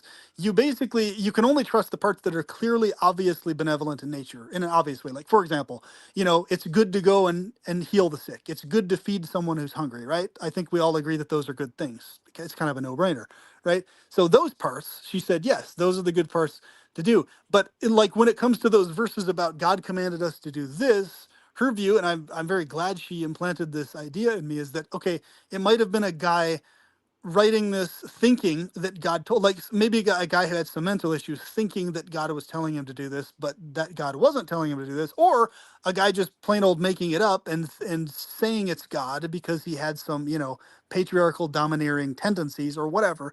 Point being is that, her view is that you could have a guy, an individual, who might, on one hand, you know, be connecting with actual God on some level in one way, but on the other hand, he has his own psychological mental issues and he's mixing them two together. He's like, in other words, mistaking that his psychological issues on the one hand are also coming from actual God, whereas those parts of what he did weren't coming from actual God, but he was saying they were. So once again, like I say, the Gnostic Christianity with the demiurge accounts for a lot of that stuff too. But even in my mom's Christianity, it still accounted for a decent amount of that in the sense that, yeah, okay, so what does that mean? If that's in fact where we might be dealing with guys misinterpreting what they think God is saying and they just have their own psychological issues, then that means, of course, I mean, point blank, you don't necessarily have to accept exactly what they did in the Old Testament. And her view also with Jesus was that part of the clarification and the Jesus coming and purifying everything else included basically clarifying all the mistakes that these Old Testament prophets might have made in misinterpreting what God was wanting them to do and thinking God was telling them to kill stuff when he wasn't, right? So in other words, her view is that when Christ came, part of that, the refining and making things anew and everything else was basically bringing to light, hey, a lot of these guys did stuff that was their own personal man-made interpretation, and they actually weren't instructed by God to kill anybody or to go into these Canaanite villages and rip people apart and enslave them. You know what I'm saying? So it's like her idea was that um, you might very well be dealing with, okay, a bunch of guys who had various degrees of connection with God, but who were also psychotic in various ways. But later on, Christ comes and clarifies the whole picture. He's like, okay, whatever you did in the Old Testament, whatever your intentions were, you might have had various degrees of connection to God. You tried your best. You were trying to figure it out. Shit ton of mistakes were made, bad mistakes that shouldn't have happened. But here I am, Jesus Christ. Here's the actual message. It's always been about this. It's always been about me doing this sacrifice, etc. So what's interesting too is my mom and dad both had the view that Christ's sacrifice and that God sacrificing himself for the world was the eternal thing forever, even before he physically came down and was tortured on the cross. In other words, this idea that had always eternally been what it was about. And in other words, his sacrifice on behalf of us was not an act within space or time, but is an eternal, ongoing, forever thing, forever. Like in other Okay, words, it was just let me let me physically let me seen at that let time, if that me, makes sense. No, that's a good point. Let me comment on that. Where I was going to go. So, you know, if you want to sum it all up, look at it this way. It's very hard, and it's hard for me to relay exactly, but what like if you think about God created mankind and he gave us free will. And I know we're going back to free will. Let's not go down that, but God established the law of free will. So if God established the law of free will, basically saying, I'm going to create human beings, but I'm going to give them the ability to make their own choice. So they can choose to do this or they can choose to do that. Okay. Let's say we choose to do the wrong thing and God steps in and says, nope, you're not doing that. You're going to do it my way. Well, he's going to look like a dictator. He's going to look like a tyrant, right? He's going to look like, no, if you don't do it my way, then everything's screwed up. Or he can allow it to play out. Okay, look, I'm not a tyrant, but let's just see what happens when you don't follow the way that I want it to be done. Okay, the way he wants it to be done is he loves us and he died for us and he wants it to be great. But if you choose to not go down that path, so you gotta look at it this way. God is not the God of confusion. He's not trying to confuse us. He wanted it to be a perfect place for us. He gave us free will. He can't take that back. If he takes it back, then he's a tyrant. Right? He's like, I'll give you free will until you fuck up, and then I'm gonna step in and fuck and change. No, because the heavenly hosts need to know. So he's proven a point. Look, this is the way I want it to be. If you don't do it this way, this is what's going to happen. And he's just saying, look, I want it to be this way, but if you don't want it to be my way, I'll let it play out, and this is what's going to happen. Well, what's going to happen? Well, we're going to have the earth full of disease, cancer, all this crap that God did not intend to happen. And he's showing that, look, I'm not a tyrant. I just want it to be good. And if you follow me, it'll be good. If you don't follow me, this is what's going to happen. Well, could it be that there's no heaven and hell? It's just here on earth? You have a heavenly type condition here if you do what he said to do, or you have a hell of a time here if you do what he didn't. That's actually an element to it. And that's actually a fascinating thing. Is that possible? There's no heaven and hell after death. Well, here's what I'm saying. This is what's really intriguing about that. I'm asking shifted because I'm really interested in his viewpoint on this part. I'm sorry. What's your question? I'm just trying to say, is it possible? You said that if God wants you to do things a certain way, and if you don't, you're gonna pay hell for it or whatever. Could it be that there's no after death heaven and hell? He's really referring to life here on when you're living. If you do what I say to do, you have a heavenly existence. And if you don't do what I say to do, it's going to be hell for you. Okay, you're gonna have a hellacious time during your physical life. So could it be that there's no actual heaven and hell after life? Well, that would assume that you don't believe in the afterlife. I mean, yeah, could it be that? Could it be that? That's what I'm asking. I don't believe that. No. I believe that all of us are going to die, and that's a fact. And we're going to be judged on the way we lived our life. We all lived our life a certain way, right? And God's going to play it out right in front of our face. The things that we did. Go ahead. Yeah, but that's an eternity you're talking about. I'm talking before. When you're talking about on this earth, it's temporal. When you make a decision, you can change your mind. Right. Do better, that kind of thing. But when you're in heaven and hell, it's eternal. Right, but I'm talking before we're sentenced to wherever we're gonna. Again, God doesn't send people to hell, but anyways, before that happens, we're gonna. So you die, right? I'll talk to myself. Okay, tomorrow I die, and I'm face to face with God, and God's gonna play my life out in front of me, and he's gonna show me the things that the mistakes I made, the things that where I knew better and I still did the wrong thing, right? That's what he cares about. When I knew better and I still made the wrong mistake, that's what he cares about, and that's what he's gonna show me. And the only way I'm saved is because Jesus Christ died for my sins. So those mistakes that I made in my life where I should have probably given the homeless guy $1 and I didn't do it, or I should have. And I'm not saying we all have to live by this standard to be saved. No, to be saved, you simply have to believe on Christ and you're saved. But I'm saying God's going to play out our life just how it is, you know? Okay. But hey, what's the purpose, man? I'd like to know what's the purpose. I had asked this before. What's the purpose of that ritual, playing your life out? Just out of curiosity, I want to know what the purpose of that would be. Well, it's the same thing as if I were to rob a bank and the judge tells me this is what you did. He's showing us what we did. He's not making anything up. He's not making up a fairy tale. He's literally showing us exactly how we lived our life. Yeah, but is it like he's going to give you a better gift? Is he going to give the next person a better gift because he did it the right way? That's the beauty is that of it. Possible? Could that be the reason why? That giving of gifts? None of us.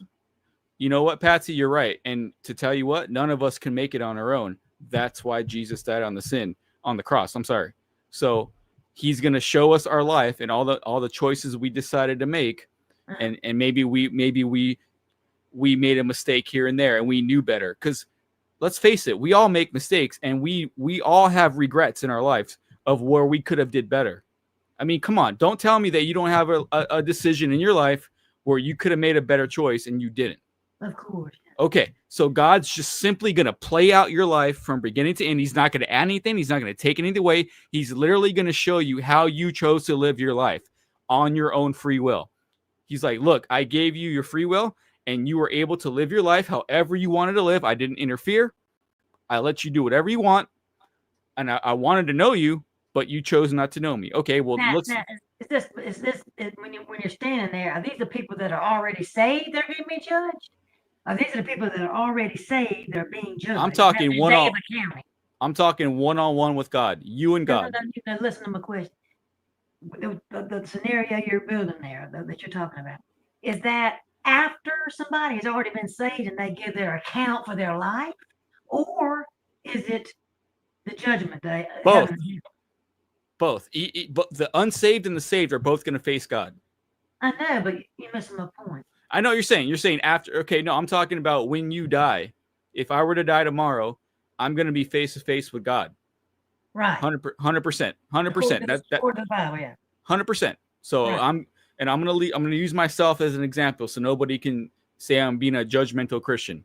Okay. I'm using myself as an example. I'm going to die tomorrow. I hope I don't, but if I do, I'm not worried about it because I know where I'm going. But when I die, my soul is going to go face to face with the one who gave it. The one who gave life. Right. And I'm going to face him face to face. And right. all he's going to do, he's not going to make anything up. He's not going to add anything. He's literally going to play out my life from beginning to end. How I chose to live it. Not his fault. It's not his fault. It's how I chose to live it. And he's going to show me my choices that I chose to make. Nothing to do with God. My choice. So you're sitting there in a saved condition. You're standing there before him. Well, I'm saved by the grace of the Lord Jesus Christ. Right, that's what I'm saying. When I fall short, which I'm going to fall short because I've made many mistakes. By the grace of the Lord Jesus Christ, I'm going to be washed in His blood, and I'm going to be saved because I believe in what He did for me on the cross. Okay, so you're standing there in a saved condition. Okay. But I'm still going to be judged. I'm still going to be. And I'm asking you what the reason for that is. Because he's still going to. Well, he's still going to show me the choices I decided to make or not make. But why? I mean, why does the judge a? I mean, come on, you still need to know what you did. But you already know what you did. Okay, but he's going to show me his opinion of it. Like, look. As a judge, as a just judge. Guilty? Is this supposed to make you feel guilty? No, not to make me feel guilty. I'm trying to figure out. No, neutral. I'm sorry, Patsy. Completely neutral. Literally. I'm not arguing with you at all. You know. I know. I know. What the purpose of it is. A neutral view of your life. No judgment and nothing. Literally just a view of how you decided to live your life. That's it. That's all he's going to do. And then a rewind of your life. A rewind, yeah, just show you how you lived your life, what choices you made and what choices you did. Projector, Just and he's not making anything up. It's not like God's making something up. He's literally showing you how you chose to live your life. But he's not going to say, well, you shouldn't have done that, so your gift won't be as good as the next person's. Or, I mean, I'm just trying to get to the root of it. I mean, what's the reason for showing that to you in the first place? I mean, you know how you lived your life. You know Right. what To show us that you and me are not, we're not good. We're not good at all. We we suck. already know that. Okay, so he's just showing us that. And then he's saying, look, I'm a holy God. I want nothing. It's, you know what I'm saying? Like, he's just showing he so the thing, if you don't believe that God's holy, then this conversation's moot. No, I do, but I'm trying to say, I don't know why he would need to show you when you already know. I mean, just to show, like, when we're in grade school and our teacher gives our parents a recap of our year, just to show, like, this is how your son did. He did good in math, but he didn't do good in English. but you're already at the destination. Not well. It's not, and when you get a report card, it's trying to improve yourself. Well, you're already perfected when you get in heaven. Well, he's given us our report card, basically, of like how we chose to live our life. Well, that's going to have to remain. And then from there, if either you accepted his son sacrifice on the cross, and why wouldn't you? Because so that's the thing. And you know what, guys, I'm not trying to preach traditional Christianity here. Like, that's what I believe, and I'm not trying to push it. But why wouldn't you want to accept? Like, for me, I accept Christ because he died for my sins, because I know I suck. I've made so many mistakes in my life that it's ridiculous. And thank God he sent his son to die for my sins, so that when I die, God the Father can look at me and he can see his son Jesus Christ instead of myself, because I fucking suck. And when he sees Jesus, he's going to say, he's going to save me. So it's all about, like, where do you think you're going to... So when you die... Anyways, it goes deep, but basically, accept Christ, accept the Bible, accept Christ, and you're saved. If you don't accept Christ, then I might be able to... I don't understand why you would have to stand there and listen to your whole life over again, but you know exactly what you did and what you didn't do. I think it's like an open book. But why would... your own mind, But I think it's more like this, Patsy. I'm sorry, but I think there's a simple way to explain this that helps it make more sense. So what Shifted is trying to describe, he's just making a very rough correlation with like a projector screen. In other words, yes, you in heaven, you're granted with the knowledge. It's like inside yourself. You're automatically aware of what you've already done already. But it basically, in other words, like during life right now, we kind of have like a general grasp of what we did before, but it's not like all at the same time at the forefront of our awareness. Like, yeah, you have kind of a general memory. Okay, I did this thing, but you don't like remember the specific detail of like where your thoughts or hearts were. The idea is as far as I understand, it's like when you go to heaven, whether it's a thing where you go to heaven and then it's like, okay, you're in heaven, right? You're there already. You go to heaven, but while in heaven, it's like a very fast, clean sweep. It's like you basically have and this is independent of whether a person has a view, boom, you're all the way in heaven and then you're just aware of this in heaven, or you're standing there about to go to heaven and then it's a clean sweep and then you're there.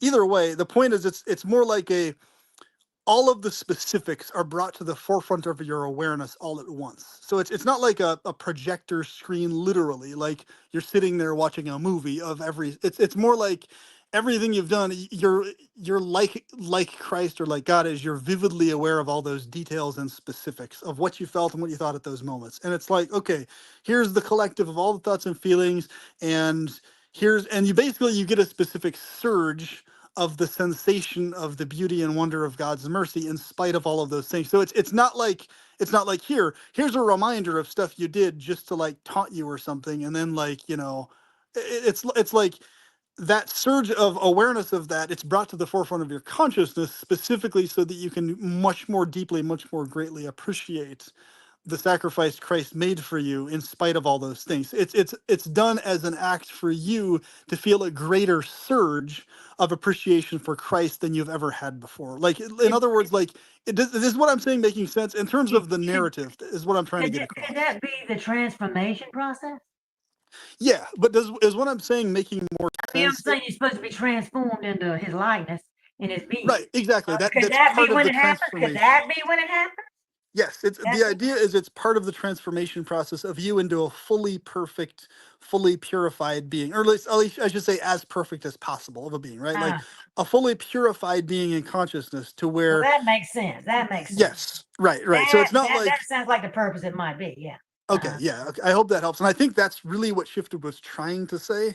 If I correct me if I'm wrong, Shifted, does that make sense in terms of what you were trying to get across? It's more like you're there in heaven and it's this internal thing you're fully vividly aware of, and it sparks in you a greater appreciation for Jesus than you ever had before that point. Like I mean, you might appreciate Jesus to a massive degree already, but at that point that's done so that the full appreciation like comes to the forefront and like completely floods your system, like the full like every detail about, yeah, it's realization, like the full realization of how merciful Christ is awareness. floods into your consciousness, right? Well, And it it's only floods into the consciousness because of how vividly aware you are of all the things he purified you of and saved you from, basically. right. Yeah. Yeah, So yeah. I mean, yeah. Essentially, you're right. I mean, it's if you're saved and you believe that he died on the cross, then you're gonna realize what he's. You're gonna see why you needed him. yeah, it's a Yeah. realization inside yourself that happens. It's not like you sit there and he shows you a movie screen of your life. You know, you're just aware inside yourself of all the specifics all at once. Kind of, like you're hyper aware, kind of like more like he is, versus like you're granted like heavenly levels of awareness beyond the human level. Like whereas a human, Well, you can only be aware to a certain degree, but you're like vividly aware. Oh shit! Like what? I can see everything I did now all at once in So detail. PP, yeah. Well, I mean, if you want to believe that, it's fine. What I believe is we're going to be face to face with God, and we're going to have to give an account of how we lived our life. Just like you and I, if we commit a crime, we go before a judge. That's what I'm talking about. We're Yeah. gonna go. Well, We're gonna go before God as He's the Almighty Judge. He's gonna give us a recap of our life, and then we're gonna know, like, wow, I screwed up big time. Like, I don't deserve to go to heaven because I lied, I cheated, I stealed, I did all these things that we all do. Not just I'm gonna talk about myself. I've done all those things, and I don't deserve to go to heaven. Why would I deserve to go to heaven to be with Wait, hold a on, hold on. You perfect? cheated? Yeah, sorry. Go ahead. Yep. You cheated? What's that? Did you mention you cheated? Yeah, I've cheated. Yeah, not on my No, I wife. mean, oh, he's oh, talking about cheating in other ways. I oh, mean, oh, oh, oh. or are So you like specifically talking non-relationship to cheating. romantic cheating? Oh, okay. Oh, he's not talking about romantic. Okay. No, I don't cheated know. like I've Yeah. cheated on a test in college. Yeah, Or no, I know what you mean. I Right. know which type of cheating you're talking just about. just all the things that we do that we don't even think bat an eye to, like lusting after a woman, right? Like all the things that we do that we think, okay, I'm just human, I do it. Well, no, God has a problem with that. Okay, He doesn't want that in His house. So if you think you're gonna live that way and just knock on His door and say, "Hey, God, I'm moving in with you. I'm gonna be in heaven." If you don't have Christ, why would He accept you? He doesn't want anything to do with that. He wants it to be the way that you guys are. Me and TP were talking a reality where there's no pain and suffering and no sin and no lying and no cheating. Nobody's trying to screw anybody over. We're all living in perfect harmony. That's what God wants to give us. Yeah. But you can't get it without Jesus. You gotta have Jesus. Here's my. Hey, the thing is, it gets so serious as you can't even think the wrong thing. Well, here's the thing, Shifted. Thought something. It's just as much as you did it.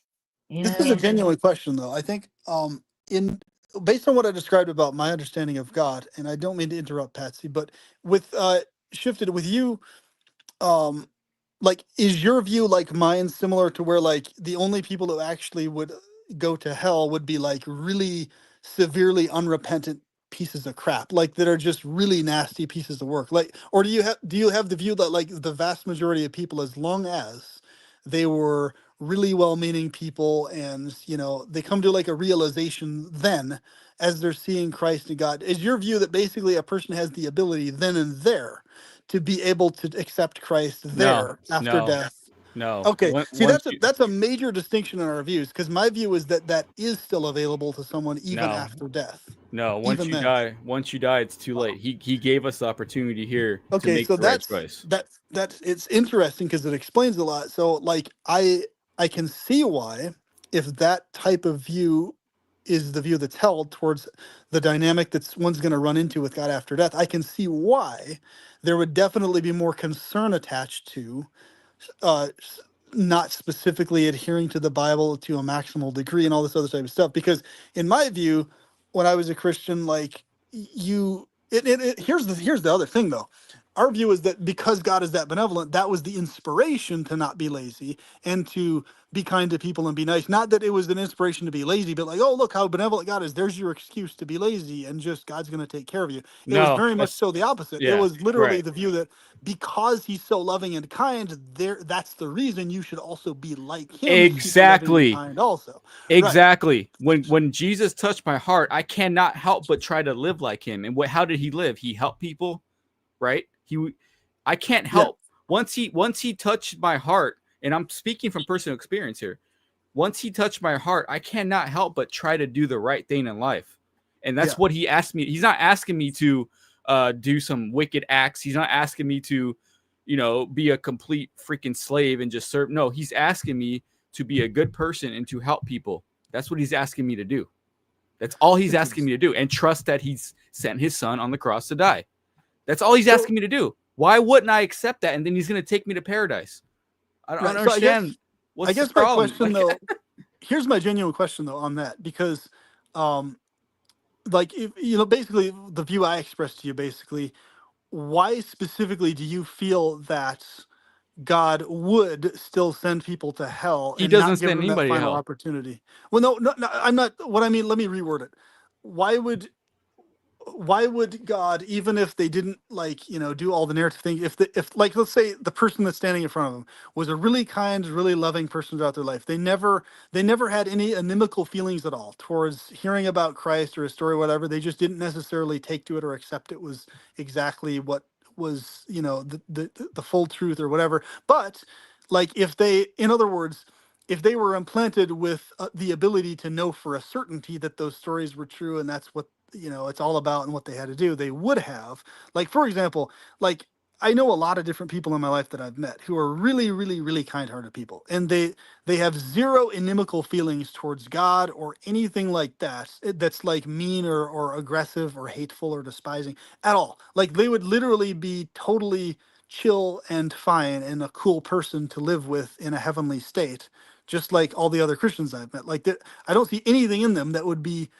antithetical to a heavenly existence or life. But literally, like, let's say the only thing they didn't do was specifically accept Jesus Christ as their savior in particular, even after hearing about that narrative and everything else. But they did everything else. They were just, but then when they're there, they're like, oh, you know, it's very strange to me, the idea that thinking that that person, not because of God, but because it's very odd that that psychology would still send that person to a hellish state. It doesn't really make any logical sense, even independent of God being like, okay, I have all this establishment, this is the way it goes.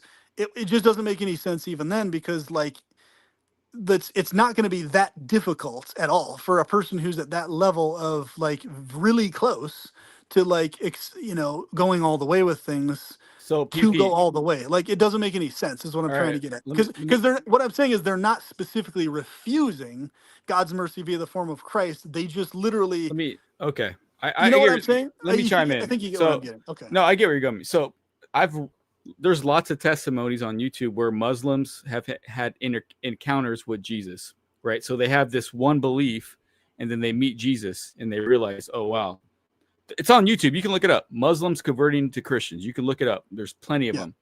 Okay, so if you believe God is almighty like I do, then you believe that if that person truly wants to know him, God will reveal himself to that person.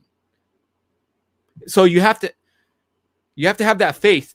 Like I don't, so the thing is, I don't doubt God. I know God can do whatever he wants to do. And if somebody, God does not send anybody to hell. People go to hell on their own. You get what I'm saying? It's not him sending them there. They go there on their own accord. So you're saying if somebody doesn't know about the Bible, right? But they live so it's like, go knock on the richest person's house in your neighborhood and say, I'm moving in with you. What are they going to say? I don't know you. You're not moving in. Well, how do we expect oh, I live a good life. I'm gonna knock on God's door and He's gonna let me in. Right? Like He doesn't know. You know what I'm saying? Like it's hard, man. It's Let hard. me interject. Let me It's hard interject. to. It's hard to. Yeah, go ahead, TB. It's hard. Shift it. Okay. My question for now is, despite what PP said about what he was taught, with you on the other hand, you still believe that God is literally the all-powerful, almighty, all-knowing. Is that correct? Yes, that's correct. Yeah. Okay. So, what question was I gonna ask? Okay, create everything, blah blah blah. I'm just trying to figure something out here. And we both already agreed that he didn't need to create anyone. Is that correct? He did not need to create humanity. That's correct. Yes. Yeah. And he chose. Do you know why he chose? Oh yeah. You told me the reason why he chose to create humans is because he wanted a family, or he Yes. just. So PP, let me ask you a question. Yeah. What does that sound like to you? The fact that, based on this idea that he is, in the literal sense, the all-powerful, almighty, all-knowing, the fact that he created human beings because he wanted a family. What are your thoughts on that? What do you think of that? Well, once again, I mean, it just if we're taking that fully literally, it doesn't. There's too many holes. There's immediate holes that never add up. If it's literal, if it's taken figuratively, and we acknowledge that there's some actual limitation, it can make ton of sense, and there's so many ways you can go about explaining that actually. So for me, it really does hinge on acknowledging, is there some limitation or not. If there's an acknowledgement that there's some limitation, there's all sorts of narratives that can be attached to that and actually make various degrees of logical sense, honestly, if you acknowledge that part. But if there's no acknowledgement of some type of limitation, even if it's a self-limitation or a self-built-in limitation into God himself via his nature, even then, I mean, like it always leaves the same holes, and the same holes are this. It's like, well, God wanting a family, I mean, that doesn't account for the free will of the things he's creating as his family, because the beings he's creating to have as his family didn't have the ability to agree to be his family or not in the first place. Right. They were just forced to having to be his family. In other words, the only quote unquote free will they were granted was how they go about being his family and in what way, Right. or if they Right. so in other words, they weren't given the ability to decide to just not exist in the first Right. place Yeah, and to that's not it. You got have to do with any of it. bingo. So in other words, they were at Yeah, the but very if least, they God, were if forced to Wait, hold on, exist in the shifted. Hold first on, go on, place. PP. What I'm saying is, at the very least, they were forced to exist to begin with in the first place by God. Yeah. Right. Like he forced them into existence to start with. That's a given. Absolutely. If we're dealing with a being that's maximally all three, that's a given. However, here's the other caveat. If you acknowledge that there's some limitation in one of those areas, once again, you now have an explanation of how he didn't necessarily force them to exist. They automatically existed, right? So, or something not directly that he did cause them to exist slightly independent of his direct will. Now you can actually account for and explain how this free will thing or some semblance of it has some value to it, because he didn't necessarily actually directly force them to exist. They did anyway, outside of him doing that. In other words, like in the Hare Krishna view, the idea is that Krishna and all of us, so Krishna is uppercase G God in the Hare Krishna idea, that all of us have eternally existed forever. In other words, Krishna never created us. We've always simultaneously existed along with him forever, right? And that's the Hare Krishna view. So there's no question of him creating us. We've just always existed just like he has, right? Whereas in the Christian view, there's a big hole there in the sense of, okay, well, if you're going to explain God created you and you're going to claim that he's giving you this thing that has a huge amount of value called maximal will, well, there's a discrepancy there, because you didn't have there was no way you could exercise your will in terms of avoiding existing or not in the first place. well, You were literally that's a exist or you don't. that's a preconceived notion on how you believe God should behave himself. But what I'm saying is, what the point that they're making, I think, is let's not miss the point. The point that they're getting at is, I would think, this is actually a genuine question. Like, the point they're making is, if I, as a genuine Christian, or at least a person who experienced their life as being a genuine Christian, right, taking everything very seriously, in terms of what's important, the important parts, right? Christ's sacrifice, all that other type of stuff. Amidst that, my ability to account for God being limited in hyper technical ways in these areas, um, allowing me to basically have a narrative. Okay, yeah, God wasn't necessarily the source of us literally existing in the first place. Simply, he wants this dynamic relation. Because in my Christianity, that's what it was. It was like, it's not that God even created us. Once again, it's the idea that we always existed with him as eternal souls, at least. However, Well, the that's dynamic. true. We did, yeah, and But that's what I'm that. saying is, Yeah. so it was only about him wanting a certain type of relationship with us, not about him literally creating So us in no, the it first was an place. agreement that we made. It's kind of like, hey, will you go do this for me, please? Like, God wants us to go and do a work for him, because why wouldn't we work? Like, it's like if Donald Trump asked me to, like, hey man, can you go mop that floor? Sure, I'll mop that floor, right? Like, I'm not gonna question him. I'm gonna, not that I'm saying like I'm gonna obey, like, So but here's the thing. Here's but another thing. God Actually, wanted us to do a work, okay, right? this You know is what I'm saying? another. This is another interesting thing. Even from my dad himself, this is really Uh-huh. trippy. Okay, Okay. even from my dad himself, as seriously as he took everything, he also took this part seriously. He and my mom both considered it part of the sacred dynamic you have with God to specifically question him and wrestle with him. So he took that literally and figuratively. That one instance where, who was it that wrestled with God physically? God came in a physical form and wrestled physically with someone in the Old Testament. Who was that? Was that anyway, there was someone in the Old Testament. He came and appeared and said, I am God, and he wrestled with God physically, literally, with his The hands and angel of legs. God. The angel of God, Yeah. yeah. Okay. So basically, my dad said, okay, yes, this is referring to both physically, there was a wrestling happening, but at the same time, you're wrestling with God in terms of like you're questioning him. You're specific saying, hey, why are you doing this? Is this actually legitimate or accurate? So I was actually encouraged to regularly question God why he does what he does. And until I figure out a good solid reason, I shouldn't accept it. So I was encouraged in questioning God, not discouraged in my Christianity. It was another element of it that I appreciated, because at no point was I discouraged from, hey, you, I was told you should, and I was taught actually that wrestling with God like that means you actually care about what you're doing more. In other words, if you see a discrepancy, you're damn well going to wrestle with God about it. Hey God, this is a glaring discrepancy. This is fucked up. What's this issue? This is a problem. And so that's wrestling with God and emotionally, right? Intellectually, Right. philosophically, if Right. not physically, like in the case where the angel of God appears and physically wrestles or whatever. But the Right. point is, the principle's the same. It's like you're wrestling with God, but I was encouraged to wrestle with God, not discouraged No, to wrestle with God. God doesn't say for us to be drones. He Right. didn't say But what that. I'm saying is there's a difference between simply having views and ideas and affirmatively wrestling with But if God. I think it wrestling if with God is a very specific thing, well, it seems like to me. it's the angel of God, but like if we were to come to realize that he's the all powerful, all knowing God, like, why would you see what I'm saying? Like, I would accept the fact that, wow, that being there, he's all powerful and he's all knowing, and I trust him.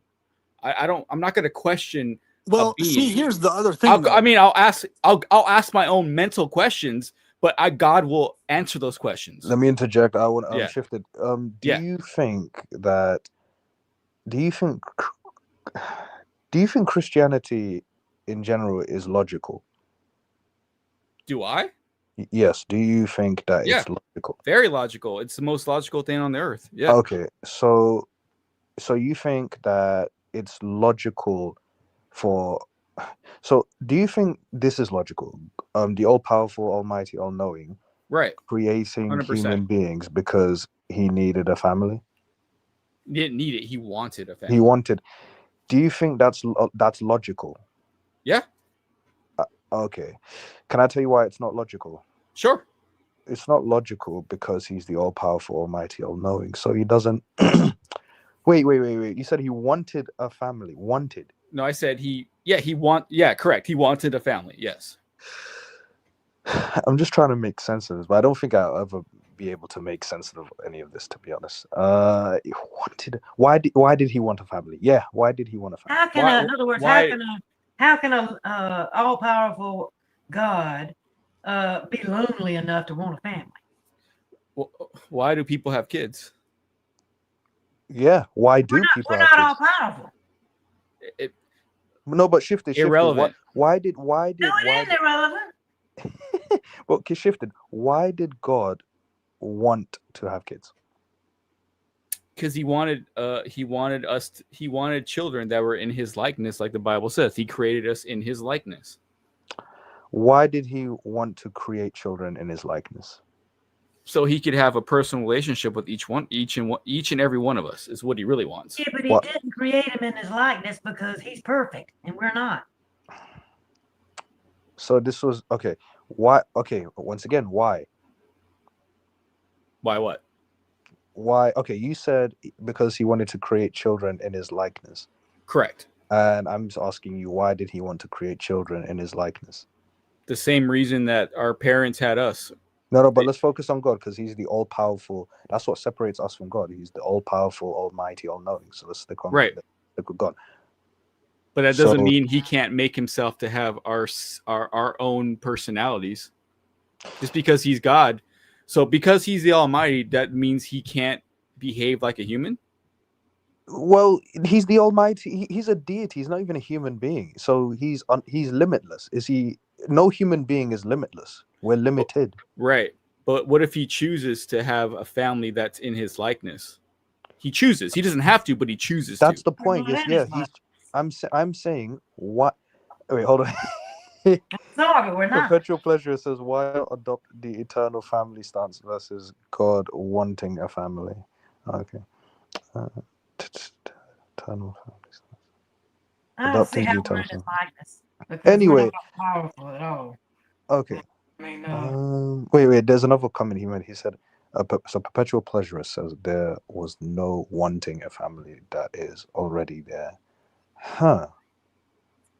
So the Hare Krishnas teach that we're already an eternal family with God in paradise forever. Like we're already an eternal family. So there's no question of God wanting a family. We're already his eternal family. That's in Hare Krishna, right? In Hare Krishna. But that was also in my Christianity, was that also, that we're already eternal family members with God. At least in my personal, and I'm pretty sure my mom's, I don't necessarily know about my dad's, but at least in my own and my mom's, that was something we'd always inherently felt, independent of whatever we read anywhere. So just as a side note. But in Hare Krishna, it's actually a formalized teaching that you are, and one of the reasons I shifted to Hare Krishna and still maintain almost to this day was because there was no because you don't even it's a non-question. It's like, for example, if you just wake up and you have family members, right? Like you let's say you're like the the third kid and born into a family and you already have siblings and everything else. It's like, it's not a question of you wanting a family, you already have the family. It's like you're there already. You know what I'm saying? Cool. That's cool. So but shifted. He wanted a family, God wanted a family. Okay. What I'm trying to figure out is this. Do you think it was cool that he created humanity for whatever reason? Do I think it's what? Do you think it was cool of him to create humanity for whatever reason? No, because originally we would have been not experiencing any of this stuff we experience now. Okay, so it wasn't cool of him to create human beings for whatever reason. Is that correct? Is it cool that he created humans? Is that what you're asking me? Yeah, for whatever reason. That's what I was asking you. Yeah, I'm fine with it. Yeah. What did you think I said earlier? I don't know, man. But okay, no, that's fine. Okay.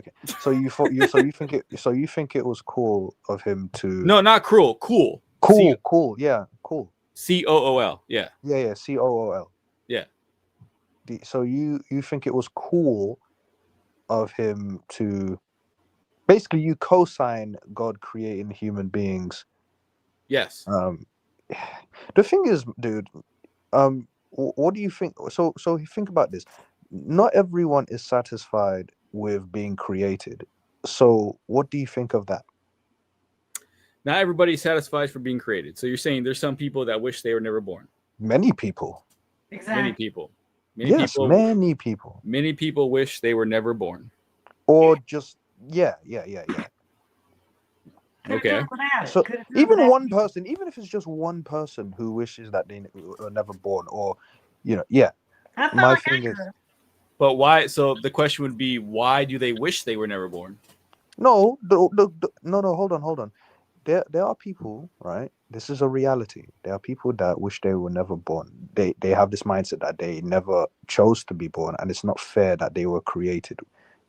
Considering the impossibility of consent. Okay. So, what do you? Because God created human beings, and some of them Right. are not satisfied. So, what do you think of that situation? The ones that are not satisfied, the ones that wish they were never born. Yeah. I would ask them why first. I mean, first question: why do you wish you weren't born? So I can get a Well, better it could be understanding. it could be as simple as, well, they didn't ask to be here. Right, but there has to be some kind of experience as to why they would say that, right? Why does there have to be? Well, I don't think somebody's just going to come out of the womb and say, I don't want to be here, because they wouldn't even know anything about this place. I guess what I'm trying to say is, okay, some people in life are satisfied, others aren't, right? Say it again. I guess what I'm getting at is this is not a perfect creation that God created, like, because some humans are not satisfied.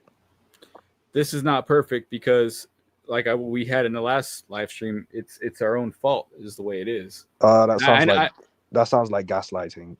No, it's because we fell in the garden, like I told Perpetual you. PP, is this or is this not gaslighting? If that's the version of Christianity someone promotes, yes, you can't avoid the gaslighting within that. That's why I highly recommend, as a friend who shifted to, probably a good idea to shift to the type of Christianity I was practicing, because that way you're going to have solid ground with those explanations, because you're not going to have to resort to any gaslighting with that narrative, especially Wait, if you hold hold the on. narrative. Where's the gaslighting? Because you're saying The that it's gaslighting's our in the fault. narrative. It's built into the narrative. I'm not saying Say, you personally are no, I know, gaslighting anyone. I'm saying, but where's the narrative? So, okay, the narrative of gaslighting is basically with any being that's created, right? So this is why I adhere to the eternal being narrative, and more or less did, at least at the soul level, right? In the Christian stance that I used to have, was because with the eternal being, you're automatically an eternal part of God, with God forever in paradise, pre taking birth on earth, right? And so with that, there's no question of God creating something he wants to create. You're literally already there, pre-birth on earth here, you in your heavenly state already with God before coming here. At least that's how I understood it. And because you're just automatically already an eternal part of God, the idea is just realizing the eternal part of God you've always been, right? Okay, Beyond the temporal body state. So that you actually, there's no gaslighting, because it was never a question of God creating you or bringing you but into how existence. You was I already existed gaslighting? with you. I What mean, I'm that's saying is, with a being being created, like, this is why we're antinatalists, like, this is why I'm an antinatalist. If I were to bring a being into this particular world, uh-huh. right, with all of its horrors and stuff, that would be me being the unnecessary, uncalled for source of a life being exposed to this particular world, right? However, because it's impossible for me to confirm or determine, hey, is there a soul that actually wants me to create them into this world or this? I can't do that. So there's no way, and that kid might very well grow up wishing that he was never implanted into this world by me. But if you extend that even to the soul level with God, it's especially hard hitting, because if you can't affirm that a person wants to even be an eternal, let's not eternal, if you can't even confirm someone wants to be a soul with God to start with, even pre-birth, even in a paradise state, beyond the state, that's still something that's being imposed on them But how's against that their will. gaslighting? The gaslighting part is this: it's basically beings being implanted into this particular world, right? When it's impossible to have been able to uh, allow them to get permission to You it. can't say that It's for a fact. What I'm saying is, it's no, but I just, to counter for that though, remember what I just said. That's your Even opinion. That's your opinion. No, this is an opinion. Even at the soul level, they couldn't have accounted for it if they were created souls. If they're eternal souls, you can account for it, though. This is the distinction here. The only part that is gaslighting is where God blames or doesn't take, in other words, not even blaming. Let's just leave out blame. Even God not taking direct accountability for the fact that souls appeared into this world in particular, He didn't right? have to In do other that because words, he put them there. That's beside the point. but that's exactly what well, aside from the point in one sense, but exactly what I'm saying in the other. Like, so God putting a soul into this temporal embodied state, right? Right. That's what he did. Yeah. Whether they're directly created into the state or a pre-existing soul entering into the state, either Uh-huh. case, if in either case, if God doesn't directly take accountability for being the one who implanted them into this He world, did by dying on the cross. but what I'm saying, he's I'm gaslighting. not laughing at you, brother. I'm just Yeah, laughing. he's gaslighting if he's not taking accountability for being the one who did that against the ability of that sentience to he agree never to didn't it. though. He never didn't. He always said he created mankind. But what I'm saying is, I think you're missing what I'm trying to say Okay, here. go ahead. Maybe I'm missing it. Yeah. There's a part you're missing. The gaslighting part lies solely in the fact that he's not taking accountability for the fact that he's saying he created. He's stating a fact according to the Right. narrative, but that itself, that statement isn't gaslighting. Okay, let's be very clear about Okay. that. That Okay. statement, I created you, isn't gaslighting. The Okay. gaslighting part is he's not acknowledging that the soul or the being didn't have the ability to decide to be created or not. Why Is does the he have to do gaslighting that? part. He doesn't have to. Can If I we're tell literally shifted? eternally, he doesn't have to. It's He not doesn't have gaslighting to. if we're So who are eternal. we to assume No, how a shifted. deity? But if we're not Shifted. literally eternal, then he has to account for it. But he That's the doesn't have difference, is what to. I'm trying We're to not. say. I mean, I Then know what you're He's a piece saying, of but shit then if he doesn't take accountability. Okay, so do you no. understand why he doesn't have He, to account in the case of eternal versus if we're created souls or so beings here? you're saying he doesn't have to take account for the fact that he created us? Is that what you're saying? Or he If does have to it, take okay, account for it? let me be very clear. If we are created beings at either the soul level in heaven or the birth level here, either or, if we're created on either end, okay? If we Okay. come into existence at some point, right? Okay. It's some transcendent point beyond space and Yeah. time or some point here, either or, either case. Yeah. Okay. Then he has to take full accountability for being the one that created us of his Right. own will, Right. independent of our ability to agree with that will or not. He has Which to take he accountability for does that. he does in Genesis. That's absolutely correct. Yeah. Yeah, Okay, so Created he takes Adam and Eve. accountability, Yeah. but once again, that's great if he takes accountability, but everything that follows then, he has to keep taking accountability for everything that happens after then. He didn't tell Adam. He did not tell Eve to do what she did. He told her not to do But that. I know but this is exactly the point that the upper rower is making. That's very important to understand. Okay, Okay. Can I is say that it? Can I say it? he What I was referring to as gaslighting is you saying it's our fault when I mentioned the part about some humans not being satisfied with life. You were saying that it's humans' fault. No. Okay, then I misspoke. It's not our fault per se. It's we're subject to a fallen world as a result of mankind falling. So as a result of mankind falling, yeah, we're going to experience some things in this world that's not going to be fun, but also there could be good things in this world. Yes, but let's focus on the people who are not satisfied with life. People are not satisfied. Okay, so are you? So let me talk to you, TP. Are you satisfied or are you not satisfied? No. Let's not do that right away. Let's focus. I'm saying there are some people who are not satisfied with life. Okay. Some people. These are the same people who are created into existence. Okay. Period. So that's why would God create humans and then and some of them aren't satisfied? Like, that's pretty messed up.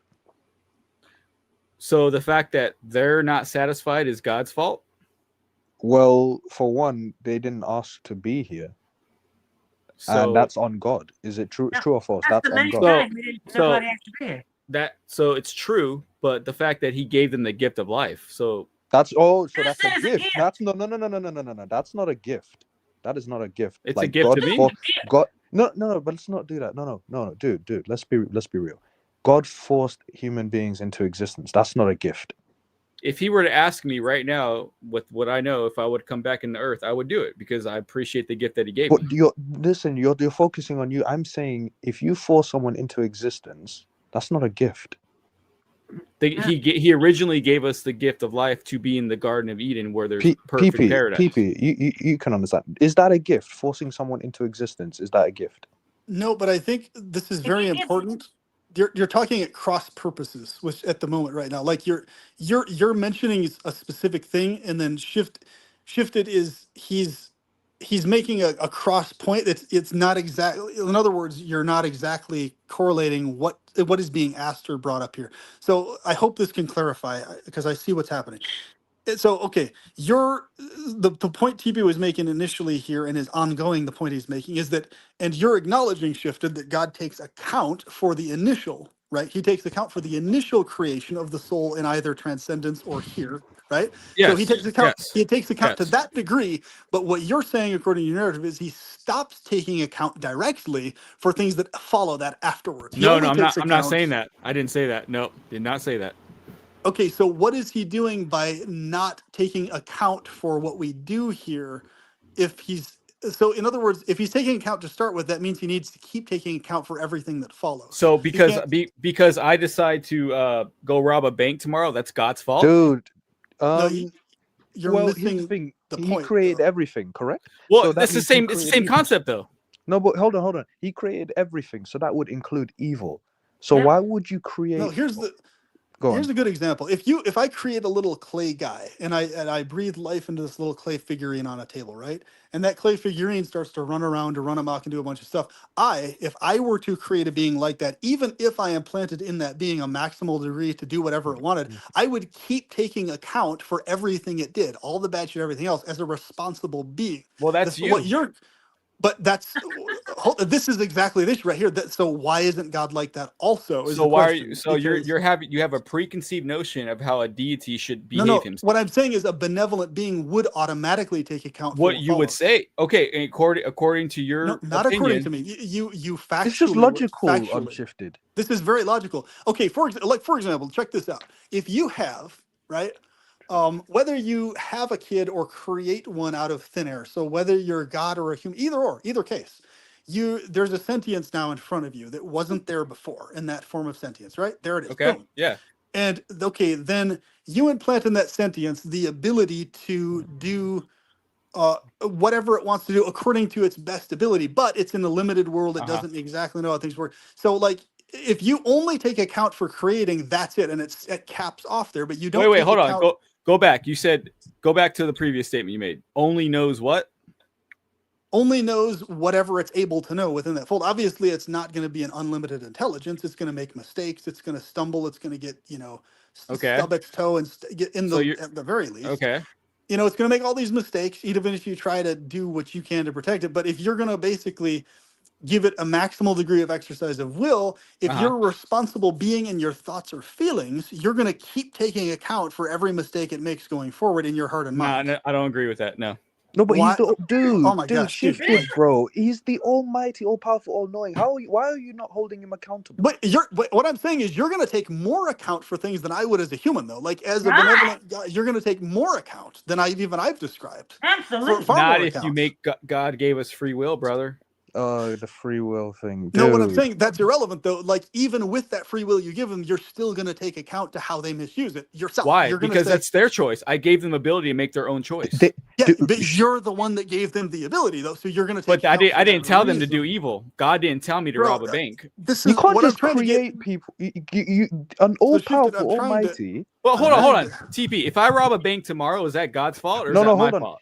Hold on. If- Accountability is different from fault. There's two different things. This is also a clear Come thing. on, man. You can't. You're gonna ride the line there. Come on, brother. No, this is important. It's an important distinction. This is helping you, Shifted. I'm saying that's a distinction to help your case, Shifted. I'm not against you. No. Wait, go ahead. What were you saying? Okay, literally, this is very important because if we're talking about accountability, you don't actually necessarily need to classify it as fault.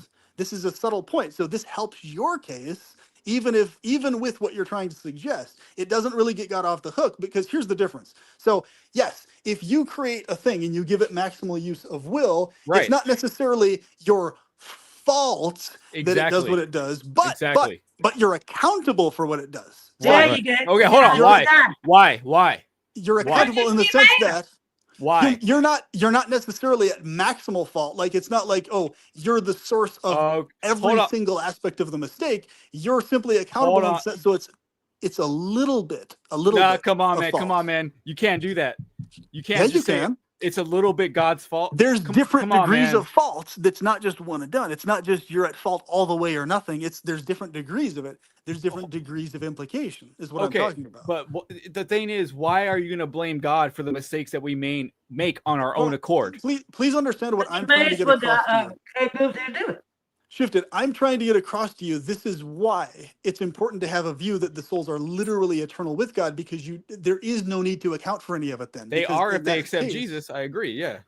If they accept Jesus, But- they are eternal with But God. Yes. independent of that, like what I'm saying is the idea that you acknowledge and believe that God's eternal, right? So the idea, if God's eternal, then he can easily have aspects of himself that are also eternal that Wait, might hold fall on, into illusion What or is not. that's hold on. What is that? Come on, man. What is that? Sounds new age to me, but I'm not saying you're new age. I'm saying what is that? No, What it's is not that? new age. It's a being that's eternal is able to have aspects and parts of itself that also are eternal with that eternality built That's into your itself. so you're assuming how this deity should behave himself. Again, it goes No, back to I'm not assuming. I'm saying this accounts for the stuff without needing to account for any of it, like because it's already accounted for. Like if you're literally an eternal being, there's no question of well, God bringing you Gnostic. into That's existence. Gnostic stuff. I'm not a Gnostic, brother. No, But Shifter, bro, do you think that that helps God the did case. humans a That favor? helps the case if you're God, though. Is what I'm saying. It I don't. helps his case. I It appreciate, helps but his case. I don't need it, brother. I believe the Shifted, Bible as it shifted. is. I don't Do need. you I don't think need God that. did humans? Do you think God did humans a favor What by do you mean? creating them? Like, oh, I created you. I'm doing you a favor. Initially, he wanted to give us the ability to enjoy the earth and enjoy animals, enjoy vegetables, fruits. He wanted us to enjoy the earth as it was meant to be. Yes. Is He did. creating human beings doing us a favor? If it well, even in my current state, like I told you, TP, like I'm not sad that I was born. I'm glad I was born. So Dude, maybe is it's he just me. doing not talking humans about you. a favor? Is he doing human beings a favor by creating? I would say yes, because he's given them the ability to experience life. Okay, and God created. And I think human life is a beings. good thing. I think life is a good thing. No, but you keep speaking about you. Do you think everyone is like you? Everybody has the gift of life, and Is everyone like you? Does every single So individual for on something this to be a planet? gift, you have to recognize that it's a gift, and you have to experience it as a gift. It's right. And not like not only that, when somebody gives you a gift, you got to accept the gift. yeah, you You can't like have the force opportunity something to on someone accept and it call or it a gift. reject the gift. Because by definition, that's not a gift anymore. Yeah, Wait, hold a but- second. So You It's an don't give imposition. somebody a gift. You don't give somebody a gift So- and say, "Here is a gift." because God And put you me know, on. you don't. You know, you have the option of saying, Wait, "No, I Shifted, don't did you want say that gift." imposition? I No, mean, I there's, said- there's a, you know, you don't have the obligation to accept the gift. And that's So- my point.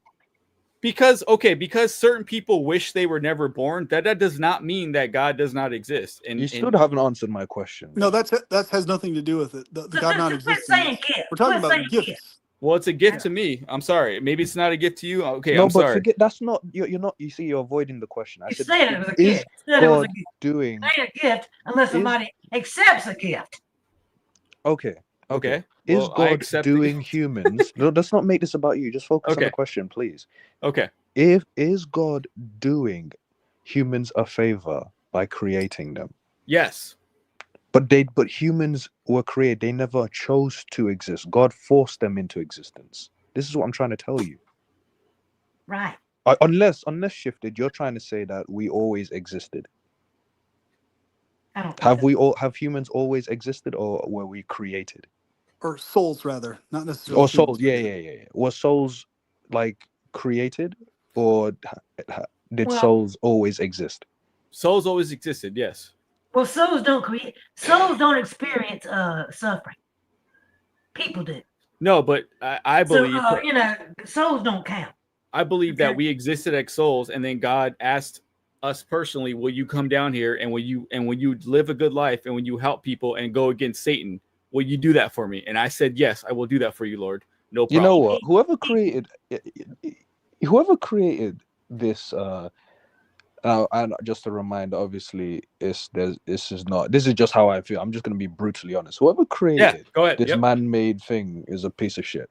I swear to God.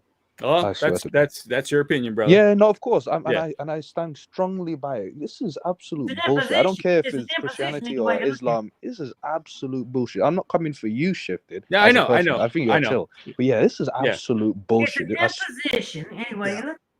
The I narrative. don't believe that. No, I believe this is a gift that we all were given the I know ability to you don't believe experience. it, but I'm Yeah. telling you, I know you're talking about your personal experience. You're talking about you, yourself, and I. Well, I'm talking Okay, about me. people I've met in life that have I also. know the people you met in life. There's a So lot, here's the thing, a lot of other people in this universe that I've don't met- I have an the interesting same take feelings on that you this. do. I've met I people that personally- were down on their luck and they were in homeless shelters and yet they were still glad that they came to know Jesus and I they were don't think that's grateful the for point. their life. So my Like, thing is, I have, Yeah.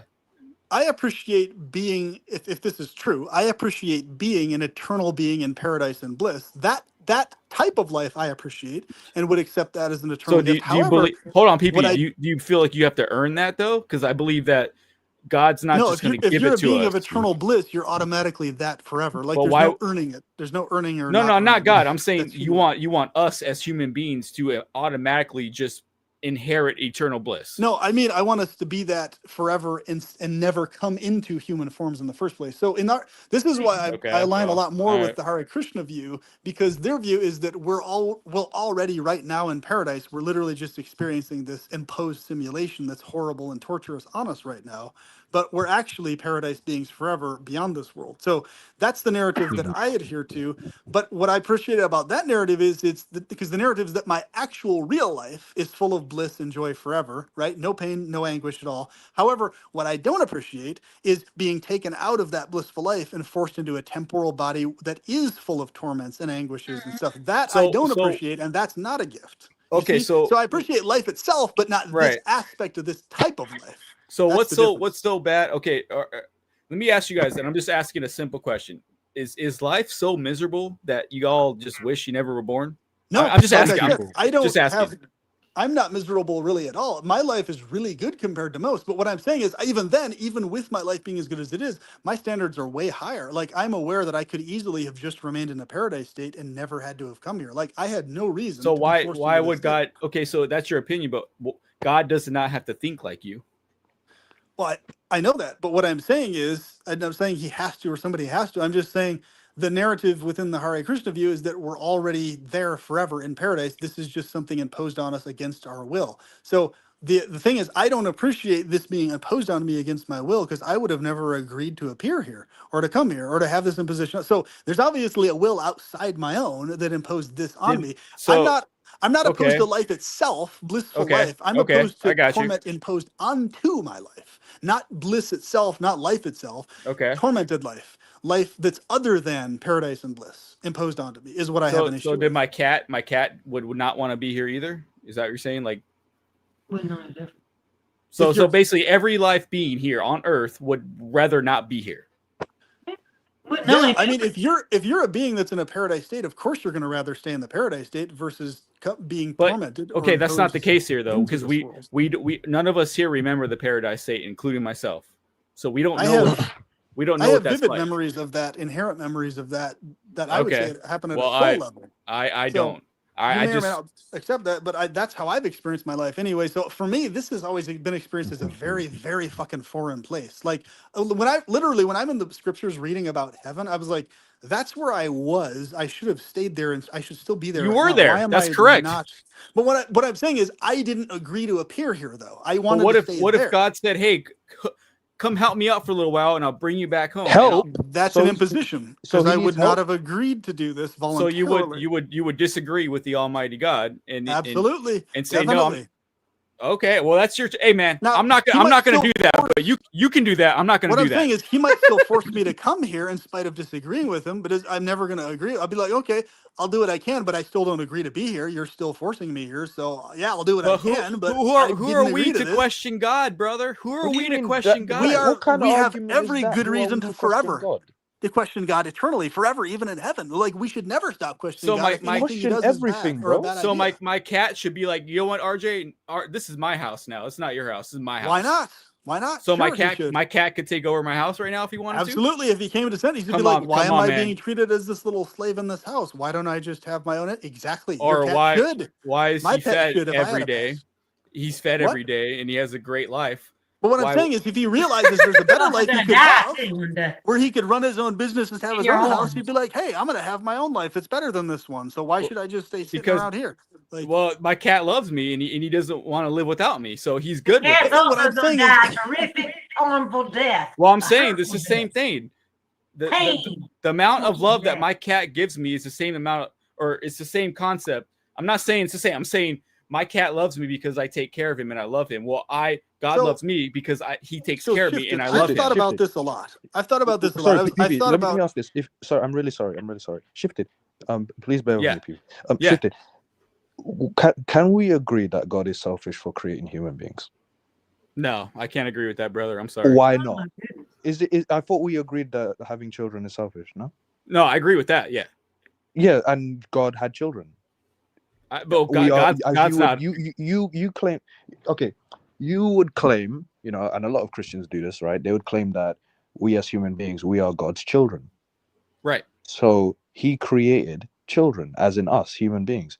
in a perfect That's world originally. and Yes. whichever world. My point is, He created human beings. He sees us Right. as His children, Right. and we and you already agreed that creating children is a selfish act. In this world, yes, because this world fucking sucks. Yeah. So okay, so God created us, so therefore what He did was selfish. But he created us in a perfect world. What separate? Okay, how is me creating someone into existence selfish, but God creating us into existence is not selfish? Well, first off, he's God. Okay. PP, But do you get what I'm saying? second off, he created us in a perfect realm originally. PP, Yeah. do you get what I'm saying? But 100%. hold on, I get what Chippy. you're saying. It's very easy to deal with this and account for this. Like Just what I'm saying checking. is literally, I'm not even, this is no exaggeration. To this day, right now, today, on a daily, regular basis, I regularly, let me explain it more clearly. The demiurge, I regularly call out the bullshit of. However, the actual pleasure God, because it's an innocent being that has nothing to do with any of this type of creation or forcing me here or whatever the hell else, I have only great relations with. However, any being of any type or variety that had anything to do with me appearing here in this world, I regularly, daily call out for the bullshit that it did here. And I'm like, hey, this should have never happened. I'm supposed to be in paradise right now only, not here, not experiencing this. So this is bullshit, like every day of my life, but that has no effect on my love or affection I feel for the pleasure God, like at all, like zero effect, because it's a different entity. I know that they're separate things. So my brain is and my emotions are overly vividly aware that whatever and whoever had anything to do with sending me to this specific version or experience of life did not have my best interests at heart. Clearly, it did not, because I know with every ounce of my being that I could just easily still be in paradise right now and no need to be here. You wouldn't be in no. That's a false statement, because you're non-existent. If you choose not to be born, then you never existed. I would be existent. I'd be existent in paradise, not here though. No, I'd be existent you wouldn't. in my paradise state. You can't have both, brother. You don't have to have both. I could just have paradise only, alone. Why can you have? So tell me, why can you have paradise only? Because it's not that complicated for a being who's maximally benevolent to ensure only in paradise. your mind. Okay, that's how. And what I'm saying is, I'm involved. Shifted. It's logical. I'm involved in ensuring that paradise forever. So obviously, the God I'm dealing with isn't actually a God of all power, because I have to help this being ensure that we both stay in a paradise state. So it's like you're making your own preconceived notion of how God should behave himself. I keep coming back to that. You're saying, hold on. If God was this, and he would do that. If God was this, he would do that. We're just saying what the logical thing to do is. Is the case, though. It's to not that, like, to our minds, yes, that seems no. to be This is the beyond case. the mind. This is literally, by definition, this is how it would go. Not the mind. So this is it so hard? I mean, hey, yo, I'm doing it. Is this so hard? I accept the Bible and I accept Christ. Is this so hard, like, to do that? Like, to me, I have no problem with doing that. So it would appear that remember, I did that too. I did that too. Well, but I'm just saying that's where I same... stand. Okay. All right, so I did that too, but I didn't do it according to the same mechanisms, and I was able to account for a lot more. We have a difference of opinion. We have a difference of opinion, brother. But this goes beyond difference of opinion. I logically accounted for a lot of shit. Like actually, with actual logic, accounted for. Okay. Well, good for you. Good for you, brother. I'm happy you found your way. I found my way with the Bible. You find your own way. Shifted. That's the whole. Listen, are you telling me that what perpetual pleasurist is saying is illogical? Illogical. No, I'm not saying it's pretty black and white in this case. He's either being logical or he's illogical. I'm not saying PP's being illogical. I actually respect him a lot, and I think he's very intelligent. But I'm asking you, is what he's saying logical or illogical? I mean, yeah, I would say so, yeah. But what I'm saying is it's logical. Okay, cool. But I believe in the Bible and Jesus Christ, and that's where I stand. And nothing's going to change my mind. What he's saying is logical. Well, it comes back to faith. You got to have faith. What I'm saying is, I explained that it's logical even within the fold of Christian views. I mean, to my pea brain, yeah, it makes sense. But I'm not God, so I don't know the ins and outs of the existence. What I've explained earlier is literally you could basically have more or less those views and still be a full Christian, full on all I'm the not way. a But you, I'm not a Gnostic, brother, but and that's it's it. That was traditional never gonna Christianity, happen. not Gnosticism. That was not Well, Gnosticism I was that's talking about. fine. I'm So, never deviating for the Bible, brother. Shifted. What? but Why what I'm is it saying that to you is if this can help your sorry? case as a Christian, this is what I'm saying. It can make your case be more logical when you talk to people about your traditional Christianity, having nothing to do with Gnostic Christianity or anything else. Like what I Okay. described earlier can help you in your Christianity being Okay. stronger when you How talk can to it help people me? about it. Because you're going to have way more thorough, way more thought out answers than you've so far been giving to us. You can give these to other people and you'll actually have a more sound, more logical based traditional Christianity Well, most than people what I you currently have. talked about Christ, they're willing to accept him right away, and they recognize when he helps them in their life. They're Yeah, not asking these Okay, questions. recognizing that though is independent of things being backed by logic and reason, though. Like that's a But if totally they, separate thing. but yeah, but you cannot disregard their experience. that's fine. No I one's said doing that. nothing about disregarding any Okay, experience. but That's their totally a experience. separate topic. No, I know, but I'm saying their experience What I'm is saying with is if you God have in the logic and Bible. reason backing that experience, you have more backing for the experience itself. Even that's what No, I'm not. I feel you, brother. Hey, brother, I feel you. Reinforcement. I feel you, but I'm I just confused I as to choose how are you not realizing this helps you in because every way? it's What I'm not suggesting. biblical. It's not biblical. Because it's not biblical. Okay. Right. Correct. Okay, so you're going I'm by the book by more the so book. than the direct connection. Okay, that No, makes no, sense. So you could no, add logic to it, but no. like The You could direct add logic to it, but you're not. Okay. no. The direct connection came as a result of reading the Bible. It wasn't there prior to me reading the Bible. Once I read the Okay. Bible and I You got to know, you do that's when it understand came. that you do understand that everything I mentioned actually accounts for a lot more in the Bible and why it's that way than what you're suggesting, Brother, right? It accounts for you're a more. smart guy. You're a smart guy, and I recognize your intelligence. I'm just Okay, saying, if it because doesn't line up with the Bible, I don't when want I was a anything to do with Christian, it. I cared about things in the Bible being able to have logic and reason attached to them because that was the reason that was important to me. It wasn't just because of some personality thing. It was important to me because I needed to know for a certainty that my practice, my faith, and my belief was also logical, rational, and reasonable to the maximum, so I could help other people come to the practice and the faith and take it more seriously. That's why. Okay, Not because I just had okay, my own personal thing. That's the right. reason why I took those things so But you seriously don't and believe wanted the to break it Bible down logic and 100%, reason. do you? You don't believe the Bible 100%. It's literally impossible to do that 100% because there's so many self-contradictions in it. Okay, They're I don't accounted believe that. for, I don't believe that. yes. I don't believe that. So that's A where we lot of differ. contradictions. We have to agree to disagree at that point. Okay, but what I'm saying is it's independent of belief or not. If somebody else that's other than you, I'm talking about other than you or me, right? If you're talking about someone other than you or me who does care about logic and reason being backed and being solid with things, then it's essential to explain to that person things more along the lines of the way I explained it so that they can have logic and reason backing why they're a Christian Okay, hold on. on top of Okay, just the faith alone. Like faith is great, but faith right. and logic and reason make a much stronger case than just faith by itself, Let me which is ask much more wavering. TP. Can I ask you a question?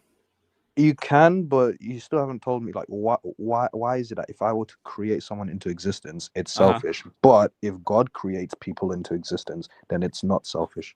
Because what I said is if we were to have a kid in this current state of our world, it's so screwed up right now, and we all can agree we probably should not have children because this world is screwed. I'm talking about God creating children into a perfect existence. But That's he not created wait, hold on. He created us right now. The reality is this: he created us into this world. he created us into his original plan of humanity through We're Adam and in Eve. this Through world Adam and right Eve. now. We're in this. Actually, it doesn't matter which world he created us into. It's still selfish. Well, he originally wanted us to live a perfect life through Adam and Eve. Let's focus on the main point: is that it doesn't. I don't care what his intentions He were. would have wanted us to live a perfect life through Adam and Eve.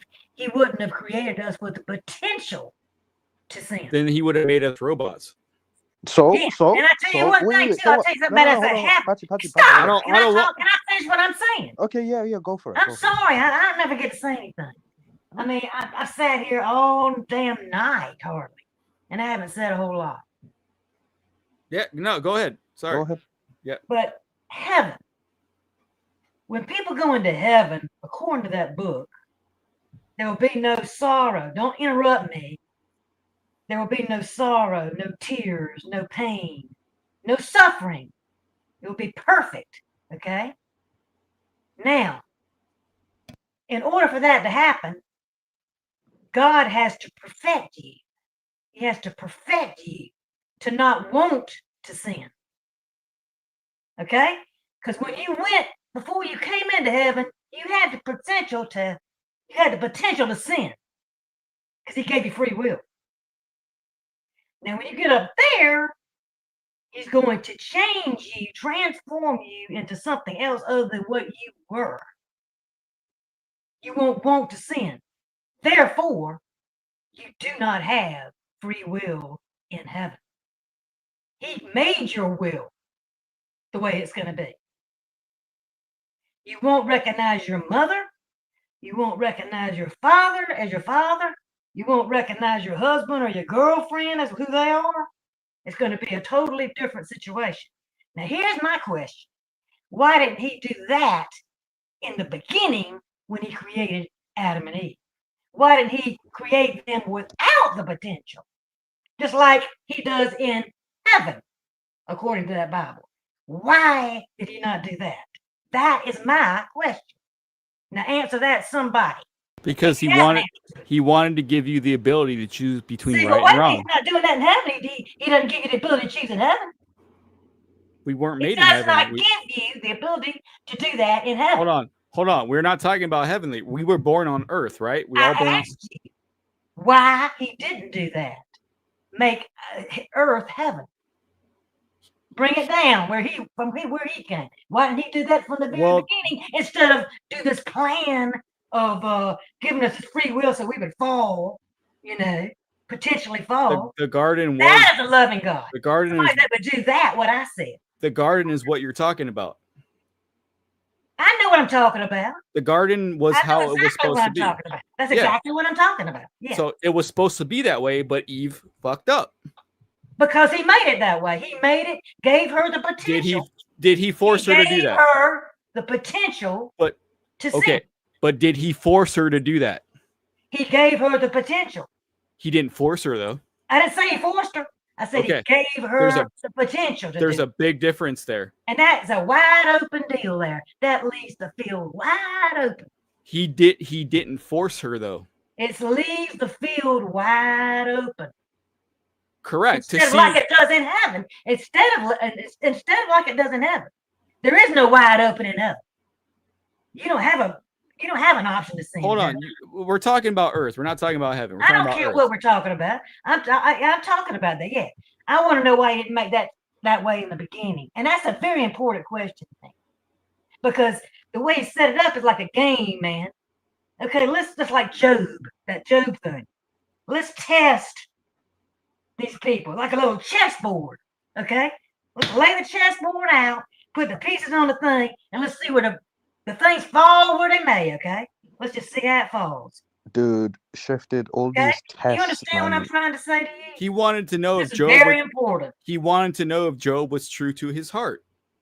In his own free will, not forcing him. He wanted to know. It was a game. That was a gamble. Yeah, but regardless. That was a gamble between him and the devil. It wasn't a gamble. An actual bet. He knew that Job loved him. Consider my servant Job. He's perfect. Consider him. Let's put him out there like a piece of meat, and let's see what he's going to do. Well, Satan. And in the meantime, we're going to make him suffer.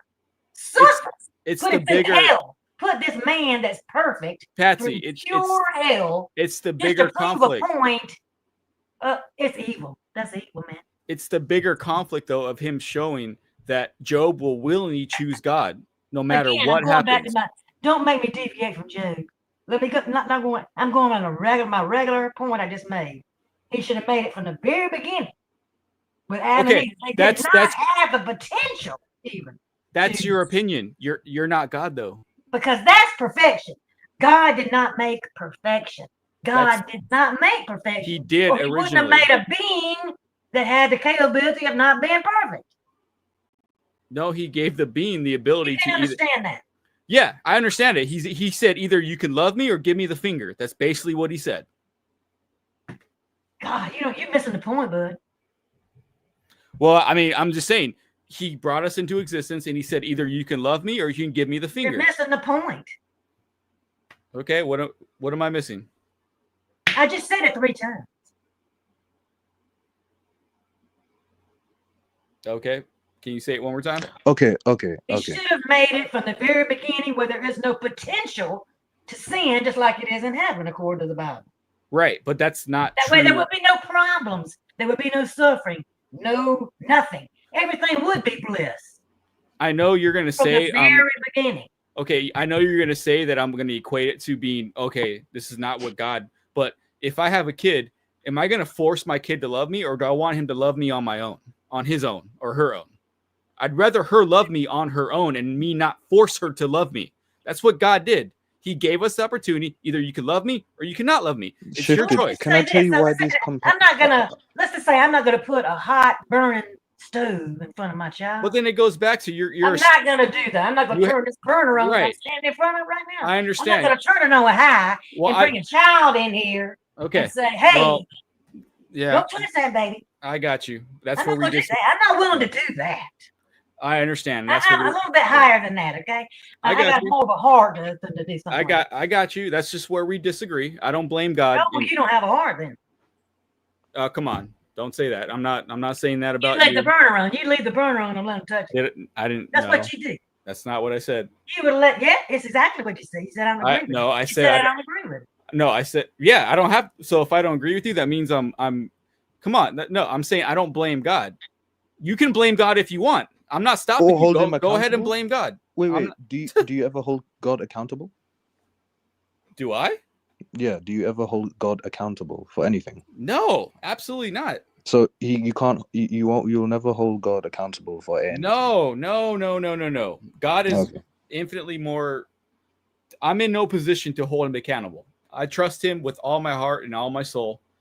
And what's going to happen if you try to hold him accountable? Are you going to go to hell?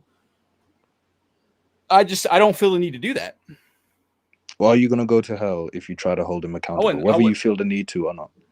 No, you're not going to go to hell for doing that. So it's not a crime to, be like, no, it's not. Absolutely not. You can question God. The Bible doesn't say you are not to question God. You can question God. That's fine. But the thing is, I have faith to trust him no matter what. That's where I stand. I trust him no matter what. I have no doubt in my heart whatsoever. And nothing's going to change my mind. I mean, that sounds like blind obedience, to be honest, man. Well, that's all right. That's what you think, brother. Is it? No, wait. Is that not blind obedience? Not to me, no. But if you think that, that's cool. I mean, okay. And you said something about he didn't want robots. He don't want robots. Well, you're robots in heaven. You know that? Because he transformed you into something that you weren't even close to being on Earth when you were alive. Okay, so you are a robot. Okay, so shifted. You mentioned like basically so get rid of that idea. You are a robot in heaven. So if we shifted, you basically mentioned us being robots. Like if God were to create us and have eternal happiness, right?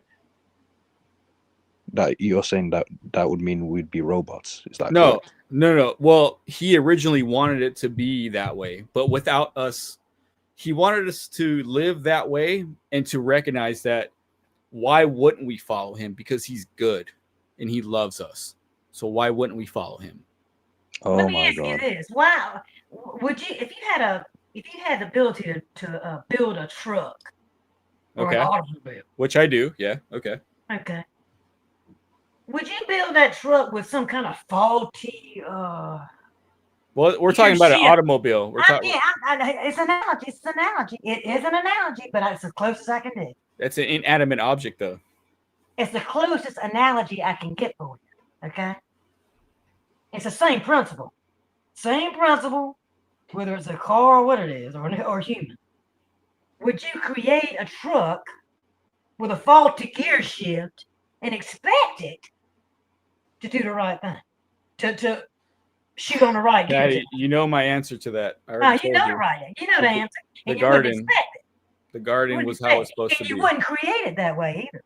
If you wanted a good car or a good truck. First off, a truck is an inanimate object. Second, I don't care if it's an atom or not. You're missing again. You keep missing these points, man. No, I see what you're saying, but God didn't create us defective. We chose to be that way. He did create you defective. Gaslighting on He steroids. created you as defective as he could get. All right.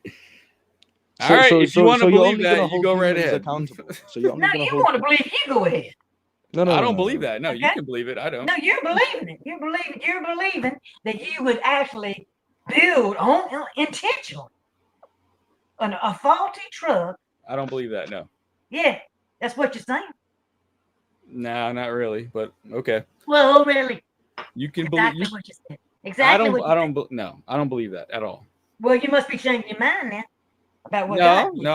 I believe the Bible, Patsy. That's all I have. That's all I have to say. God, TP, he's off, man. I tell you. All right. All right. I'm Yeah, off. That's fine. dude. Okay, If he hold can't on. see logic, if he can't understand that, I'm. But I have faith in God, is what I'm saying. I understand what you're saying. I understand what you're saying. Trust me, I get it. I have a human brain. I get what you're saying. But my faith in God overcomes that. Where like I trust Him no matter what. No matter what, I don't question Him. I trust Him because He's been good to me. Why wouldn't I? Why what? He's been good to me, and He's helped me and other people in my life. I've seen Him work a good thing in their life. Listen, a lot of good things. So have like, why would I? I mean, Do you I've think had God a has been lot of good? good Hold on. blessings on my life, Shifted. and it ain't been because of God, because I haven't been praying to Him for the gifts. You know, I haven't been asking Him for the gifts. Okay, shifted. You said that you're saying that God has been good to you, right? Oh, dude, yes, absolutely, He has. 100%. Okay, fantastic. 100%. Yeah. But He hasn't been good to other people. Okay, so that means that I'm lying? No, I'm saying He hasn't. I want you to acknowledge that just because He was good to you doesn't mean He was good to other people. So what are we doing here? Because He's been good to me and not other people, that means what I'm saying about Jesus is false? I'm saying that no, because it seems like you're making it seem as though like He's good to everyone, but He's not good to everyone. Okay, but you're trying to have me acknowledge, okay, because He's been good to me and He's not been good to other people, that means that He's not good, even though I think He's good because He's been good to me. I want you. Okay, do you acknowledge that He is not good to other people? He may be good to you and some others, but there are also people He's not good to. I wouldn't say He's not good to them. I would say this world is fucking trash, dude. You think that you think that God is only capable of good? Is that that's what you? It sounds like that's what you believe. He's only capable of doing good things. I'm saying when I've trusted Him in points in time in my life where I needed Him, He came through. But that's a whole different conversation. Well, I mean, that's my experience, though. That's fine, but that's a whole different conversation. We're talking about, I want you to acknowledge that he's not good to everyone. Can you acknowledge that he's not good to everyone? I'm respectfully, TP, I can't do that. Why can't you acknowledge that God isn't good to everyone? Respectfully, because I don't believe that. Why don't you believe that God isn't good to everyone?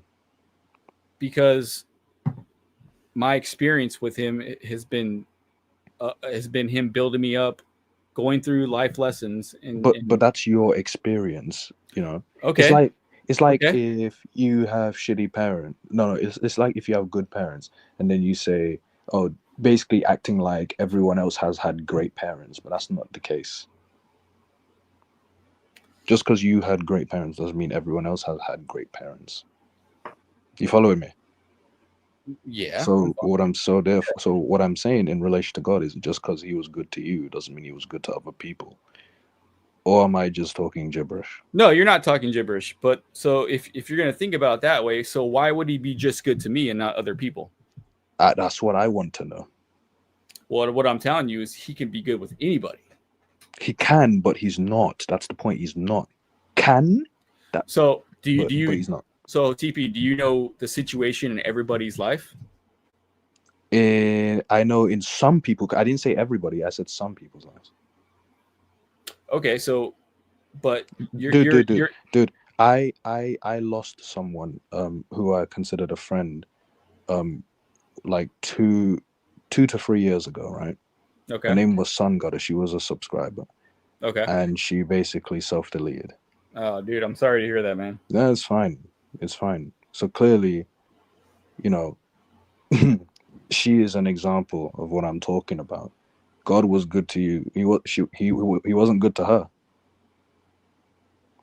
So the difference is I don't blame God for that. God is the all-powerful, almighty, all-knowing. I'm trying to see where the disconnect here is, but what I'm saying is very logical. God has the ability to prevent suffering from happening, but you're excusing God by saying that, oh, he created this law and he can't break this law to intervene. Right. Yeah, that's stupid. That is so stupid. Like, come on. Oh, I can't intervene because I created a law for myself. So is it wrong to change a law? What do you think? No, you tell me. You tell me. Like, is it wrong to change a law to make it better? If he changes the law, then he's going against his word, right? He's God. He can do anything he wants to. Okay, so what? What's your point? So what? So he's a man of his word. So Or he says he can't. So he said that he won't. Can't. He won't. He won't. He said he won't. Okay, He won't. so that's by choice. It's not like someone's stopping him. No, he could, but he chooses to be a man of his word. Right, so he's just like he would want me to be a man of my word. So he's choosing to be an asshole. He wants me to be a man of my word. So if I tell my friend, hey, I'm gonna come pick you up and take you to work tomorrow, and I don't do that, I'm not a man of my word. Well, God's if I have bad judgment, right, making a law, I'm going to change that law, update that law to make it better. What law are you talking about? Any law. Well, any law. Well, you got to be specific though. You're saying God made a mistake on a law. Which law are you talking about? Any law. Any law that he created. I'm talking about free will, and that's it. Oh, wait. Perpetual Pleasure says, I lost 2 friends to suicide within 2 years of each other. Damn. Rest in peace. Dude. Sorry, brother. Yeah, rest in peace, man. Hey, Perpetual Pleasures, please come up. Anyway, let me read. Perpetual Pleasure says, you can fully trust him and hold him fully accountable at the same time. They are not mutually exclusive. Yeah, that's just where him and I disagree. He's taking on that view, and I don't subscribe to that view. Is what I'm saying. Yeah. Okay, hold on a second. So you don't do you or do you not think that 2 things can be true at the same time? 2 things can be true at the same time? Yes, true or false? 2 things can be true at the same time. Yes, so you can fully trust him and fully hold him accountable at the same time. Can those 2, they coexist? Yes, true. Okay, so there you go. Welcome back. Well, PP, welcome back. But that doesn't mean that I'm going to hold God accountable. Okay. That's my choice if I choose to do that. That was going to be my point, actually. That was neat because earlier you were mentioning that you're deciding to not hold him accountable, but you can easily, and you're acknowledging you can do both, and it has 0 effect on how much you trust him. So why don't you do that? Is my question. I did that, so why not do it? Because because I have full faith in him. Well, what I said, but once again, you just said having the degree of faith has 0 to do with how much you hold him accountable. So why not do both? Why? No, I'm saying you can do that if you want, and I could do that, but I choose not to do that. But why not though? If there's because no I have harm full to your faith. But what I'm saying. Because what I'm saying is I don't feel no effect on your faith though. So why not just also hold him fully accountable? Because I don't feel the need to do that. But what I'm saying is, this is very important to understand. If you take God fully seriously and you trust him fully, the more you trust him, the more accountable you're automatically going to hold him. Does that make sense? Like, that's a fact. You're going to do that if you actually trust him versus just saying you trust him. If you actually trust him, you're going to automatically hold him, because here's the thing. You're going to know for a fact he is factually way more accountable if he's trustworthy. Does that, you see what I'm saying? Right. So it's a logical, it's going to help you to hold him more accountable. It's going to help you in your Christianity to hold him more accountable, bro. Right. But what I'm saying is I trust him as the almighty God who's all knowing, and I have no business. I could, but I trust him that he's all knowing and he knows what he's doing. So I don't feel the need to do that. Remember how you mentioned. That's all I'm saying. But Perpetual, you have a good point. That's why you should especially hold him to account, because you trust him so much. That's why you should hold him to account, because you trust him so much. Right. No, so why not? No, That's the yeah, part that doesn't make any sense. No, I do, in the sense of like, It is your business to hold him to account because you trust him. That's why you should. That's the reason you should hold him to account. Right, I agree. So why not do it? There's no good reason not to. No. I misunderstood. I do hold him accountable, and he's not let me down in the sense of I know his personality, and he's shown me how he has shown me how his nature is, and I see his nature in the things that he has done with not just me, with my family, my friends. Like, I seen his nature. So I'm like, okay, but yeah, there is a standard though. If that were to change, then that'd be a different conversation. Right. Yeah. So you can therefore then say, because you feel that he is therefore held to account forever, eternally, over the fact that he created beings who did not have the ability to consent to be created. And he's also held to account for what follows in terms of whatever they do and whatever causes them harm, intentionally or accidentally. That's a fact. PP, not to mention, he apparently knows what's going to happen. He can see the future. He knows what's going to happen. Yeah, right. Remember, different degrees.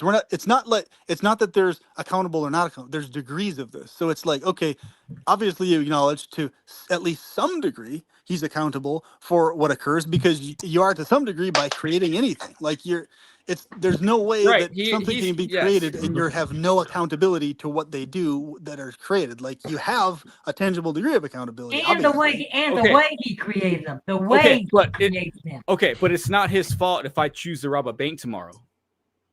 Yeah, but wait. Does he know you're going to rob a bank? Wait. Does he know that you're going to rob a bank?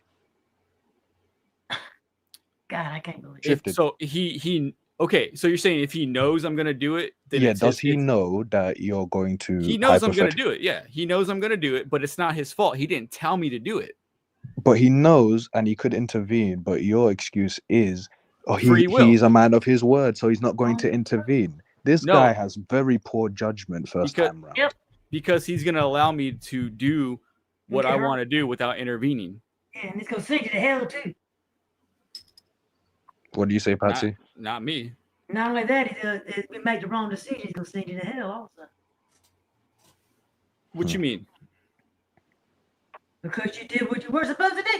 I mean, I'm trying to say he could have created you in the very beginning without the capability or the potential to go against what he said to do. But he didn't. And that's a very convenient thing, for him. So he should have made us... That's a good way for him to send people to hell. So this is very significant. So he should have made us completely compliant to him from the start. No. Just like in heaven. Same way in heaven. Same way, like I said, same way it is in heaven.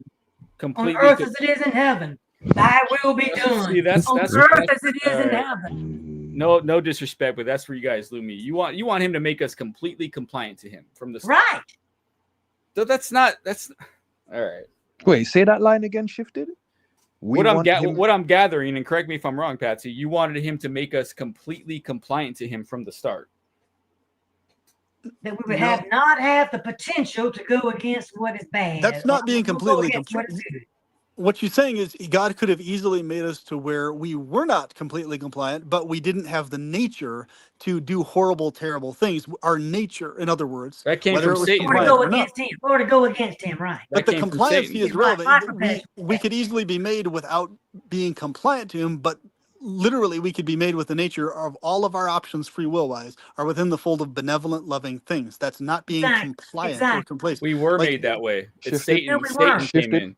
Shifted. God made a mistake. God made a mistake. We were made that way. No, Satan came in and disrupted the plan. God created Satan. Shifted. God made a mistake. Can I tell you the one mistake he made? God created Satan. Goes back to God every time. Go ahead. Yeah, go ahead, TP. Yeah. The mistake that God made was creating evil. Exactly. Correct. Among others. Yep, that was the main mistake, though. You think so? You think God made a mistake by creating evil? Yes. Yep. Why would only an idiot, right, who is all powerful, almighty, all knowing, would create evil? Right. So how would we know? How would we know better? Don't forget benevolent. Don't forget benevolent. A benevolent, all powerful, all knowing, almighty idiot would create evil. Then how would we know better though? We don't need to know better.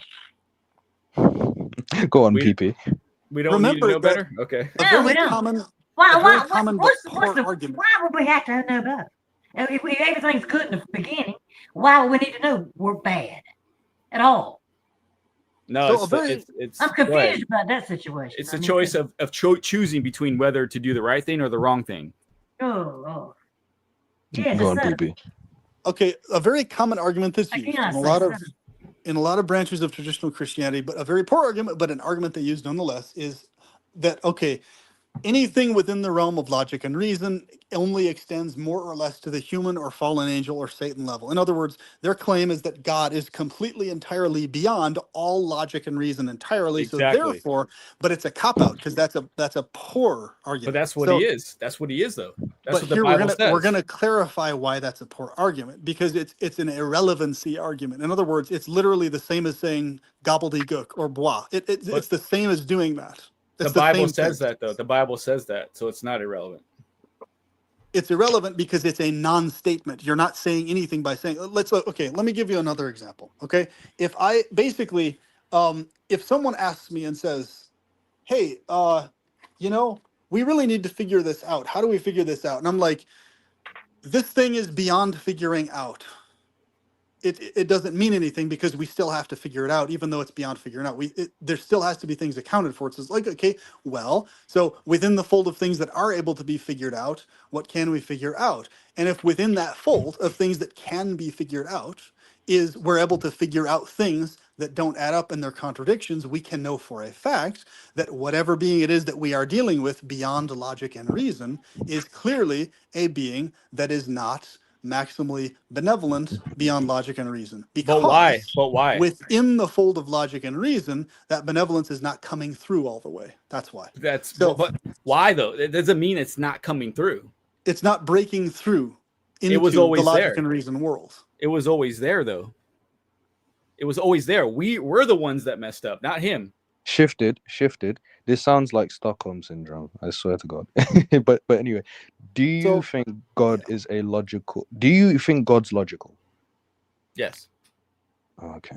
All right. So if Continue, either BB. God is logical or he's beyond logic and reason, because you can't have both. If he's logical, then he can't be beyond logic and reason. This is the point I was trying to make more thoroughly that I'm making now. If in fact you have to decide one or the other. Now, if he's beyond logic and reason, there's no point in ever even discussing him at all, because he's never going to fall within logic and reason. So there's also no reason to have a scripture or book or anything that explains him because he's beyond logic and reason, right? So this is the other point. If in fact God is logical and reasonable, then okay, then now we can discuss within the parameters how and in what way and where is he logical and reasonable? Does that add up? Does it fill in? So what I notice a lot of traditionalists is they bounce back and forth. They bounce back and forth saying, no, he's beyond logic and reason, and then they go right back to saying God is logical and reasonable. If he's beyond logic and reason, that means he can't be logical and reasonable ever in any way, shape, or form.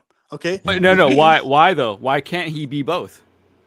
the reason you can't be both is because they're mutually exclusive. If you're within the fold of logic and reason, then you're logical and reasonable, and you can be analyzed within that fold. But If you're not, he can choose to utilize that logical thinking, even though he doesn't need to.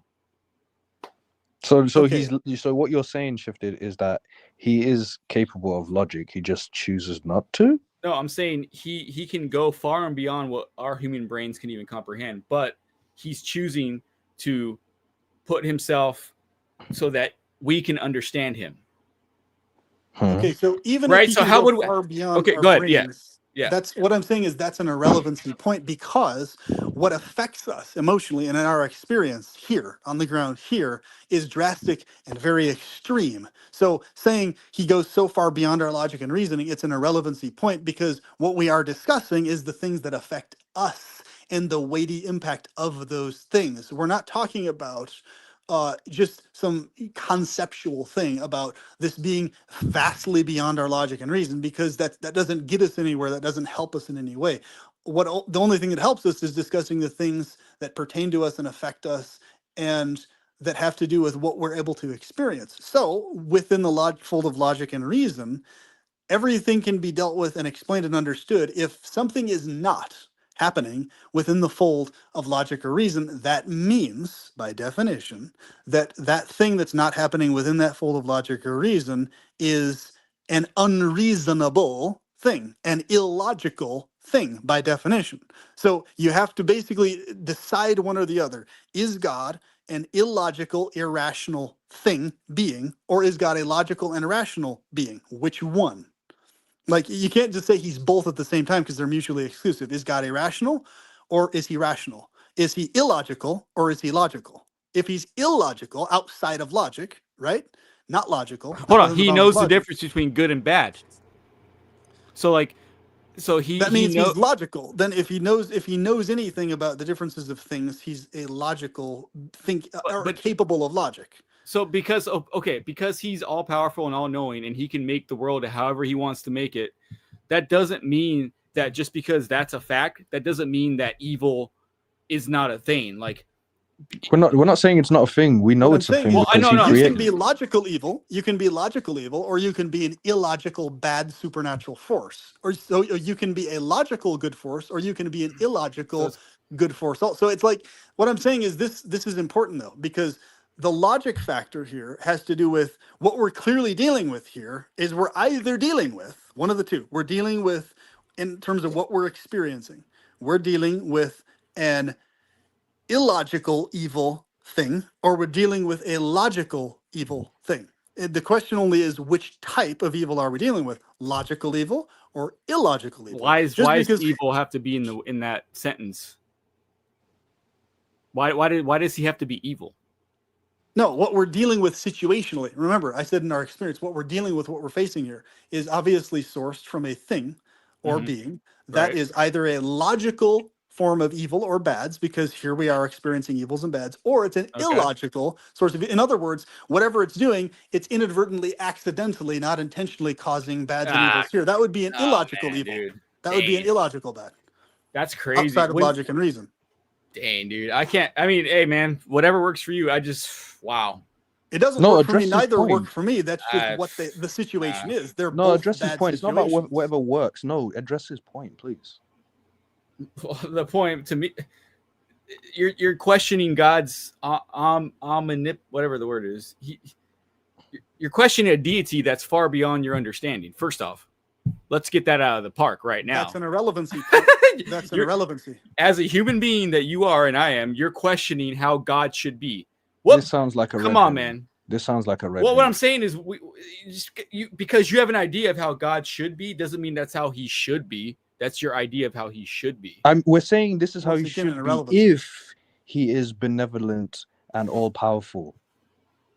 So what I'm saying is, in other words, you've got to make a decision on, are you dealing with an illogical or a logical being? Which one are you dealing with? Okay, so 100%. If you're dealing with a logical being, that means that this being has a logic behind child torture. There's a logic behind why children are tortured. Or human beings are just trash.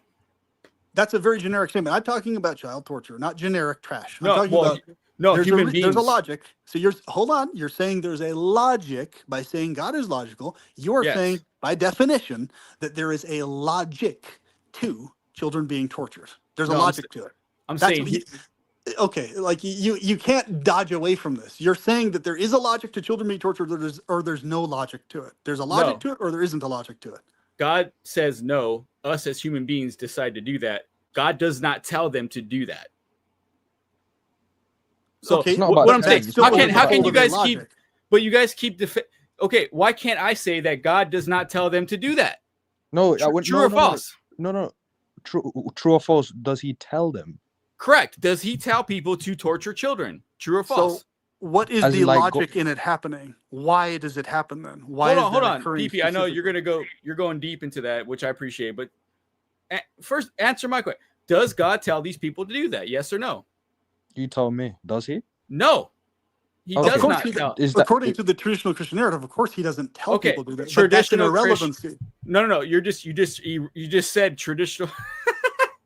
Come on, man. That's an irrelevancy. Saying about how he can hold humans and God accountable. That's the thing. Yes. It's like you fail to realize that he's not just holding God accountable. The same thing? Why can't you hold humans and God accountable for all these things that happen, including child torture? Why not both? Why only humans?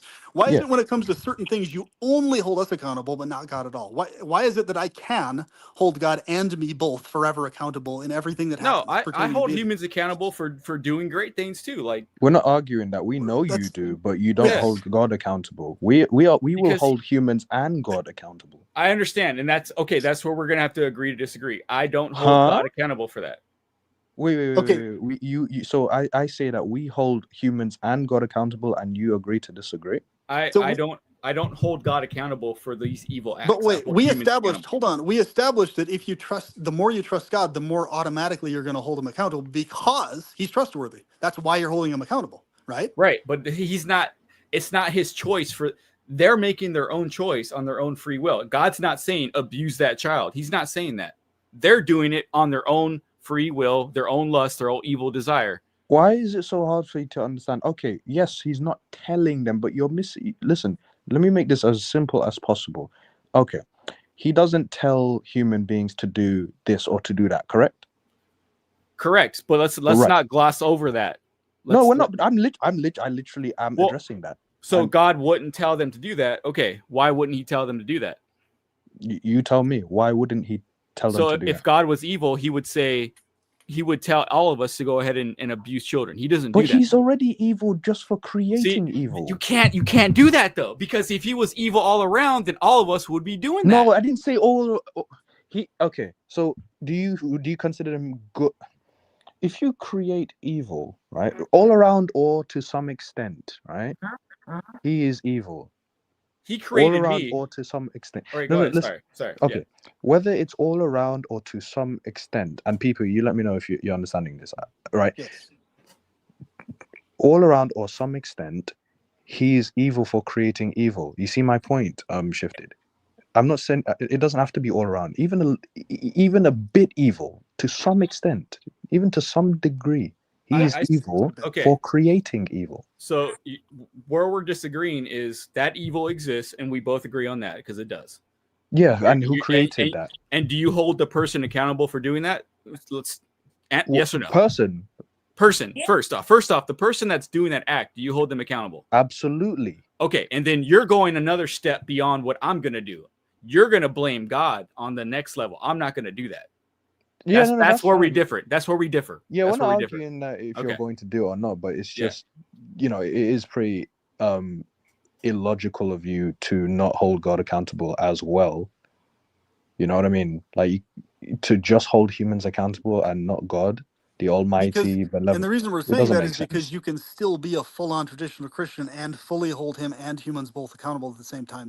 That is very true, PP. There's no necessity or need to withhold accountability to him just for child torture and very specific things like that, but hold him accountable only for the good things. Like that doesn't make any logical sense. No, that's not what I said. I don't know. I don't believe that. God allows certain things to happen. Let me reverse because I unnecessarily said a little extra piece there. Let's get back to the point. So what I'm saying is you can be the type of Christian you are, or I should say a sincere full-on Christian, let's just say that, and literally have almost entirely the same narrative, almost all the way the same, with just one little tweak. The only little tweak being is that you're going to have more logic and more reason backing you up by a lot if you actually acknowledge the things we're talking about. In other words, if you acknowledge that God is also simultaneously accountable for the horrible things done by the things and beings he created, even though he might not be directly accountable he's accountable at least indirectly. At the very least, he's accountable in that regards, at least that much. Okay, right? so you're saying so even though he's not telling them to do that, right? He's not telling them to do that. So you're saying there's an aspect of God that's good and there's an aspect of God that's evil? Is that what you're saying? In other words, your view was that the souls are eternal and that we're basically implanted into temporal bodies here, right? That was what you were saying. We're all in meat suits here, right? Okay, yeah. so your idea, all right. So your idea is that at the very least we were implanted and put into this world via some arrangement, right? Obviously, plenty of us didn't agree to be in this world, and we don't agree now. So if we don't agree now, that means we're not actually at soul level agreement with being here, obviously. So what that means, therefore, is that by us being forced and imposed into this state, the imposer of us into the state, whatever beings had any involvement in us being imposed into the state, they're all implicated together mutually. So the devil and God, the fallen angels and God together. Satan has no creative ability. No. Well, okay, I mean, I get what you're saying, but Satan doesn't have the ability to create. Okay, so it's only humans and God then. Okay, so only God's humans only- and God are accountable then. All right. God's the so be only it. one that could create, right? So, in other words, God's more accountable then than even the devil or the fallen angels are, because he's the one that both allowed devil and the fallen angels to be here, influencing people, Okay, doing so anything. it always goes back to the But fact he's the that one that created them, though. He's the one that or Right. he's not the creator. Shifted. He's Shifted. the one Are that you gonna implanted us here. shifted? Are you gonna hold God? Are you going to hold God accountable for creating evil? am I gonna Should we hold read the definition of accountable so there's no confusion? Or? No, I know what that word means. Okay. No, it's just so we're focused on the same Yeah, definition. no. So, like we did last time with the will and free will. But go on. What's your I'm saying, are you going to hold God accountable for creating evil? for creating evil? Yes, for creating evil. We did confirm that he created evil. Whether he tells people to do evil or not is irrelevant. We're talking about him creating evil. Are we going to hold him accountable for creating? Are you going to hold him accountable for creating evil? I'm going to say no, because he allowed the possibility for it to occur with wicked people. Wait, that doesn't make sense. He created evil, so he's accountable for creating evil. Wait, PP, do you get what I'm saying? He allowed. Hold on, PP. I'll let you. He allowed Satan. Satan is the one that brought evil into the world. He gave Satan the ability to rebel against. Wait. You're saying Satan brought evil into the world? Yes, he did. Okay. So you believe? So you believe God created evil, but Satan spread evil? I'm saying God gave people and Satan and the angels he gave them the opportunity to choose something that is in direct contradiction to him. And if you choose that, guess what? Look at the world we live in. So so are you saying that God gave people the choice to be evil? Yes. Why would he why would he do that? How would you know if you're a good person if you don't have the ability to choose between good and evil? And this is the thing, that's irrelevant. It doesn't matter. You can still know you're a good person. It's not irrelevant. Without being given a horrible ability, you can still know that. Like exact same point I was trying to make. I don't know about that. Okay, so here's an example. Exactly what I was saying. I gotta disagree with that. You can't know good until you know what the opposite of good is. You're like, so I don't want. If we don't, what's the worst that can happen if we don't know? If we're in constant goodness and happiness, and we don't know, if we are, does it matter? Why does it matter so much? Exactly. That's a great There's no point. harm being done, so it doesn't. But here's an matter. additional point, actually, to that. That's a great point there. But here's another good point. Even if we need to know about it or be informed of it, we can still know or be informed about it in a paradise state without having to directly experience any of it. Exactly. You can know things informationally without having to face them firsthand. And in fact, the people who are the best learners, the best educated people who are the best functioning in their life are the people who do not need firsthand experience of things, but who simply read a book or look at something and learn that way without firsthand experience. Then you're not even talking about learning. You're talking about God just giving us a direct download of like, hey, this is good and evil. And this is how you should be. And that's where, if you're in a classroom, okay, this world, let's think of this world. If we're in a school classroom,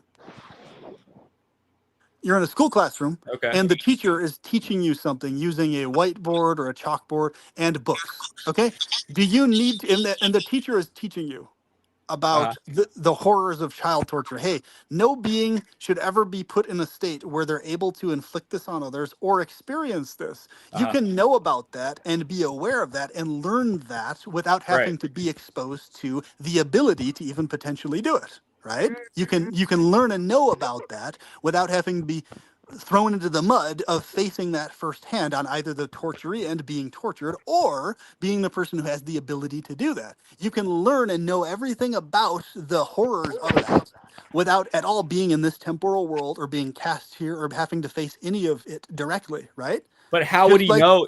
How would he know if you would truly choose between that or not doing that? We don't have to choose. There.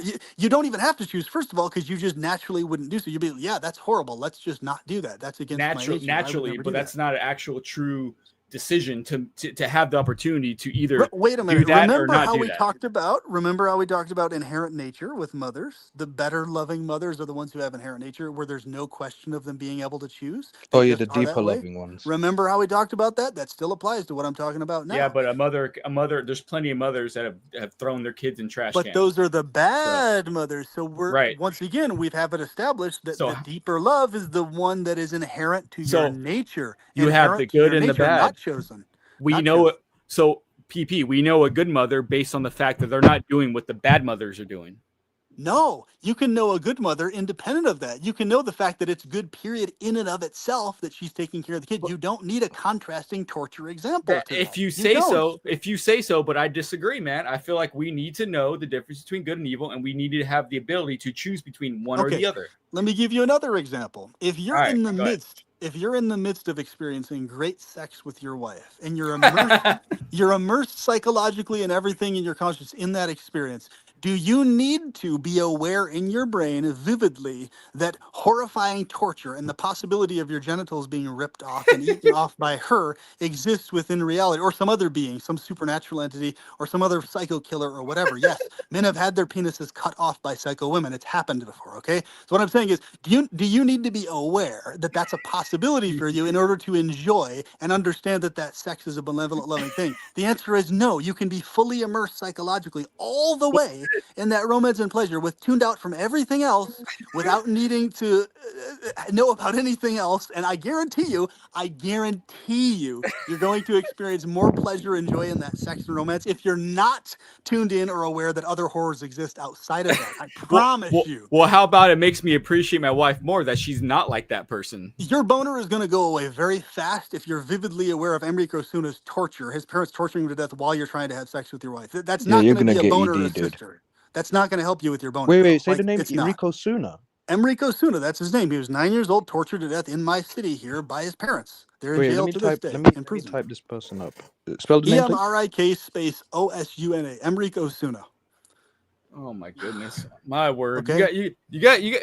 I swear, you guys really go. You go there, man. You go full send, like full because send. we care. We care about these things. We care No, about. it's not funny. I know it's terrible. No. Okay, so Enrico Suna. Hold on, I'll be right back. All right. But I just once again, I just proved to him that it's not necessary, and in fact, it's bad to be aware of the contrasting example, and you actually experience more joy and more happiness and understand more about your loving romance if you don't have a contrasting example in your brain. If you're tuned out from the tortures of innocent children and you're only immersed in the sex, you're going to enjoy the sex more. You're going to be happier. You're going to understand more about your romantic partner because your brain's not going to be distracted by this horrifying nightmare contrasting example to the sex you're having. You know what it is, dude. I think that some people, when they're used to the concept of, good as well as suffering, that because that's what they're familiar with, anything basically good and no suffering is a foreign concept to certain people. So that's basically scary to them. Do you know what I mean? What think about it, in any situation in life, you learn better when you're outside of an excruciating, agonizing situation. Like your brain's able to function better, you're able to process it better. So if you're like, whatever it is, whether you're learning survival skills or sexual skills or interpersonal skills, life skills, you're going to learn a lot better if you're actually don't have, like, for example, if you're learning how to operate a power saw, you're going to learn a lot better if you're not still having to learn after your arm is sliced off or being sliced into. You're going to be like, like, if let's say you're learning how to operate a power saw, but while they're teaching you how to operate it, they're grinding your arm with the power saw. Oh fuck! And there's like, it's focus. unnecessary. This is for you to learn. It's like you're gonna learn a lot better, and you're already gonna understand. It's gonna hurt like a motherfucker to have your arm and you're cut gonna off. be in one piece. Yeah, and you're gonna be in one piece because your brain's gonna be able to process shit without feeling the agonizing fucking torment. If you're in torment by the thing you're supposed to be learning something from, you're gonna learn less. You're gonna learn less efficiently. It's not gonna be as potent of a lesson because you're just gonna be distracted by how painful it is. You're gonna learn less. So his point about learning more via pain is a totally disproven point here. It's false. It's a false, incorrect, inaccurate point. People who have been in abusive relationships and when it comes to the idea of a stable, non-abusive relationship, like, because that's foreign to them and they're not used to that basically sounds scary. Like they're basically comfortable with, you know, what they're familiar with, which is the abusive relationship. Yeah, exactly. Do you need literally TP or Patsy? Do either of you need a chainsaw to cut your arm off to know that it's dangerous to play with a chainsaw? Do either of you need your No, arm cut off to know that, to learn that lesson? no, it's I unnecessary. don't either. So that's the No. exact same thing. If we're in a paradise state, we can just easily know about, hey, there's a bad alternate possibility to this that we should never experience. So let's just never experience it. We don't need to be immersed in this quagmire of all these horrors to know that, hey, we don't ever need to experience those things. You could just know those things in paradise. You don't need Right. to be in the fucking thing to learn that it's a bad thing. Like this. Hmm. So what he's saying is self-contradictory. He's claiming that we need to be in this. Literally, what he's claiming is the equivalent of you need to have your arm cut off with a chainsaw to know why and exactly how it's dangerous to play with a chainsaw. No, you don't. You can just infer that without having to have your arm fucking cut off by Yeah. that. Yeah, it's kind of like a child. You know, they're kind of ignorant. You know, they're Yeah. naive. They're naive. They don't know what's going on, and they're perfectly happy. Right. And that's in the case of a kid. Here's a great example. Like, for example, when I was a kid, like 6 years old, I have this overwhelming compulsion, even though I knew it was going to burn my nose. It was like this OCD thing. I had this compulsion to touch my nose to the metal rod that was hot, out of the oven. Just, I knew it was going to burn my nose, but OCD works that way. You can't stop certain compulsions, right? So I knew it was going to burn me. My nose touched it. I would have preferred for somebody to grab me and not allow me to touch my nose to it because it was a compulsion I couldn't control, because I was an innocent, dumb kid with this OCD compulsion that shouldn't have been allowed to touch my nose. So what he's claiming is, no, God cares about us so much that he, even though we can't resist the compulsion, he's going to allow us to jump into a burning oven anyway to show us the lesson that an oven is going to burn us alive if we jump into it. It's like what he should have just done was keep us from coming here to begin with to teach us the lesson. Hey, I know you can't help you. And this is to account for people who claim that we chose to come here on some level. Even if that was the case, it would have been an innocent, idiotic, childlike decision not made out of proper information. If we had thorough information about this place, the nature of it, none of us would have chosen to come here if we had full information. The point is, Wait. So, PP, question. Do these traditional Christians, do they believe that, when we, before we chose to come here, we already had the information of what it was going to be like on Earth? So basically, yes, a lot of people claim that, but like my example, they claim that they say, yes, we have pre-knowledge, so therefore we chose or semi-chose to be here. But I was like, any choice like that, just like my example of OCD is a bitch, especially as a kid. Like, for example, I knew as a kid, like 100%, I knew that oven was going to burn my nose. I didn't want my nose to get burned, but OCD operates this way. It's a fucking diabolical thing. If you even know it's going to bad happen, I wanted an adult, somebody to grab my body and to pull me away from the oven so that this compulsion that was against my will didn't force me to touch my nose to that fucking thing. Whereas like what a lot of people would claim is, no, you actually chose to. No, OCD doesn't work that way. You're not the one deciding to touch your nose to the fucking hot oven. You have this compulsion that is forcing you to do it. You can't It's stop a the compulsion. condition. That's what I'm saying. It's a condition. So literally, basically a lot of the traditional Christian narrative is basically we're being told, like if we're being told anything like we chose or insisted to do this, or we're basically being told, okay, you have a cosmic or soul level type of OCD. In other words, you have this compulsion to be here and to sin and do all these types of things. So especially if we have that compulsion, against our better judgment to do so, we especially need to be prevented from being able to do it, just like OCD. That kid has to have a parent forcefully grab them and not allow them to touch their nose with the fucking oven or to jump into the oven, because OCD will make you do that. Okay, so it's like it's not a fucking joke. And this is why for me these topics hit home especially hard, because it's like literally we're being told, oh, the kid's gonna learn a better lesson by being allowed to get burned in the oven. No, they're not. I didn't learn any lesson. I knew my nose was gonna get burned before it did. I was like, I need somebody to save me and help me from Yeah. me compulsively touching my nose with So oven. basically, you Please, can't can an fight adult against please help me? You Yes. can't fight I can't against fight it. OCD. It was You can't. horrible. Yeah. And so Mhm. basically we're being told more or less that we have some like soul level or emotion or inherent version of OCD in us as like humans. In other words, this compulsion that's constantly tugging at us against our will Mhm. to sin and do bad shit, right? So Mhm. if we have this built-in compulsion that's hard for us to resist, it's like this auto tendency, right? That's we have to Mhm. fight against, right? Oh fuck! I Yep. can't look at that girl with lust. I have to turn my head up. But I really want to look at her. I really want to wank off to her gorgeous ass. Fuck, God damn it, it's like Dude. it's literally the equivalent of OCD, basically at a soul level, more or less, right? So Yeah, it's but like, making the right choice though to not do that is a bigger fucking choice did than you just hear what being I just said? When you no have OCD, you don't have a choice. no. It's But no I'm choice. It's a compulsion.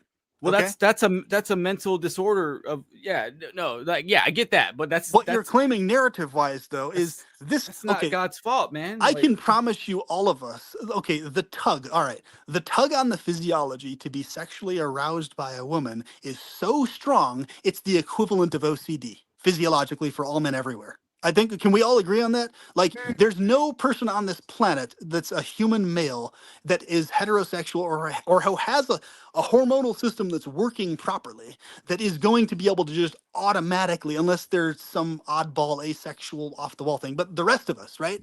The rest of Mhm. us, I can promise you that my experience of sexual attraction to women is an automatic, physiological, extremely intense sensation. It's not something I can choose to feel or choose to experience in my brain. That lust, that looking at that woman with lust is a fucking automatic for me. There's Mhm. no question of me Yeah, choosing to look at a automatic is chick the with lust word. or not. well, not You see what I'm necessarily. saying? Well, I mean, yeah, but I mean, once let's say I'm married and I only have eyes for my wife, and I have a greater appreciation because I know I have no interest in looking at other women because I want her. Even though I have the option to do so, I The- choose not to. No, I'm not you- talking about looking. I'm talking about the physiological sensations when you see a woman who looks attractive. Like you would be lying to say you don't have those physiological sensations when you see a woman who looks attractive. You would be lying if you were saying that. Of course you do. So no, I'm not gonna lie to you and say I don't. Yeah, but what I'm saying is I have the I cognitively choose to disregard But that. we have to go out of our way to do that. That's what I'm But I'm saying. making the We're right choice literally though. God's You're giving both me agreeing with each other.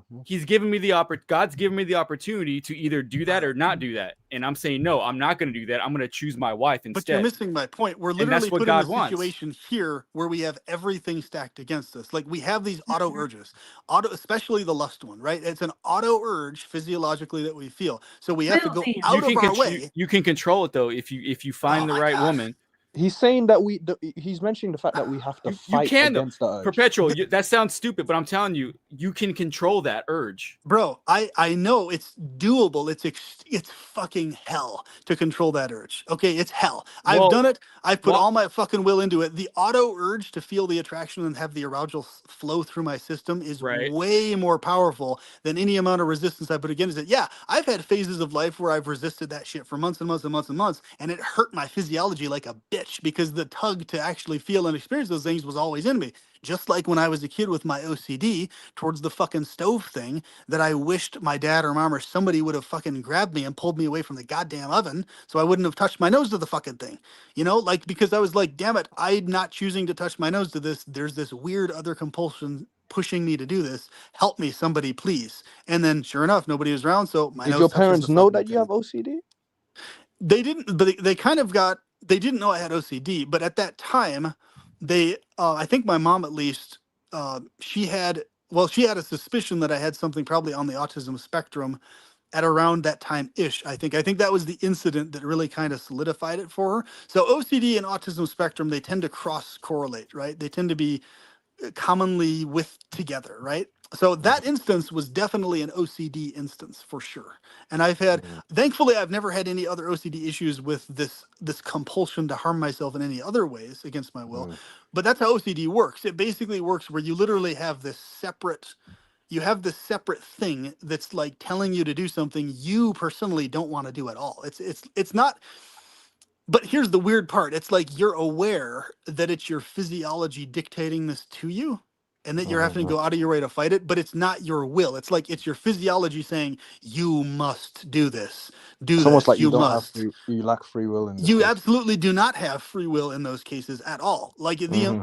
it doesn't matter how much effort you put into resisting things. If the compulsion is strong enough, it's impossible to resist it because it's a Right. You compulsion. only have will in this case, but not free will. Well, Yes, it's literally that's a chemical imbalance. okay. Yeah. But Yeah. what I'm saying is the very fact that that even exists. Let's just talk about OCD by itself. Okay, let's talk about that for a minute. The very fact OCD exists as a thing that any being supposedly who has free will here is able to experience. The fact that they're even able to have OCD go on as a thing means that this this free will concept is not valid because OCD does not allow you at PP, all to what did operate on your will. PP? I know you can. I know you're going to understand what I'm saying because you're smart. What happened Yes. when Eve sinned and let Satan into the world? What happened? What Say happened that to again. you? What happened to you when Wait. Eve sinned?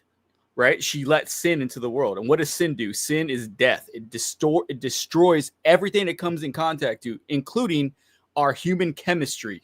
So yeah, when sin came into the world, which God did not want to happen, and He specifically told Eve not to do that. He literally told her, "You can do everything you want to do, enjoy paradise, just don't do that one thing, Okay, But and so you'll be all right. fine." And So they did that. why is it that certain people are cursed with OCD and others are I not? just told you why. No, you didn't. You just said a generic evil's in the world. Okay, evil swirling around, going around doing whatever the fuck. If So are you saying sin, evil is random? Are you saying evil is randomly just running amok, randomly doing shit? perpetual sin is in the Bible. What does sin do? It destroys, right? It destroys everything. So Okay, sin. what was my sin as a kid having I'm not OCD talking. implanted in my No, brain? I'm not saying. I'm not talking about. I'm saying it goes You're back. talking about sin as a very vague, generic thing. You're not talking about sin in Eve. any type of specifics. You're just saying sin is this generic No, thing floating around doing Satan. shit.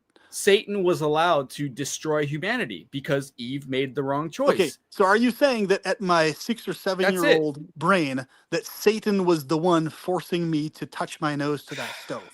Is that what you're dude. saying?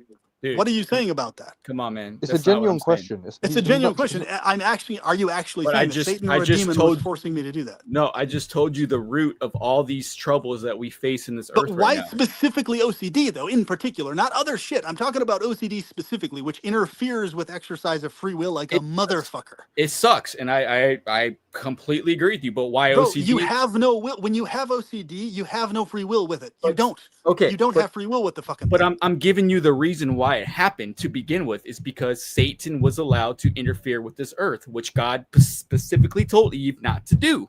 Okay, so is Satan or a demon Satan the is in one that's charge. causing the OCD? Is he the one Satan, causing the OCD? Satan, and his yeah, he fucked everything up for us Okay, basically. so Yeah. why does Satan cause me OCD but not somebody else who's my Well, same age? maybe you OCD, and maybe this kid's a foster child. Maybe this kid grew up in Mumbai, Okay, India. so And, you're saying Satan just arbitrarily, randomly decides no, how he tortures I'm people. saying because our world is fallen, that these things are going to occur, and it sucks. And I'm really Wait a sorry minute. for. So But you're why sa- is he you're selectively okay. So picking?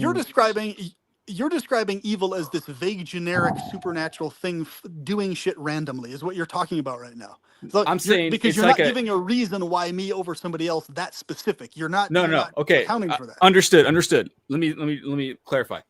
Sin is like a cancer.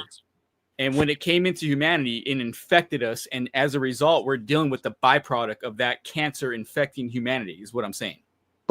Dude, let me ask this question. Why Okay. is it that Satan is being like picking only certain human beings to get OCD, but not other human beings? Why is he not giving OCD to all human beings? Why is it only There's some? been cases where Hold people on. have killed themselves due to OCD completely against their will. Like they didn't want to kill themselves. Their OCD killed them, not But am them I killing asking the right themselves. question, PP? Yeah, that's what I'm Yeah, saying. yeah, What was yeah. that you said, No, no, TB? If I was asking shifted. Why is it that Satan is only giving some people OCD? Why is he not giving it to all people? yes. Or yeah, or yeah, yeah. Why did Satan implant in those people that killed themselves to jump out of a window against their will? Like, oh fuck, I don't want to jump out, but they just did because it was this compulsion, right? Why Right. did he implant that on them but not some other person? It's Why did he give another person the ability to be like, you know what? No, I'm going to decide not to jump out the window. Whereas the OCD person, they couldn't. They just did it. They couldn't right. stop themselves from Yeah, jumping out why the is it only fucking some window. people? Why That's is a it not good. all? No, it's a good question. What I said is a byproduct. So Satan, Eve messing up, Satan being able, and he's a wicked being that is the most. He wants us to be sick. He wants us to do evil things. his nature is for us to do that. So when we allowed his nature in, which God specifically told her not to do, a byproduct of that is maybe someday I'm depressed. Maybe my friend here, his dad died from cancer. Maybe this, that, and all these things that we suffer from as humanity, these awful things that I wish didn't exist. That's a byproduct of Satan's nature being allowed into the world, which God told Eve not to do. Like he literally said, this you're doesn't describing explain generically. You're not being specific again. You're going Shifted. generic. I understand what you're saying, but it doesn't explain why only certain individuals are getting OCD instead of all individuals. Instead of everybody having OCD everywhere. Yeah, what's that about? Why is it only? Right, good question, TP. Satan is the author of confusion, so there's no rhyme or reason to what he does. Except, so basically, you're saying that he only gave certain individuals OCD to confuse people? Hold on, can we all agree that Satan has afflicted us in multiple ways in our lives? Our lives have not been perfect. Can we all agree to that? If he's a real being, we can also agree that God created Satan. So my life, okay. My life hasn't been perfect. My life hasn't been perfect. God created Satan. We can agree with that. So you're saying Satan doesn't have a reason? He just randomly harms people in different ways. Randomly. I'm saying Satan's nature is to kill and destroy, and he's going to do that. And God created Satan. God created Satan as a cherubim to guard his throne. Satan decided. No, he created. God knows exactly what's going to happen. Satan was a cherubim that covered the mercy seat. Okay. Read the Bible. What you're talking about? Okay. God knew before it happened that Satan was going to do what he did. So just so I'm clear, Shifted, your answer as to why Satan gives only certain individuals OCD is to cause confusion? Well, like, think about it this way. Like, is there any rhyme and reason to, like, when somebody, if it was to cause confusion, he's done a very good job, because I'm confused as to why he would exactly. TP, you literally just nailed it in the head with what you said. Exactly. You said it's because of confusion, and I'm saying he's doing a very good job, because I'm confused as to why only certain individuals, why he's only giving certain individuals OCD. What I'm saying though is this means that the claim that free will is an actual thing is false, because OCD doesn't allow you to act on your free will at all. But it's a byproduct of Satan's will. Like, it's irrelevant. But what I'm saying is that there's no free will factor at all in a person who has extreme OCD going on. It isn't the thing, bro. Or I'm sorry, PP, you're 100% correct, and that's how it should have been. But we fucked up in the garden, is what I'm saying.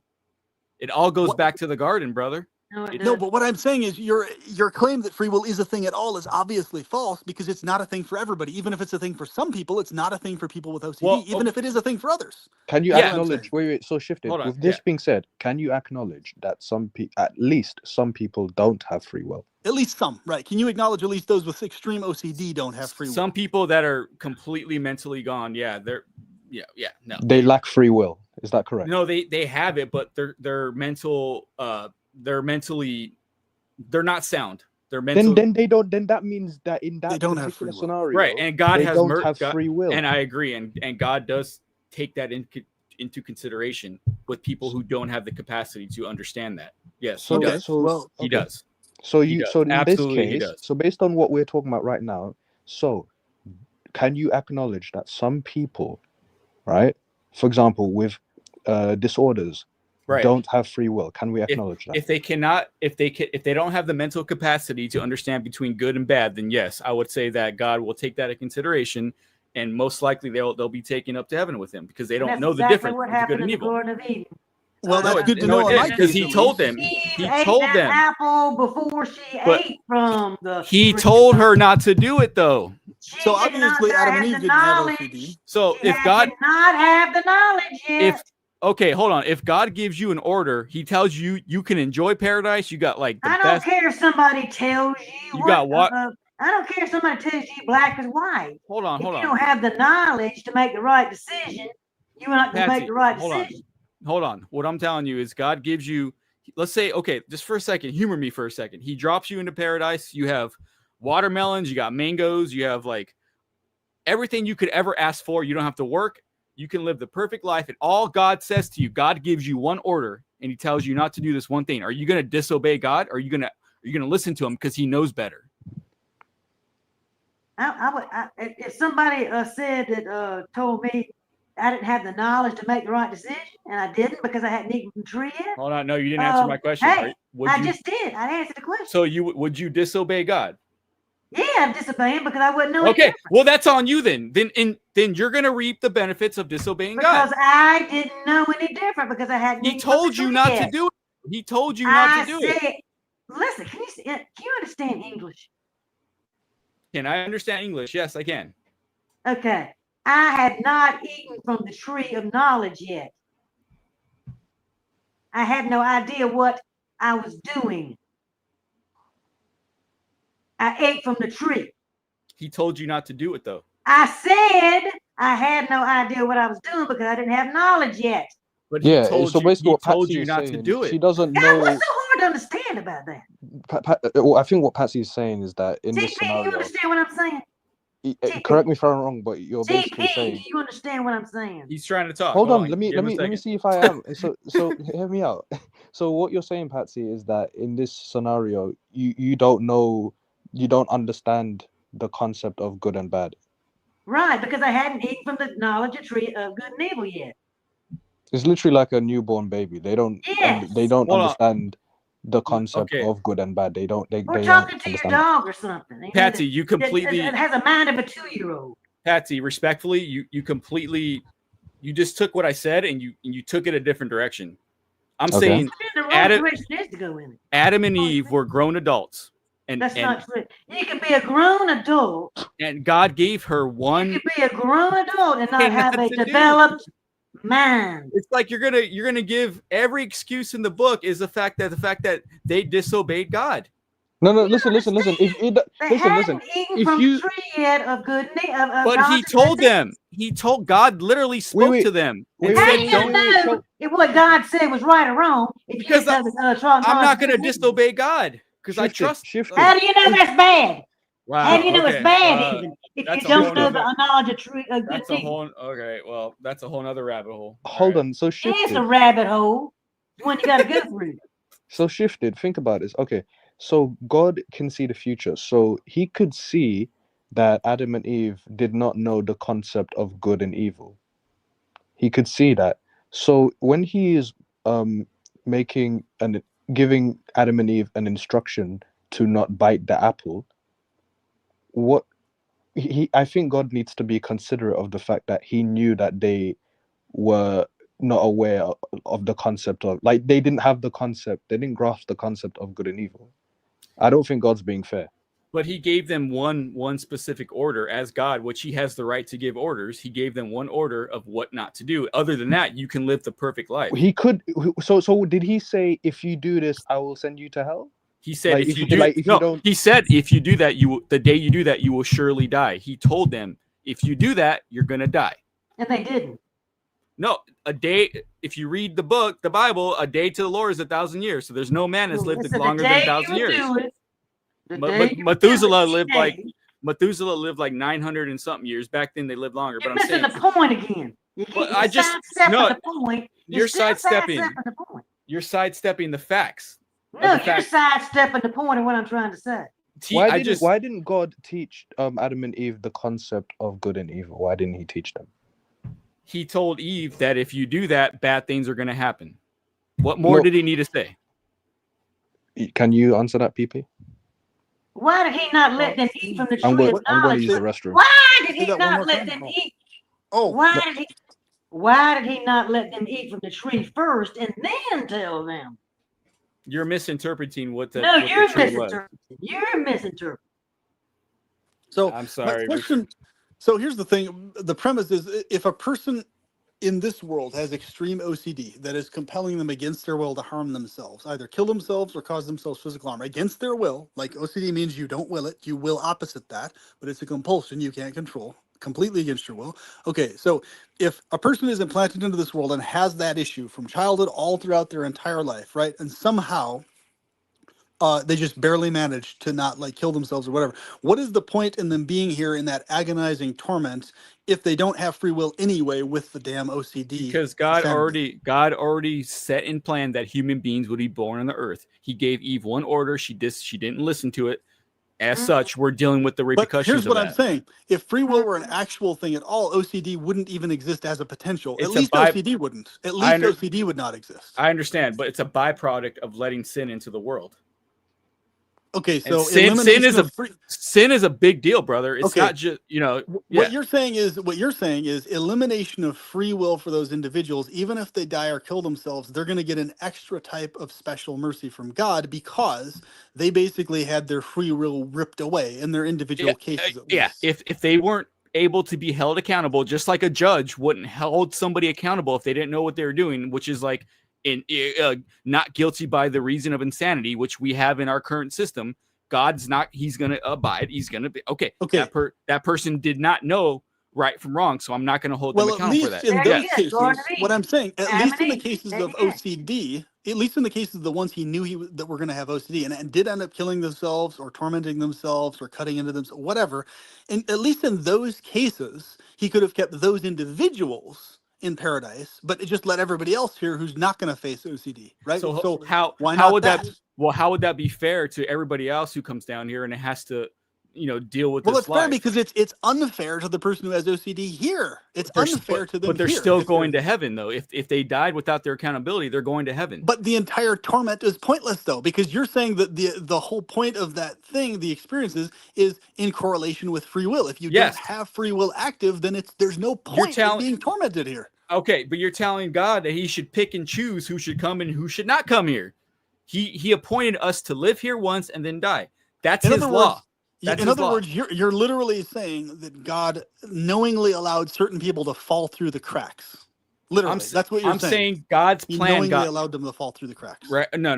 I understand what you're saying. I'm saying God's plan was derailed because of what happened in the garden. And God is a man of his word. He's not going to just say, okay, actually, you know what? They messed up, so let me change the narrative here, and they're just going to live in utopia for the rest of their lives. No. He wanted to prove his love for humanity. What better way to prove that God loves us for him to come down here and die an excruciating death on the cross? And all he asks is just believe that I did that. That's it. That's all he says. All he says is just believe that I did that, and I'm going to take you home to paradise. What is so hard about that? Let me ask you this. We're not even talking about that. Why is that hard to believe, though? Like, I don't understand why that's so hard to accept a God that loves you. It's not hard to believe. Millions of people throughout the world believe that, bro. It's not hard anybody can believe it. I know anybody can believe it. But that's aside from the point entirely, though. That's aside from the point entirely. I'm bypassing it. I'm going straight for the kill, brother. And I'm telling you, but that's not going straight for anything because it still is not at all accounting for OCD at all. It's not accounting for it properly. Chemical imbalances God takes into consideration. Yes, okay. He does. But what I'm saying is, if he takes it into consideration, he could easily prevent those from coming here because it would be fair that way. But then he'd have to do it for everybody else. No, he wouldn't, because it would be fair because others have the free will. Okay, but supposedly, according to you, others have the free will if they don't have OCD. That's a common law, though. A common law is every human being has free will, right? That's common law. Except for those cursed with OCD. Okay, if they get that, and if they get that, God's going to look out for them 100%. He's not stupid. He knows the difference between somebody who knows what they're doing and they don't know what they're doing. Hold on, he didn't look out for PP, but it's when unfair. He burnt his nose. But I'm saying it's unfair of God to allow, my nose to get burnt without my ability to do anything about it versus the ability to do something about it. But so you're talking about fairness. You can't talk about fairness and then account for OCD in the same thing. Like it doesn't work. I understand you had a chemical disability. I understand what you're saying, but like you're saying because you had OCD and you decided and you did that against your own will, right? Is that what you're telling me? I still do to this day to a great. I've squashed it down and been able to tamper it down quite a bit. But I had it really bad as a kid and as a teenager. Yeah, like really bad. Got you, and that sucks, dude. I'm sorry about that, but like you blame God for that? I blame both. Once again, I blamed God and the biochemical problem, both, not just one or the other. So it's like and I blamed whatever other supernatural beings. So all the way down the line, I blame God, Satan, supernatural beings, the disease itself, the biochemistry fuck up itself. But yeah, ultimately, if you just always take it down the line, you're dealing with God uppercase G once again at the top. If that's the world we were going with. But here's the thing, though. What I'm trying to get at here is there's no unfairness if God allows everybody else free will and exercise of it, no matter what other horrors they face, right? It's not at all fair of God to give a certain chunk of the population or a certain age of the population free will, but everybody else who has OCD really fucking bad and really fucking severe and other conditions similar to that, then literally he's just allowing them to be tossed here, tormented by the fucking thing. So That's it. That's all. we're disregarding again that Satan came into the garden and we fucked up. But that's We're also irrelevant though. disregarding God can the fact prevent that- at least we're those also who would face. disregarding the fact that God made Satan. God can at Okay. least shelter those God who have saves- OCD sa- from facing this in the first place, because there's not going to be dealing with any free will stuff here. They can just stay in paradise. There's no point in them being tormented to just get back to heaven anyway. They could just stay in heaven. Like there's no reason to torment back to heaven. You could just fucking stay there if you're instead of having But that- OCD here and then make it back Right. to heaven anyway. Like But that that doesn't was- make any sense, bro. But that was his original statement of decree. He decreed that we are to be born. And so you want him to like say, because okay, let me get this straight. He put us in paradise. Eve messed up. Satan came into the world. As a result, we have disease, we have war, we have all these terrible things. All of it. And because we messed up and these things happen, so God should say, okay, never mind. You're asking him to go back on his word of saying that human beings are to be born. PP, if you don't mind, let me address the whole word God, situation that Shifted is talking about. Okay, Yeah. so Shifted, you say, okay, what was his word? To not intervene? Was that his word? To not intervene? To give man free will and that we are to be born and we are to die. Okay, That's what he so said. Or let me ask- no. After the fall, obviously. But yeah, go ahead. Yeah. Okay, start that sentence again. What was his word? He decreed that us human beings were to be born onto the earth, which we are. That's a true statement. I'm born, Okay. you're born, we're all here, right? That's Okay. that's what he originally decreed to happen. But it got bamboozled when Eve messed up in the garden. So now everything's all screwed up because of her decision to disobey God's one or you can even call it order. He's literally trying to look out for her, like, don't do that. Enjoy paradise. Just don't do that one thing. And if you do that, you're going to die. He told her that in the Bible. So And basically, you're saying why did he put she the had tree there in OCD the then. first place? Why did he put the tree there in the first place? Why did he put it there in the first place? Right. To see if they would truly listen to him. See, I'm saying So he's set up test. he's messing with people then. Exactly right. But they He did didn't not ha- need they- to do that. You but cannot he didn't have to deny do that. Didn't have to do that. Did That's- not have to do that's that. Are you not telling? Oh, wait. Go ahead, Shifted. go ahead, Are you yeah. saying he had to do that? He did it to establish true obedience. Did he have to do that? That's my question. Well, Did he it have goes to- deeper than that. Satan was cast down to the garden because he fucked up in heaven. I mean, it goes deep, man. It goes No, deep. it's not. God It's a made simple Satan. question. God Did he have made to do that? Satan. Did he have to put the tree? Did he have to do? That's Yeah. the Did he have to beginning put the right tree there. there? God made Satan. He That's gave- the first. That's the No, first TP. mistake. No, he The didn't. But he first big did to mistake- prove a point The that first if big mistake was God making Satan. Satan That's was the a first cherub. big one. He was a cherub, though. I don't care what he was. I don't care if it's a cherub, angel, imp, or whatever. I don't care. Okay. He JP, made All come up. Satan, and Satan was evil. He wasn't at first. He turned He evil made Satan, and Satan became evil. on his own accord. Yes. He made Satan. If he hadn't have made Satan, there'd have been no evil. If he made Satan to not have free will, then he would have If just he been. hadn't made Satan, there The way wouldn't you're have been the defending- potential to have evil. You know what's funny? This is Can just you not this just understand this just logic? popped into my head. And I say this half jokingly. Shifted, the way you constantly defend God, you come across as if you have no free will with Right. how consistent you are when defending God. Talking about a robot. No, I totally have free will because No, Talking but about PP, a PP, robot. do you get what I'm saying? Most- He comes across as if he doesn't have any free will. Well, I know for a fact none of us have any anyway, but yes, especially so in this case, definitely. Yeah, it Especially really so. comes across that way. well, I'll tell you Robot. that I didn't have there's parts of my life where I didn't believe in the Bible, so I wasn't born a traditional Christianist. I came to know the Lord by reading the Bible, and He revealed Himself to me. So Yeah, prior you, to that, you did say before you did question like things about religion. But I that's did. irrelevant. Yeah, I did. Yeah. Questioning things has nothing to do with free will existing at all. We're So Yeah, supposed agreed, to- PP. we were directed to question things by simultaneous determinism. That's why So- we questioned what we did, and why I we I took to what we did later. right, and I questioned it, and I came to my own conclusion by reading the Bible. So I The wasn't conclusion you I came wasn't to was forced also into it. determined.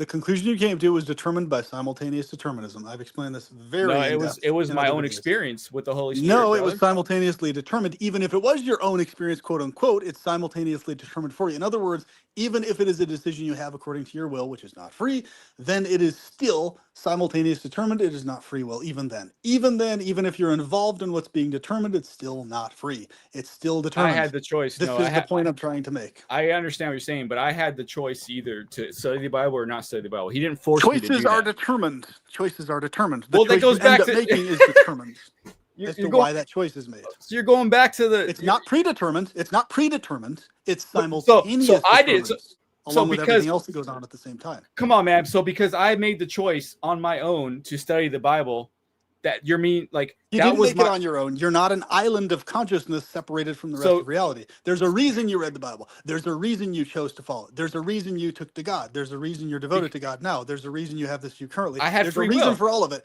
Reasons being existing for things mean there's no free will attached to any of it. Reasons I didn't for have to things- do it.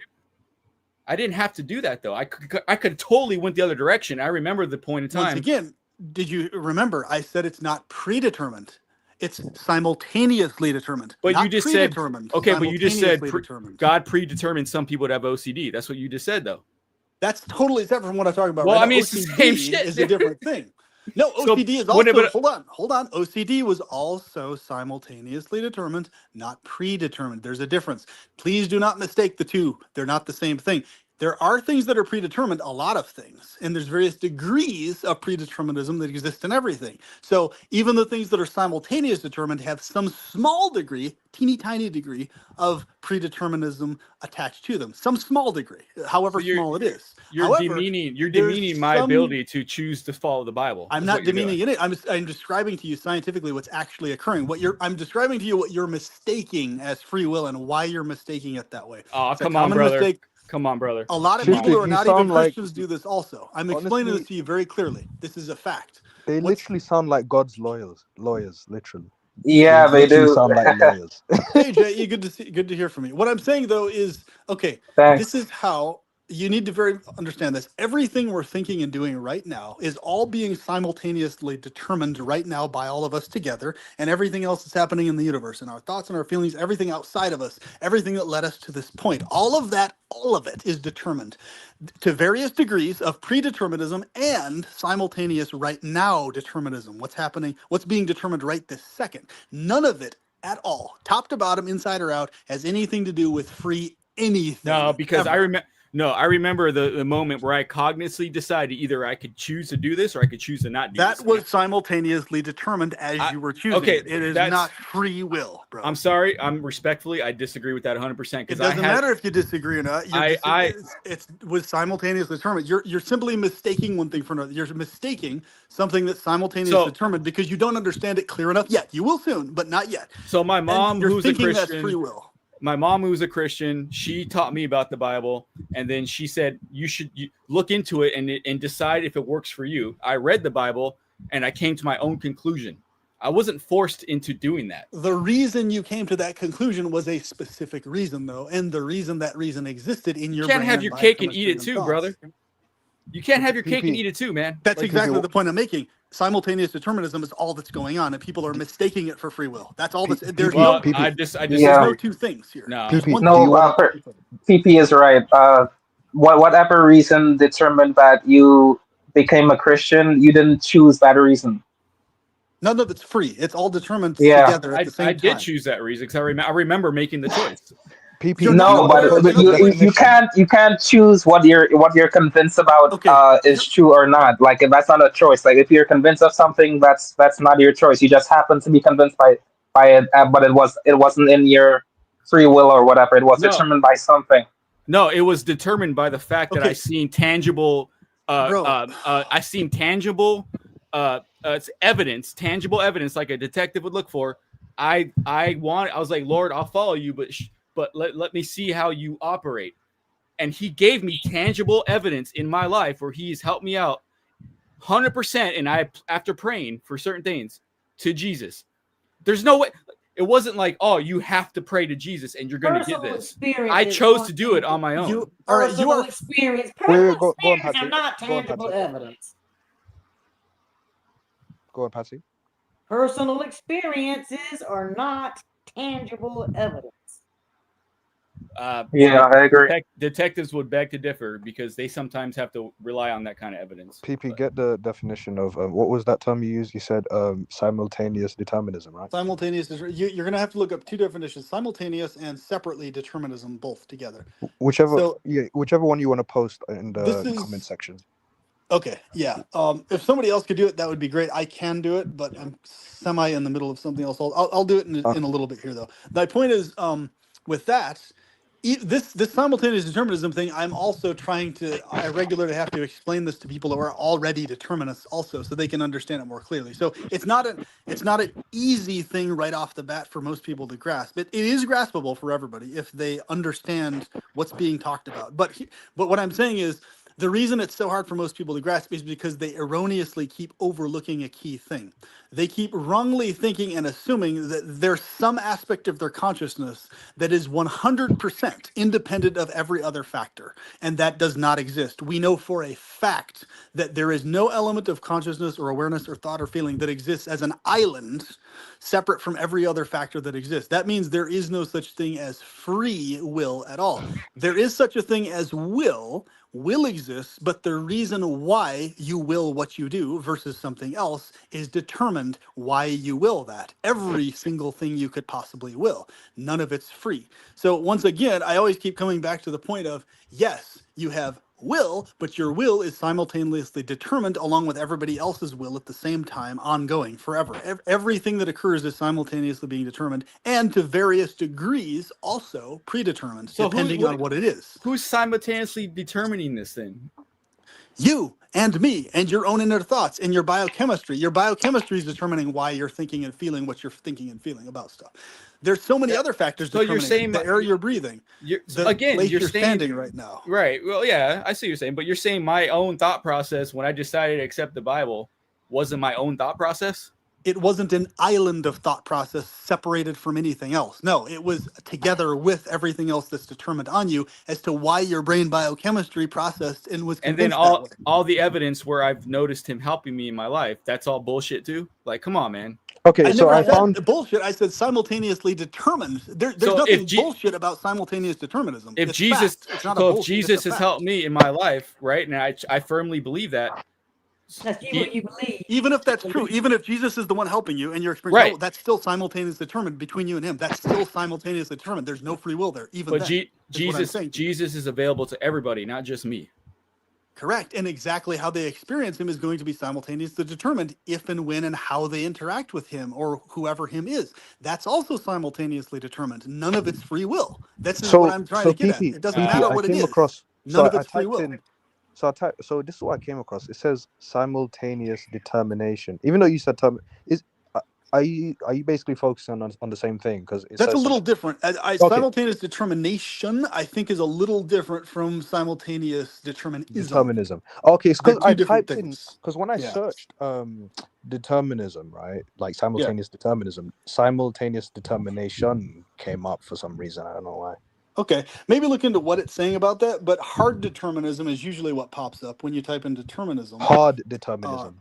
Yes. Yeah. Okay, I'll type in hard Simultaneous determinism is simply the scientific understanding of how the day-to-day minutia, like every little micro thought you have, every single micro desire, how those are specifically determined, distinguished from things on a larger scale. Like, for example, the Earth, how the Earth is moving. Now, the way the Earth is moving, there's a lot more predeterminism involved in that than there is in whether I choose to eat chocolate or vanilla ice cream tonight, right? So there is whether I choose to eat chocolate or vanilla ice cream tonight or eat a piece of cheese or whatever, that is being simultaneously determined, and there's very little predeterminism behind it. There is a little bit of predeterminism behind it, but nowhere near as much as how the Earth moves or the fact Okay, I that we found have to breathe air, right? Hard There's more determinism. predeterminism in those than that. Okay, I'll copy and paste this. I found hard Yeah. determinism, so I'll copy and paste So it. JE gets it. Yeah. JE understands what I'm talking about. This is an easy Yeah, way I to understand. just I understand basically- what PP is saying. Yeah, it makes sense. This is an easy way to just disregard God and say, Bro, it's all No, it's I spent not. hours talking to you about how It's a you can fact. account for all this as a Christian. to you. Bro. It's a fact. It's not a fact to me, but okay. Yeah. Wait a minute. Remember the earlier part of our conversation, though. We talked about how you can have all of this stuff, knowledge of simultaneous determinism, all this stuff, recognition that there's no free will, and still have full recognition and immersion in your relationship with God. Remember, don't forget this fact. The majority of early Christians didn't even believe free will was a thing. Most early Christians were determinists, bro. Determinists, not free willists, bro. You seem to be forgetting this fact. Christians, early Christians, most of them were determinists, not free willists, and they were wholehearted Christians, brother. Okay, so Well, that's why the this has Reformation zero to happened. do.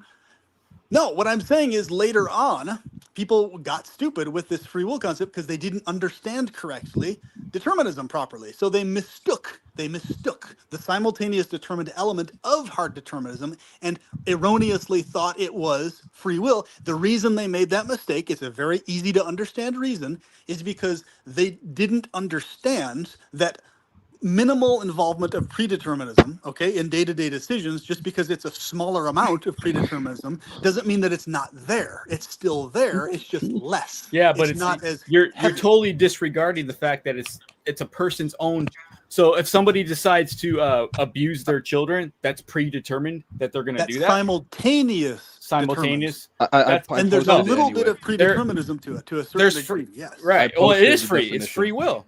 It's free will. It's not dude. free will. It's not guys, free. There's nothing guys, free I about it. posted the definition of hard determinism here, so just in case. Yes, so the hard determinism, that the simultaneous determinism part of that is the part that refers to our day-to-day decisions and thoughts. Casually determined by preceding causes and therefore Causally, not casually, causally. Causally, yeah. Or sorry, yeah.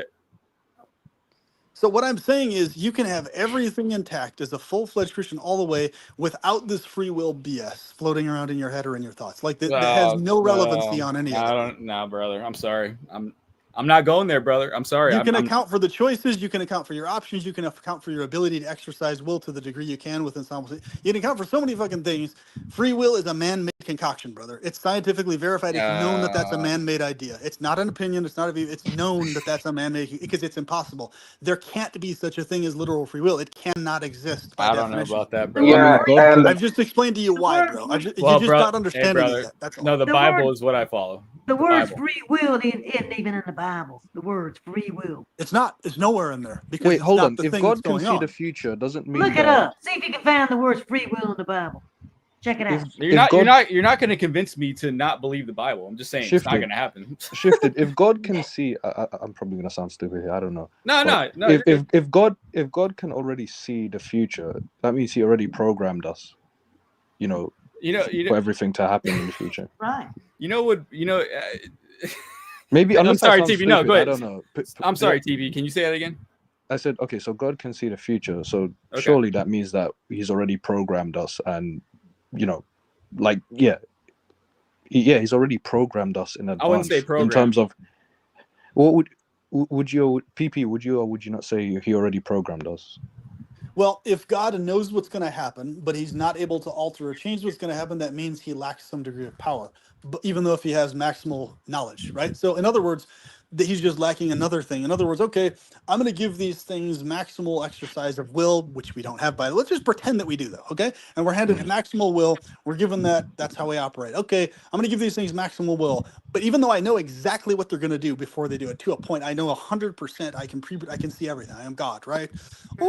Right. All right. Exactly. So you basically here's the thing, though.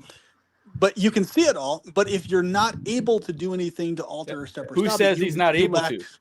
You're saying He's not able to. Well, here once again, this comes back to okay. Well, then is He lacking benevolence? If He's able to, He has the maximal power and maximal knowledge. But if He doesn't step in and stop a child from being tortured, that means He lacks some degree of benevolence. I'm not questioning. Would be able to step in and stop that if He had maximal benevolence. He wouldn't be able to bring himself to not step in. Or human beings decide to do fucking terrible things, and it has hold on. Shifted. Yeah. Okay, God can see the future, right? Right. Yeah. So surely, and God created everything, so surely He already programmed us. He didn't program us. No. How did He not, guys? Did God, based on Shifted's logic, did God program us or not in advance? He The knows what only we're way gonna he's do. going to be He able to knows know, what we're gonna do in advance. Yeah. the only way that's possible, the only way that's possible to know exactly how a person is going to use their will is if you've programmed them to simultaneously, determinedly, by the way, use their will that way. Otherwise, here's the deal. Here's the clincher. It's impossible for you to know exactly what they're going to do if you've given them independent will of you that you cannot, because by definition, you would not be able to ever predict what they're going to Okay. do if they, in fact, have any type of He- actual free will. But if we're talking about simultaneous determinism, that's Uh-huh. why you know what they're going to do, because it's determined what they're It- going to do. That's okay, why. so in Genesis, Jesus was prophesied in Genesis, so that means he already had his plan of salvation into place in Genesis. You know that, right? Jesus was prophesied in Genesis. Oh yeah, I'm vividly aware of that, of course. Right. So I mean, God already had his plan in place to handle the situation that Eve did. So he already Plan knew what he was equals gonna, determined. Plan equals determined. he already knew what he was going to do. Determined. Precisely. told- So that's right. why he can know what everybody else is going to do, because it's determined what they're going to do. That's why. So we It's can not see how things determined. are determined and why they're determined that way. That That's word- how he can see them. That's how he can Okay, see what they're going that to do. that word I don't agree with. Determined? No, it's not. Okay, deep. literally, No, what PP says actually makes a lot of sense Let me break this because down for you. if- Let me break this down to help you understand shifted. Hold on, better. let's let Wander talk. I'm sorry, PP. Do you mind if I want to hear what? no, Okay. no, just gonna say that like I agree with what PP said, because if someone truly has free will, well then you wouldn't be able to predict anything that they're gonna do whatsoever. Okay. So what you're saying shifted. This is very important to understand this, okay? What you're suggesting is literally, okay? You're literally suggesting that God has the ability to pre-know things that by definition, if he's implanted beings in them with any type of free will, he literally cannot know. In other words, you have to make up your mind, which one is it? Is he implanting in them stuff that he's incapable of knowing? That would be the only thing that would define it as actual independent free will. It would be independent of his He awareness still also. could know it, though, if Not he's- just no, hold on. If it was actual free will, it would be independent also of his awareness, not only independent of his will to some degree. You're It saying would be independent independent. of his awareness also.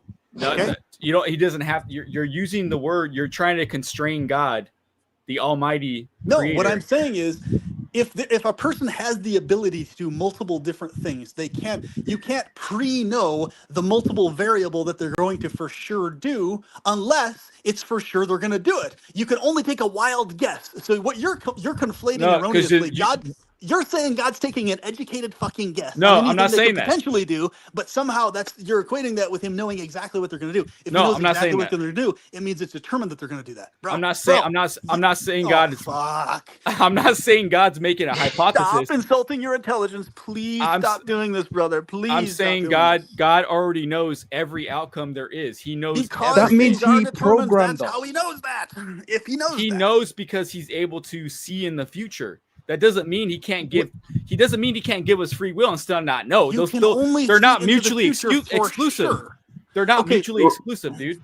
They are mutually exclusive because No. you can Come take on, brother. educated guesses. You can be like, okay, this person probably is going to do this range of things, and you could be like expert at guessing, like a fucking hyper intelligent AI. Okay, there's all these possibilities this person could fucking think and do and will and everything else. So they're going to do one of these, gazillion fucking possibilities, but you can't know exactly which one they're going to do God if they can. have any actual free will. You can't.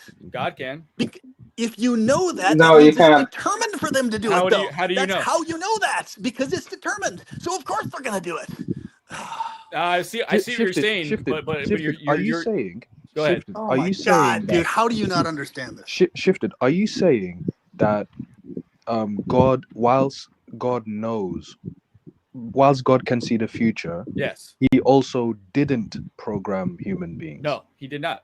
But he can see what we're gonna do. Yeah. So he didn't program us. At the No. same time, he can see what we're going to do in the future. He can see the decisions that we were gonna make. Yes. So do you see how that doesn't make sense? He allowed us to make our own decisions, just like I'm not if I- arguing that. I'm saying like Okay. this is what makes sense to me is that if he can see the future and he Uh-huh. created us human beings, that means he must have programmed us. he didn't program us. Okay. Anyway, He can see the future. So you're not. God is so powerful that he's able to see the future with the ability of free will to exist. So people can make their own decisions. And he Are you can trying see to say that he can do things that doesn't make sense? exactly. He's able to do things He's that are God literally impossible, is what he's saying. because he's Literally God. impossible. He's God. Of course he Okay, that- can. You can say, okay, literally, listen, this is very important. I can say gobbledygook because gobbledygook. It doesn't Well, mean anything. that's It doesn't mean nonsense. anything. That's nonsense. Right, That's what it you're is saying. not. Saying God can do it because he's God is the same thing. Gobbledygook can do whatever it wants because gobbledygook. I'm That's sorry. literally what you're fucking I'm saying, sorry. No, I'm sorry. Do we So have you're basically saying God can do things that don't So- make sense. God can see every single outcome there is, and Can okay, confirm this. Can Yeah. God do things that do not make sense? God, yes, of course he can. Well, no, he's suggesting God can do something that's literally impossible, not just doesn't make How's sense. that impossible if God can see the future? Bro, the only fucking way anything can see the future for a certainty According is to your determined.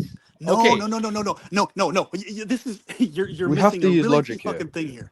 Okay, literally the only way you can know for a certainty beyond an educated guess. So yeah, sure, God could make an educated guess what we're most likely to do, and he might be right 99.9 fucking percent of the time That's with some not- hyper no, intelligent that's not shit what I'm going on. What I'm saying though is there's going to be always a margin for error. You can't know exactly unless it's determined what they're going to do. The What is- only way you can know exactly. Okay. Why? Here's the reason. Because why is that the only way you can know for sure exactly? Because the only way you can know exactly is if for sure that exactly is what's going to happen. Because- Duh. so Yeah. Obviously. God is God, so God can do anything. So why are you saying, oh, but he You're can't do that? you're literally self-contradicting God and yourself in a relationship No, to God. I'm saying It's God it's can- insane. I'm saying God can do whatever he wants to do. There's no limitation. Gobbledygook can do whatever he wants to do. Okay, so Wait, but it goes back to so can God lift a rock can God create a rock so heavy that he can't lift? say what? Can God create a rock so heavy that he can't lift it? Can God create a rock so hefty Wait. The so heavy Wanderer, that he can't like, lift it? Your audio Yeah. is fine, but it sounds like you're in a basement. Oh, Yeah. Do you know why? no, I don't know why. Oh, okay, that's fine. Anyway, continue. That statement is actually not a very good one. I've heard that a lot, but humans can create shit that we can't lift also. So this is the reason I don't really use that one, because it's kind of aside from the point. Like, we can create a rock we can't lift. Like, I can put together a big giant fucking rock and not be able to lift it myself. Like, so if I can do it, of course God can do that. Like, that's so a better question is, can God do something that is literally, by definition, impossible to do? Literally. Of course, yes. So, he in can. other words, here's a Yes. better example. Then that means Here's it's a- possible. Here's a It's better example. To us, yes. To him, it's Bro, not. No. please. No, if he can do something, if he can do something that is impossible, that means it's possible. No, God can do everything. Here's There's a much no easier to limitation. understand example. Yeah. Here, okay, and your answer is going to reveal a lot. It's going to be beautiful. Okay, so can God? Okay, the shape. I'm not talking about what we call a square. I'm not talking about what we call it. Not the name. Not the name. The shape itself. Can God literally have a square directly, not changing the shape of the square, no change? Can a God literally have a square? Remember, not the name, not what we call it. Can he have the shape itself literally directly be a circle at the same exact time? Yes. Can he do that? Yes. Okay, you're fucking insane. You're fucking insane for saying that. You're Yeah, insane, that's bro. Okay. Bro, I'm not Okay. even joking. I'm not being mean. If you really believe that, which you don't, I know you don't. You're insane for saying that. If you think that, you're insane. Can God make a circle a square? Is that what you're saying? No, I didn't say make it. I Simultaneously. said, can God have a square literally be a circle literally at the same time, the same God- fucking shape? God can Literally, do whatever. at the same God. time. Okay. No, because a square is never a circle. They're different fucking shapes eternally. But you're forever. why are you can't have limiting it God? Be the same fucking thing at the same goddamn time, bro. But according to your own understanding of physics and how the No! world is, We're not talking about what we're. why don't you accept that God is on a whole other playing field from you, and maybe He can do things that you don't We're understand? using logic. Bro, According to this us, is yeah. even. Oh my god, dude! Like Our So wait, human- it's our like you're human logic. invalidating a shape, okay. dude. A shape by definition is not another shape. They're not the same thing by definition. I know. He can't have the thing be the other thing at the same fucking time because they're not the same fucking thing. I'm saying He can do whatever He wants to do. If He chooses to do that, then He could do that. I'm not Bro, saying you've it's just exposed a massive hole in your thinking, and everybody here notices it. It's bad. because Don't do that to yourself. You're insulting your intelligence really bad right now. Shifted. No, really, I'm really bad. Shifted. I'm standing on the Bible, brother. That's all. No, I'm you're doing. not. This has No, nothing no, to no. do with the Bible. What you're doing right now. Okay. You're Hold on, doing Evie, this hold on. independent of the Shifted. Bible. That's what I'm doing. Let me let you know something, right? if God is the Almighty, all powerful, blah blah blah, right? He can do everything. Then that Anything. means there There's is no no such. limitations. Yeah. That means that everything he can do is possible. There's no such thing as impossible to him. There's no such thing as impossible to God. Correct. Right. So then all this talk about, oh, he can do things that don't make sense, and oh, he can do Exactly. the impossible. Exactly. Yes. That means he can. You guys get what I'm saying? PP, you understand what I'm saying, right? Oh my God, I understand it so well. Yes, Mhm. definitely. Yeah. Nothing is impossible for God. So exactly. So if he can do the impossible, that means it's possible. Right. Yeah. Yeah. If you're saying it's it not that way, yeah. impossible. It's yeah. possible. Yeah. It's possible. Yes. Yes. So there's no such thing as him doing the impossible. Okay, I agree. I misunderstood what you were saying. Yeah, nothing is impossible to God. Correct. Yeah. He can't do the impossible. Right. Like, Because it's possible. otherwise, it would be possible. Right. Exactly. Yeah. So you just contradicted yourself. That's exactly the point we keep making. You keep self-contradicting yourself. And Well, I said it the wrong way. God You can keep- do. You keep God bouncing can- back and forth. No, I'm You keep saying bouncing God. back and forth. No, you said God. What I meant to say is God can. Nothing's impossible to God is what I meant to say. Nothing's Okay. impossible. Yeah. Everything's possible to him. So God can do everything and nothing's impossible to him. To us, it may seem impossible, but to him, it's possible. What I'm saying. Okay, literally, here's what I'm trying to get across to you. It doesn't matter whether God called it something else or changed the shape or did something to the shape. It's not even by definition a thing. Let's not even talk about possible or impossible. It's not even a thing at all for a square to be a circle. So like you're saying God can literally do a thing that's not even a thing. Do you see what I'm saying? Like Well, you're telling me you want me to agree that God has a limitation, and I'm not going to agree to that, dude. That isn't. Oh my God, that's not Well, I mean, even a limitation. that's kinda what That's you're saying, literally though. how things operate. That's not even. Okay, fine. If God decreed a square is a square, then yeah, no, it's not going to happen. If that's what he decreed, I agree. So hyper-technically, yes, Yeah. that is a built-in limitation. So you're Okay. correct. It is a built-in limitation. That's correct. So therefore, Right. that means, by definition, God has some form of limitation. He can't literally But have a square literally be a circle that's- directly at the same time. That's respectfully, brother, and I understand where you're coming from. It's just I don't subscribe to that kind of thinking. I'm just saying I don't. It's I- either a circle or it's a square. Well, Like it's just one or the other. Like there's I You no. don't have to subscribe. I know. You just have to admit. No, I'm not gonna. Well, I don't have to admit to anything I don't want to admit to, and I'm saying I understand where he's coming from a human perspective, and even It's not just from a human perspective. This is from a God level. This is from any level of perspective at all. There's not, I promise you, I can guarantee you, there's no divine being unless they're a fucking liar that's going to claim that, yes, I can. I'll be like, all right, show us then. How do you have a circle be a square literally Okay, at the same fucking right. time? How do you do that? Wow, Obviously, show us. so well, I mean, first off, okay, why? Let's just Take say your he time. could do that. Why are we? Okay, Take your time. if God wants to make a circle a square and a square a circle at the same fucking time, he can do that if he fucking wants to. Okay, big fucking deal. Like what? Sure, he could, but No, maybe he can't. It's not Okay, possible so to do that. okay, What does stop. that look like? No, There's a he can't. limitation there. Those are words I don't use with God. No, he can't. That's it. That's where we That's where we. You don't differ, have to brother. use those words. You just have to recognize that he's limited in that regards. He cannot do certain things. Period. Oh, Period. I'm It doesn't not- matter whether you believe that or not. He just that's- factually can't. Copy that, but I don't use the word can't with God.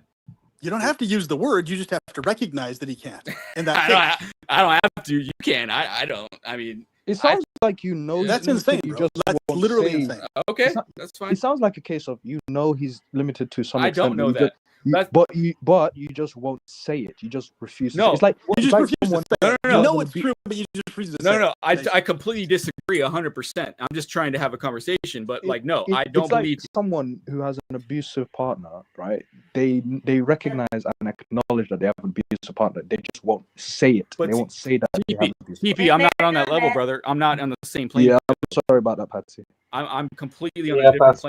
playing field.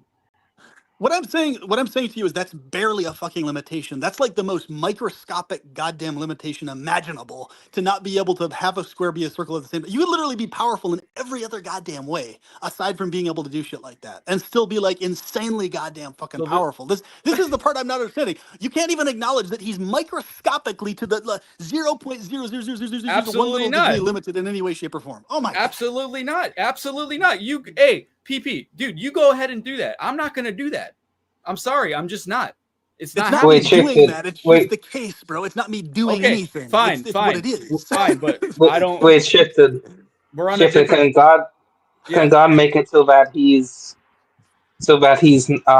he's no longer an eternal being, and make it so that he's completely temporal and that he was never eternal?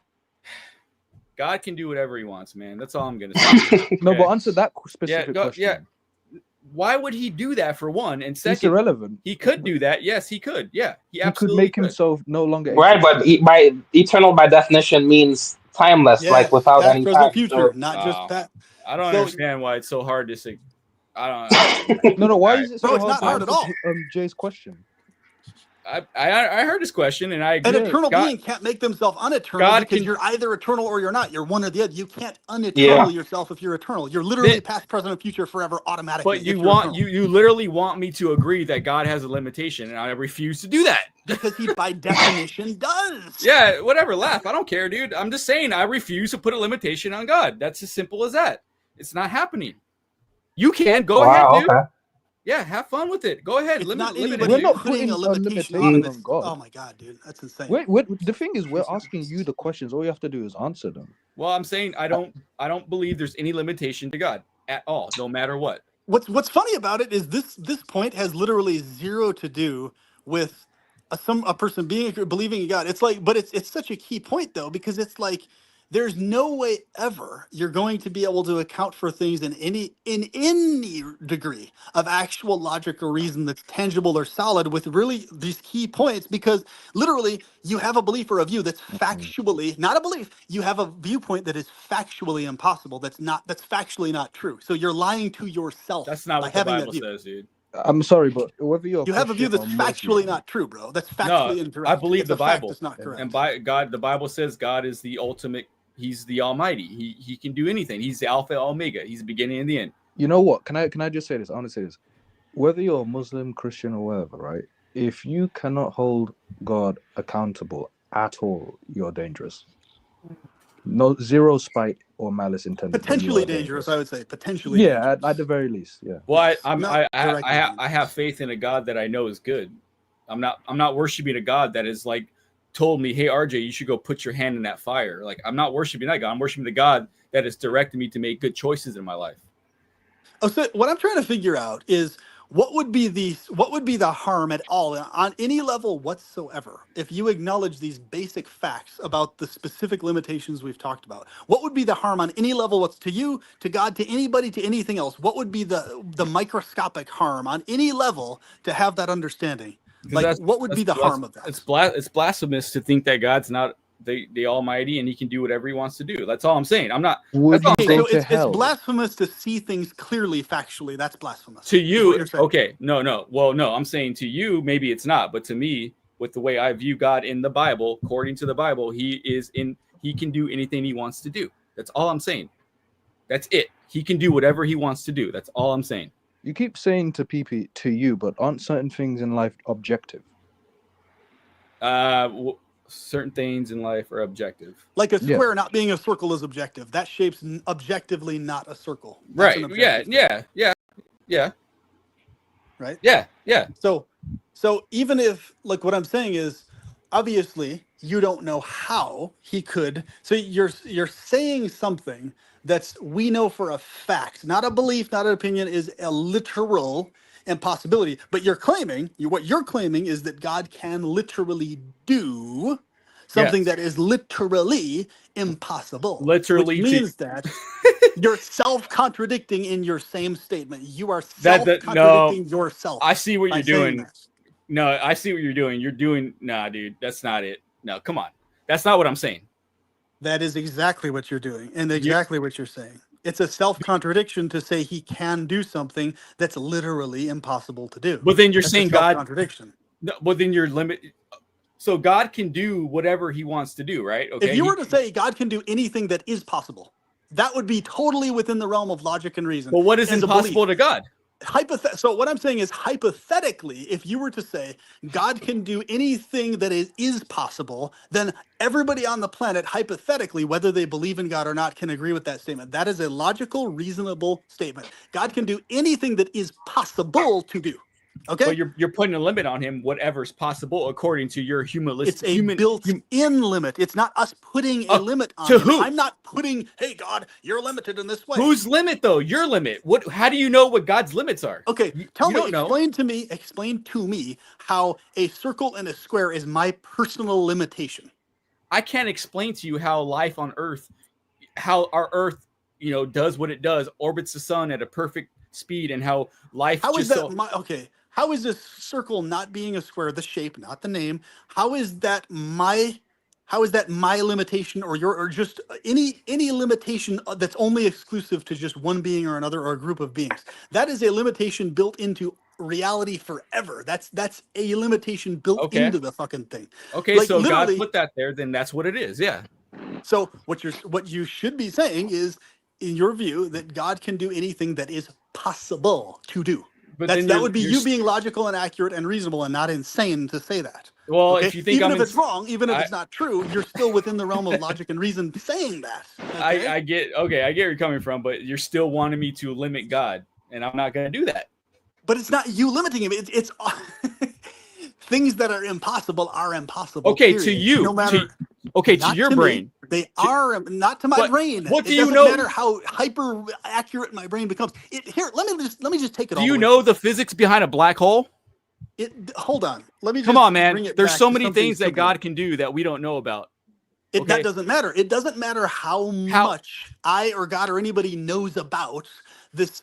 It doesn't matter how much I could convince you or convince anybody with my mystical abilities that a square is a circle. And look, I made them the same thing. I could do anything to your brain to make you convinced that that's the case, but I can't actually, neither can God, literally have a circle be a square literally at the same time. If that's the law he put into place, then yes, I agree. That won't happen, because if that's the law that he put into place, and that's what it is. Because he's 100%. Self-limited by what? By again, what's possible. You want me that word limit. You want you keep coming back to that word limit, brother. I'm not going there, brother.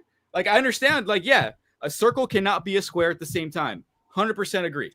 100% agree. Yes, because they're by 100%. Definition different things. But I'm not putting that same. I'm not putting that same limitation on God. God's on a whole other playing field, and to me, maybe not to you. And that's whatever. But you're not understanding that it doesn't matter what degree of playing field is on. That you're attaching relevance to that, but there is no relevance to that when it comes to these things. That's what I'm trying to get you to understand. It doesn't matter how much beyond us he is. That remains forever. It's not a thing that's adjustable or changeable or whatever. So you're talking about a finite fact that cannot be changed. You can create the illusion that a circle is a square. You can convince others that a circle is a square. Okay. You can do all these mystical fucking things and mind fuck everybody to convince them that and to get them. Square. You can convince people to wholeheartedly believe with some cult fucked up twisted narrative that a circle is literally a square at the same time. Humans can even pull this off if they're good enough at mind control shit. Okay? I don't believe mind controlling somebody as God, mind warping somebody to convince them that you're actually having a circle be a square at the same time. It doesn't mean it's actually happening. Right. So what you're talking about is God's ability to delude and mind fuck people into being convinced that that's the truth. Dude, which is I didn't obviously say that. what he's doing to you right now. No, this is real. No, you're saying a circle can't be a square. I agree, because that's correct. That's what God put into place. Right, 100%. I agree. A circle cannot be a square at the same time. 100%. Independent of him putting that into place, it would still be the case, though. Well, unless God shows me otherwise, then that's what it is. Do you wait, shifted? Do you believe God created himself? No, he wasn't created, man. He's always been. Okay, so you're saying that God has always existed. He's always existed, yeah. Okay, cool. Oh, okay, Patsy, thanks for joining. Anyway, so you're saying God has always existed. Okay, cool. So if he were to make himself no longer exist, do you think he would be able to create himself back into existence? I know it's fun question, you know. Yeah, it's fun. That's what makes it. That's what makes the stream entertaining. But I am serious though. No, God, if Patsy, your camera's on. Are you sure you want your camera on? Shifted. So if you're being consistent, you're going to have to say affirmatively yes. God literally not existing, unexisting himself, could bring himself back into existence magically from not existing. That you have to be consistent, bro. You can't dodge away from this one. Come on, be consistent. Say yes. Say yes. He can bring himself to exist out of non-existence, total This isn't even about non-existence. winning or losing. We just Well, yeah, we're just coming to an agreement. Be No, consistent. just, absolutely, he could do that. Yes, if he chose to do that, he could do that. That You're means doubly he insane, exists. triply dude. insane, bro. But that no, makes no sense. Shifted. How can he choose Shifted. to bring himself back into existence if he doesn't exist? If he doesn't exist and he brings himself back into existence, that means he's always existed from that point. That's That means more he impossible than the fucking square circle thing. If for he fuck's chose sake. to exist, he would.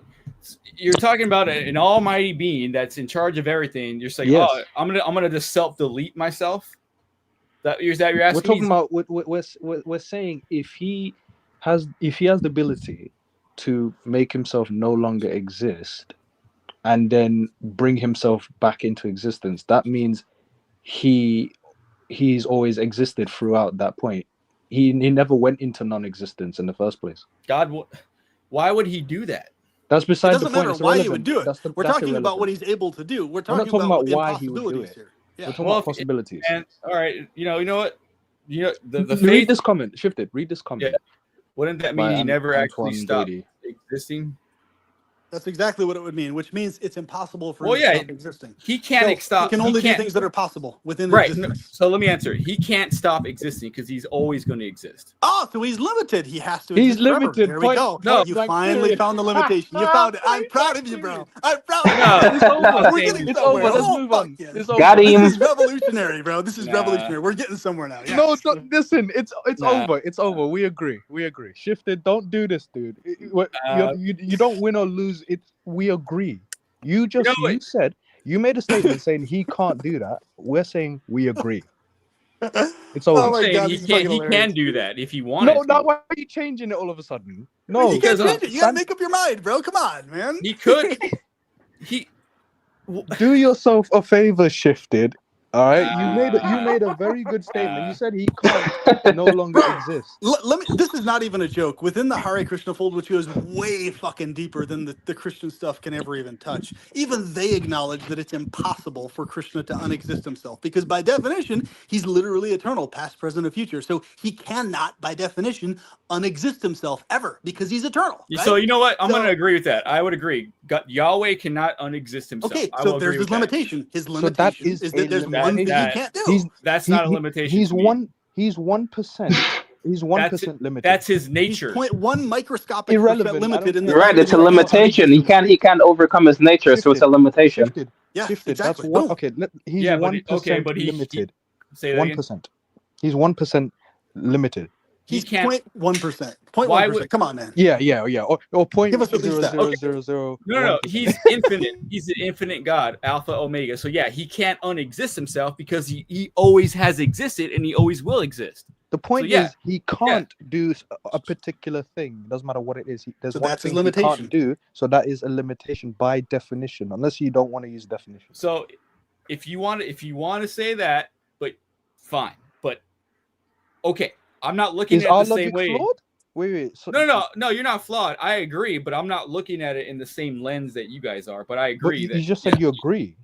I'll say I agree that he can't unexist himself because he's always existed and he always will. Right. So Which is that's a going against his limitation. word. So there you go.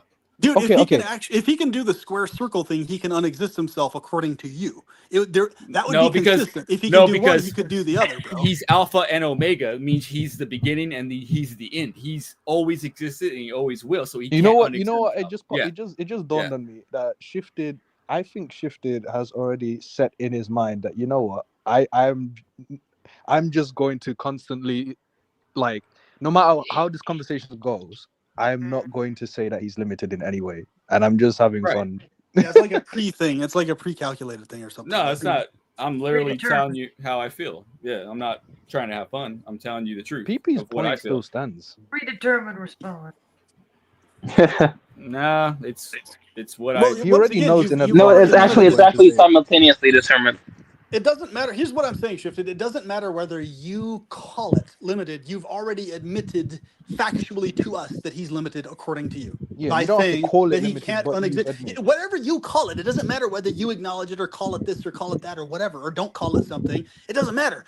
You've confirmed to us that your view entails God is limited, at least in regards to not being able to uneternal himself. There you go. You've admitted to us. You don't have to. You don't have to say, "Oh, that's me limiting God." You don't have to say that. Well, but that And it is you doesn't limiting make God you a in bad action. Your Christian. It action is doesn't. limiting You're God in not a that bad regards. Christian. Can we guys let him know? Hey, you're not a bad Christian just for No, not at all. acknowledging. Yeah, you're not. It's just on these key points, an extremely fucking illogical, irrational one, a really, really illogical, irrational one, in a bad way, not in a good way in these points, but in other areas, you're a great Christian. You know, I would consider, like we said, like your behavior, your kindness, your quality of character is awesome. But in these regards, you're fucking insane, bro. Like with all due respect, you're fucking insane when it comes to these points, these few key points here. Like I would have never in my wildest dreams been that illogical or irrational as a Christian ever. Like I would have immediately just acknowledged, yeah, definitely, that's impossible. God can only do things Oh, that are possible I'm not you, man. as a Christian. It's I'm, called I'm, it's I'm not called you, man. it's called cognitive dissonance. Call it what Well, you want. That's fine. I'm Cognitive glad. dissonance. I'm So just that's glad what that I this C never stands had for. that cognitive dissonance, even as a Christian. I feel Okay. really happy about that. Well, I I feel guess really it. good about that. But I thank you guess for it worked out saying for you. Yeah. Shifted. Thank you for acknowledging, right? Respectfully, because we all agree. Thank you for acknowledging that God can't do this one particular thing. You Thank know, you. it'd be nice to have another Christian on this panel because I feel like it's like 4 I against don't 1 mind. right now. Wait, Patsy. Wait, hold on. Patsy, are you still Christian or is your foot out the door? Did you ask me a question? I'm sorry, I was standing away from the thing. Go ahead. Oh, are you like part? Are you like a? Are you Christian still? Are you lukewarm? Are you? Is your foot out the door? Uh, What, um, what, I'm um, I'm are you I'm having partly out the conflict? door. I'm partly out the door because Hmm. again, I believe in Jesus and his teachings, but I've got a lot of doubt about the rest of it. It sounds Hmm. like Patsy, you're more or less a Gnostic Christian. It sounds what it Yeah, sounds there. like. It I is. think that's right. Yeah, I Yeah, think yeah, that you sounds got that. about correct. I Let think you me got uh, that. let me address Anton Grady. Anton Grady, are you guys agnostic or atheist? So Wait a minute. I Let me pers- let me ask you. Is it perpetual? Is agnostic and gnostic the same thing? No, they're mostly just a difference in emphasis. Gnostic is emphasizing what is known. So, in other words, we do know amongst ourselves. I'm not speaking for Shifted, but you and me and TP and JE, we know for a fact, not an opinion or a view, that obviously there's a limitation to whatever this God thing is by definition, right? We know that. That's Gnostic. That's Gnosticism. In other words, you're focusing on what you do know as a Gnostic. In an agnostic, you're simply emphasizing what you don't know yet. So it's really a question of what you're emphasizing. Are you emphasizing what is known, or are you emphasizing more what you don't know yet? Basically, and they're that's not kind of the only mutually difference. exclusive. Yeah, they're not Would you really guys agree? mutually exclusive. So you can be Yeah. both a Gnostic and an agnostic on different things. So, you're a Gnostic about the nature of certain things, but you're an agnostic about the things you don't know stuff about yet, right?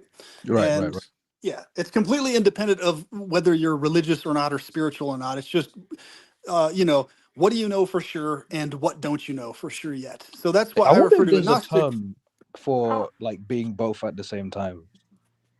Well, they're not mutually exclusive. Like people can literally be both at the same time. No, So I know. I'm saying I wonder if there's a word for being both. oh, I see. I don't think there is, honestly. I don't think there's a Hmm. word for being both at the same time.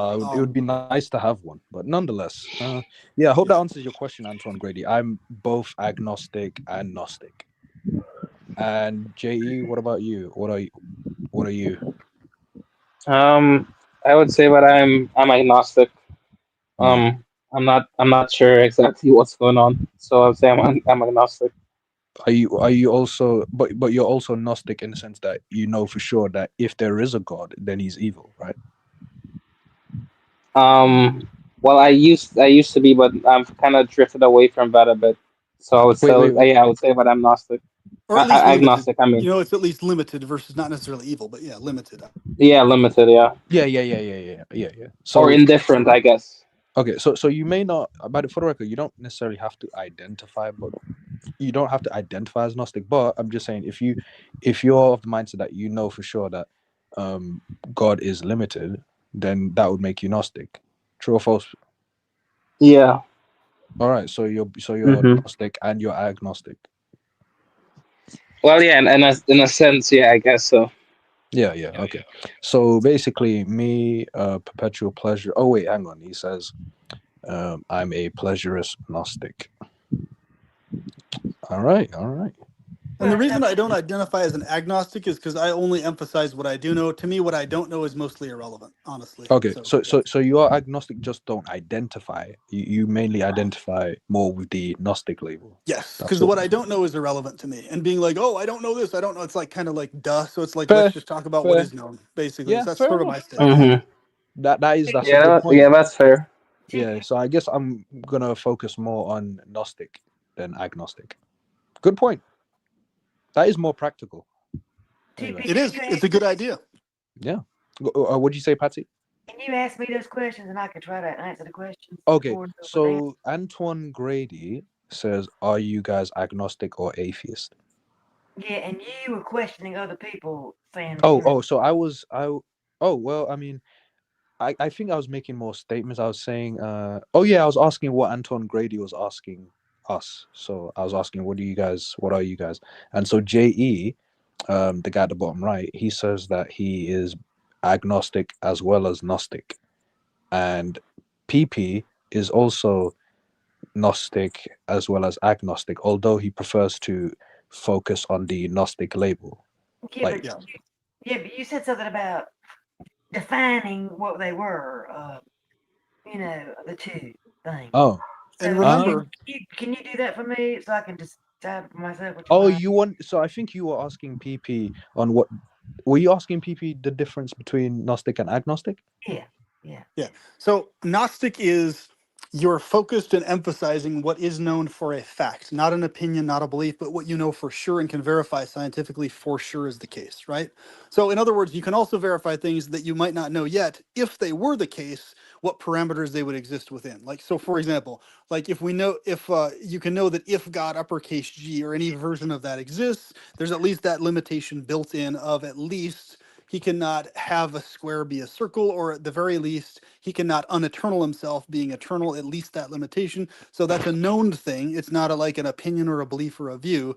And on top of that, there's that. And you also know, well, if he did this or did that, then he's going to exist within these parameters. So in other words, if in fact child torture exists as an experience, which it does, then that means the being we're dealing with is either indifferent or lacking in benevolence, or lacking in power, or lacking in knowledge, or directly sadistic. In other words, you know the parameters, the options that might be available for something like that. You may not know the exact detail, but you know the parameters within which whatever your topic is exists within, right? Okay, So well, PP, if I just summarized how I feel, it would be like too many questions to say for anything for certain.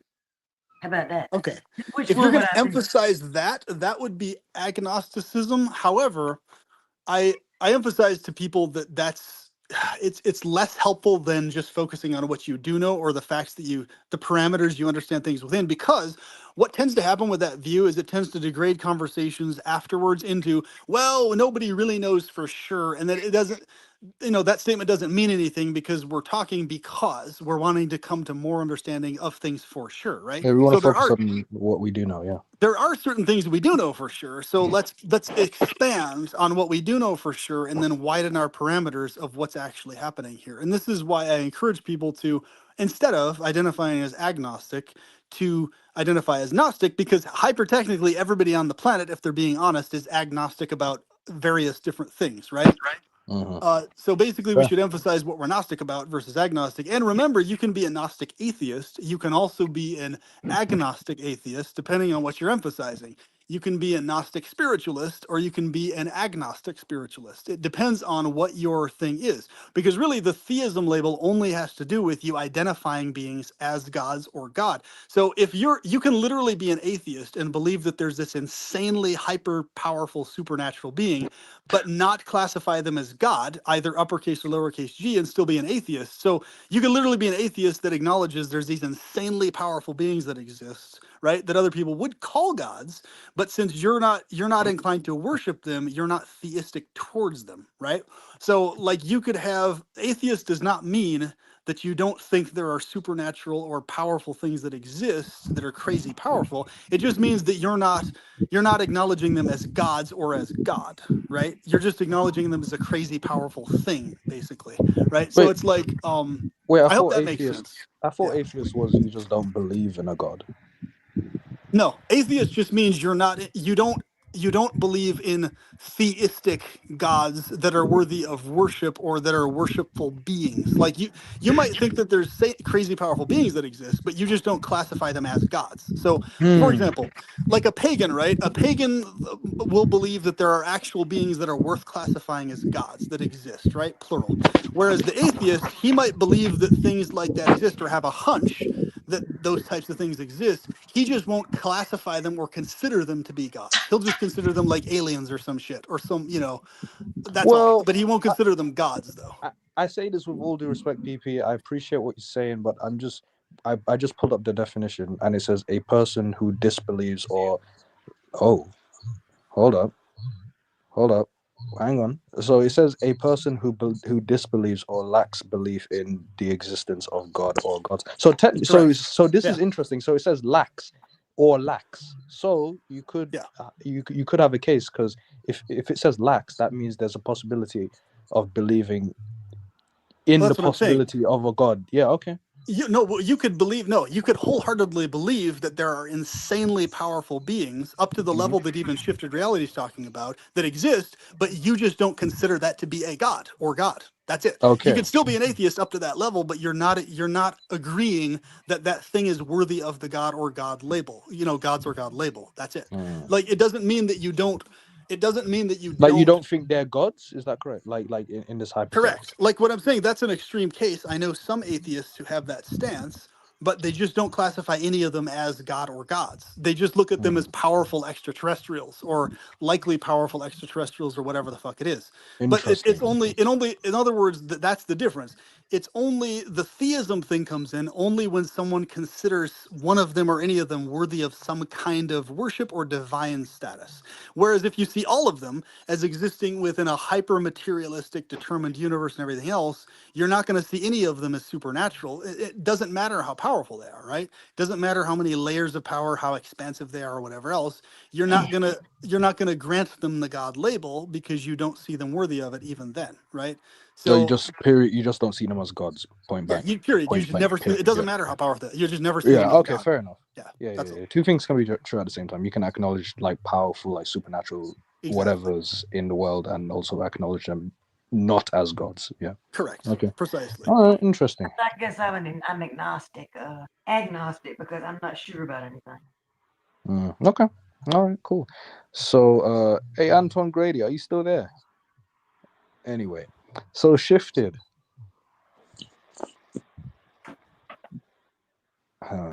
I wonder if he's listening to Kurt Cobain or something. I don't know. No, I'm here. I'm just thinking I need some backup here because I need another. I No, need I another. don't have a Churches, you square. got churches No, I tomorrow. don't have a You have a lot of square. you have a lot of church tomorrow. You'll have plenty of company. Wait, hold on, shifted. You got God. He'll back you. Yeah, I got God, but it'd be nice to have somebody here who could at Oh, least. why? Oh, wait. Oh, yeah, he's a man of his word, so he's not going to back you in this case. Back up. You don't need any backup. You get it, PP. Okay, so check this out. This is Okay. awesome. God is literally unlimited, so this means literally shifted reality is me and I'm him. Because this is happening right now because God is making it happen. Because literally he can do it, and he is doing this. He is. I know he's doing this for a fact because he is. He just is. Period. That's all there is to it. There he is. Well, There you go. it's kind of hard when you're talking to 4 people who are like, nah, and I'm just like, yeah. So it'd be nice to have another. JE is literally thought provoker. Thought provoker is literally JZ. That's it. Period. There's no. JE. There's no. Patsy is me. I'm Patsy. I'm you. God's making all of this true at the same time happening. We're all the same exact person. All But of there's us. plenty of traditional Christians that I could bring on the panel that would be able to at least share my view and not be like, nah, bro. Like, I'm literally you at the same time, bro, right now, simultaneously, because God's making that the case. Literally, you're me and I'm you, 100%. Shifted. What are your thoughts? The only What are difference is they'd probably say the more or less the same thing that you're saying, shit. We're bringing in different aspects of it. We're different, a lot of different ways of looking at it. Well, Your way is the only way. yeah, it's easy. Well, yeah, you know, It'd be like yeah. a mirror image of you up there. It wouldn't be actually. It would be somebody else with their own point of view and their own experience with the Bible and God. It wouldn't be somebody who's going to say exactly what I'm saying. I'm literally a walrus right now, bro, and a human at the same. I'm a walrus and a human at the same time. I like how we're just having fun. 100%. I'm a walrus, bro. It's true. You have to acknowledge it's true. If I say I'm a walrus, I am, because God makes that true. Because that's what he's doing. He's making things that are literally impossible real, right? I'm a walrus, aren't I? Perpetual pleasure is your big fat walrus, dude. There you go. I'm a walrus, man. That's all there is to it. The Beatles have a song called that. So. Anton Grady, what are you, dude? Are you agnostic? Are you Gnostic? Are you religious? What are you? Comment below. You can, yeah. Nonetheless, I love these live streams. You realize it's been 11 hours? Oh, I know. I'm well aware. 9 hours ago on the page. Yeah, that was previous, but yeah, I think this is a record. Maybe. Is it a record? Maybe. Maybe. It really goes to illustrate some things, though. It goes what J.E. Thought Provoker, Patsy Me, what we always freaking talk about all the time. It's just like it's just funny to observe when it's re-illustrated again and again and again and again. It's like it's always comes down to the same things, where it's like the claim that God can literally do impossible stuff. You know, there's never a proper accounting for child torture ever in any way, shape, or form under any narrative at all, ever. They don't even come close. And it's always the same circle stuff over and over and over again. You know, it's like, take your pick. You know, the child torture issue to the limitations of God issue, and it just circles around in circles. Whereas for us, we're just laughing our asses off because we can just see so clearly, with logic and reason. It's so easy to understand these things. It's not at all complicated. It's very easy to grasp, right? Like, so I've come to realization that I like talking to you guys. It's cool, but like, it's just I'm not. You can be brutally honest, honestly. I give you permission. You can be brutally honest, honestly. Yeah, no, absolutely. Because listen, despite our disagreements on some things, two things can be true at the same time. Despite the agreements, you're a chill dude. You're one of the most respectful people I've ever come across on my panel. Oh, well, I appreciate that, T. No, absolutely. Thank you, man. And you're dude. You're respectful, brother. All you guys are respectful. Nobody here has been disrespectful or malicious or spiteful. No, none of that. It's just kind of gets tiring. It's like, all right, like I'm not going to convince you guys to see my point of view. So I'm kind of just like, let's just agree to disagree on this topic and move on. Yeah, like I'm kind of, I don't have any more stamina to defend. You're exhausted. Yeah, I just don't have it, brother. I'm sorry. Like, but you know, the great thing about this conversation is, it's been like almost how long? It's been good though. It's been fun. Yeah. It's like 20-hour conversation, over 20 hours, and it's amazing how we can like add so many points for this one particular conversation. Yeah, that's crazy, right? Yeah. In like over 20 hours. So PP, let me ask you a question, dude. So now that we know that God is limited, I'm just messing with Shifty, but yeah, no, I'm already. I checked out of this, brother. You guys do what you gotta do. Checked out. I'm gonna stick with the Bible. Something God can't do. No, I'm joking. I still, even though I don't agree, I still enjoy listening to you guys talk. So that's why I'm still here. Of course, likewise. Yeah. No, but you see what I did there, TP, right? The men in the Bible route. Well, here's the beauty of it. Check this out, TP. Here's the beauty. God makes what we've said about him 100% correct because he makes that the case. He makes that real because he's God, right? So whatever we've said is 100% correct about God tonight. There you go. Because he's God. So therefore, he ensures that what we're saying is correct about him. Boom. There you go. No free will. No free will. Yep. But people, so we're right. but PP, so about the whole God being limited, right? Now my question is, now that we know that he's limited, my question to you is, in your opinion, how limited do you think he is? Well, it's obvious to me how limited he is. It's very pinpointed. Like if we were looking at a percentage wise, like how limited would you say? Is he like 5% limited? Okay. 15, 20% limited, in your I mean, opinion? Just this is a very specific way, and you can tell exactly how this is the case. So, at the best case scenario, in terms of the world we're looking at, child torture exists as a thing, right? Billions of kids have faced this. You know, forced birth exists, agony throughout the world for billions of fucking years. Okay, that's happened. That exists, right? Or however many years. If you're a 6,000 year, whatever, thousands of years. Point is, it exists in countless numbers of cases. That existing as an experience, as a sensation, is literally impossible if a being is even baseline benevolent, not maximally benevolent, baseline. Okay, that is also impossible if a being is baseline powerful and benevolent. Baseline, not maximal. That's also impossible if a being is baseline knowledgeable, benevolent, and powerful beyond the human level. Baseline. Okay, not maximal. So what we know there is that even if we're dealing with a being that's lowercase g God, a lowercase one, right? That's very limited in power, at least what we would see is we would see at least a small handful throughout the world of scientifically verifiable medical cases of amputees having their limbs grown back upon praying for them to grow back. So we'd see at least a few cases of that. We would see at least a few cases where the God directly comes in and everybody can see it throughout the whole world and verify it, of a person grabbing a kid that's about to be tortured and pulling them out of that house, saving them from torture. We'd see at least a small handful of those if we're dealing with even a baseline benevolent being that's more powerful than humans, if we're dealing with even that level of being, okay? So what that tells us is that the maximal benevolence we could be dealing with in an uppercase G God type entity, a cosmic level entity, is an extremely fucking low level. That low level would be, in terms of benevolence, no more than about 10% benevolence. If we're dealing with an uppercase G being, no more than that. Because if you go past 10% benevolence, you're saving kids and they're not being tortured.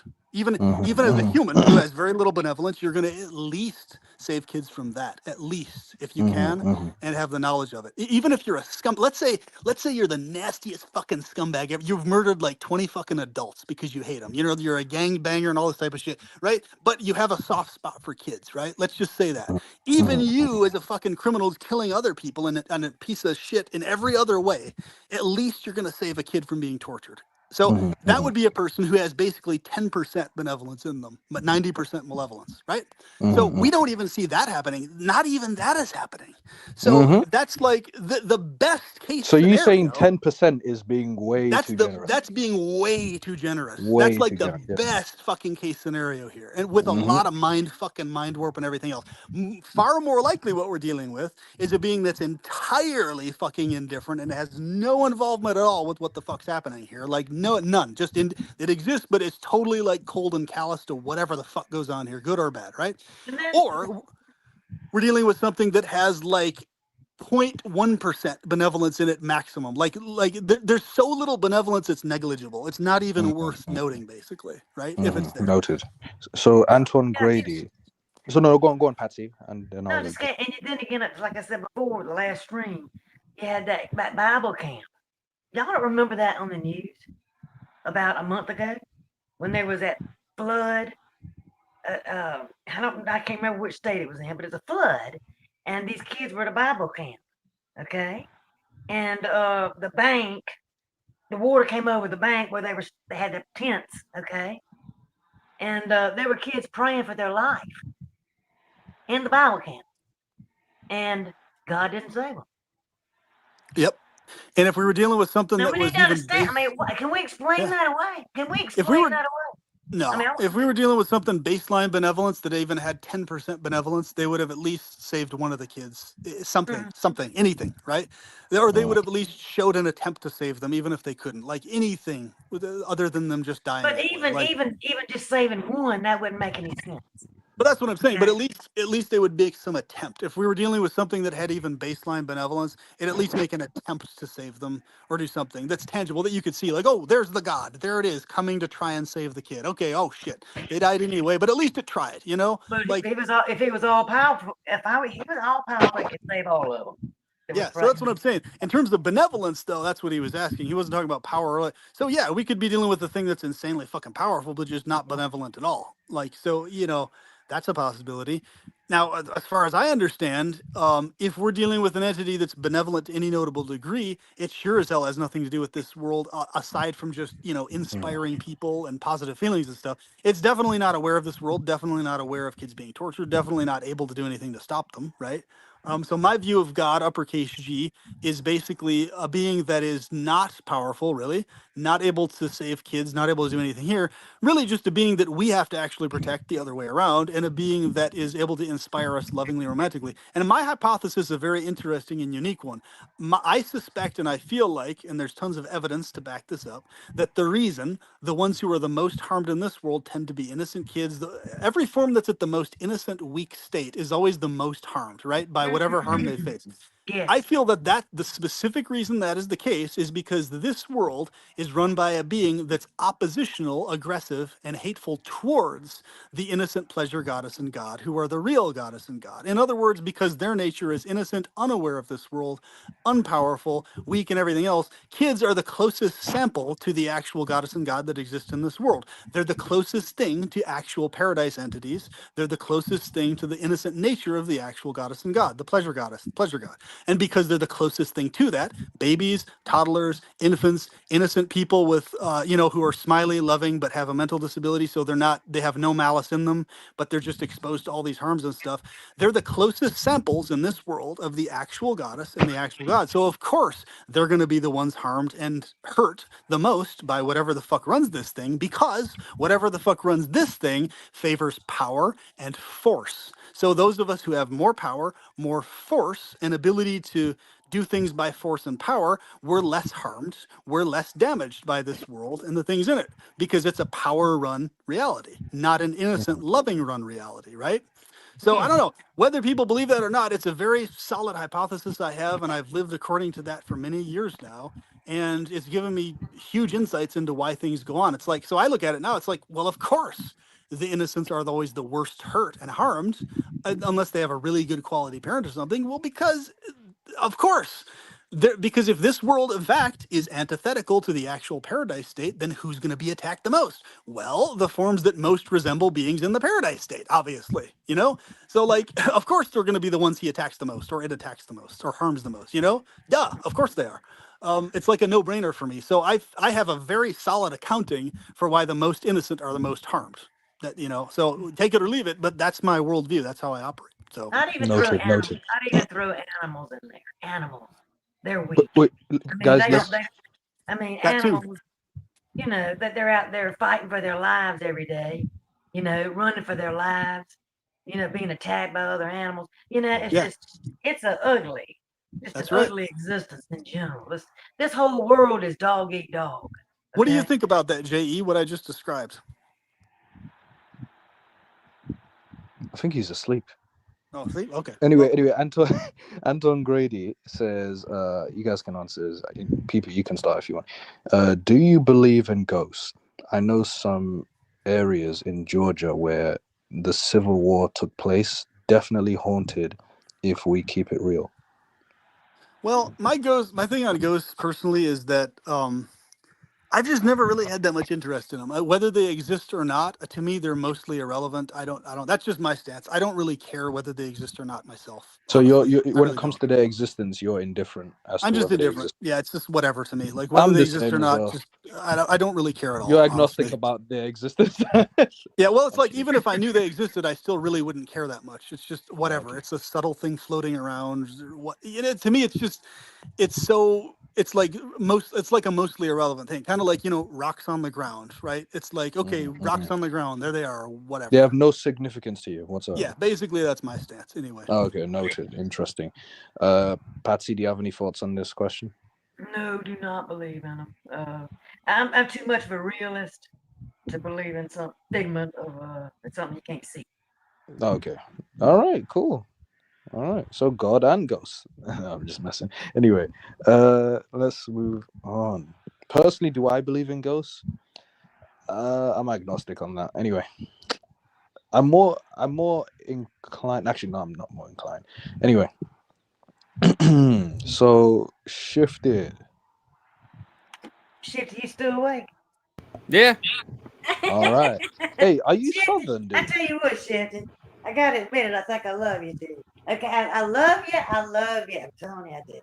Okay, I can't help it. I can't help but loving you. Can't help it. All right. I appreciate that. I love you too. You I sound really. you have the same accent as my wife, so it's kind of funny talking to you. And perpetual, I want to know if you're married because we think too much alike. Me and you. No, I am not married. And in fact, I'm in an open relationship, so there's always room for more. Come on over anytime. Wow. You're always invited over, as far as I'm concerned. Mm. There you Hit me go. up on email, wherever, just let's make it happen. The thought provoker, literally the thought, Mm. That's Wait. THOT?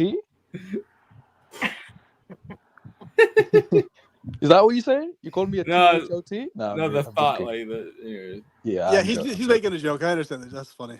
But yeah, Patsy, seriously, I'm not even joking. Like anytime, like I'm available. I am absolutely available, especially to you. So yep, just let me know. His Damn. doors are open. There you go. I've listened to you for 11 hours. That takes a lot to listen to somebody for that long, you know? I mean, you know. More than that, in fact, like if you take into account the other stream, which was 9 hours, it's like 20 hours at least. Yeah. But you got perpetual. You got the energy. I can't believe your energy, man. It comes out of nowhere. It's like it comes out of your pores, you know. Oh yeah, well, it's because I feel extremely like over the top passionate about these topics. They're what I think about 24/7. So yeah.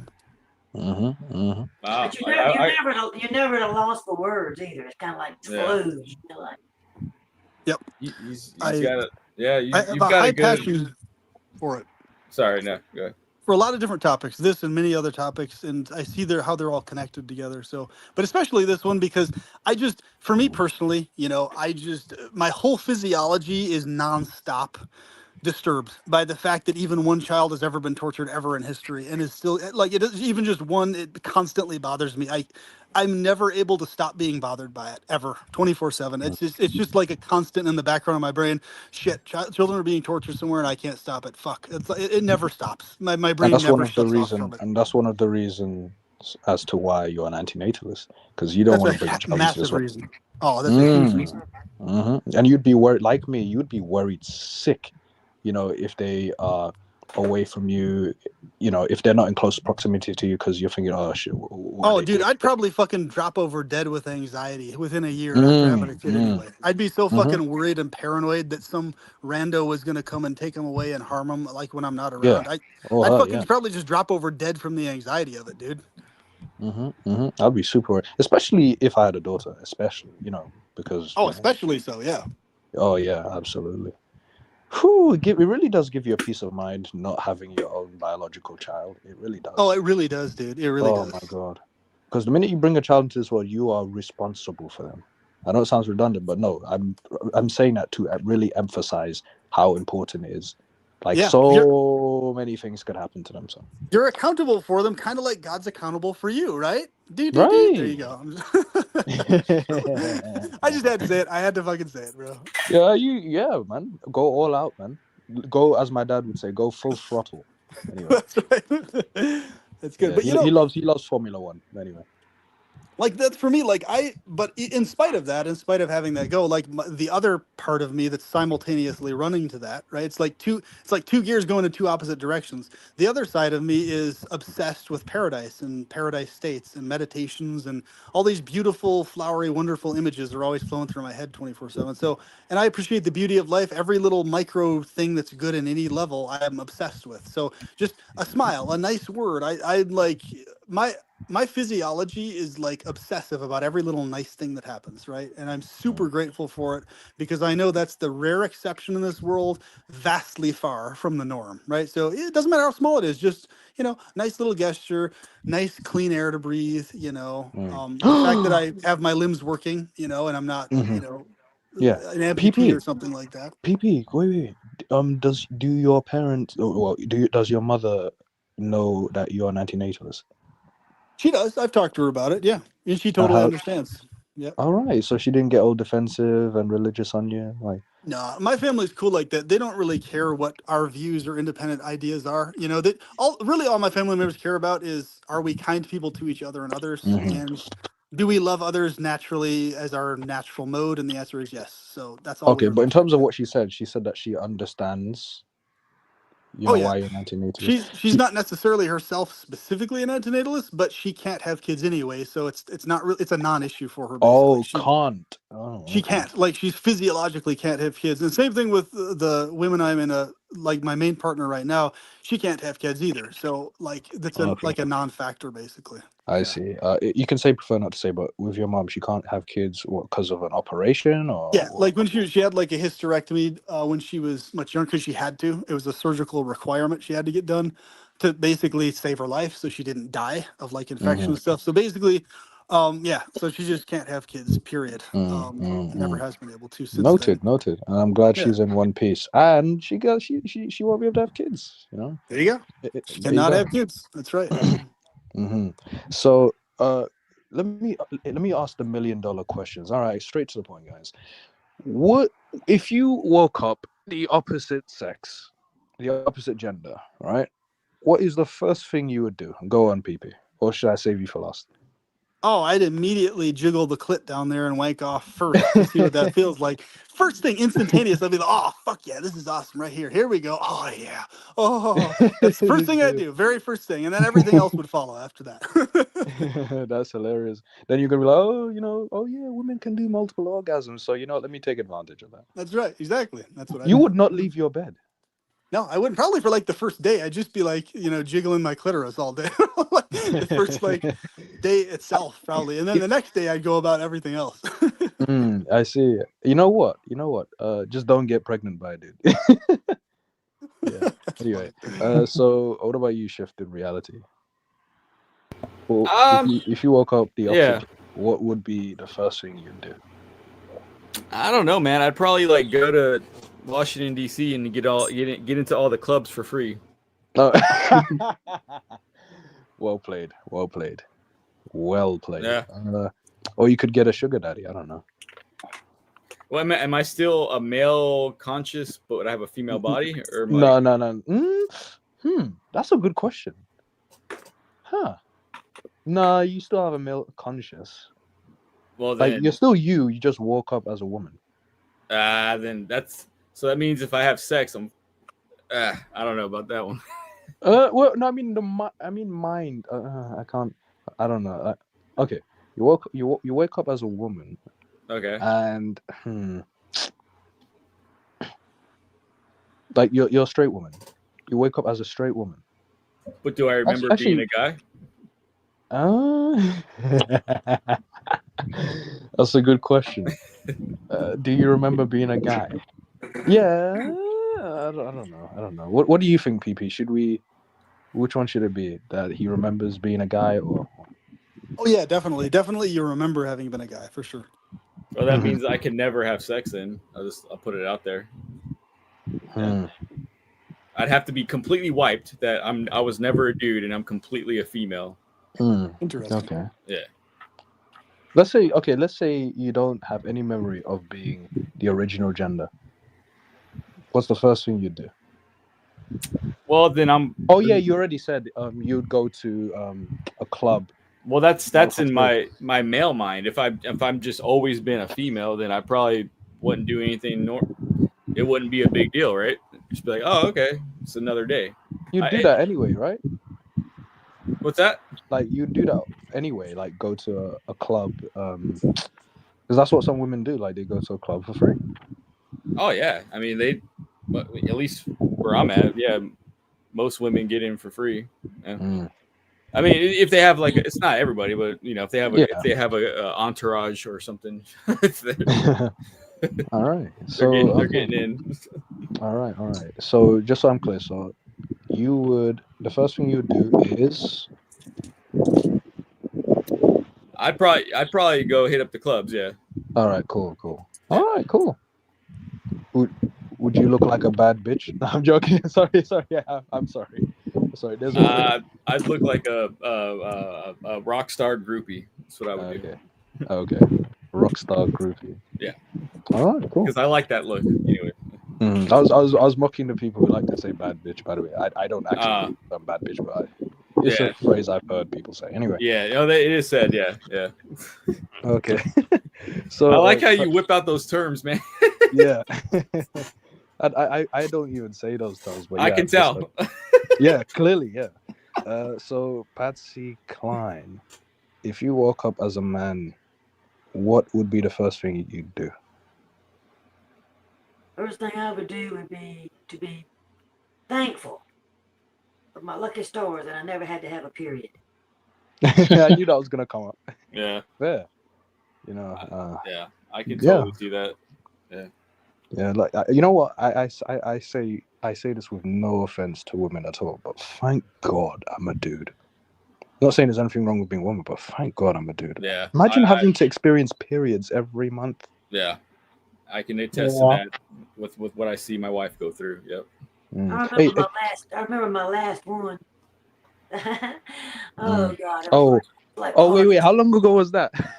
Well, I had a hysterectomy. I had to have a hysterectomy because I had a fibroid tumor in my uterus. And so I went ahead and had the hysterectomy. And I didn't know it was my last period when I had it, But God knows, when I didn't have my next one, I went, oh God, this is bliss. Yeah. Menopause is a blessing. Yeah. But I didn't have any of those, all those side effects like most people with menopause. I didn't have one side effect.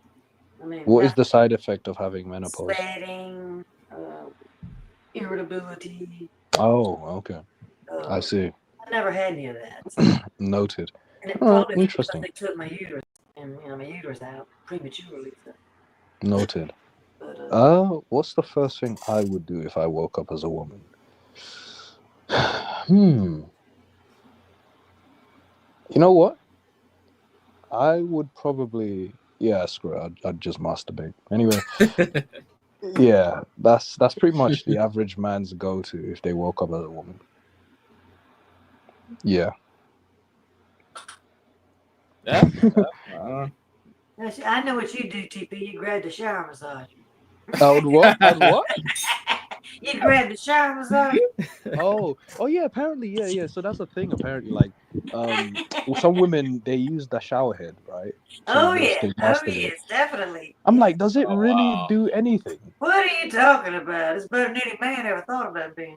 Wow. Oh my God. I'm like, does that actually do anything? It's funny. I've tried Does it it. do anything? Like putting the shower head near that private area. Like, does it actually turn you lot on? It's overload. It's actually overload, man. Oh wow. I tried it myself as a dude, and like, nothing's working. But I guess it's just not the same for me. Overload because you can control it, man. You control exactly where it's Wow. Yeah. Yeah, and it's like, and exactly the intensity you want it at and everything. It's like over the top. Damn. Have you? I'm shifted. Have you ever used? Matter of fact, I've actually had a headache by the time I got through that thing. Damn, was that? Wait, was busting off the top. I'm gonna head out now. This was pretty fun. I'll see you guys later. Okay, then. All the best. All the best. Yeah, man. Yep. See ya. Have a good night. Wait. Before you go, I'm giving y'all education. I was gonna ask him the question, but anyway. All right, cool, Patsy. So, all right. So, how come it doesn't work for us men? Is it just different? Like, I've tried to use the shower head. I'm like, what are these women on about? Like, this doesn't. I don't feel any arousal at all. I don't know, man. I've never tried it myself, but I never had the need to. I suppose. You don't have the same spot that women have. Yeah, no, that's fair enough. No, but yeah, fair enough because you guys have more nerve endings over there. So.